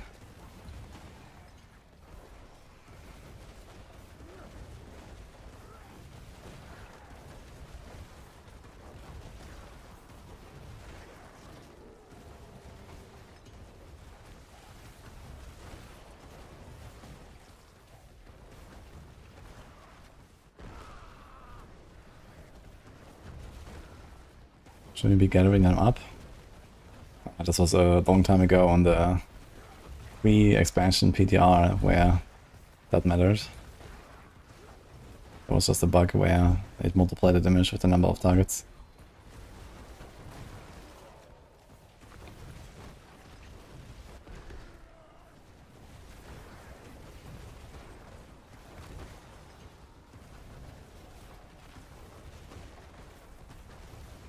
G8 Dex and 2 Menace Amulet is like... That's like gold cap, I think, or something on softcore, so yes. Or at least a couple dozen billion.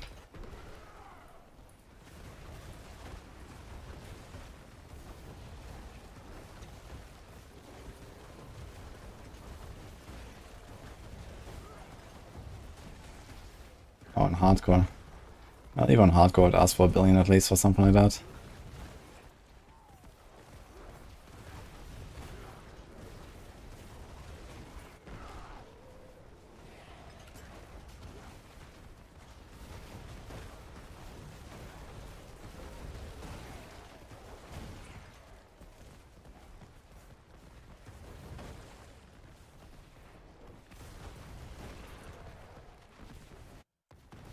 Enough, almost the same time as I did earlier, the 75s. My boulder.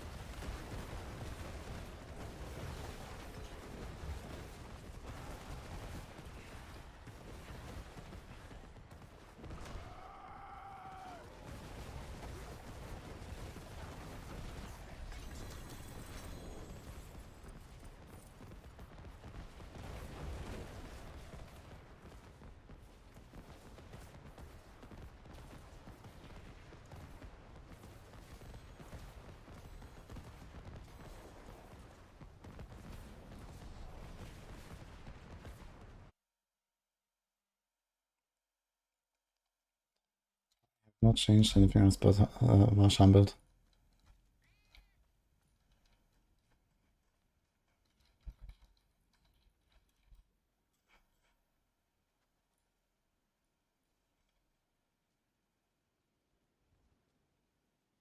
Nope.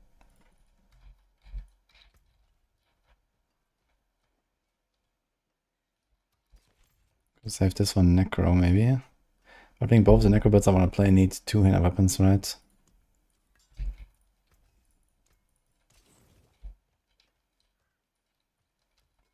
Playing a DH.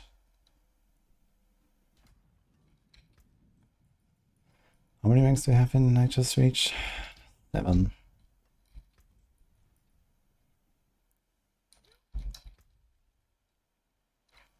How do you apply like stun, knockback and all that kind of stuff?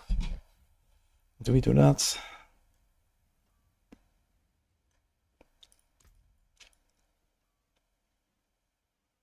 So stun, immobilize, knockback.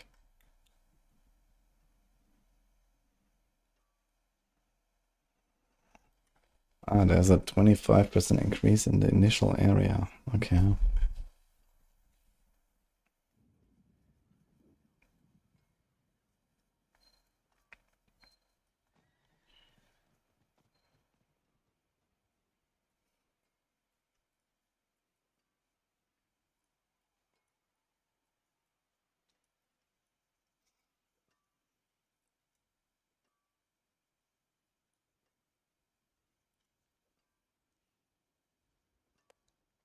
I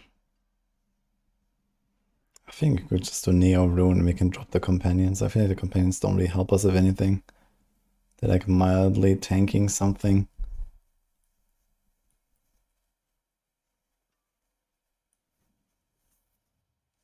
We can just do Neo. Then we can get the Cyclone Armor and the Bulwark.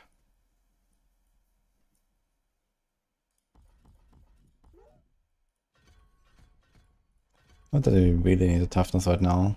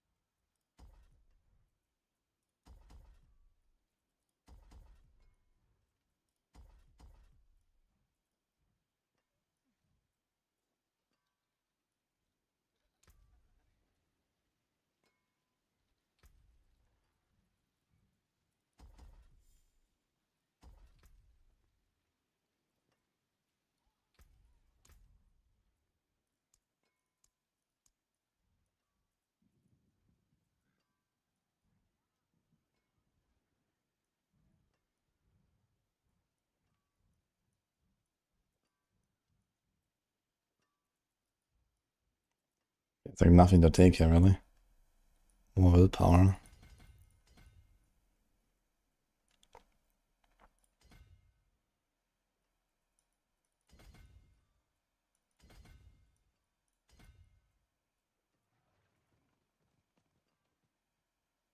Incredible.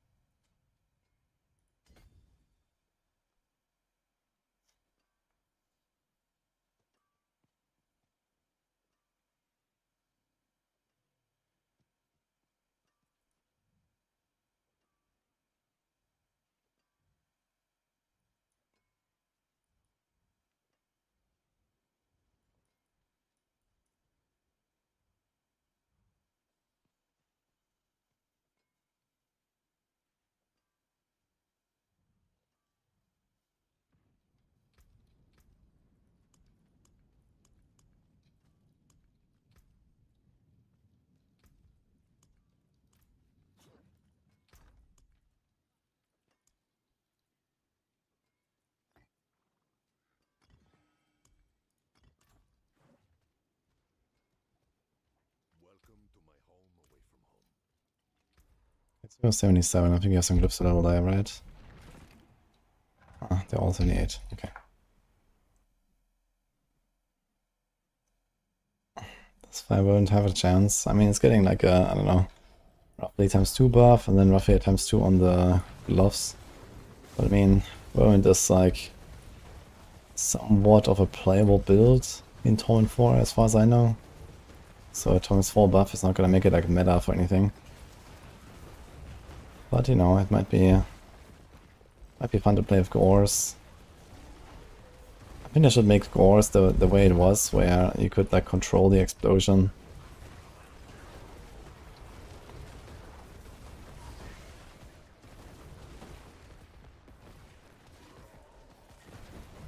That'll be fun.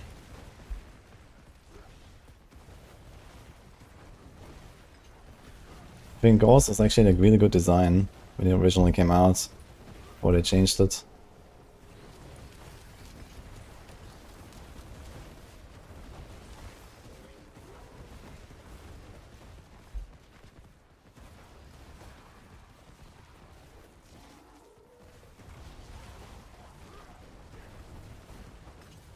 $45 billion.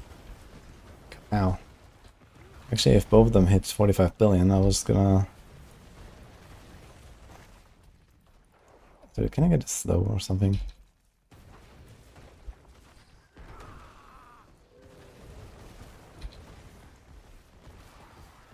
What if one of these powers can slow? What's up, Hurricane? We could actually do Hurricane size.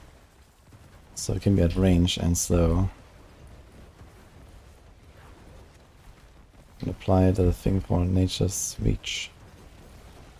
Does that work?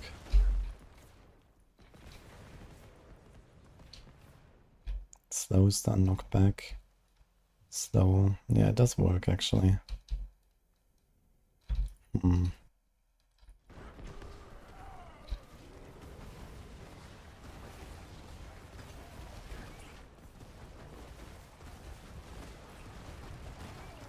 The card doesn't slow.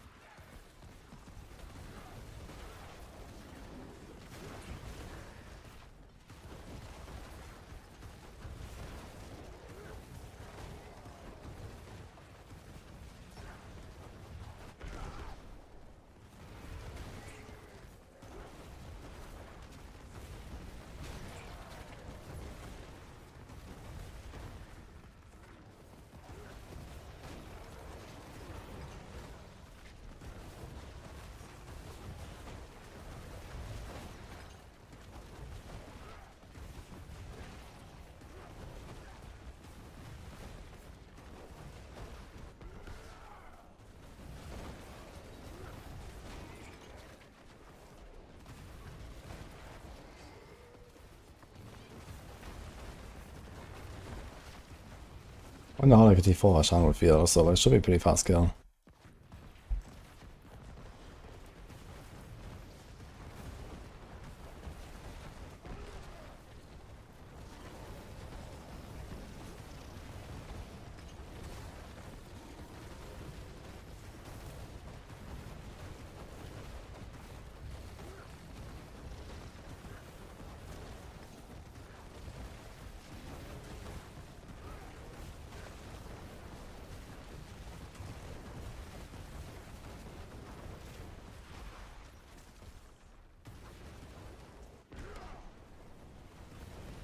It's kind of scuffed though.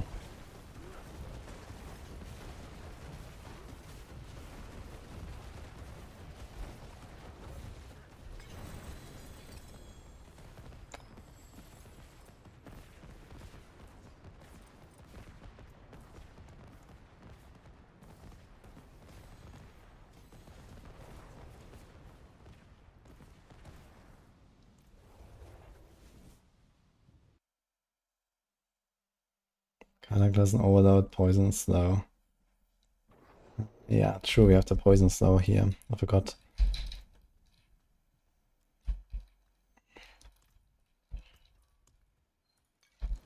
Greetings.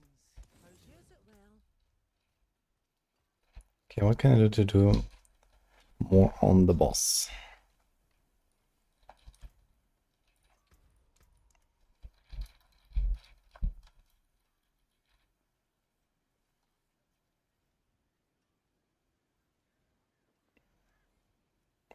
50% increase. So it's just straight up smaller than this and this. And this.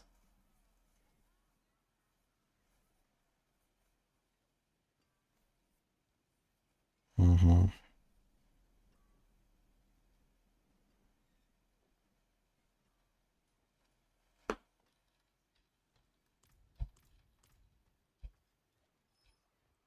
Poison to Rogue will be good in the next update. I don't think there's any chance for that. But there's a slight glimmer of hope for it to be maybe something.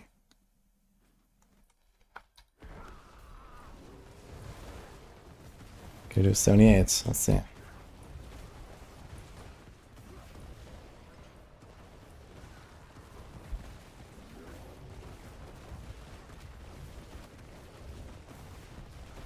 I'm very surprised about the range of my damage. Like sometimes I do these 50 billion hits and sometimes like 5. It's worse than on Rogue sometimes.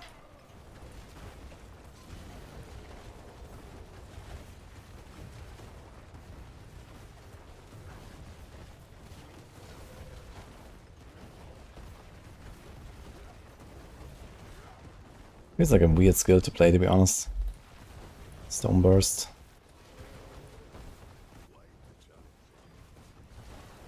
Has anyone played this?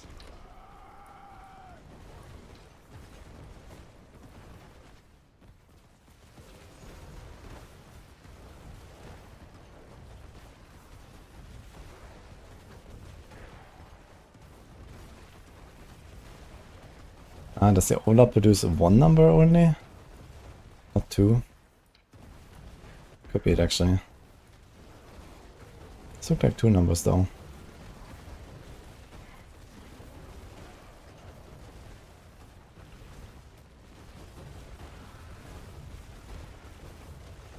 No, it does do 2 numbers on the same guy.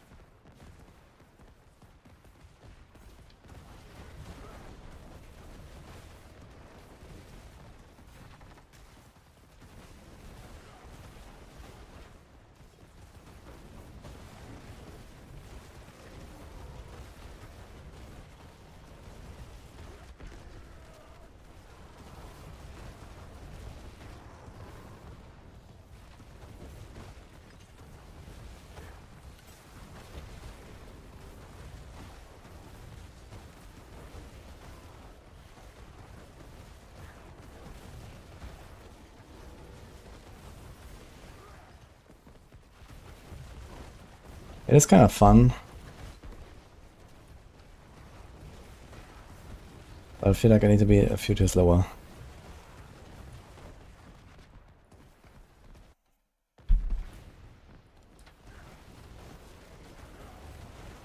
I just feel like my damage is relatively inconsistent here. I don't really know why. It's just the overlap. Sometimes I usually do like 10 times less. But I see orange numbers.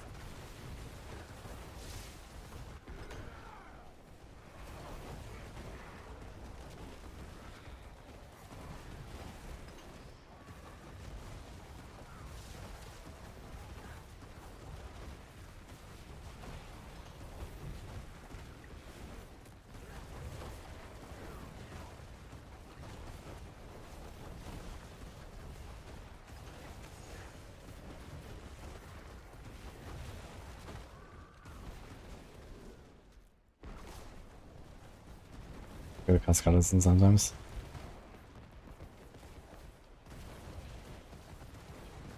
What happened, Koi? What's it giving? Dude, laser bear, man. It's funny. I mean, it's like a 5-minute, 78.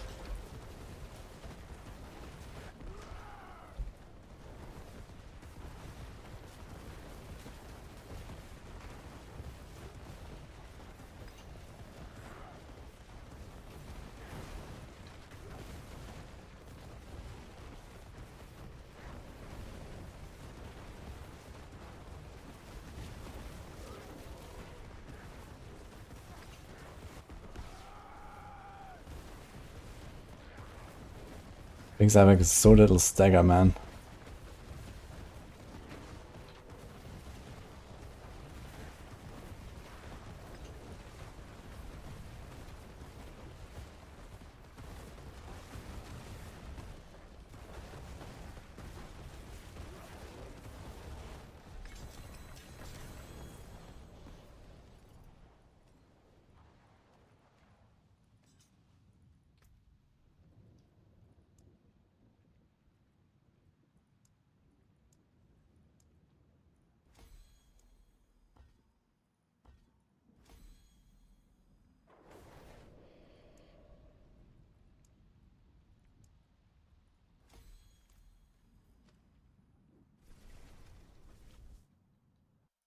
That depends on other classes. That balance is actually really good.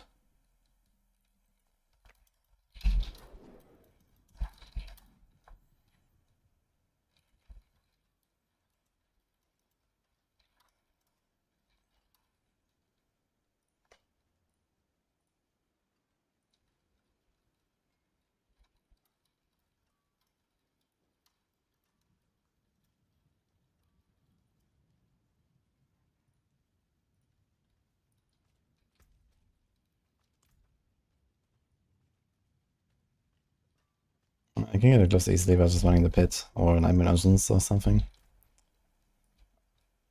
Okay, I will BRB real quick. Dude, I should show up with this on the world boss next time. When is the next world boss? 2 hours.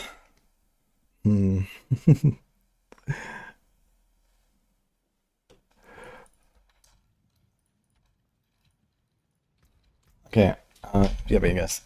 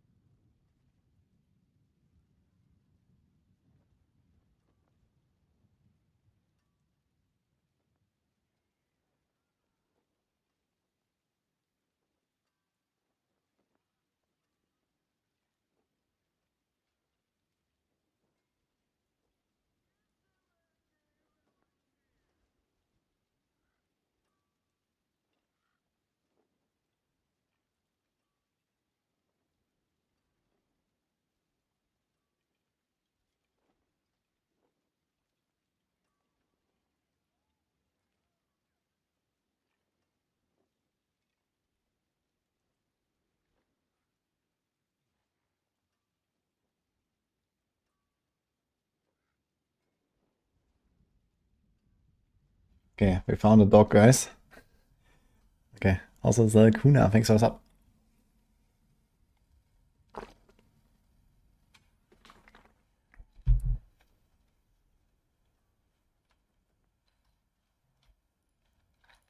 Print 90 upgrade, a chance I failed to upgrade of 85 glyph. Yeah, it's like a 70% chance when you're like the same level or a little bit above. So in that case, you want to run an 85 and you have a 70% chance. And then you do 86, 87 and so on. You go like tier by tier. Basically. I mean, you have 5 upgrades every run. So on average, you get like 3.5 or something per run at 70%.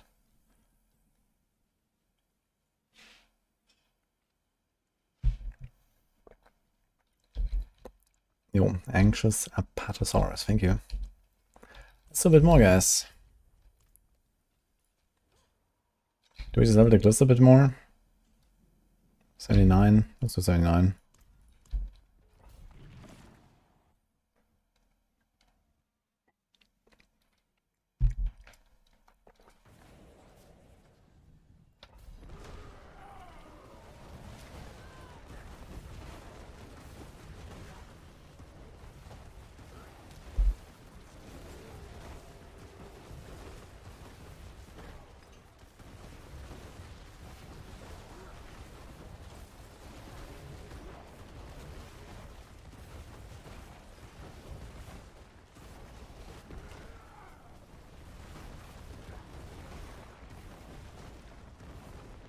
I think I should be farming a little bit lower, like 70s or so. 70s I can probably just like one tap most stuff. And it's gonna feel real good. Because you just walk in, kaboom.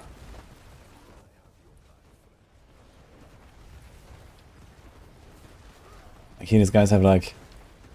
How much life do they actually have? 200 billion? Yeah, a billion?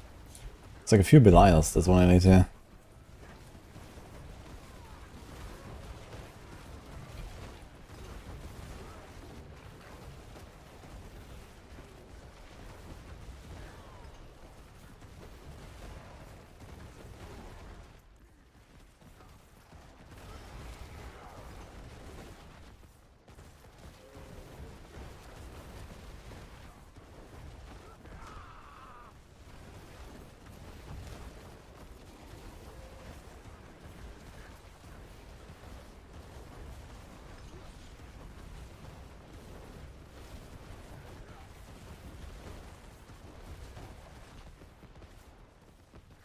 I did my alts with Whisper Caches usually, and then Strongholds.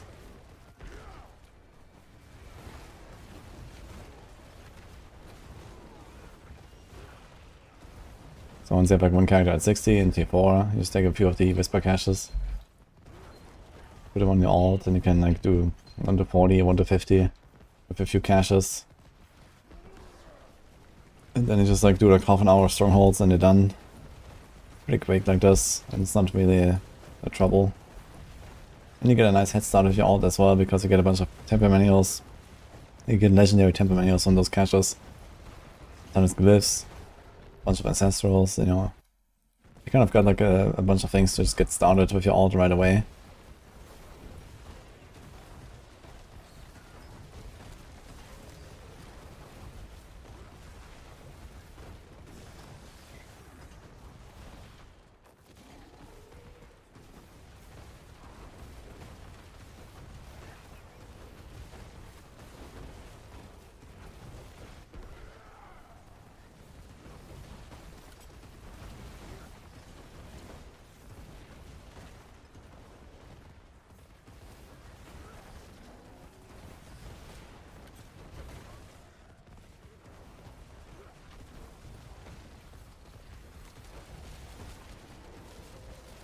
Here's the idea, Turtle Shrine just keeps shooting while I'm channeling this.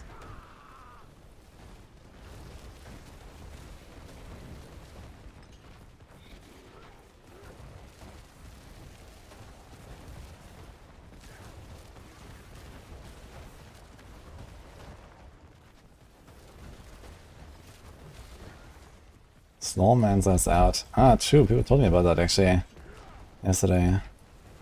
You could check it out. I never played it before actually. Looks like a very fun game.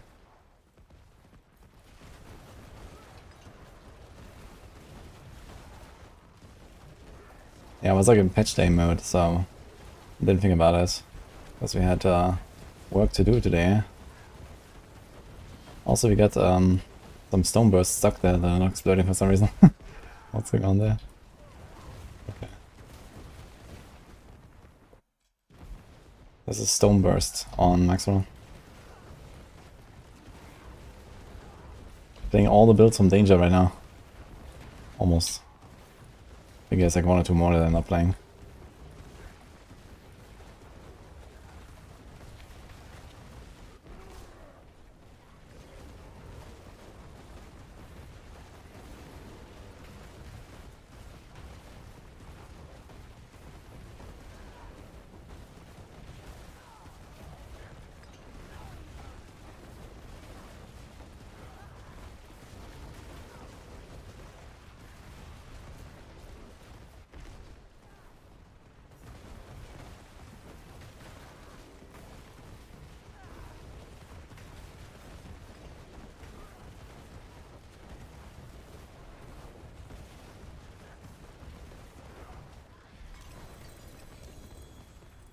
Missing a bit of crit chance, man.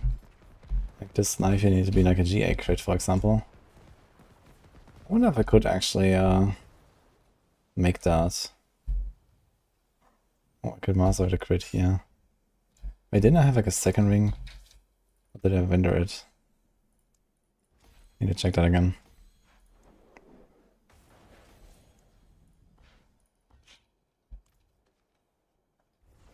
Is this the rotation for Cataclysm? For the Cataclysm build itself, yes. Not for this one.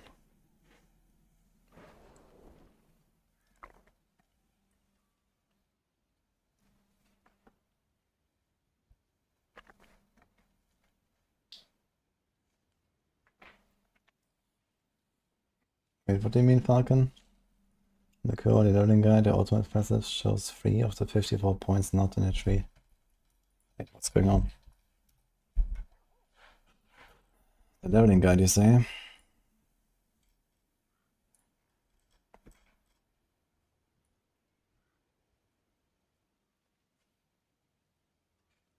What does it show?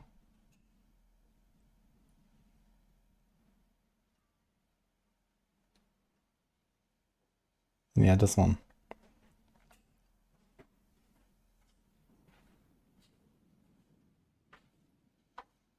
Shows 51.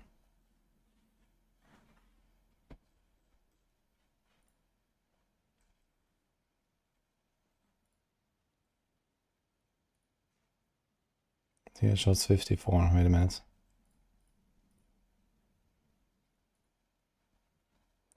Yeah, because this is the one that's in the guide, and this is supposed to be a copy of this, just starting here basically, and here everything. So there's 3 points here that are not in the leveling guide, basically. So which ones are those? Did they say one? Tomorrow. In the evening. Mm-hmm.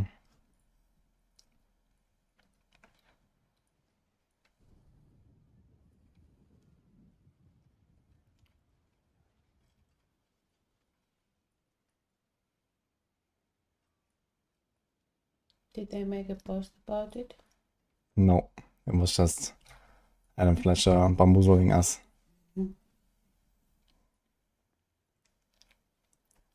Can I take Merlin? No. Why? Are you petting him? Sometimes. So he has 2 in diminishment, He needs 3 in petting. apex. There's 1 more in diminishment here.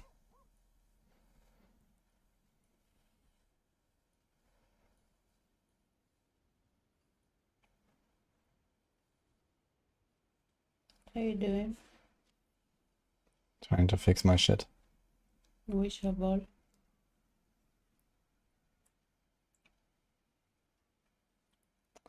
One, 1, 1, 1, 3.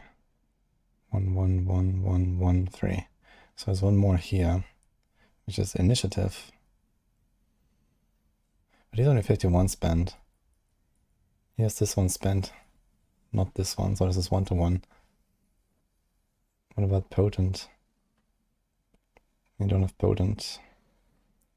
So that's the difference as well. Okay, wait a minute.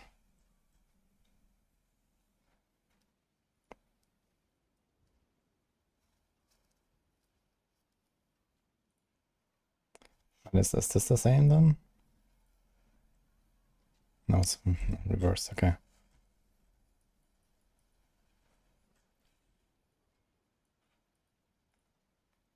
So this is 43. This is 43. This is 55. This is 59. What the fuck?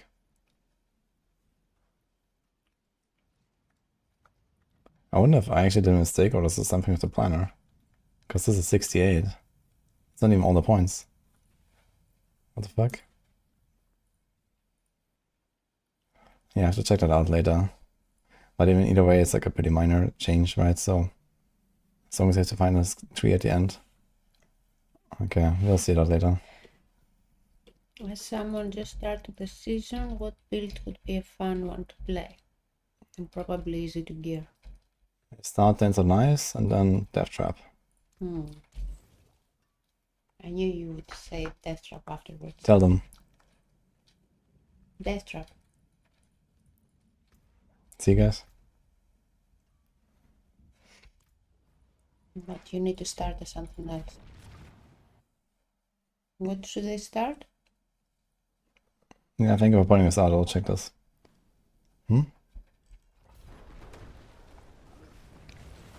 seems very tired. That's so nice for the start. It's nice, it's really good for leveling. In fact, it's by far the best for leveling. It's, Oh, he's licking you. that's so nice, it's its own category of leveling builds. Yeah. You missed it?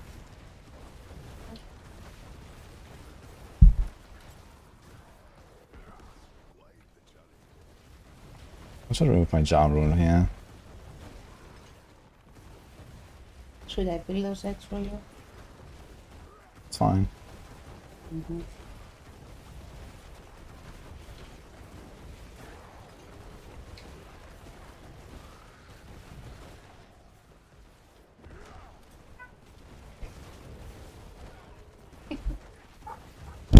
Oh. Calm down, Madeline.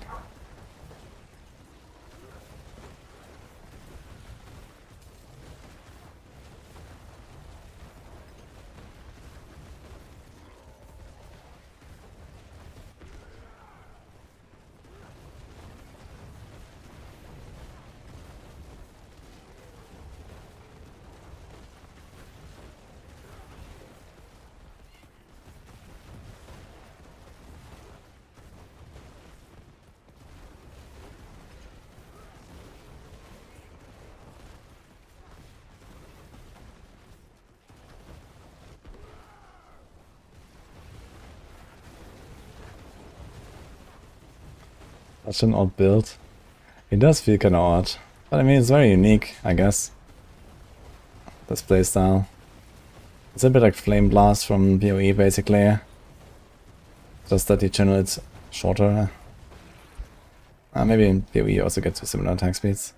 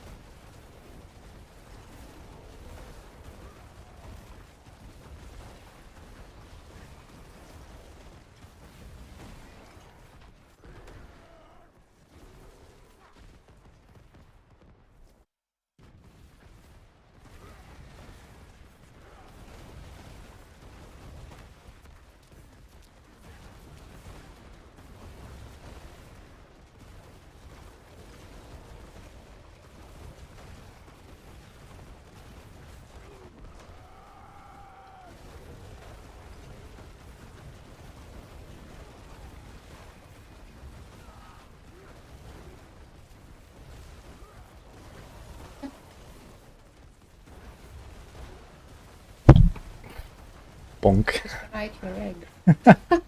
Put it out there. Oh no. Off my name. There. What? Put it up. Hmm? Up.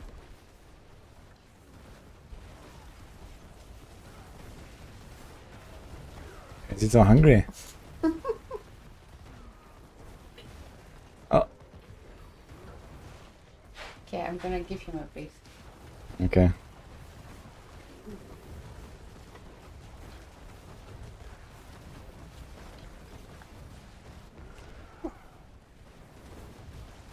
Don't mind me.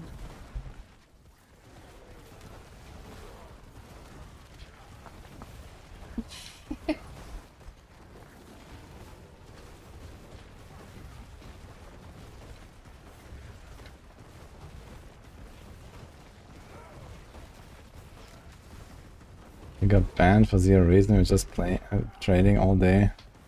Yeah, here. I mean, could happen, I guess. Let's try to mission support and see what happens. And keep doing that until you actually reach a person and not an AI. I mean, false positives happen all the time in Blizzard ban waves, so it's nothing spectacular.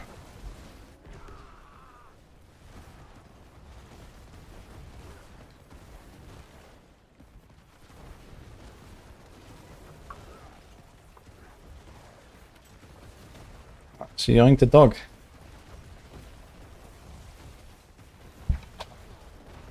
Took you a while to hear that. Hmm. You want him to steal your eggs? No.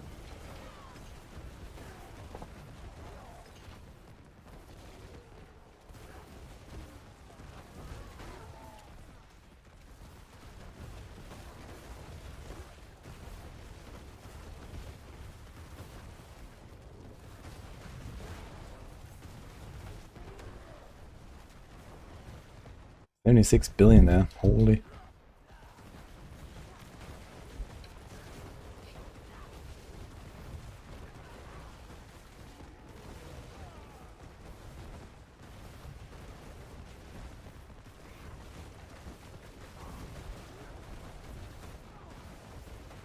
I guess I should stay closer to get a stagger.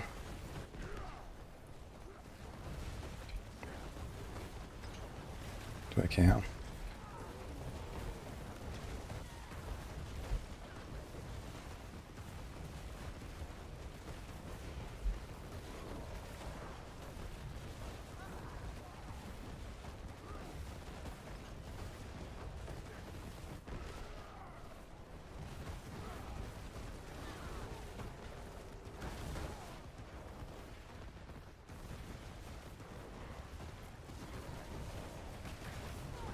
Oh, the blood hell actually comes back really fast as well as some of the cataclysm hits.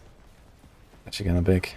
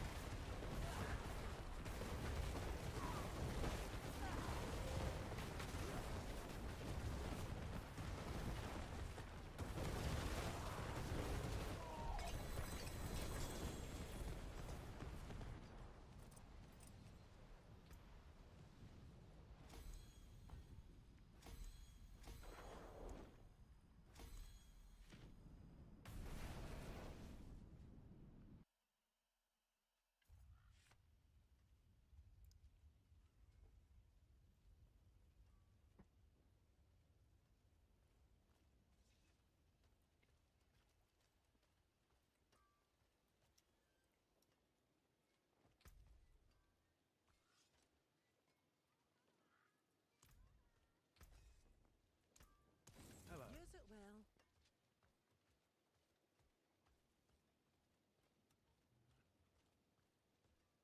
More loyal friends you'll not find.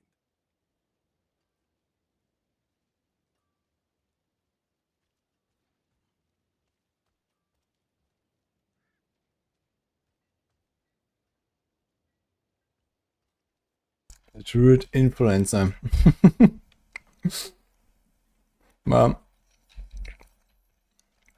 I do have to say I found Boulder to be more fun than Stoneburst so far. That's kind of interesting to try this. The power seems to be very even actually. Just doesn't go that fast. It's kind of an odd playstyle.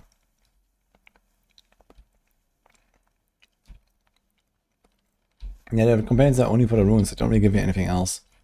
I mean, okay, I get the 8 crit, I guess. No, not even that. Oh, wait, we do get the 8 crit, actually. So 8 crit and then the runes. And I guess a little bit of tanking from the wolves. They don't really care about the tanking. We don't really care about the crit. I just wanted the Neo rune.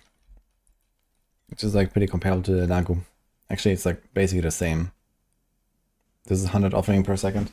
As long as you have a barrier and you attack something. I guess the advantage on a Nagu is that it works all the time. You don't have to do anything for it. Here, it only works when I actually fight. But we're fine anyway. Like my cataclysm is 43 seconds cooldown, 26 uptime.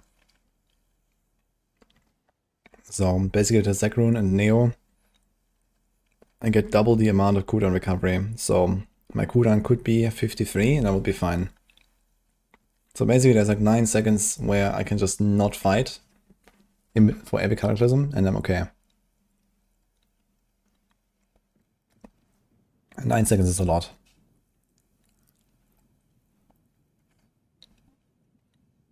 I'm doing Carnivore for like 5 weeks now. It's kind of interesting.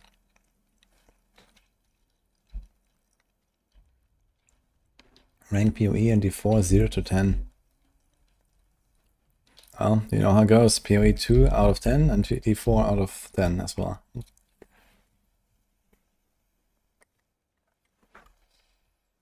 Now, realistically, I like both games a lot.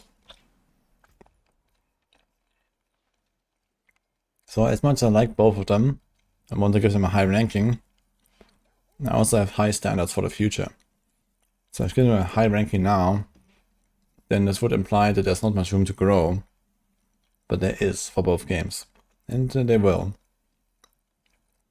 So realistically, I have to give them some kind of mid-ranking, even though I enjoy it a lot. Like D4 like a 6, PL2 like a 7. We'll see.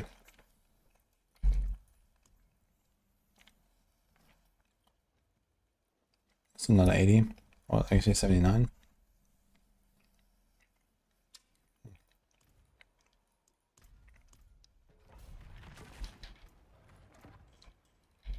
I also changed the rune. Bakcha. So we can do Exile. It's 300.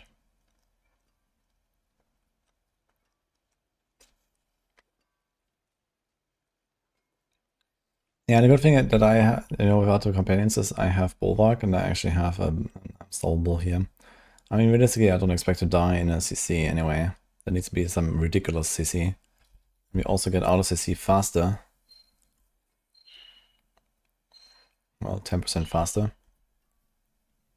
And also when we get CC'd, besides Fear and Freeze, we also have Fortify, which means you get Barrier. And when you get hit, we have a chance to get Fortify, which means Barrier.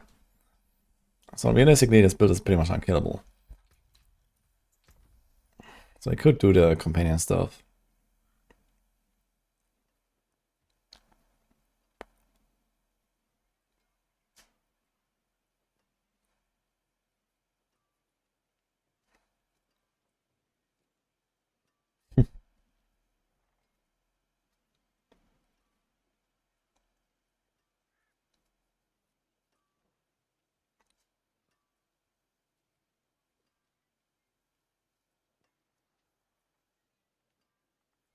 Yeah, we can just do Igni. And those are slightly worse than the other stuff, yeah. This looks this ding ding.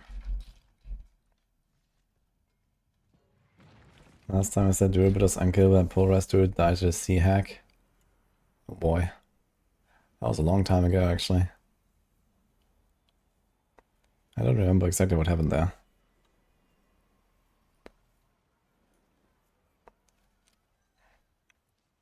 This guy wants to like Exile, Epoch, and Jar. Do I have jars? Actually, no, I only have one. I'm not gonna bother selling rare runes. Season 2 or Season 3? Oh, okay. Yeah, I don't remember that. What an E?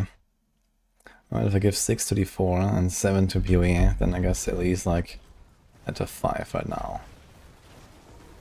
It definitely has a lot of potential for growth.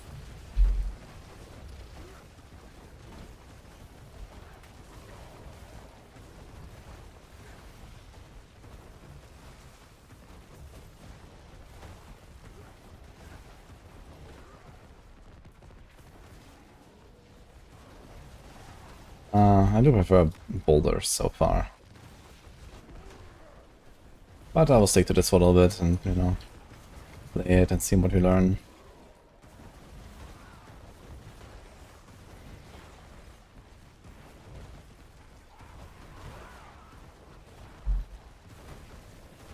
One K life.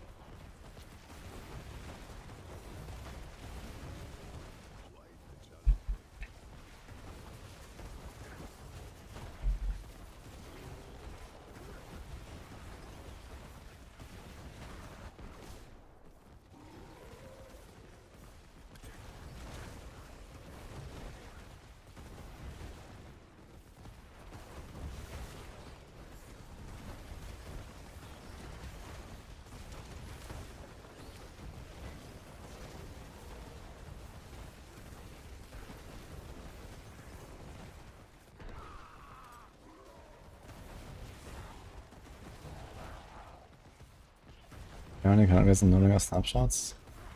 It does. But just a provocation. There's no runes anymore that can snapshot.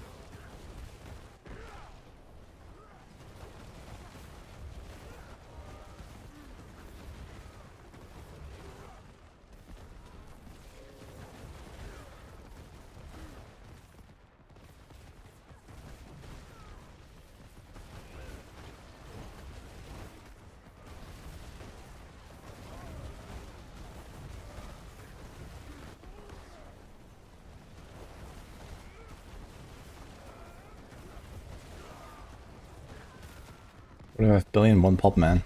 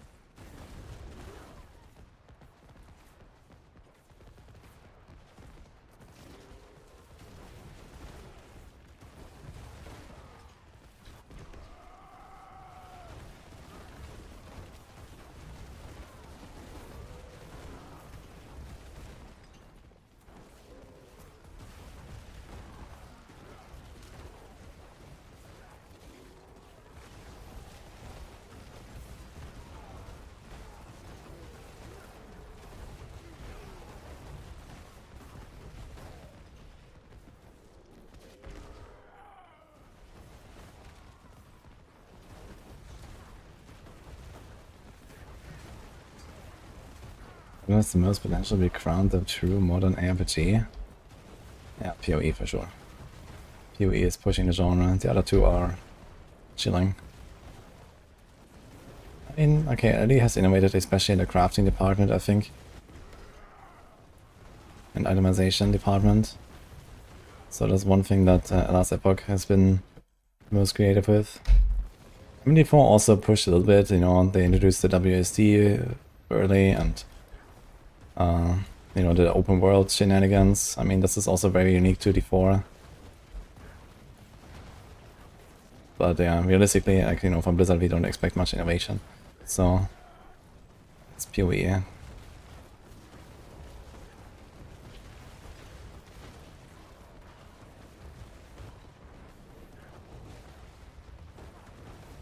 Wait, the Stormburst just pops at some point. Oh, shit, you can't hold it forever. Okay.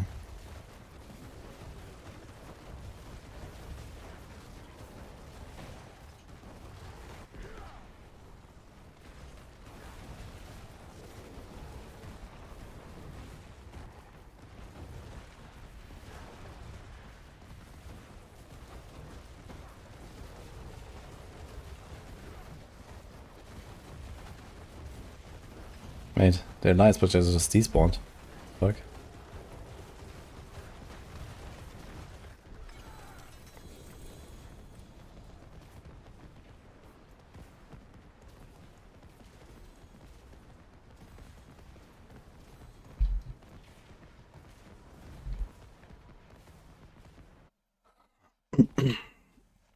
Druid just isn't in a good place in comparison to other classes. I think this is false.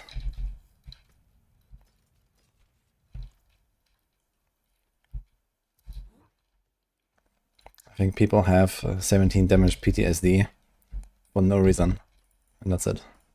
Watch till the hammer sings on your return. Hello, shame that. Hello, shining. Well, hello, shining. Yo, Maculus, thank you. All finished, are you? Better than starting from nothing.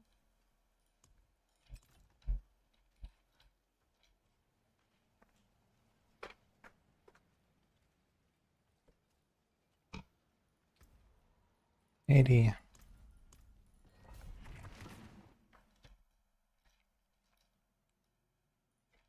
How's the bursting? We're chilling.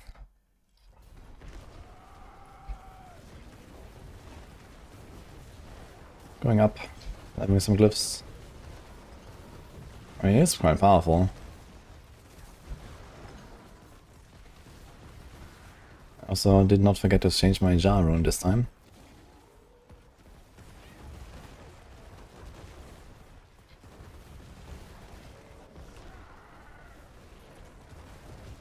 So danger, just to confirm, so the Wild Heart Hunger, it just adds additively to the bonuses on Bestial Rampage, right?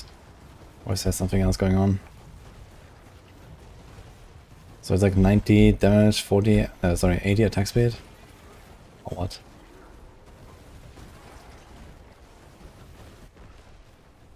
The cap 1 or cap 2?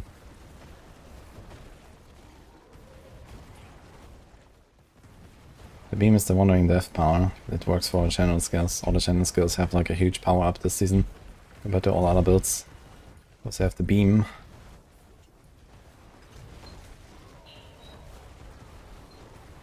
Should play some Incinerate maybe. Incinerate should be very nice at the beam. It'd feel very fun.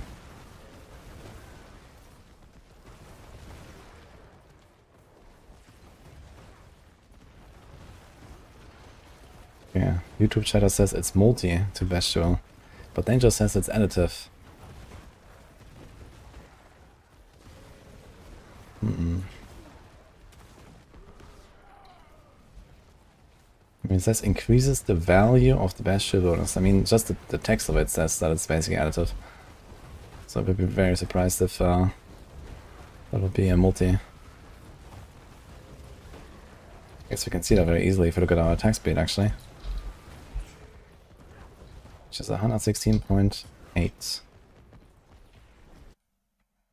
We have 29.8. So that was 30 would be at 17 minus 30, 80, 87.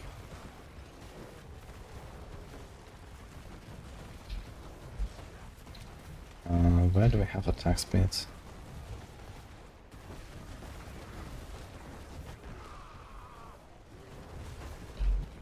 Here's 15. have no idea about the attack speed caps of all this stuff actually. Check that. Last time I played Druid was before we cared about attack speed caps.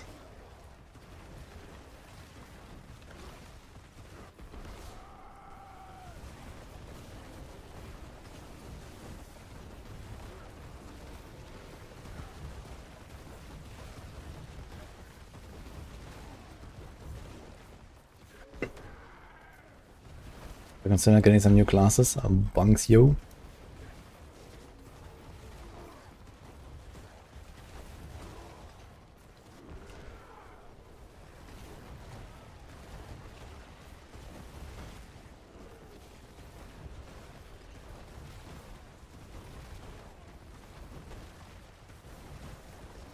Druid is in a bad spot, then which class is? None of them really, I think. I think the balance is pretty decent right now, and lots of like there's plenty of good builds out there that are fun to play, I think. I mean, what I think is in a bad spot is just like overpower being what it is right now. Sorc with enlightenment, you know, it's like both these mechanics are just, you know, too good not to use, but not fun to play in many cases. So that is something that's not in a good spot. Power-wise, there's plenty of good stuff.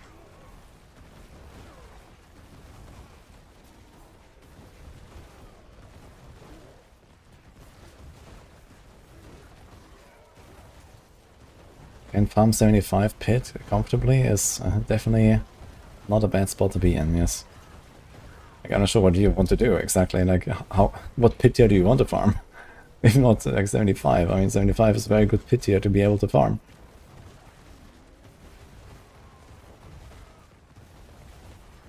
It means that you trivialize everything in the game, including the T4 bosses, and one-shot Belial on T4. Like, what else do you actually want? How is a build that can do that in a bad spot? I cannot understand.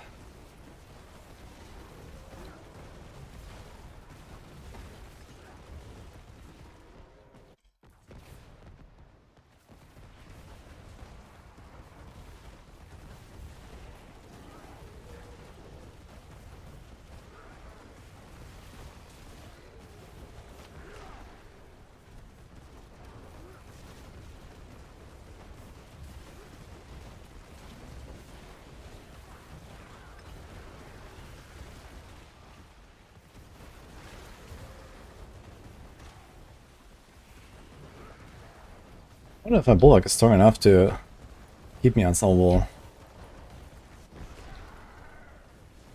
Why would I? So tanky.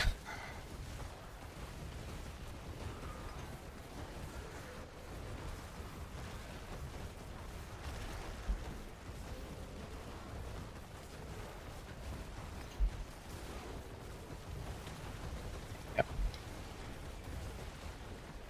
Actually, right here, tanked it. Oh.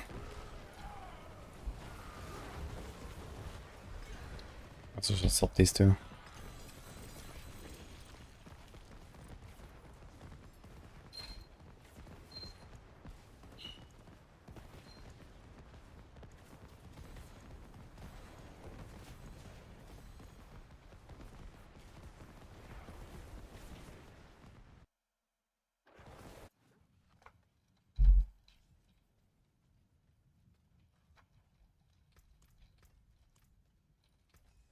My hammer sings on your return.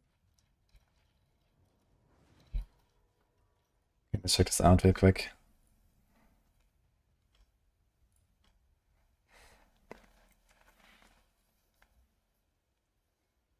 These things are additive.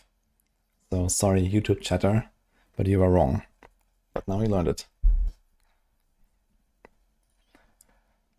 Also, let's see this, yeah. Best damage is cap 2. So we get 80% in cap 2. And so is the Bloodhouse. We get 95% cap 2. Okay.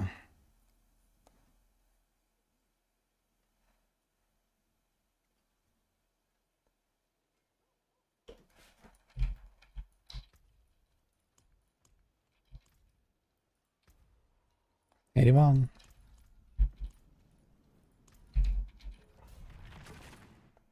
Why do you want so much max life in Vasham build? Because you don't want to die.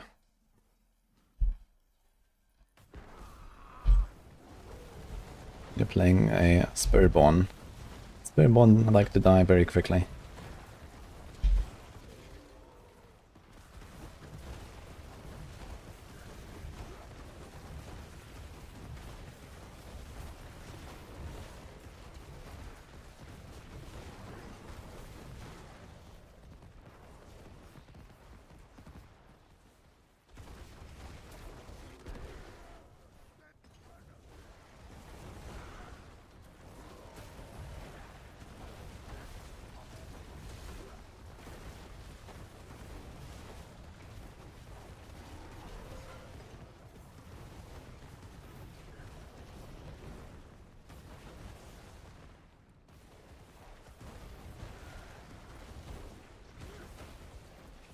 Fastest way to get out of sight is on a city if you have tributes. Otherwise, you have to go 9 dimensions or a horde, which are roughly equal. Half is good behind that.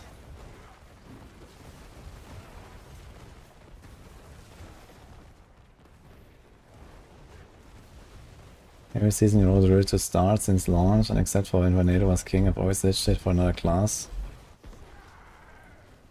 I don't know, I think Druids are doing very well.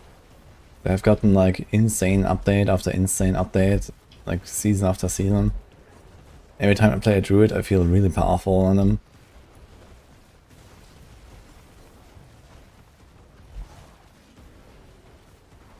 And this is not even like the top build here or something.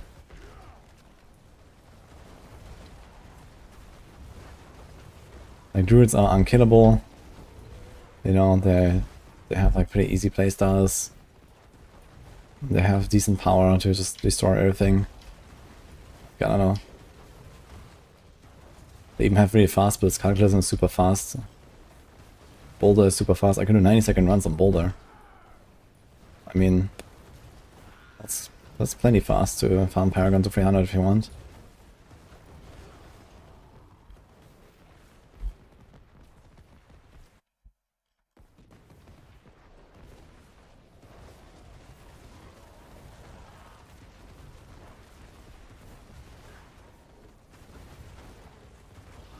Just don't be human. Let's see how long my human tornado druid lives tomorrow. Well, I leveled human glyph and undaunted. I should be fine on DR, I think. And we have 10 ranks on humanity, which is also 20 DR, so I think it's actually gonna be okay. Just have like basically no activator for user and strength bonus life. Besides debilitating raw sometimes.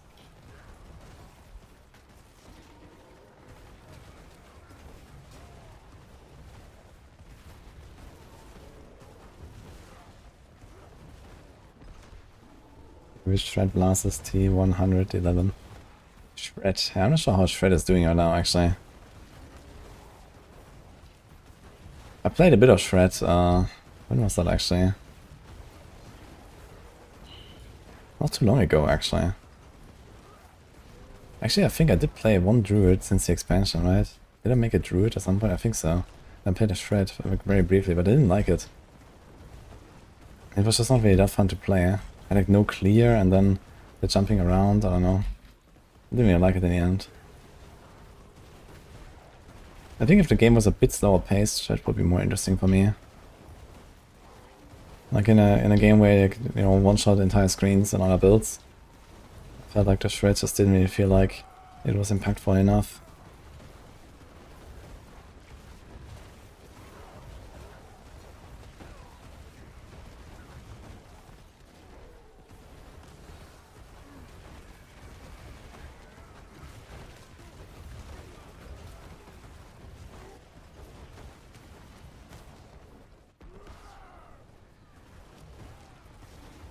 My speed so far is 93. Wait on Shred. Alright. Yeah, I mean anything that goes over 90 is, you know, pretty solid I think anyway.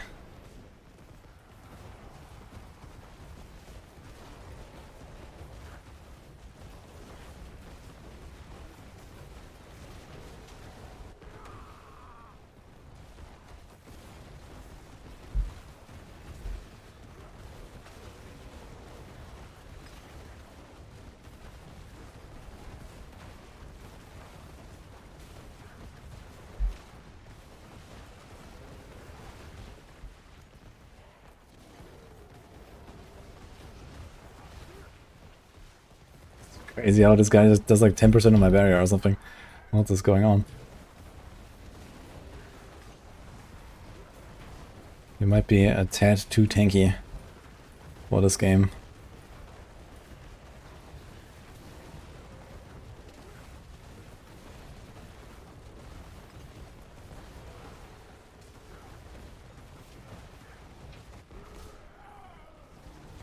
Wait a minute, are we actually getting 500, like, or whatever, added damage from our Shroud? We are, right? Because we enter stealth, we exit stealth. Huh. Not that it really matters with 40k life and 40k 45, we have 20,000%. But even then, this is actually not nothing, it's like 3% from the stealth thing.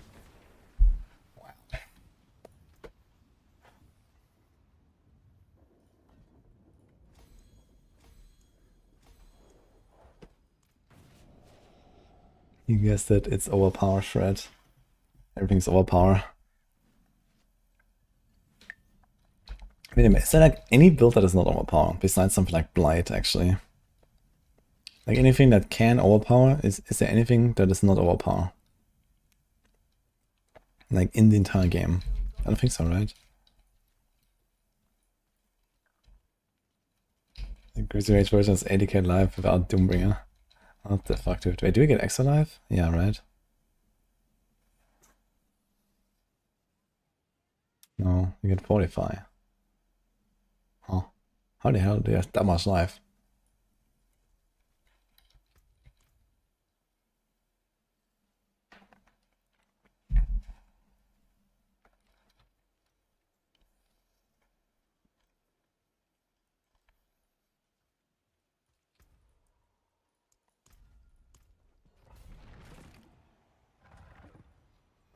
Al. Yeah, but I mean, with 5 companions, you should get a 166% benefit, right?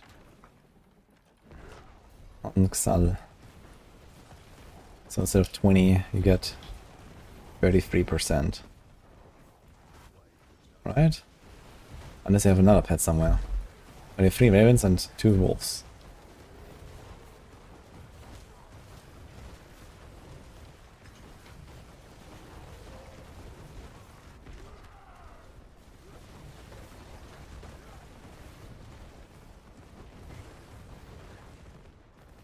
We had 40 multi with 6 on Grizzly. Oh, is that like the mean rank 5 effect? Use creeper for poison. Ah. Okay, then you get a full 40. Okay, that's pretty big. But even that, you know, this is just like roughly 15% more life than I have currently from the rune. So this would mean, okay, 50k. You're still 30k missing. Where's that coming from? I have life on my amulet. GA life, GA life. Okay, nothing on the totem. Well, I guess since you're Grizzly, you have no Mjolnir. So there's life. Which is, you know, amulet goes there, I guess. It's just like a banish all build.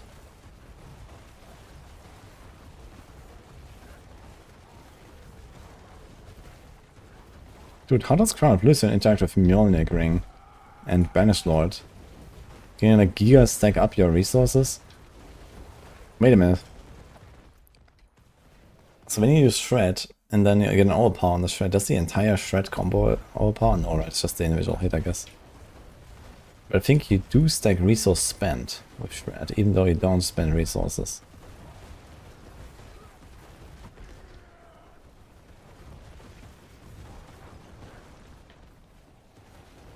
Fortunately not. Okay, that would be kind of big. Thank you, Regalium, by the way, appreciate this up.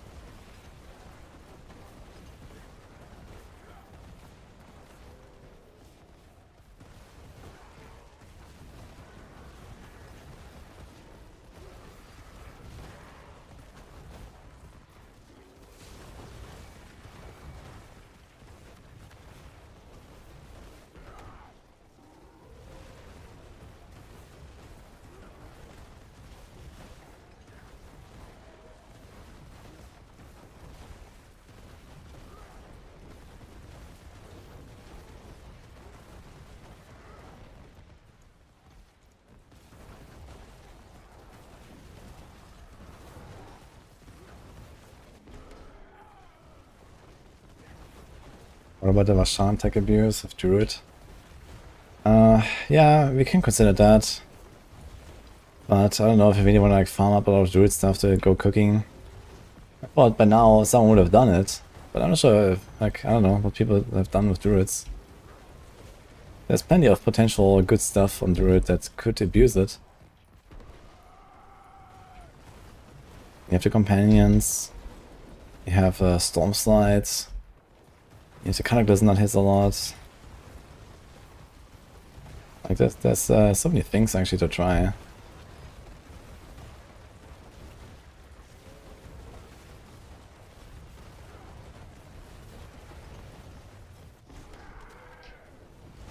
Is the Blaster trying to do anything here?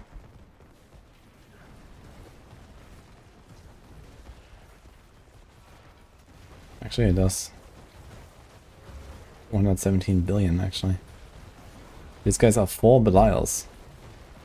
I did like half of them. Shred is the best bet, really? Does Shred have that much attack speed? I can't imagine that Shred has more hits than Stormslide. Like Stormslide is insane. What happened there? I know they make this new aspect and stuff. We are ethical in the Druid camp. Okay.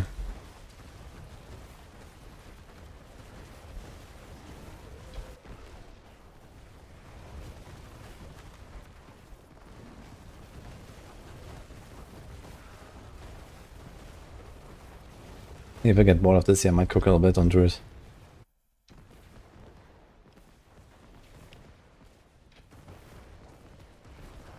You're doing Pork Lum and Lucian Tornado. I think I remember that actually. I think I saw you discuss this somewhere.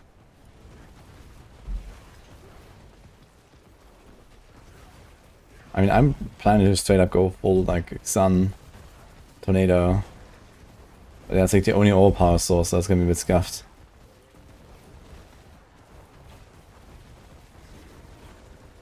But yeah, overpower too strong.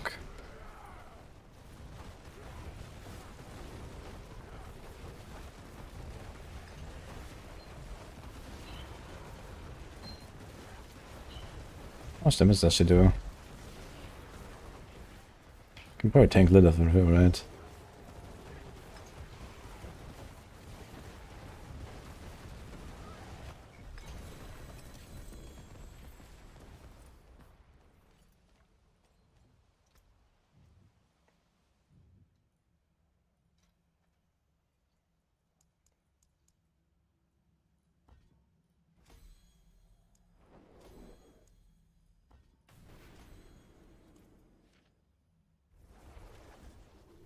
Roxanne, what? Yeah. Why don't I try build a Spiritborn mythic weapon? Because Spiritborn doesn't have the luxury to do that level of memes. That's why.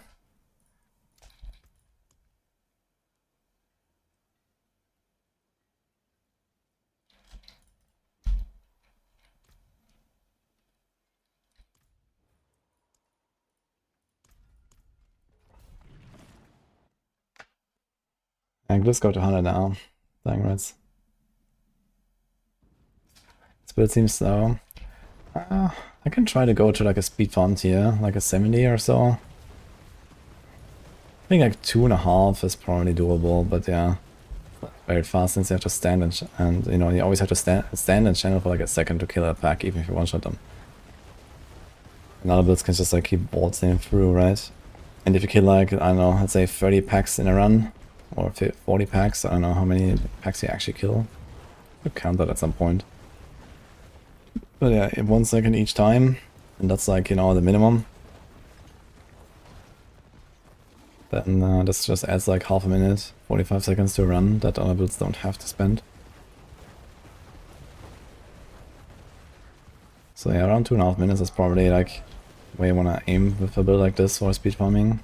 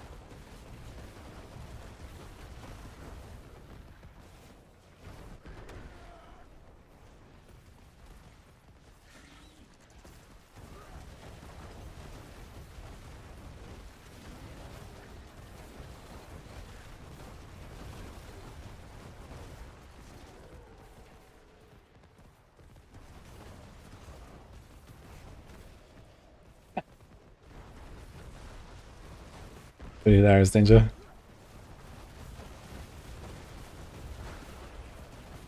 I mean, there is definitely some nice physical effects here. Stone burst.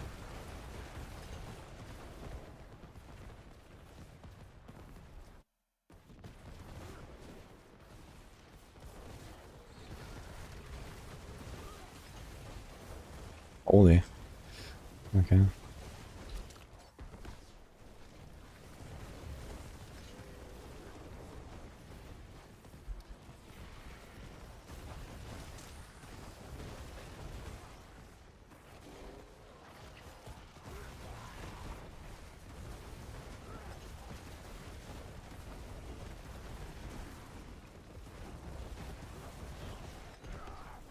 Because I do these insane bursts. Like, I just almost one-shot this elite there, I'm not sure why. It's supposed to have like 400 billion life. And you went to like 20% in the first cast. What am I missing?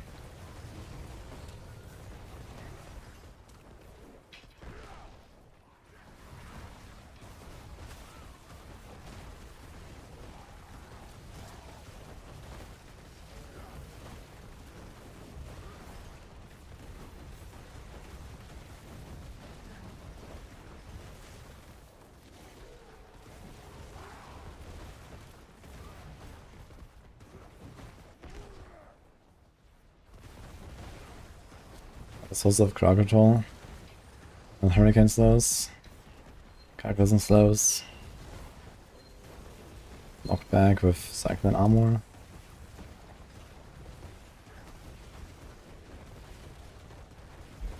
I think hit slow. Also slow, I guess.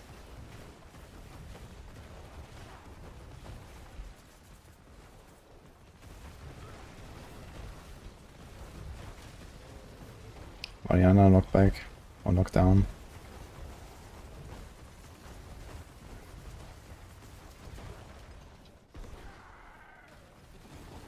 Actually, I should check my follower if I can do something. Or he has pointers here anyway.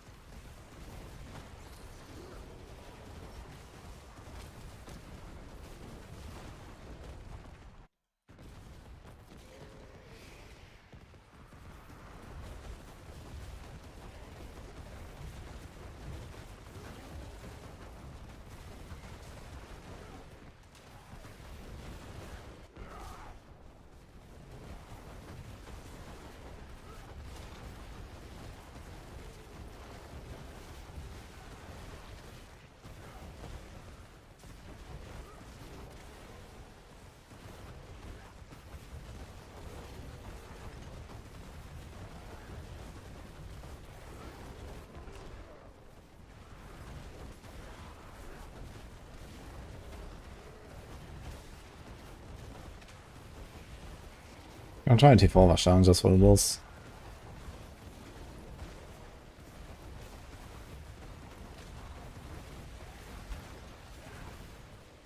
Oh, the knockback right into the thing.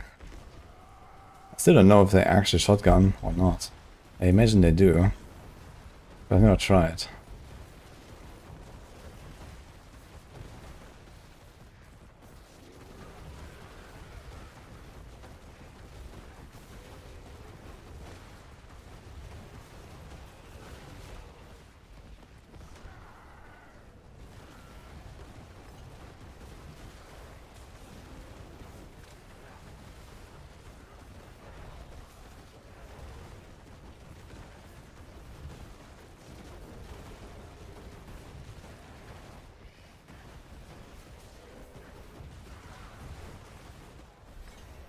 Yay.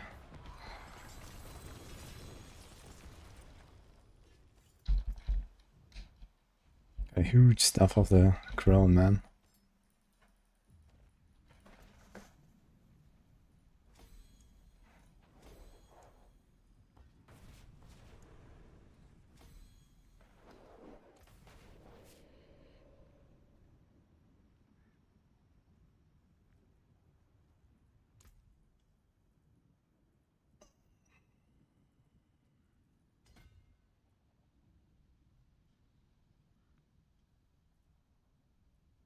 Yeah, Stormside was super fun. I played it in Season 5 as well.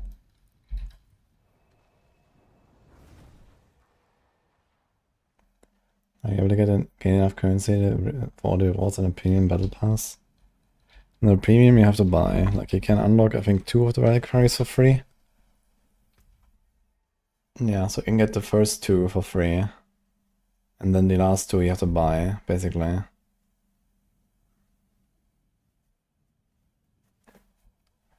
And Berserk, you get this stuff here.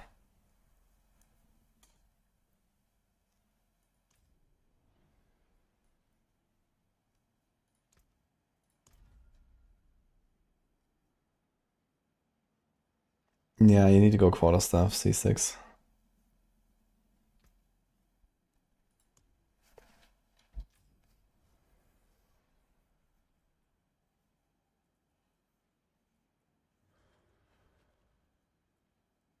Okay, I got a most important thing.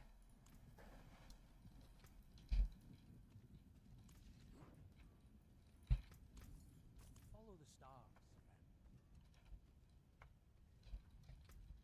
See some steel you need?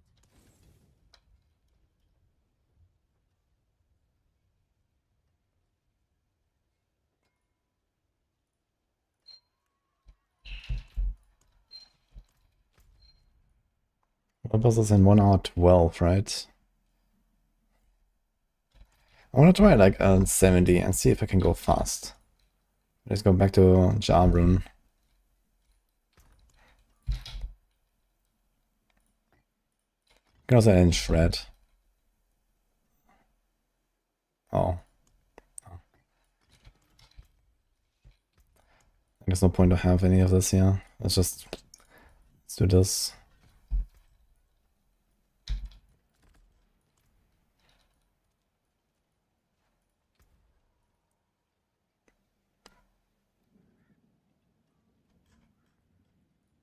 How fast can we go on this?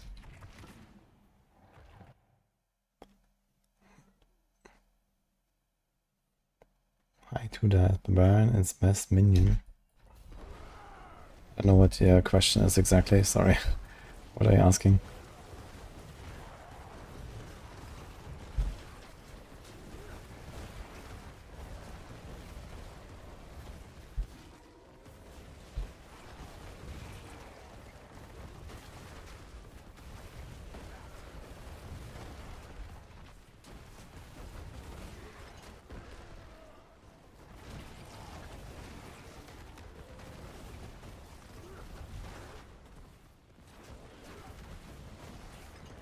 Build minion of ancestors. Yeah, that's very strong. It's one of the best builds right now.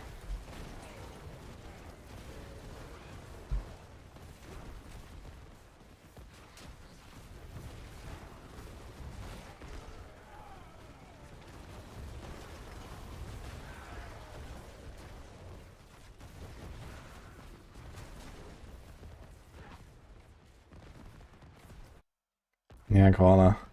It's kind of interesting.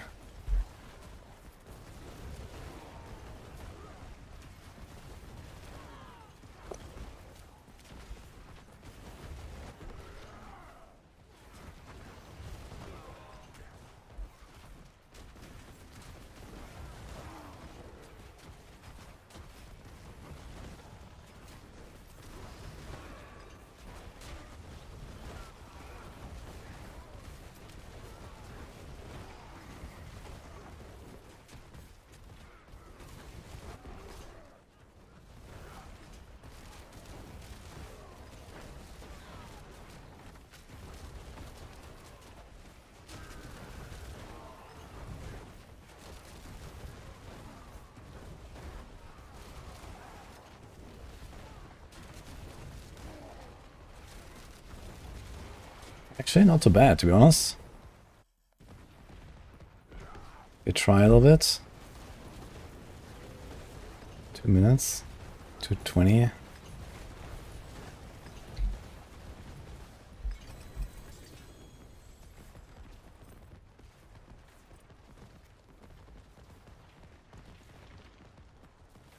That's not what I closely want, right?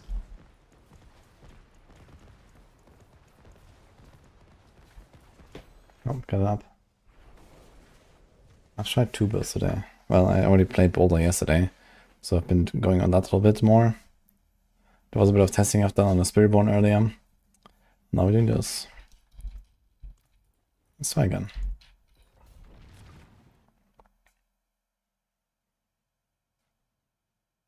I'm not sure about characters instead of Petrifier and Landslide. I mean, you already have the other unique ring there, so I guess this might be a reason why you don't go Cataclysm, because Cataclysm only makes sense of Mjolnir. Mjolnir ring.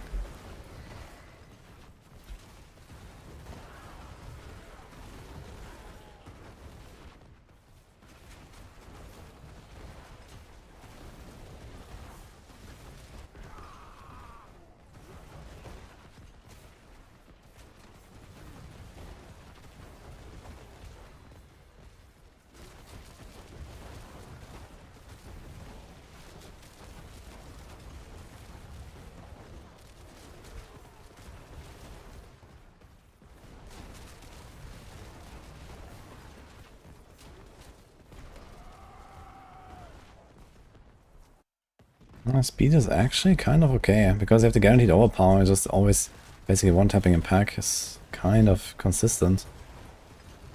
Sometimes I have to cast again, or 2 or 3 times, but most of the time it's just one-shot, boom.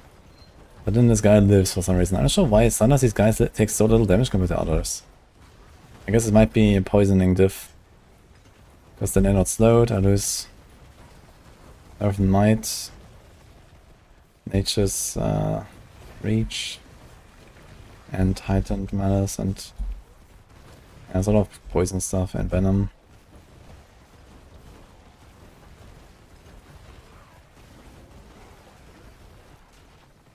But I mean, his runs are actually not that slow. I expected worse.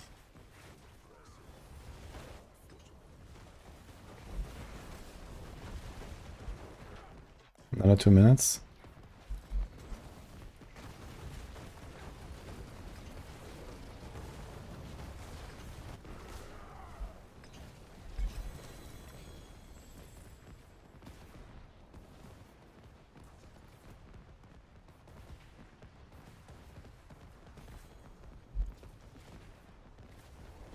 Most on elites don't matter besides like suppressor. Like elites usually have like the same HP plus minus a little bit.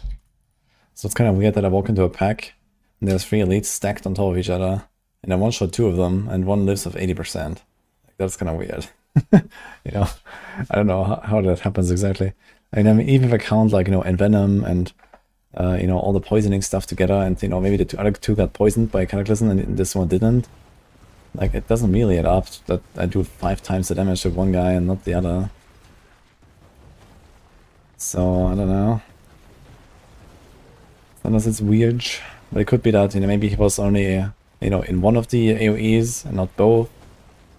And then also not in the starting area of the AoE, which also has a bonus. And then he was also not poisoned. And then maybe if you count all the stuff together, you'll probably get there where it would be explainable. But it does seem sometimes a bit weirdly inconsistent. How I'm just like exploding an entire pack and like one guy lives. Thanks, Garrett. Welcome, guys.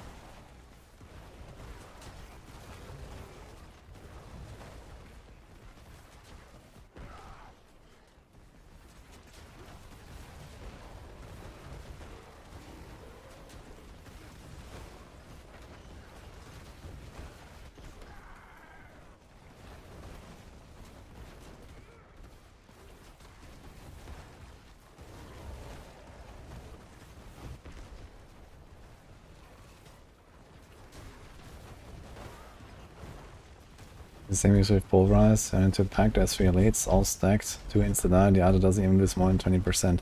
Yeah, that's kind of weird. I mean, it could be that you didn't crit and then you're missing out on the crit multipliers. You know, you have Envenom, you have, you know, the Spirit Boon, so there's actually a lot of multipliers for crits, right? Like, even I have 4 ranks to Envenom. I don't have anything on my neck, but if you have neck ranks, let's say like 70% for Envenom, 40%, and then 50%. Yeah, we're talking about like a triple damage or something, so I guess that could be it, because I actually don't have 100% crit chance. I'm missing a little bit crit.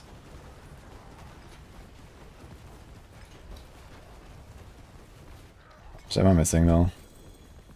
64, 72, 80, 87. Ugh. It's painful actually. This needs to be a GA crit and then a bit more masterwork. And this needs to be like not a 750 ring. And then this would be fine actually. I wanted to check actually. I might have like another ring, I think.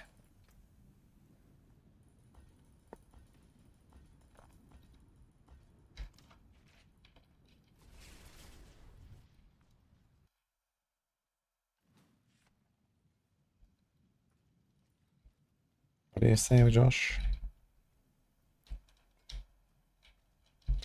I forge more than horseshoes and nails. What you need.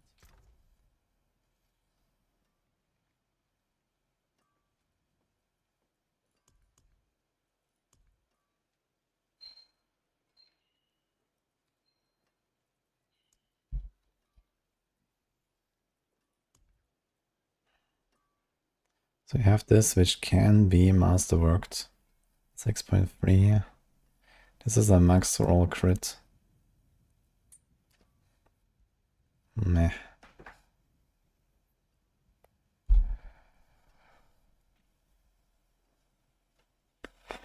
Yeah, GA crit and like a masterwork on it. It would be at least 90 something, like probably 92, 93. I would like close the gap by like half.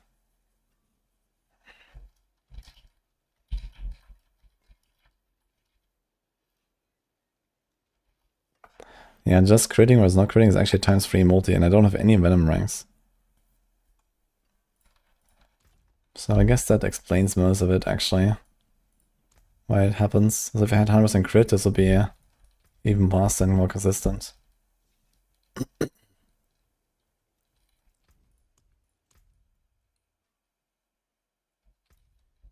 What is this Bloodhowl aspect? It's an offensive one, right?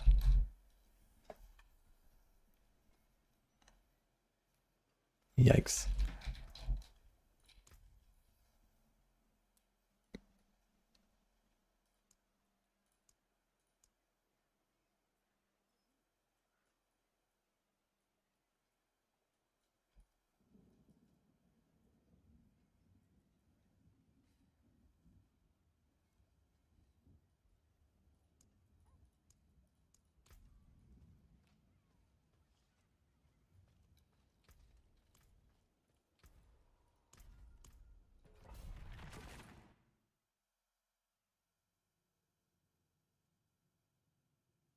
No, I am always overpowering. This build always overpowers. So that's nice. It's just that I don't have 100% crit. I should be having 100% crit, but my gear is like too scuffed. So sometimes I see the teal numbers instead of the orange numbers. And yeah, even without Envenom ranks, crit versus non-crit is a times 3 for this build. And with Envenom ranks it would be like easily a times 4 or something. So it does make sense that a guy sometimes survives, I guess, when I can otherwise one-shot them with my overpower crit. But if one guy does not get crit and he lives with like, you know, even half HP or even like 2/3 or something.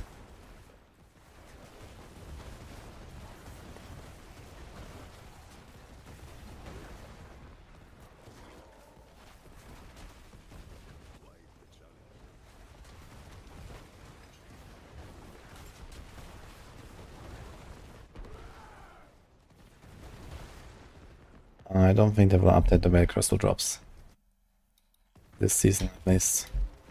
Outside of like, you know, Mother's Blessing and March of the Goblins or something like that coming up at some point. This can sometimes be used as a band-aid. Next season I expect some reworks. There's currently some, like a lot of discussion going on. So maybe you're gonna see something there.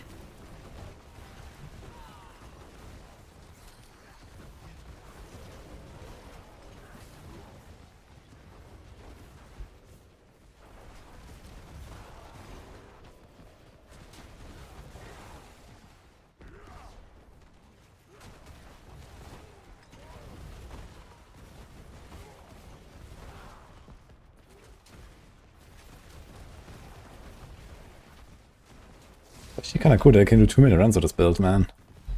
I did not expect that. But yeah, it clears the entire screen, basically. If I had my 100% crit chance, I'll probably be like 10 seconds faster on average, at least.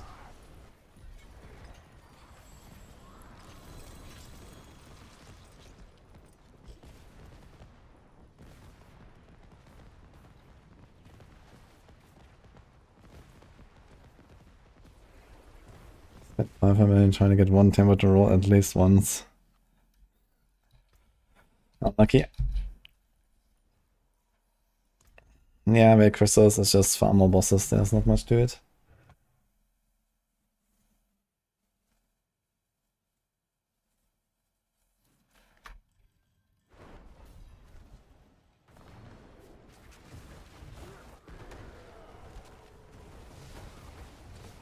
Oh! Sneaky.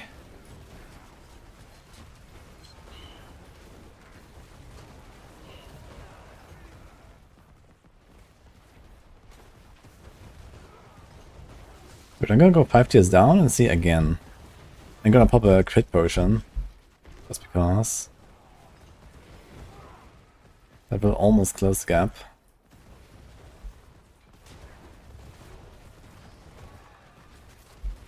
It's not really a good idea, but for science, it's good enough.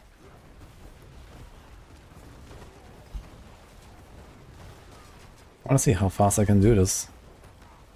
Actually, one-shot all the time. Without some shenanigans like a suppressor surviving. Oh my god.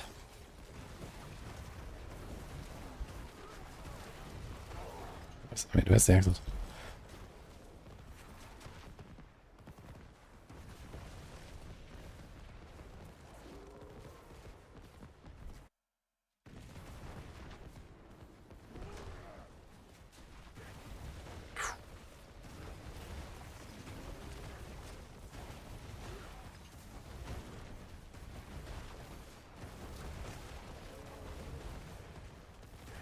Wait, Benai does not give you the buff if you break in this? Ah, wait, yeah, there's no 2-second buff, but I mean, we are in this when we channel, right? And then we come out. So we should get it, no? Because we break the stealth with the explosion. Did you check if it's actually you don't get damage? Holy Nini linking me Doombringers.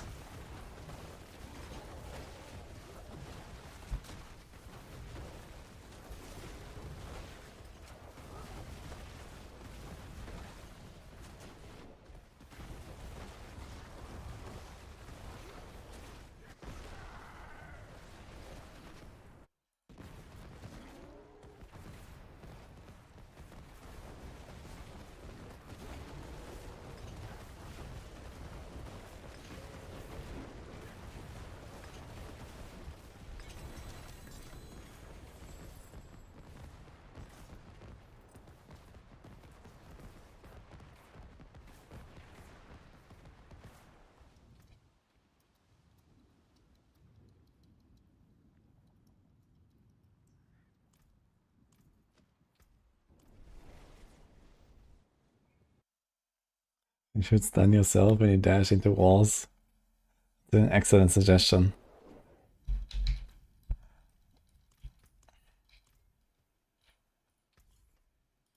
Shame that. Hello, shining beauty.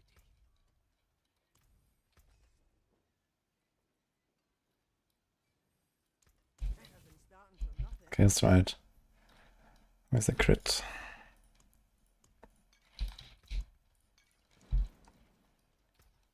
So what's now?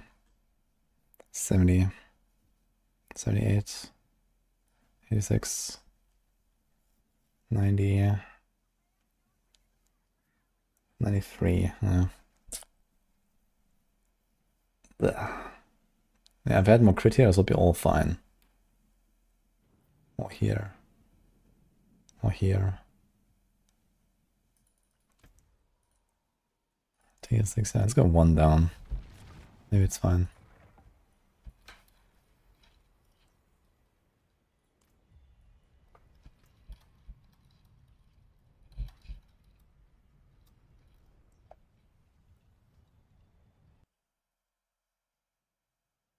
This is the Stoneburst on danger on Maxwell. Well, I did some slight tweaks, like I don't have the companions, I actually have Bulwark on the bar and stuff like that, but it's basically that build.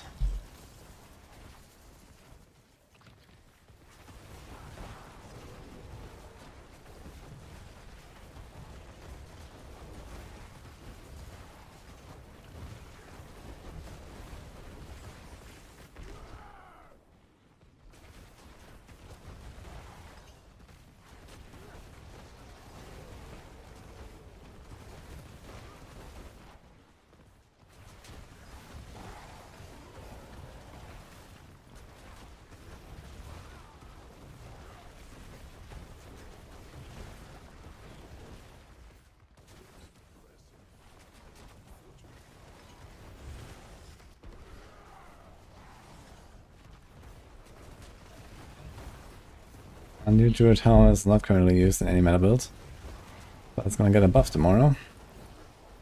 And then maybe.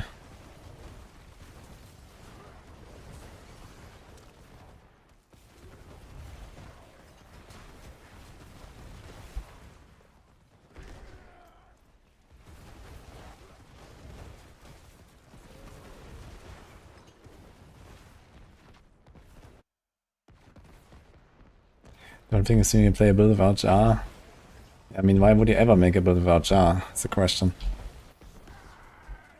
I mean...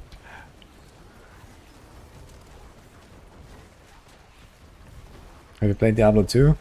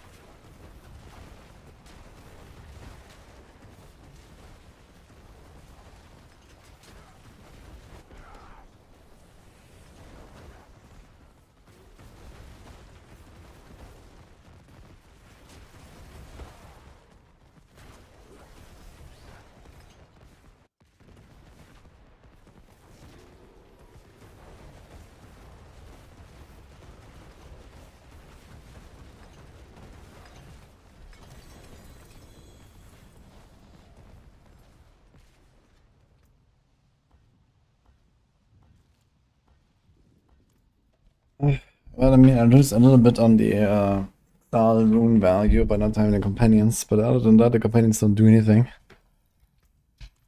So just, you know, I get an unstoppable, I can press the Bulwark when I want to.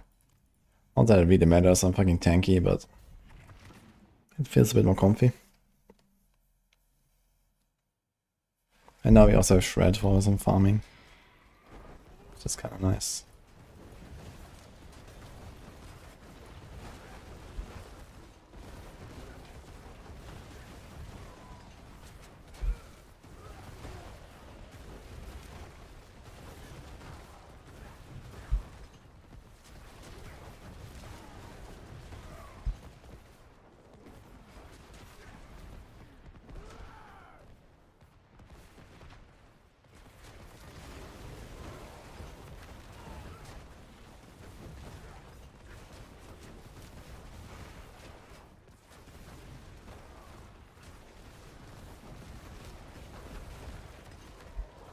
Especially by speed farming, having the Bulwark for the unstoppable kind of helps you to go faster, because sometimes you just get like frozen or something. It's interesting, I don't really notice that so much in a push. Like for example when I pushed my rogue, the 105 with Fisting Blades and stuff, I had no unstoppable at all. And I feel like I never got CC'd by anything. But in these speedruns it happens sometimes because you just try to like run towards the exit basically. Sort of actually fighting enemies. And so sometimes, you know, some CC effect gets in the way.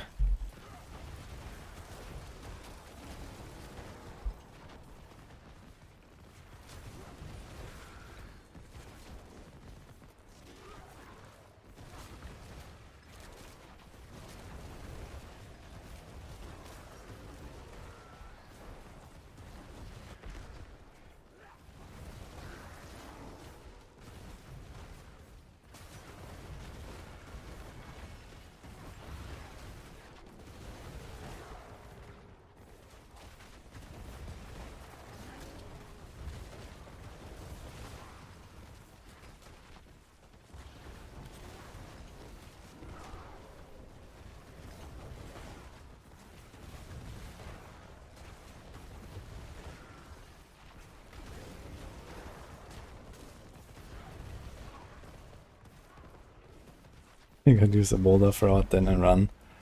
I know it's kinda nice. It's a very good farming build, boulder.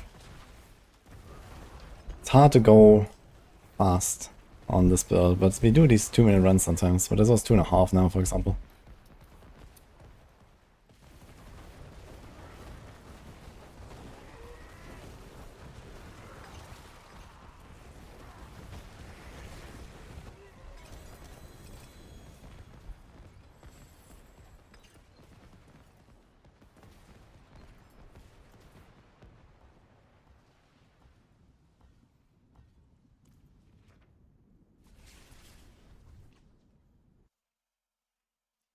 Yeah, runes we farm from bosses.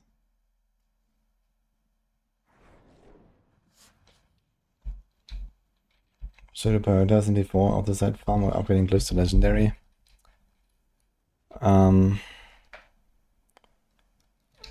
Definitely get a glyphs to legendary. I mean, you're in Torn 4, you're way past the level where glyphs should be legendary.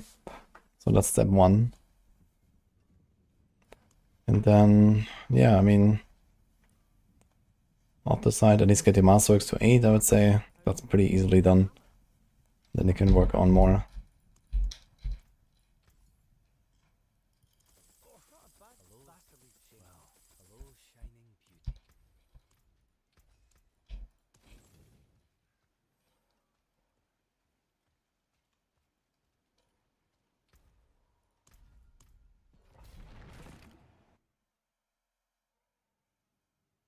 There's a base Bloodhound with Shred and Speed Farming. Actually, we can do that.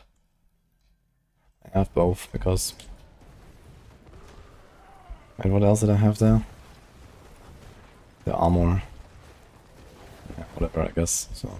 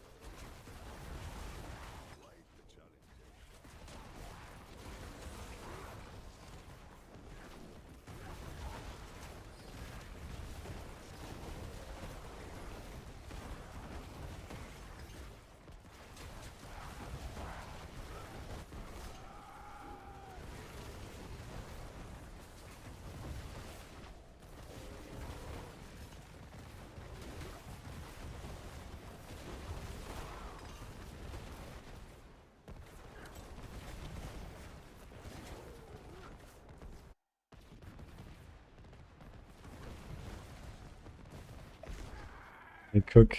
Oh man. As long as you don't die, I'm happy, I guess, with my tornado. Yeah, I'm not sure if it's gonna feel good, because the only source of all power is gonna be the Xan rune, so I think that's gonna be... I need to like farm somehow at a level where I can actually kill stuff without all powers. And then maybe on the elites I get an all power and one-shot them or something, and then the boss melts instantly and these kind of things.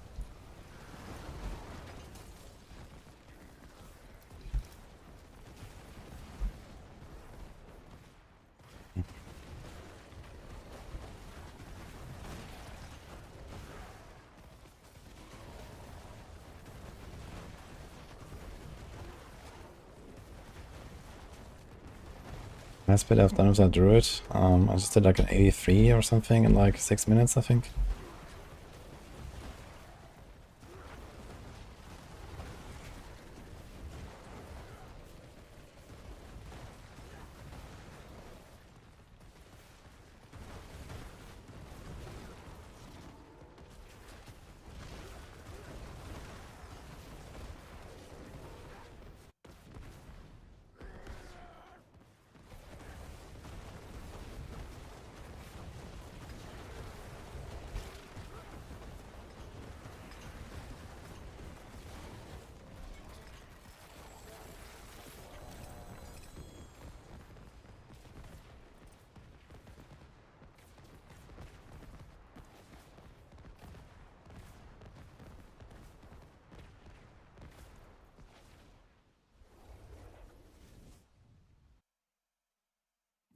I did 95 on what danger?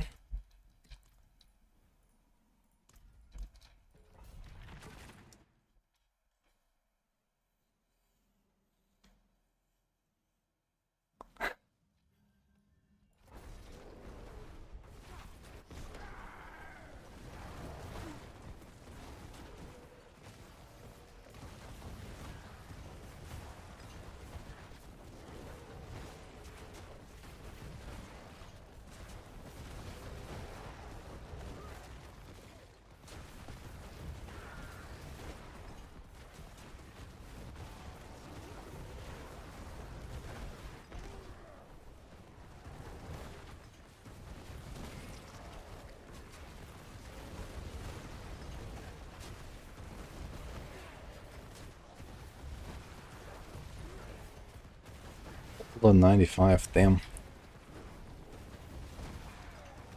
Do the bosses matter there?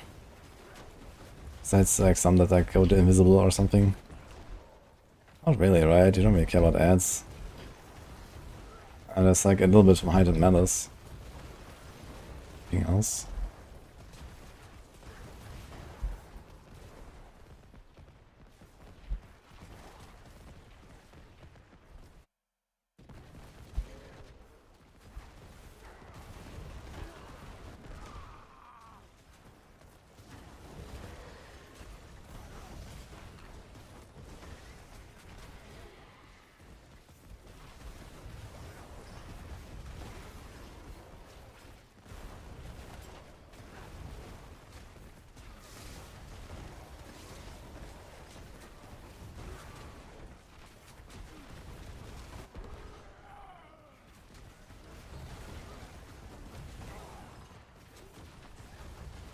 Very nice, I can one-shot a pack through the champion aura. Because it's 2 explosions. It actually works. If you one-shot the champion, you can one-shot the rest of the pack. Huh.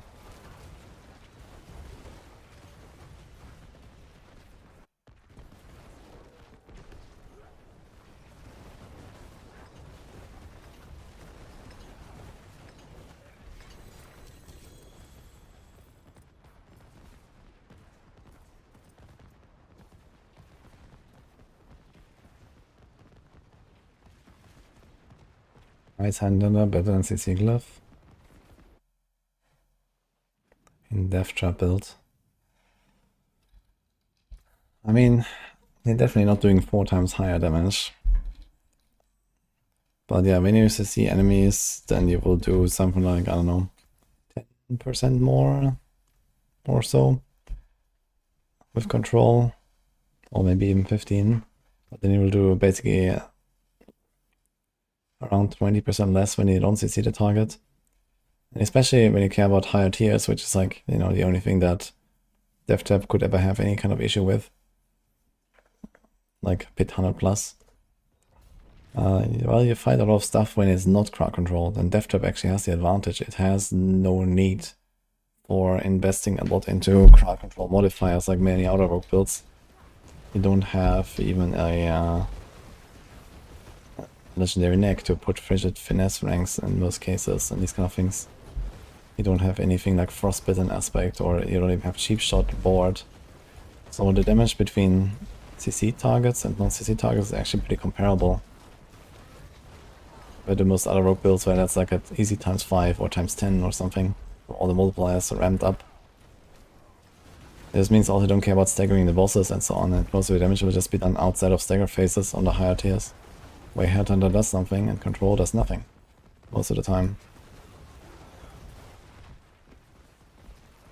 The same goes for like, you know, the T4 bosses and so on, that you might want to one-shot. Like Headhunter is actually useful. The other thing is that the primary effect of any glyph that's not basically Headhunter, or like a stat-based glyph, like, you know, the magic and the rare buffing glyphs, they all have extremely low value on overpower builds.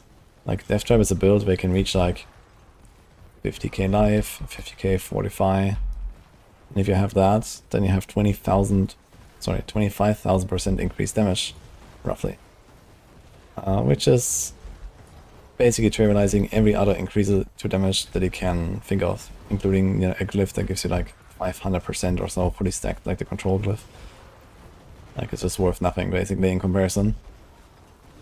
The primary effects, and the primary effect of Headhunter is Dex, which, while kind of low values, can be more competitive in those overpower builds especially. Many overpower builds go for these main stat glyphs for that reason.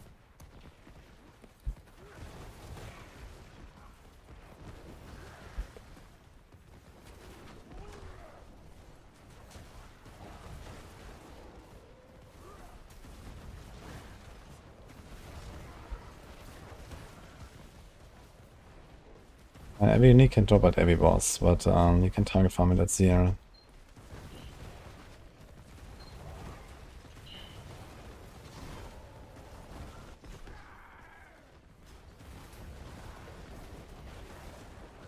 You should absolutely do that, Tonic.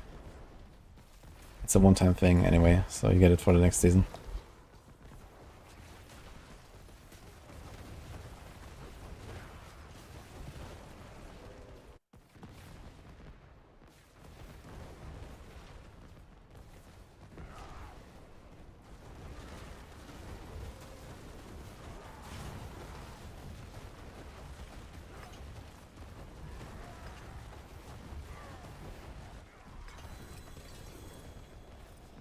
I rarely ever see no double cast. I think it's always double cast. They have only 80, 90% chance.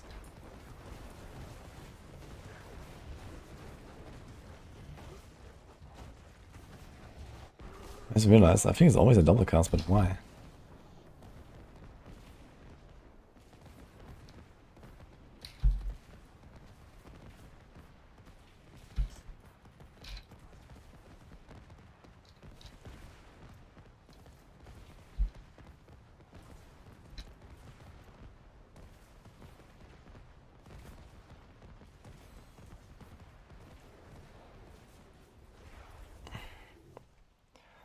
Yeah, Headhunter does not give a lot of damage, that's true, but, you know, I mean, you have the same glyph here on Druid, right? We have Headhunter as well, so I get how much from it? You get 55 willpower, which is not that much. You know, we have like 2.7k, we have a percent roll there. So you have like around 2k, and I get 50 from that. So that's like a 2.5%. And then we have like a little bit higher scaling there. I probably get something like 3.5% damage from the primary effect of that glyph, which is not very much.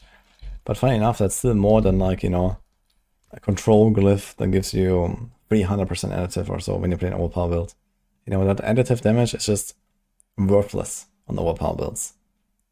That's how it is. So even this little bit of main stat is usually better. And again, like, the effect of Headhunter is always active. You know, you always get legendary bonus. And, well, you get the additional bonus against elites, but elites is the only thing that you care about anyway. So you basically always have both bonuses. And Control glyph, you don't always have both bonuses. So especially the higher you go on your pit runs and the longer the boss lives, the more you will notice how you just don't stagger bosses and then you don't get anything from your Control glyph. That's a big pair of pants. I forged more than thought. I'll keep my forge hot. Return soon. You placed the headhunter and you did 105. Yeah, that's probably because you didn't really fish for anything. You just walked in, one run was shit, then you changed the glyph, the next run was good, and the next run was good as well, and there you are. So I think that's what happened. Because realistically, you will be barely able to tell the difference between the two choices anyway. So all the stuff I discussed is like relatively trivial. We're talking about like, you know, a few % difference in performance or something like that. So what matters is the run that he did and the RNG you got.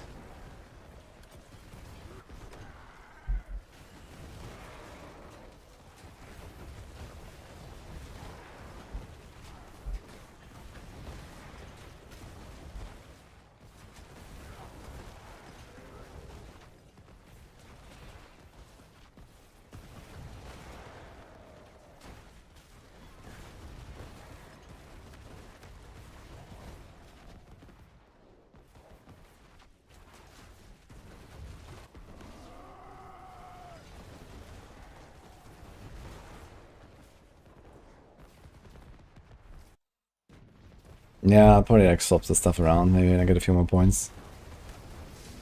I sought a few glyph choices a little bit. Actually, did I? No, I think it's also on a tornado. Did I put it in the wrong board?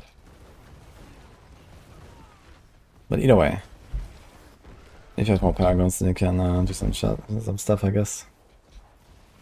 Could see if I could like remove a few like additive nodes and put it more into Headhunter.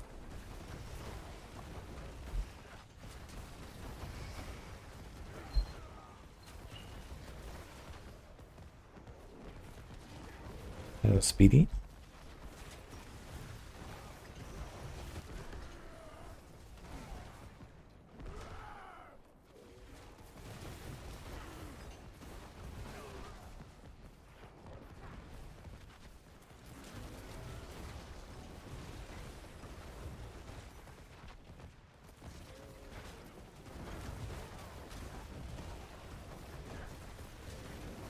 How much for the extra? And this is pre, you know, amulet bonus. So I have the 2.8k with amulet bonus. So without amulet, it will be at 2. So 120 on the base. Yeah, that's like a, you know, 5.5 maybe % damage increase, which is more than any other additive glyph could give you. Plus the secondary benefits of having that attribute that gives you, well, not too much in case of willpower, which is like healing received, right? But still.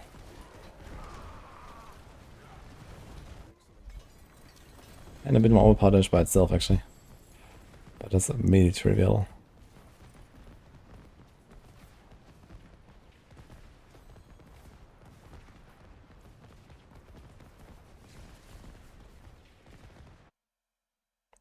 How many Paragon points need to clear tier 100 with Varshan Spiritborn? 200, I guess. Just to kind of get all the stuff online. Like at 200 you have everything. And then it's just like minor stuff after 200.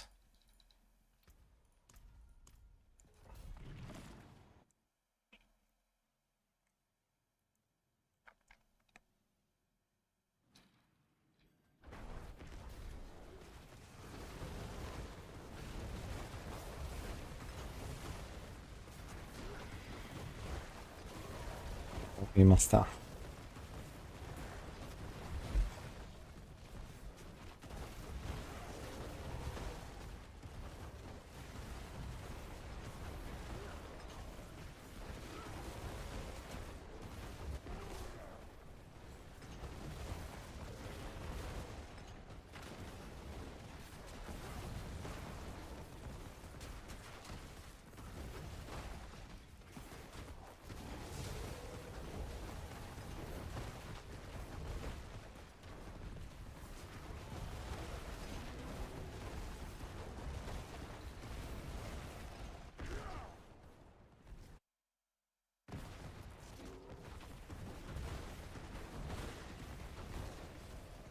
There's plenty of people that have like screen crash and memory leak issues and whatnot, so they're constantly working on that.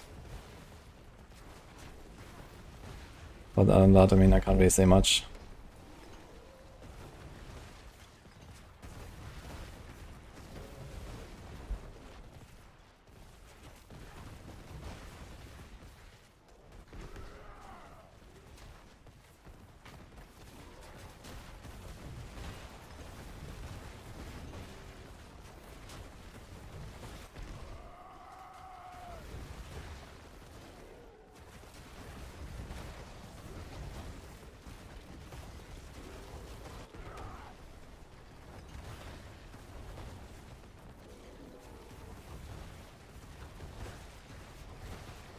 Versus the boulder, which is better. They're actually pretty close, I'd say, in power. Stone Burst is maybe a bit slower paced because of the channeling. But even here we can do like 2-minute runs sometimes. But yeah, on boulder I was definitely a bit faster when it comes to speed farming. But I mean, Stone Burst is actually a pretty interesting build, to be honest. But yeah, I would probably recommend boulder right now.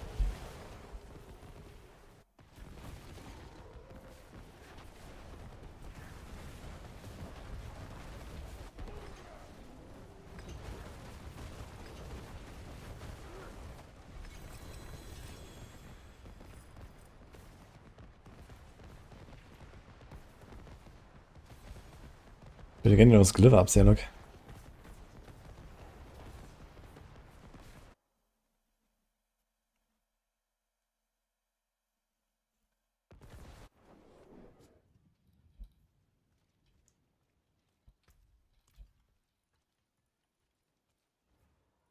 Why are people talking down on Druid recently? Well, if by recently I mean like the last 2 years. Well, this can all be explained with one emote.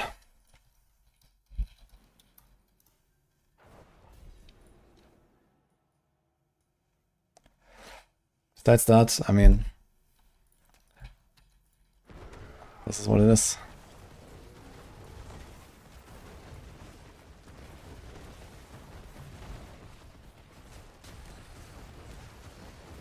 I guess people still have PTSD from beta.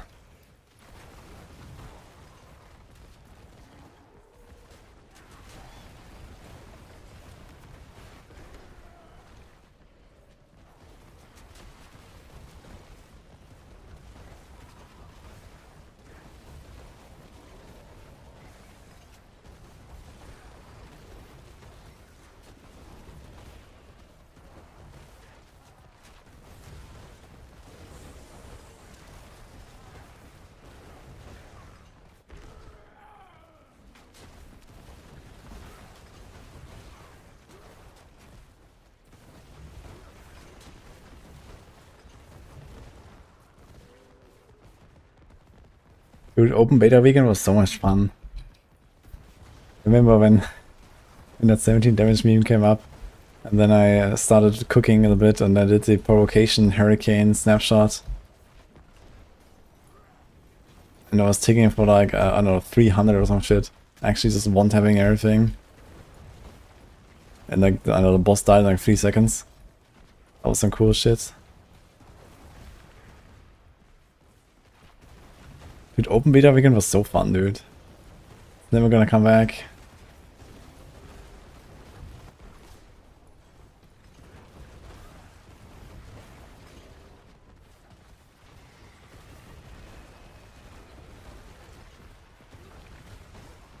It's actually funny that after the open beta, like, you know, with this hurricane stuff, it actually took us, like, you know, almost to the first expansion to actually ever get a real hurricane build.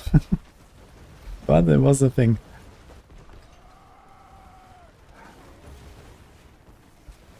And it worked almost the same.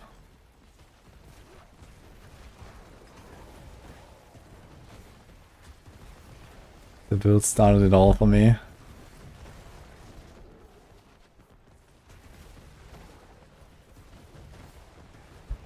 Yeah, also what I like about like Druid early game and stuff is just like you have like all these little sources of damage, right? You have like a pet here, a pet there, you can press a hurricane, you can press a cataclysm and whatever, right? And there's like all these kinds of like different skills that actually contribute. I like that. Like, we need a lot more like that, to be honest, man. I want more of these, like, you know, combos and, like, you know, damage, different damage sources on different skills and so on.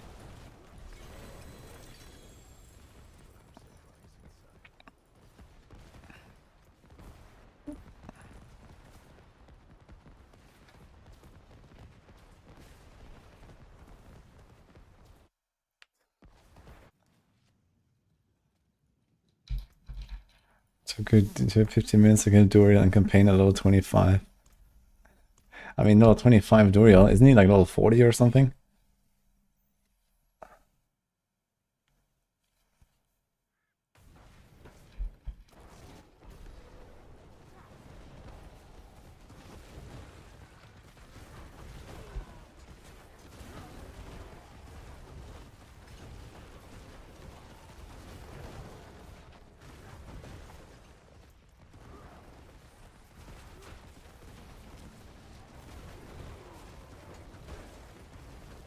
Me too.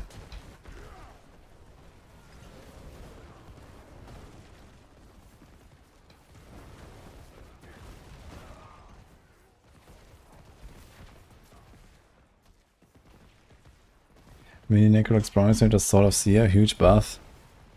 That's huge cope, by the way.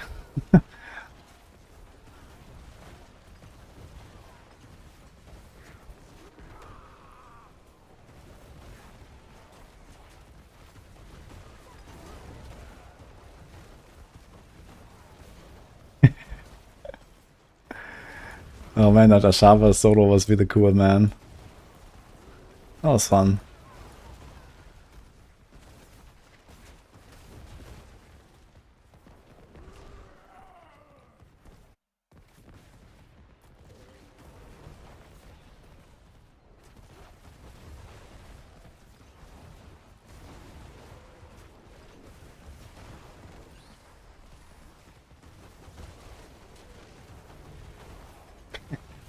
I also remember I made that the compilation video at the end. Where I did the, like all the hardcore devs on Ashava. That was funny. Because I was playing the beta on hardcore and then, you know, all the people walked in on Ashava and got like one tapped and stuff. From like the, I don't know, 6 different kills I've done or something. There were like 20 rips or something that I counted. And cut it together as like a little video. That was cool.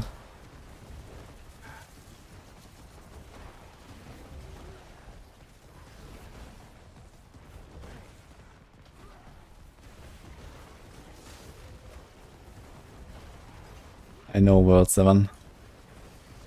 You don't. Everyone else does.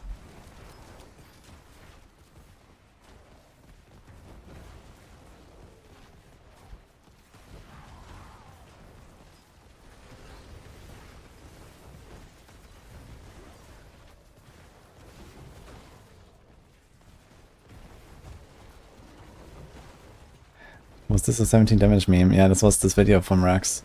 That started the 17 damage meme. Because he made a video during the open beta complaining about Druids being weak and whatever and so on, and then he showed off his Hurricane taking for 17 damage. And then he made that face. And this is where the meme came from. And here we are, man. 2 years later and Druids are fucking wrecking shit. Thanks to Rax, I guess. Just need to complain enough.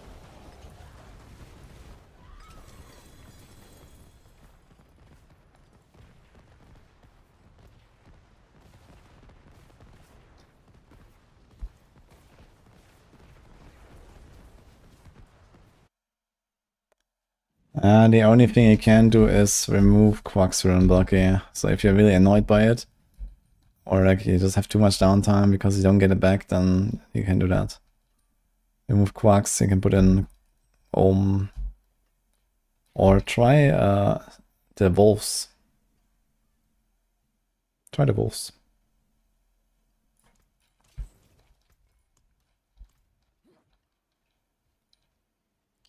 Boss power is helping this build much? Yes. Yes. not really. And this is actually not functional right now, I think.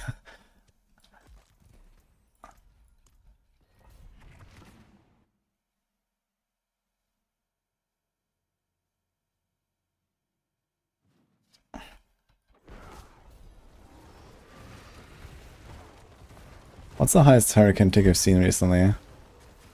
Danger.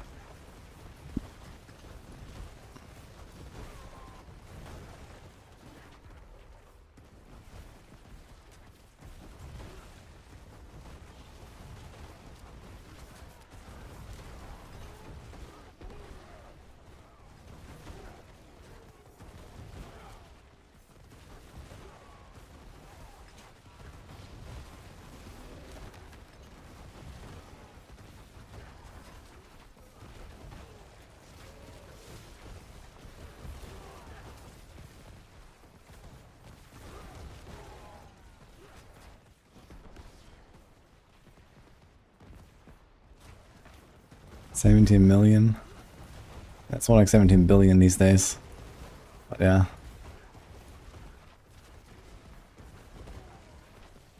Not 70 billion, maybe, even. A few 100 billion, okay.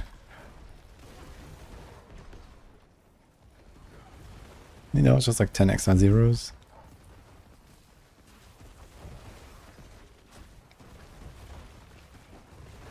Let's say 170 billion average.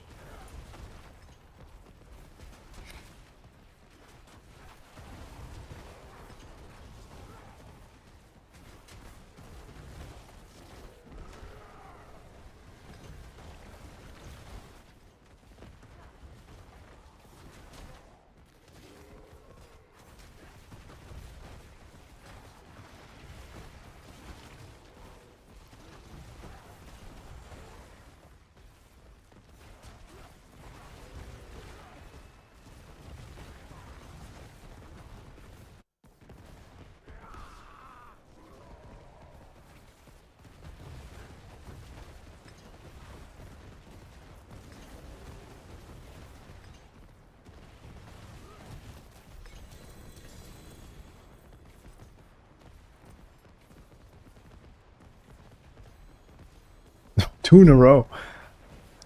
Okay.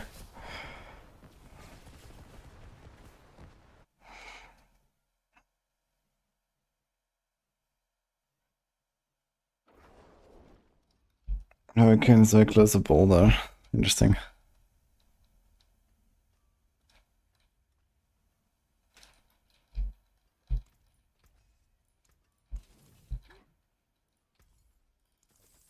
Hello, shining beauty.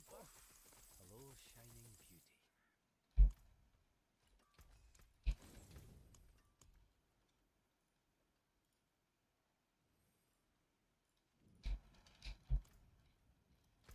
What was in 14?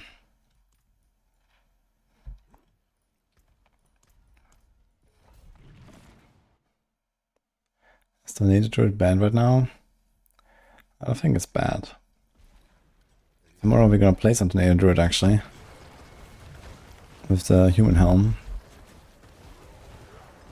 We'll see how that goes. But yeah, compared to like, you know, most of the Earth skills and so on, it doesn't really have that easy way to get all powers.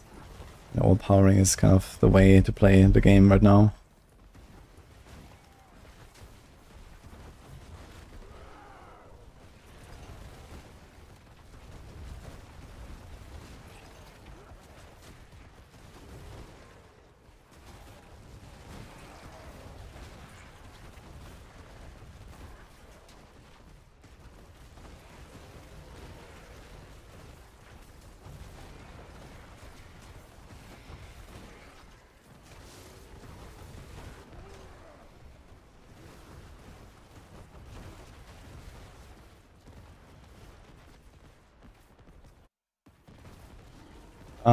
I did enjoy Boulder a little bit more, but it's actually not bad once you figure it out, yeah.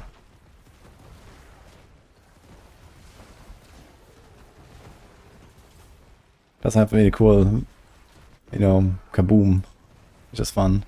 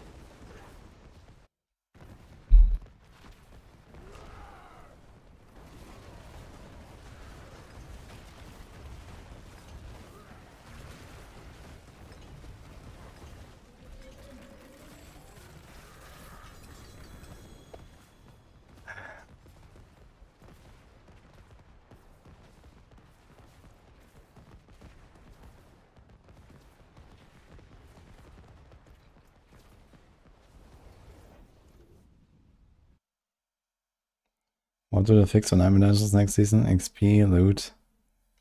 I mean, XP is a relatively easy fix that needs to apply to the whole game.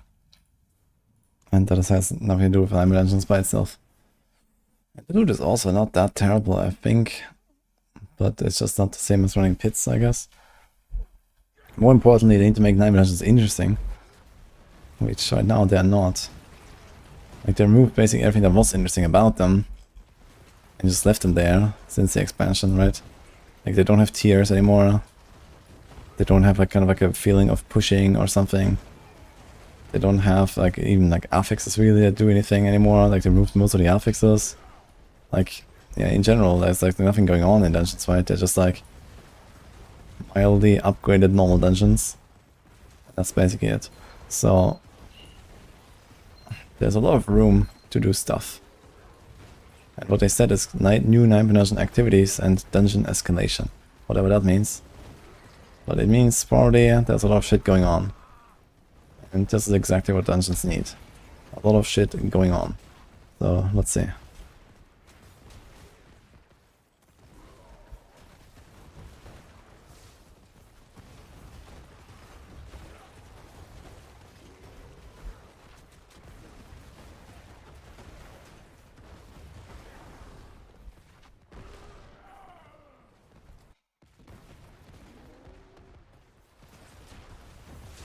Like, there needs to be, you know, random events, not just in a random side room, but there needs to be like you walk into a room and there's like shit going on, right? Then there's a random portal and out of it pops like a butcher and like, you know, a bunch of elites. And then there's, you know, we need something like a breach and, you know, harbingers on PoE and, you know, this kind of stuff, man. This is what we need in those Nightmare Dungeons. You know, there's like a pack of Bloodseekers waiting for you. Hunting you, like spawning somewhere and hunting you down. And then there's like, you know, sometimes an affix or like, you know, even like a random occurrence, like, hey, here's like a room full of traps and the constructs are waiting there. And here's like the Millennium dudes from season 1. Like, this is the shit we need, basically.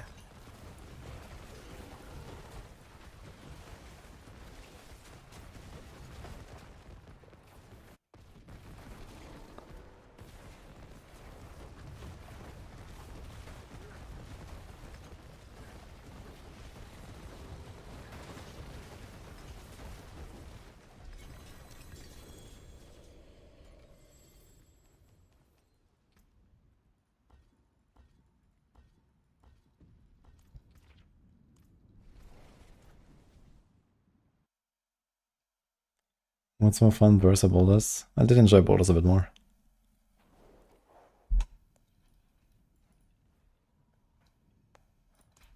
We need Rogue Hellborn that drop uniques that they wear. Yep, enjoy your mother's embrace. Good luck.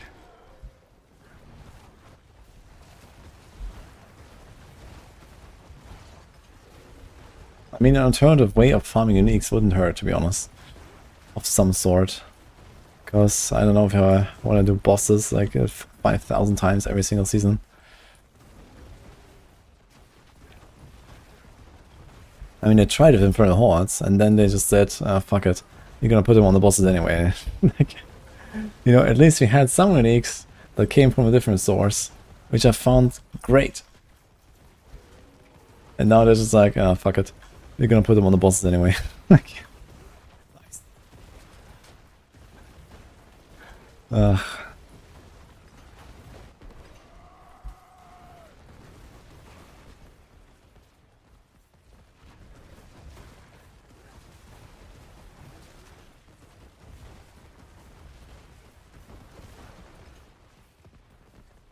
Olsen actually had a kind of cool system where you did like 3 runs in a row. It was like, you know, 1 map and then +1 tier, 1 map, +1 tier, 1 map, +1 tier. And like this you were like actually unlocking the tiers and then going higher and stuff. But I think in late game you always were at 187, right? I think you actually didn't do this like 3x3 thing. But at least the progression through the tiers was very fun, I feel. Because you had to be like somewhat consistent and stuff.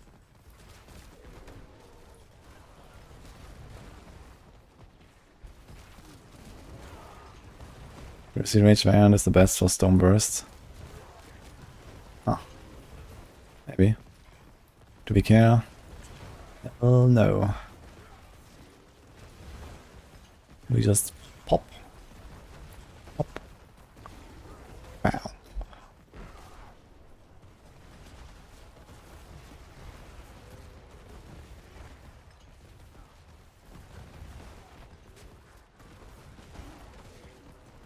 Not really in the mood for a Grizzly Rage build, to be honest, these days.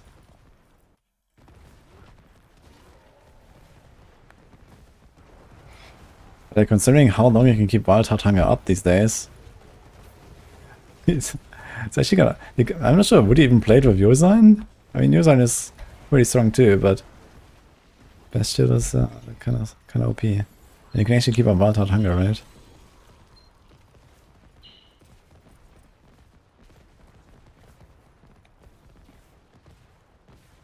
The decay's so slow now.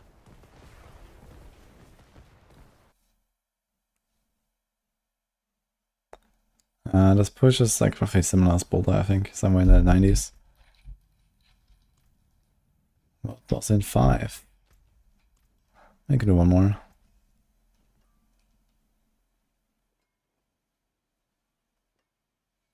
No. I'll try to go above my glyphs to have 8% chance. 8% chance is up to 20 tiers lower. I'm running 70 and I have 8% on a 90 right now. Any build for Undies, was it nerfed? Undies was not nerfed. Blizzard just messed up and made overpowering way too OP in the expansion. Never fixed it so far, which automatically killed basically everything that's relying on dots. Like Undies.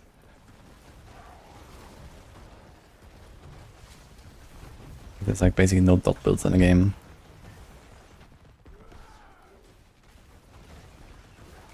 Besides like Blight that cannot do anything else.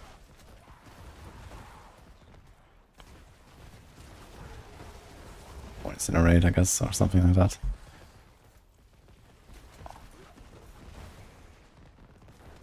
Yeah, the reason is I hate animals. This is why I don't run with wolves and ravens. Or maybe it's because I just don't really care to have them. It's only used for the rune combo of Nagu. And that's the only reason to have them. So I just like to have Earthen Bulwark on my bar. That's why I changed it.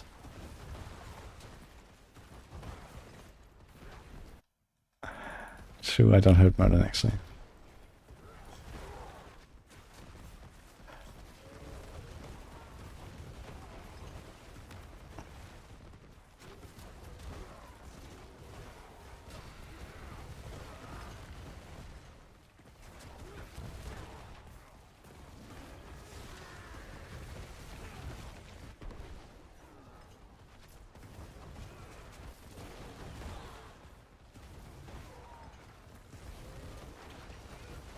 Dude, I'm gonna go to the world boss, and there's probably like a handful of people that have never seen any of the things I'm doing with my build. It's just kind of funny to think about. Maybe they think I'm a new class or something.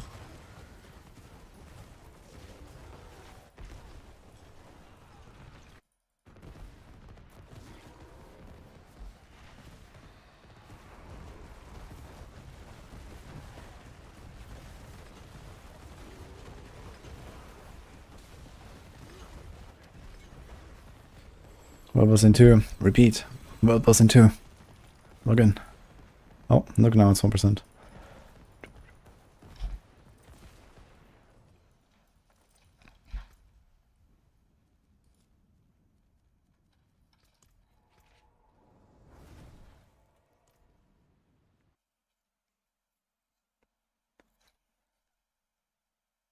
Nothing of the 2 comes.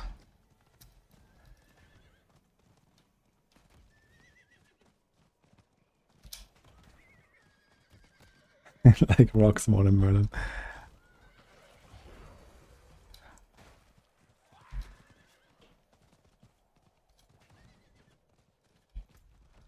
Yeah, Druids only have Cataclysm, and that's the only skill that exists on Druid.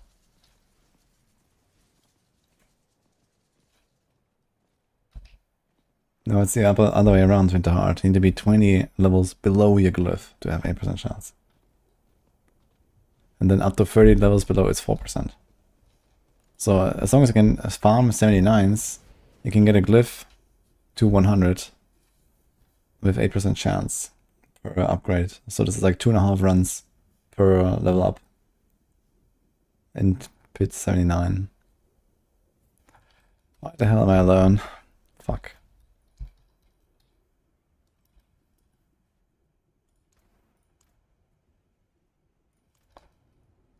Like, I'm even here early. Why the hell am I alone? Please.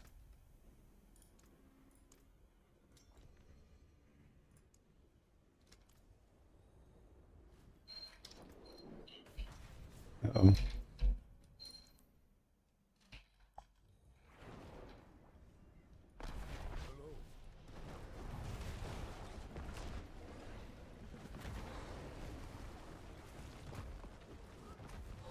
Take that, Ashawa.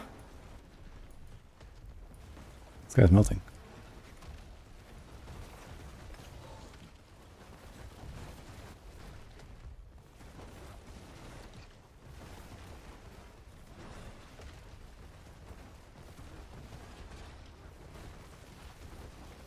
Does it actually hurt that much? It's a bite? Oh shit. Wait, my rune is not broken. I can't attack. Oh, that's funny. I don't have Cataclysm. I need to wait. Holy shit. Okay.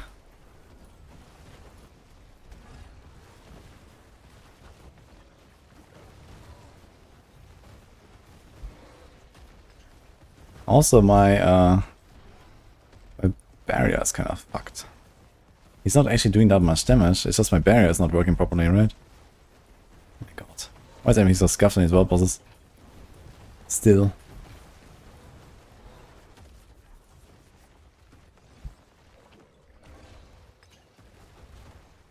Thank you, so Gage.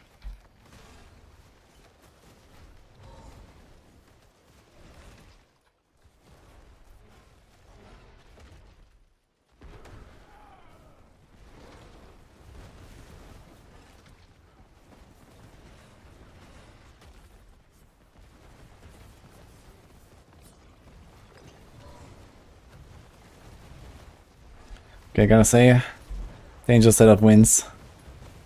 The pets, dude. They will actually give you ultimate reset on the world boss. Can't compete with that. My near rune is just not functioning. For whatever reason.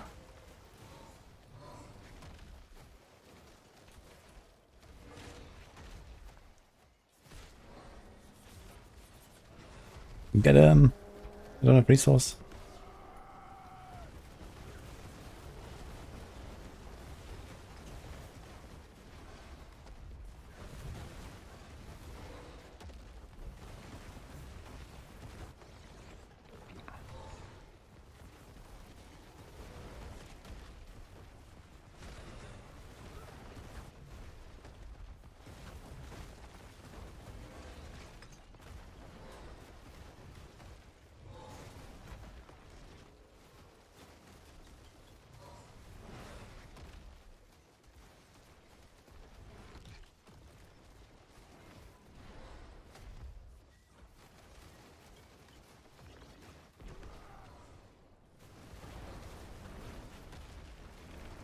Beautiful.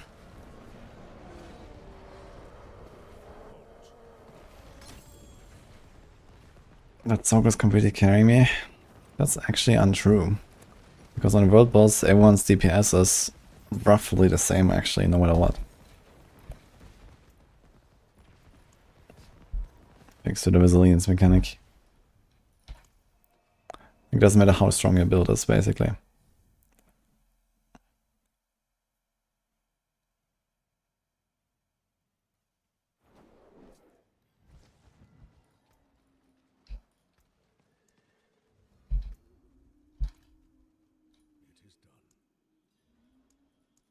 Fuck.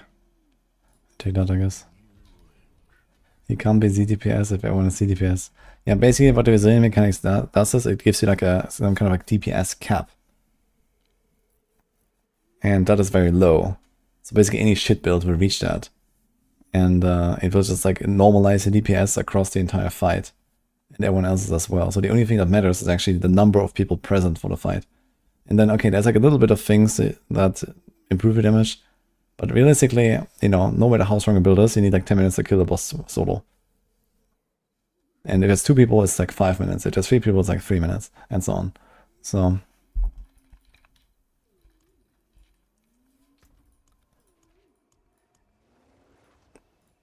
it's basically communism for DPS.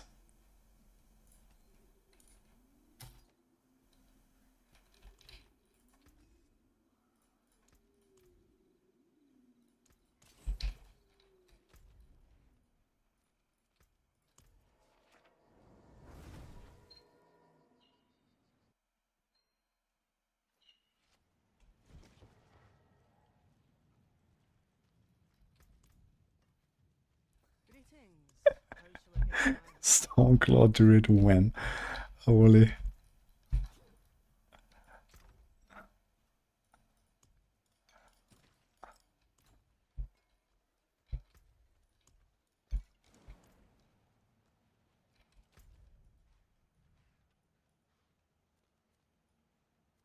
Yo, 2 minutes. Ugh. I think that's not gonna happen.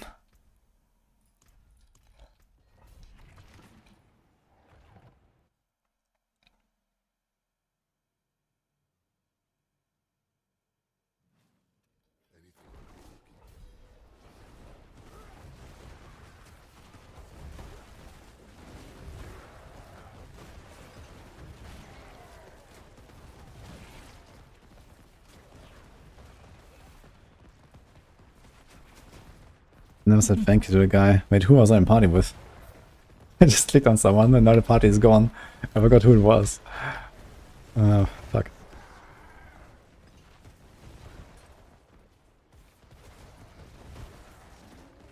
Getting a homebrew Stormclaw 34.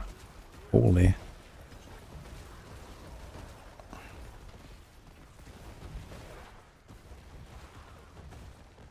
Thanks to Hillian.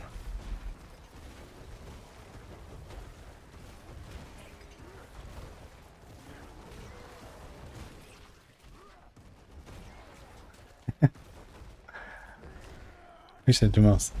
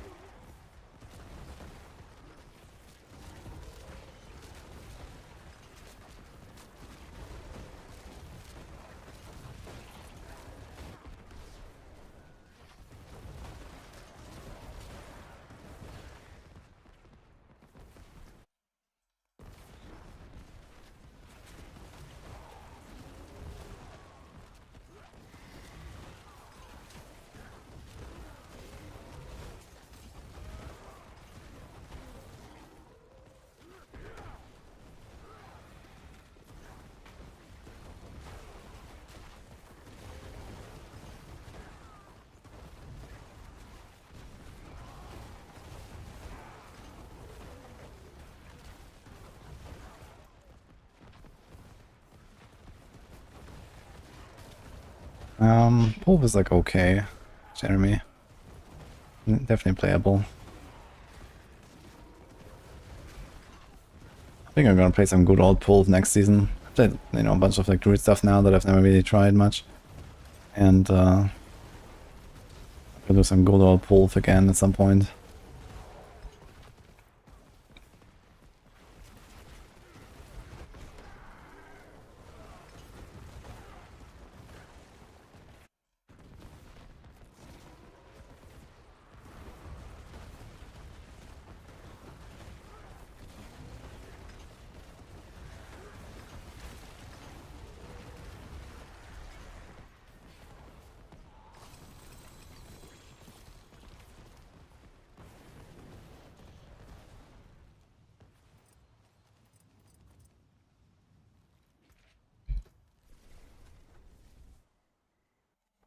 That is a Stone Burst. I want to make an Earth Spike build danger. Yeah, they removed the cooldown from the aspect I saw. I remember trying to make an Earth Spike build at some point, but the cooldown made it really clunky, even like with like 200 version of it or something. And it wasn't really great anyway. I wonder how that would be these days with like Shard of Erathiel and whatnot.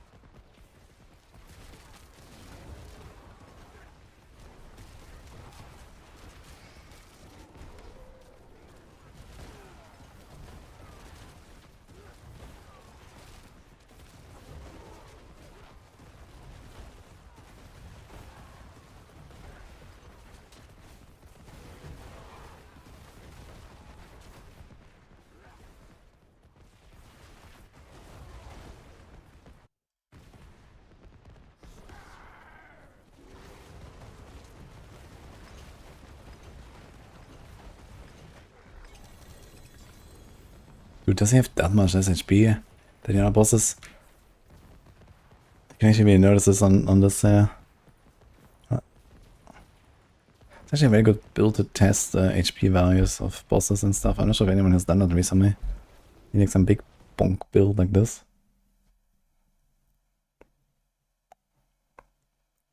The issue with all the basics is just lack of AoE.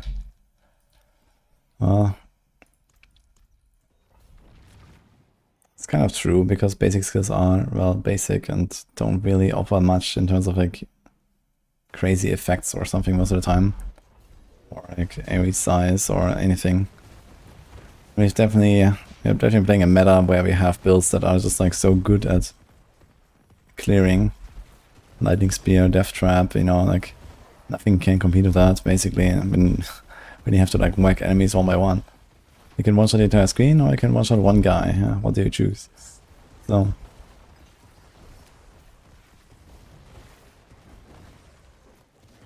Second.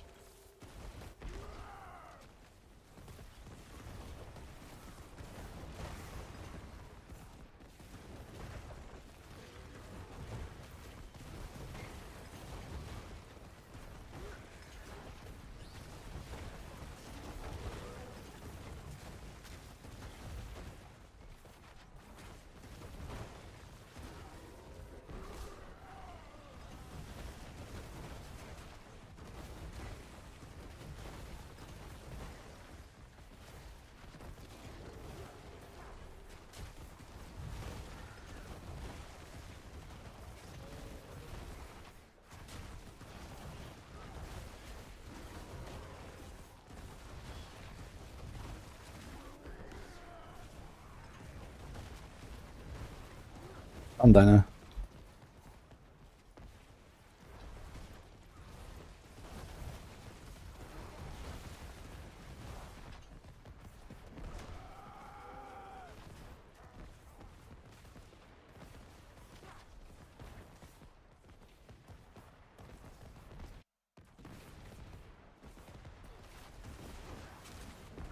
We need to make the crone stuff a totem so I can go with the sword. I mean, I just need to rebalance it, right? They just like left it to rot somewhere and that's it. I don't think that's the problem, that's the stuff, you know? We're just talking about, you know, number changes here that are necessary. If you make it a totem, okay, you can use Shadow Ferafil, but Shadow Ferafil also doesn't really offer anything really interesting besides, you know, damage. So, it's just a number thing. But again, we come back to the same problem, which is overpower is too ridiculous, and a basic skill cannot really overpower as easily as like core skills, for example, thanks to, you know, Banished Lord, for example. Or Banished, or like, you know, many basic attack builds also don't have like a very good offering generation for Sun Rune, for example.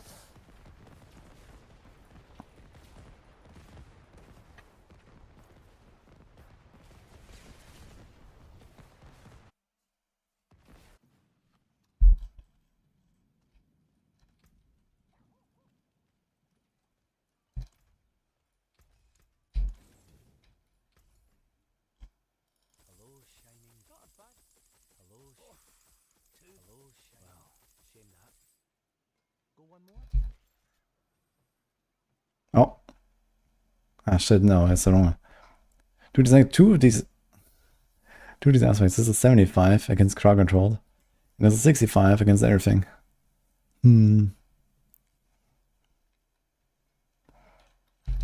Why does that crash stone still exist?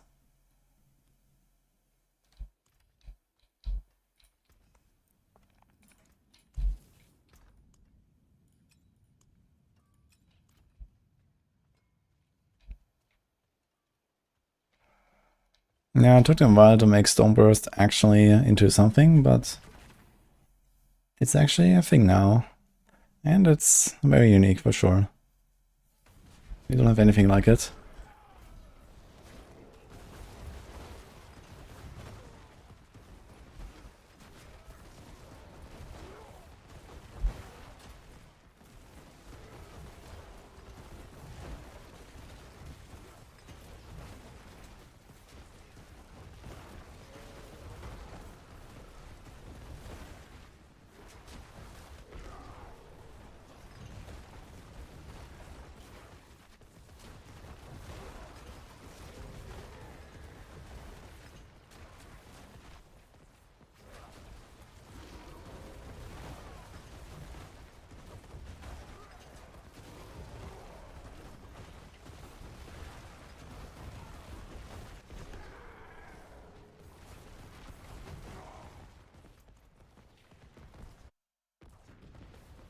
Mangled Aspect and Raw Might.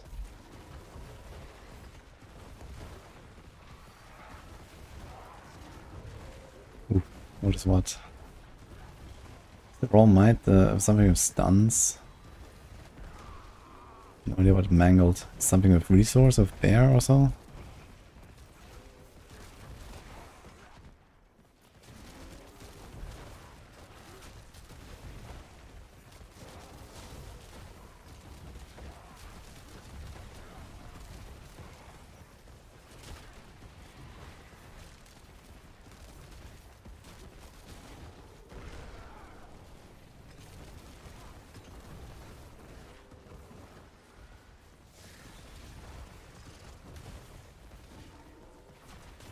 Untouched since launch.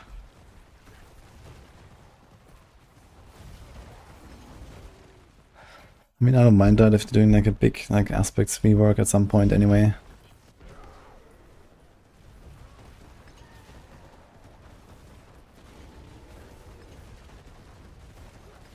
Like builds are pretty figured out, and there's also not much like flexibility in most builds these days. So updating random shitty aspects doesn't really help anything.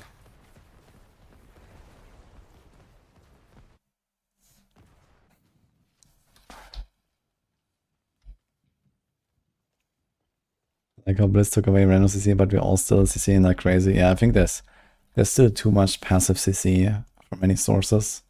I'd still like to see less. So like the monsters actually do something. Maybe they just need to change their CC rules a little bit, to be honest. You know, like you just perma-stun everything for like 5 seconds in a row and then they become unstoppable, and I don't know, maybe they need to change that system a bit.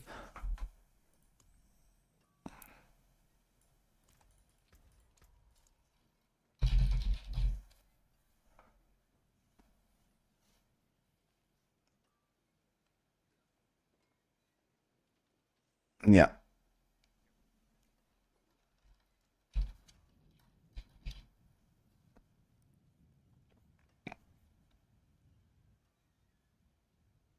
Yeah, this used to be actually not such a terrible aspect. When you were like just one-shotting everything in like World Tier 4 or some shit. Because I actually would get it like every hit or second hit.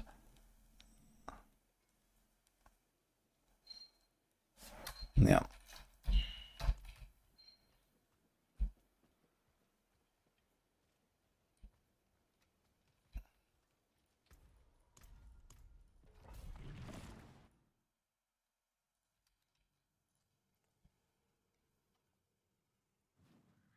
Anything could be looking.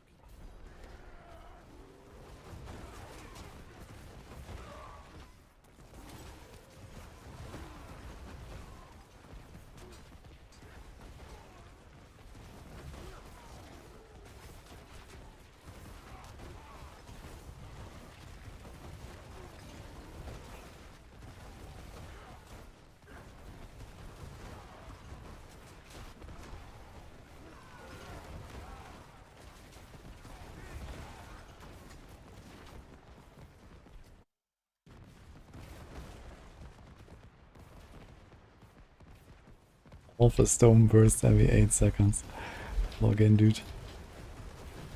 Yeah, I mean, there used to be a time when resources was actually not supposed to be 100% full at every moment, right? But even then, that was a kind of crappy aspect.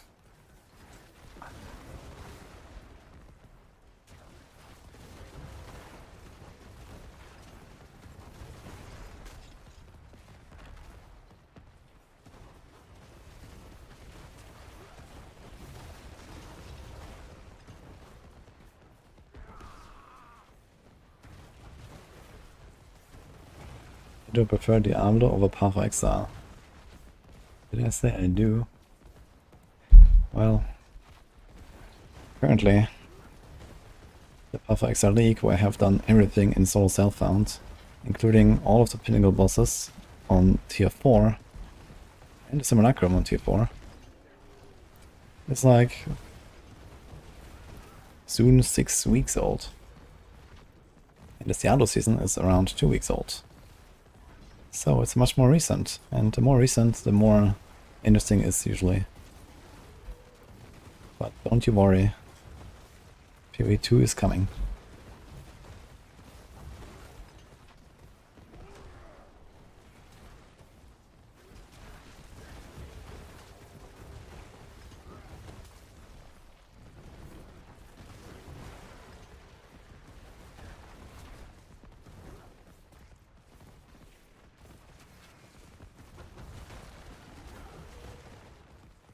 Pretty cool skin. Holy.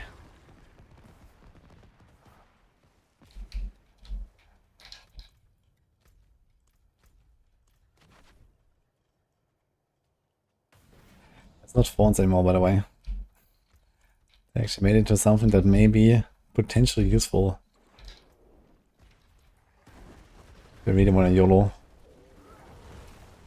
I mean, the thing is that there's actually a good chance that Variance doesn't even work for the Pit Shadow bosses, right? I'm not sure if to consider the elites. Maybe they are. I knew I'd regret this, yeah. Dude, there's actually 2 I missed. Yeah, 5% is very little. But I think it's like...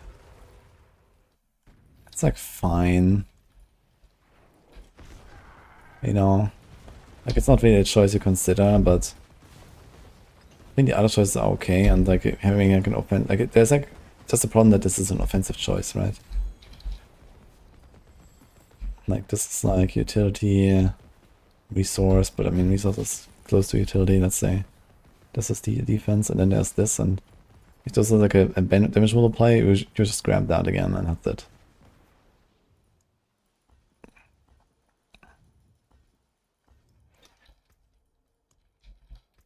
But yeah, if you make your clickbait, you know, training dummy room videos, make sure you turn on training dummies attack you. You get 5% extra damage. Very important.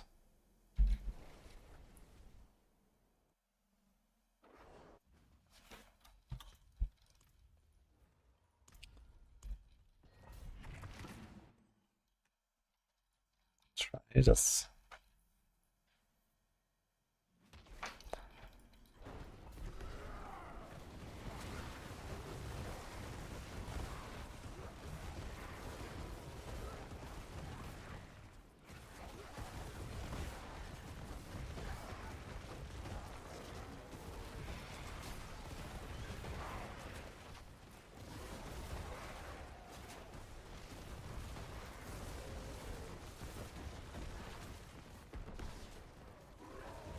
No, say Tandy.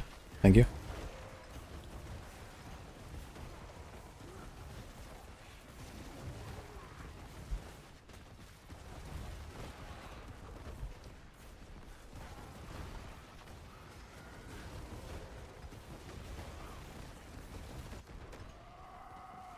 Macro is not a druid writer. Maybe you should swap him over.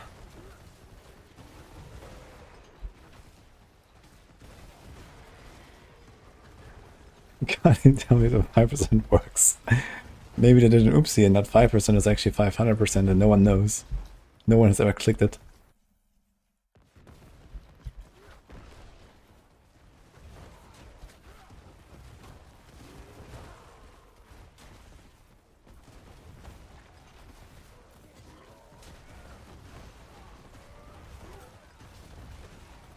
This is why you assume nothing and you test everything. Because in Diablo 4, anything can happen. And you guys know it. There's a realistic chance that what I just said is true.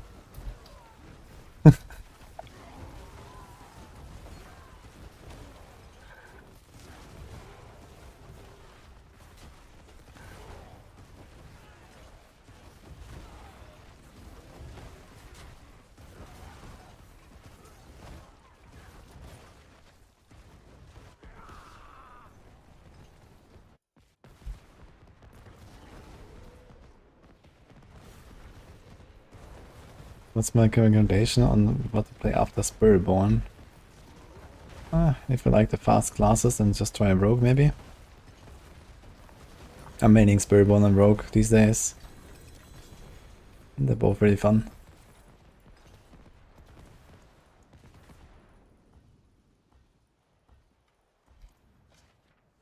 Next thing, Druid can clear 150. Yeah, what if you press Prickle Skin and it actually is a 5% bonus? But then it just stacks and it refreshes the timer. And then as long as you let them hit you, you just keep stacking in the ramp. And you like walk into 150, you pull like 200 monsters. Who knows, man? Who knows?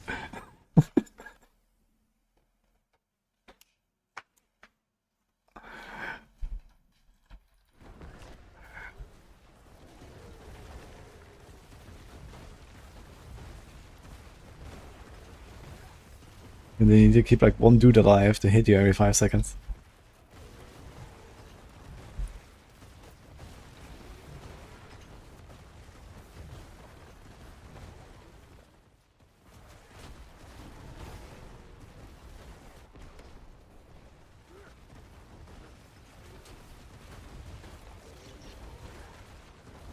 Tomorrow the Spiritborn, yes, you're gonna try the updated Marchand build.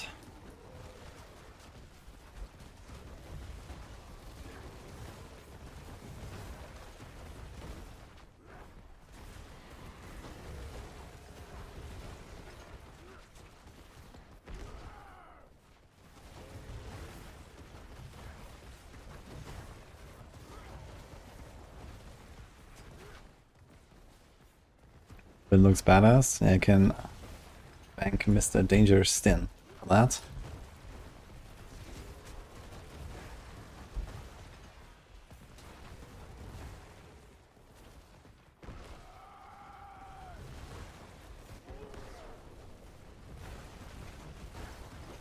Pet count is here, so technically max out as many pets, get everyone standing in the AoE and ramp.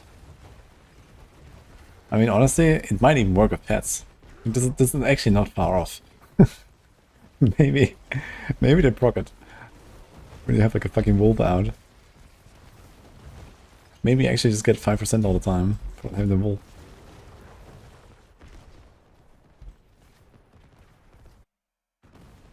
You can get thorns on any class with Razor Blade. But Druid doesn't have any like thorn synergy in any way, so it's not a thorns class really. Like Barb has actually like a key passive and whatnot.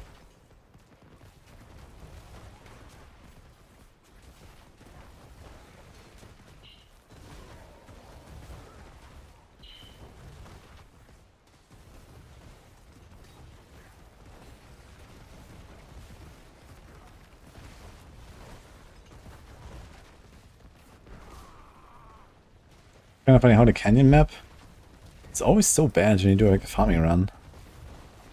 Like it's always a slow run when I get the canyon, but it's so good for pushing. It's interesting.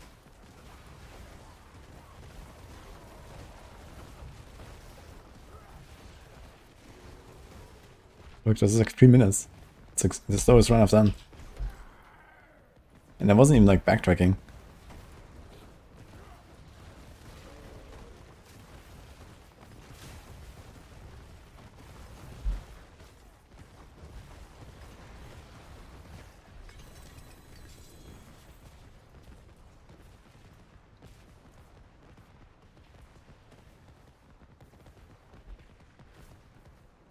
Yeah, it's for the Wandering Death Beam for the fishes and multi Patronus. I wonder if the rogue's gonna start doing something like that. Press like Dance of Knives, but they have too much value from the Beast in the Ice power, I guess, because otherwise you don't really get the freeze.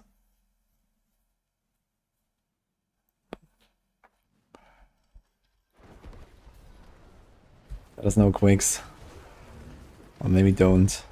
Quakes just discovers like the Pit 150 Druid meta with Prickle Skin. It's gonna keep it a secret until season 12.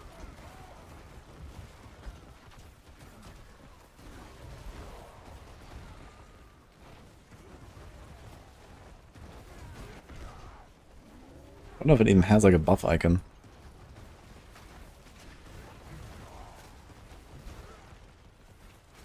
I'm gonna click Prickle Skin, guys. We'll see what happens.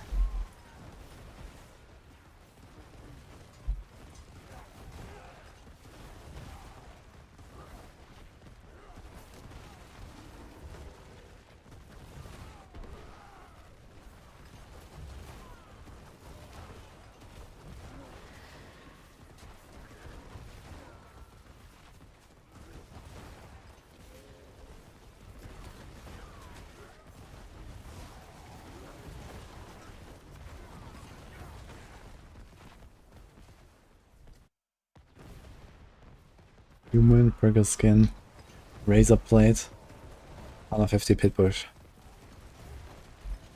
With wolves.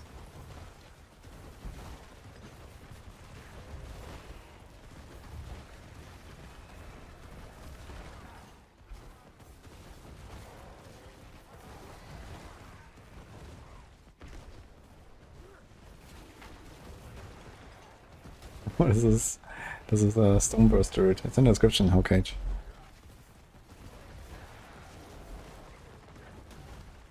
I think it's possible to make a direct poison build again with boss power. No. I made a Vashan build though. And you can play that with Barrage if you want, which is kind of okay.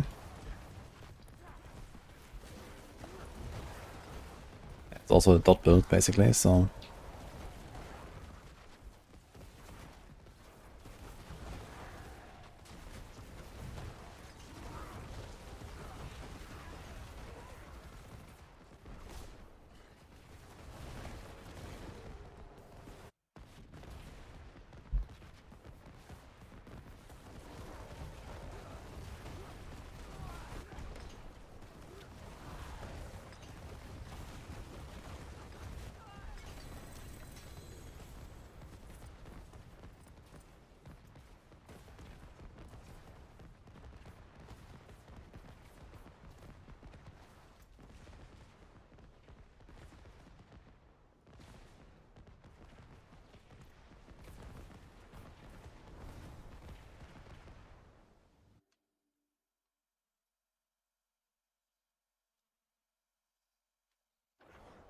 Wolves with a Wolf's Rain aspect.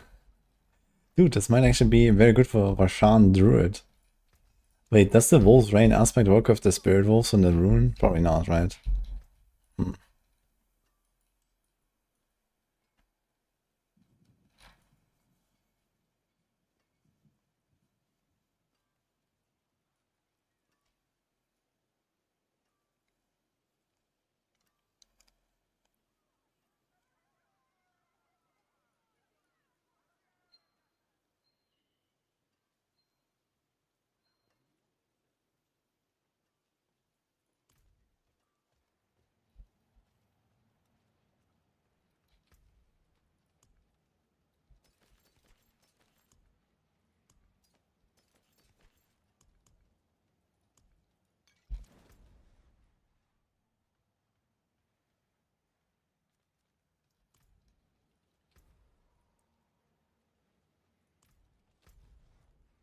Varshan. Should try Varshan just for those.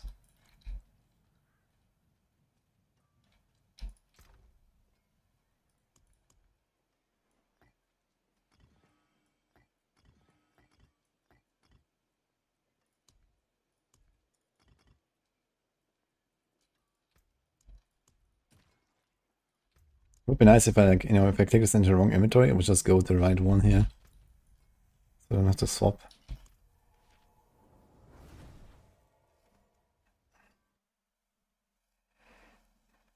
This in companion testing I found out so much jank.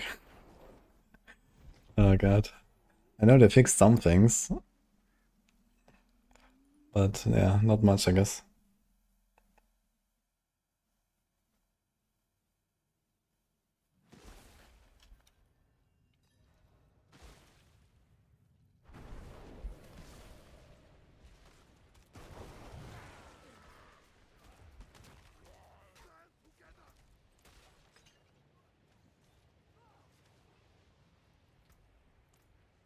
Hits.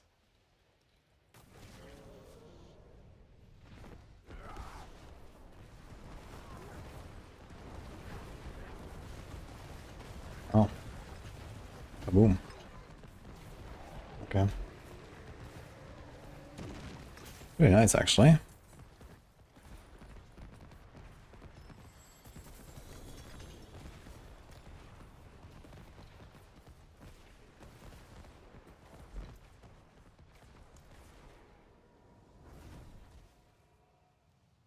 Yes, fizzy.